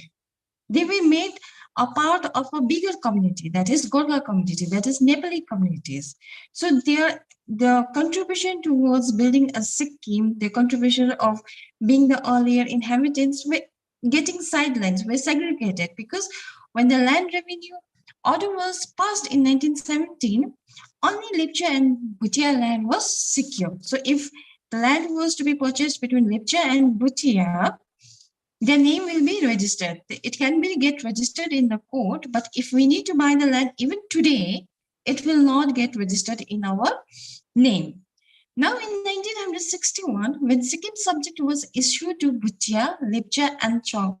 So Sikkim subject is such an identification, like we have Indian citizenship.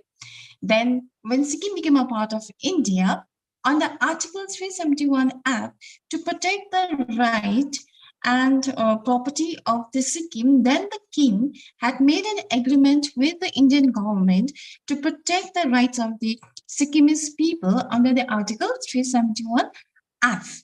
So in 1961, and another thing is that in order to protect ourselves, we Sikkimese people have COI. We call it as a certificate of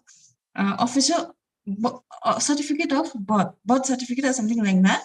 It's called Sikkim subject. Like you belong to Sikkim, your forefathers are from Sikkim, so you are entitled to get that job from Sikkim. So no other people, either from Plainsman or either from Darjeeling, if they don't hold that Sikkim subject, you are not entitled to get any kind of benefit from the government, or you're not entitled to buy any land, or you're not entitled to get any kind of job.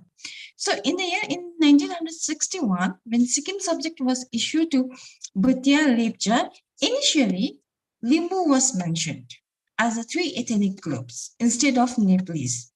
So during this time, the Nepalese population had doubled in Sikkim. The settlement of Nepalese had increased and Nepalese population had doubled.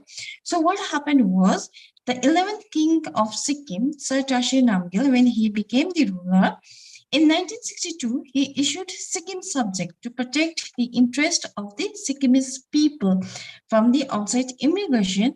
And what he did was, instead of Cham, he named it Nepalese. That is basically, he wrote Bhutia, Lepchas, and Nepalese.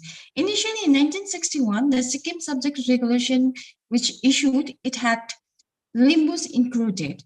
But in the 1962, the Limbus was removed.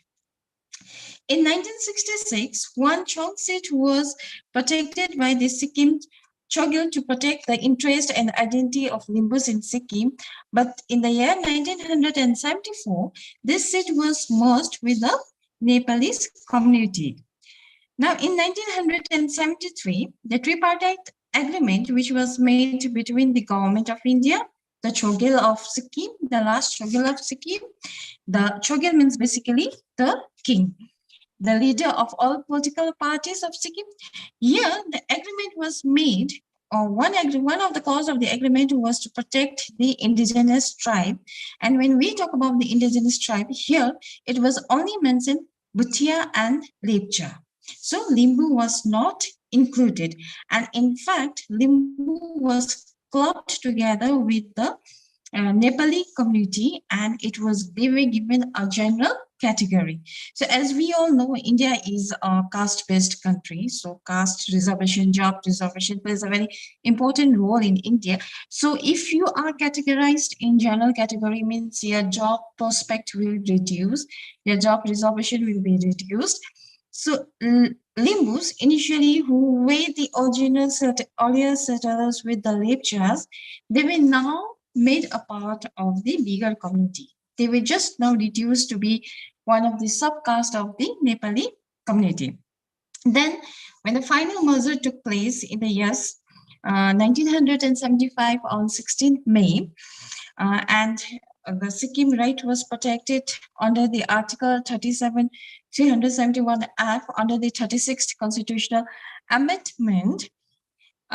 Lepchas and Bhutias were given 12 BL seats in the assembly. That is, Bhutia Lepcha seat in the assembly, and Limbu was not given any kind of reservation. Then in the year 1978, Bhutia and Lepchas were given the ST seat by the government of India. That is basically scheduled tribe. When you get the scheduled tribe seat, for example, I'll give you just a small example. That if you're a general and you are fighting for one post, and if you're a general, your percentage will be 60. And then if you're an ST, then your percentage will be 50. If you're SC, then your percentage will be 55. So you can see the demarcation, no? You can see the demarcation. Now, if you're in general, then you'll be like, you know, fighting for that thing. But if you belong to an ST or if you belong to an OBC, then your percentage of getting in the good educational institution, your percentage of getting a good job is at higher prospect. So this was ignored for the Limbus, because in 1978, only Bhutias and Lepchas were given the ST status, that is scheduled tribe status. So that was only after a decade, that is in the year 2003, the Limbus were given the ST status. So basically, Limbus were ignored once again. And after a very long time, they were given this status. Now in the year 2005, now the government, state government proposed a proposal to the government of India to provide Lepcha, who were always considered as the earlier inhabitants of the Sikkim, to recognize them as one of the primitive tribes of India. The government of India recognized them as one of the Lepchas, as one of the primitive tribes of India, but not in India as a whole, but within the state. So now in Sikkim, what happens is Bhutia Lepcha has a seat, and Lepcha are considered as primitive tribe. So which means the Lepcha gets advantage. Like if there is a 10 seat, Bhutia gets 5 seats, Bhutia gets 4 seats, Lepcha gets 6 seats because they are considered as a primitive tribe. And now the Lepcha, the Limbus were also demanding them, but the demands were ignored. Now the new generation Limbus people, the youngster Limbu people who are educated now, because Limbu, before Limbu were educationally backward, they had no, they were not aware about the segregation that was done to them. They were not aware about the politics that was played with their communities. But now the younger generation Limbus, they are aware, they are educated. Now they have formed a committee and they are pressurizing the government for giving back their lost identity and to be recognized as one of the earlier settlers of the Lepcha. So they are demanding the equal right as Lepchas, and they want to segregate themselves from the Nepali community, and they want themselves to be called as a Chong. Chong is basically, the people who are the original people of Sikkim. The fact that Limbu community have always been sidelined, we get an example because whenever we study about the Sikkim history, or whenever we are talking about the Sikkim history, you will get so much information about the Lepchas, you will get so much of the information about the Bhutan, but you will not get any information about the Limbus, about their contribution. There's not a single mention except for the fact that the name Sikkim was given by the Limbuana princess, and Limbuana was once a bigger part of Sikkim. It was lost to the Nepal King Prithviraj Shah. So only those kind of things are mentioned, but we don't get but the Sikkim history totally neglects the Limbu contribution and the Limbu existence in Sikkim. So the newer generation, the younger generation of the Limbu community are trying to restore their identity, because identity is very important. And when you live in a place, and when you are part of that place, but later on you are just marginalized. So that humiliation, that segregation is felt by the younger generation of the Limbu community, and they're pressurizing the government, but till now no solution has come out. But still they are trying to pressurize the government so that their lost identity will be given to them, so that they could restore their identity back as the early settlers of Sikkim, along with the Lepchas and Bhutias. Thank you so much. So this is like my presentation on the Limbus of the Sikkim, and I'm sorry once again because I could not prepare PPT because of my laptop. So I hope you all can follow whatever I have said. If you have any question, you can ask me. If you have any queries, thank you once again. Thank you very much. Is there a question to Riandima Gurung?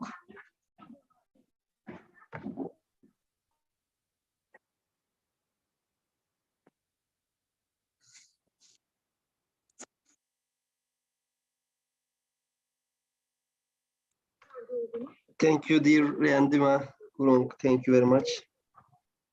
Let's announce. It's hard to announce for me. Andrei Wojciechowski and Andrei Wozniak. Andrzej Wojciechowski and Andrzej Woźniak. Almost Andrei perfect. Wozniak, are you here? Logistics as in indispensable knowledge in management enterprise. Paper authors, are you here?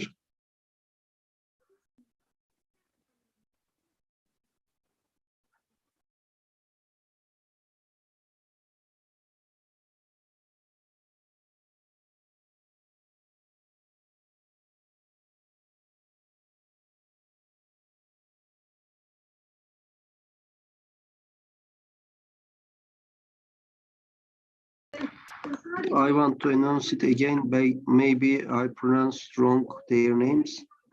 PhD Andrei Wozniowski and PhD Andrei Wozniak. Are you here?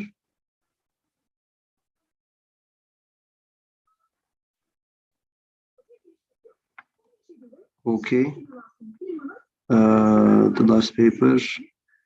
Mariusz Tomczyński. Are you here, Mariusz? Mariusz Tomczyński from Poland.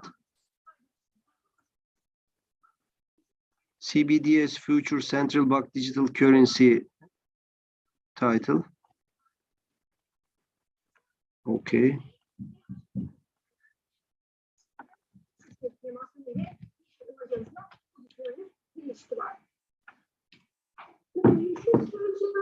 Aracı rolüne baktığımızda bu soru çalışma tartışılan argümanların mantığını bütünleştirerek. Okay, Arthur, I think Marius also is not here right now.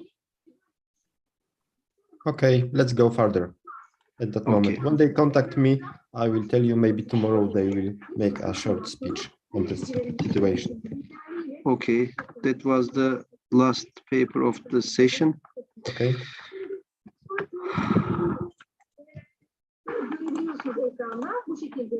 Okay, thank you very much. Actually, the second day of our Congress is about to be completed. We will finish today. If there is an academician or a participant who had to make a presentation yesterday or today up to now, but didn't have a chance to make it, please, you can present your paper right now, or we will close the session and the second day of the Congress. By the way, I have a question. Yes. Is there any specific time for tomorrow that participants from Poland might present their papers?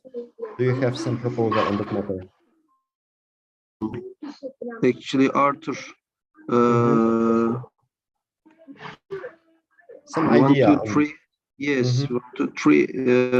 Actually, yes. They can present at 10:30 with Turkish time, because we have 2 papers. Okay. At that session, we took them previous session and they presented before one day, so we have a slot over there. Okay. Tomorrow 10:30 is okay for them. Okay, I will tell these participants that tomorrow they have a possibility at 10:30 Turkish time. So if they will attend, so we will. I will tell them, and they will present this their presentation. Okay, thank you very much. Thank you very much. I will help them. I think there is no one missing presentation and wants to present right now here. We can close the session and the day. Thank you very much for all of our participants. It was a great day again. We will be together tomorrow, the third day and the last day of the Congress. There will be closing session tomorrow at 7 p.m. You are all invited to there, because we will announce best paper awards. Okay, Riandima, are you here? Are you still here, Riandima?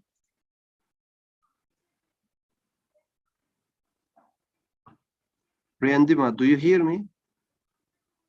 Riendima Gurung. There is a question to you, actually, from meeting.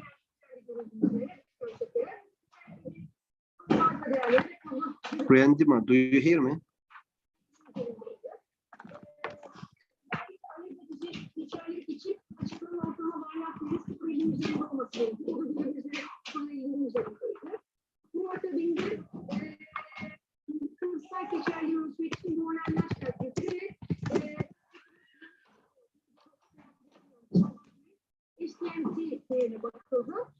Okay. I think she do not hear us. Japar, you directly ask to me. We can ask to Riendima Gurung tomorrow. Thank you very much to all participants. Have a good night. Good night. Good night.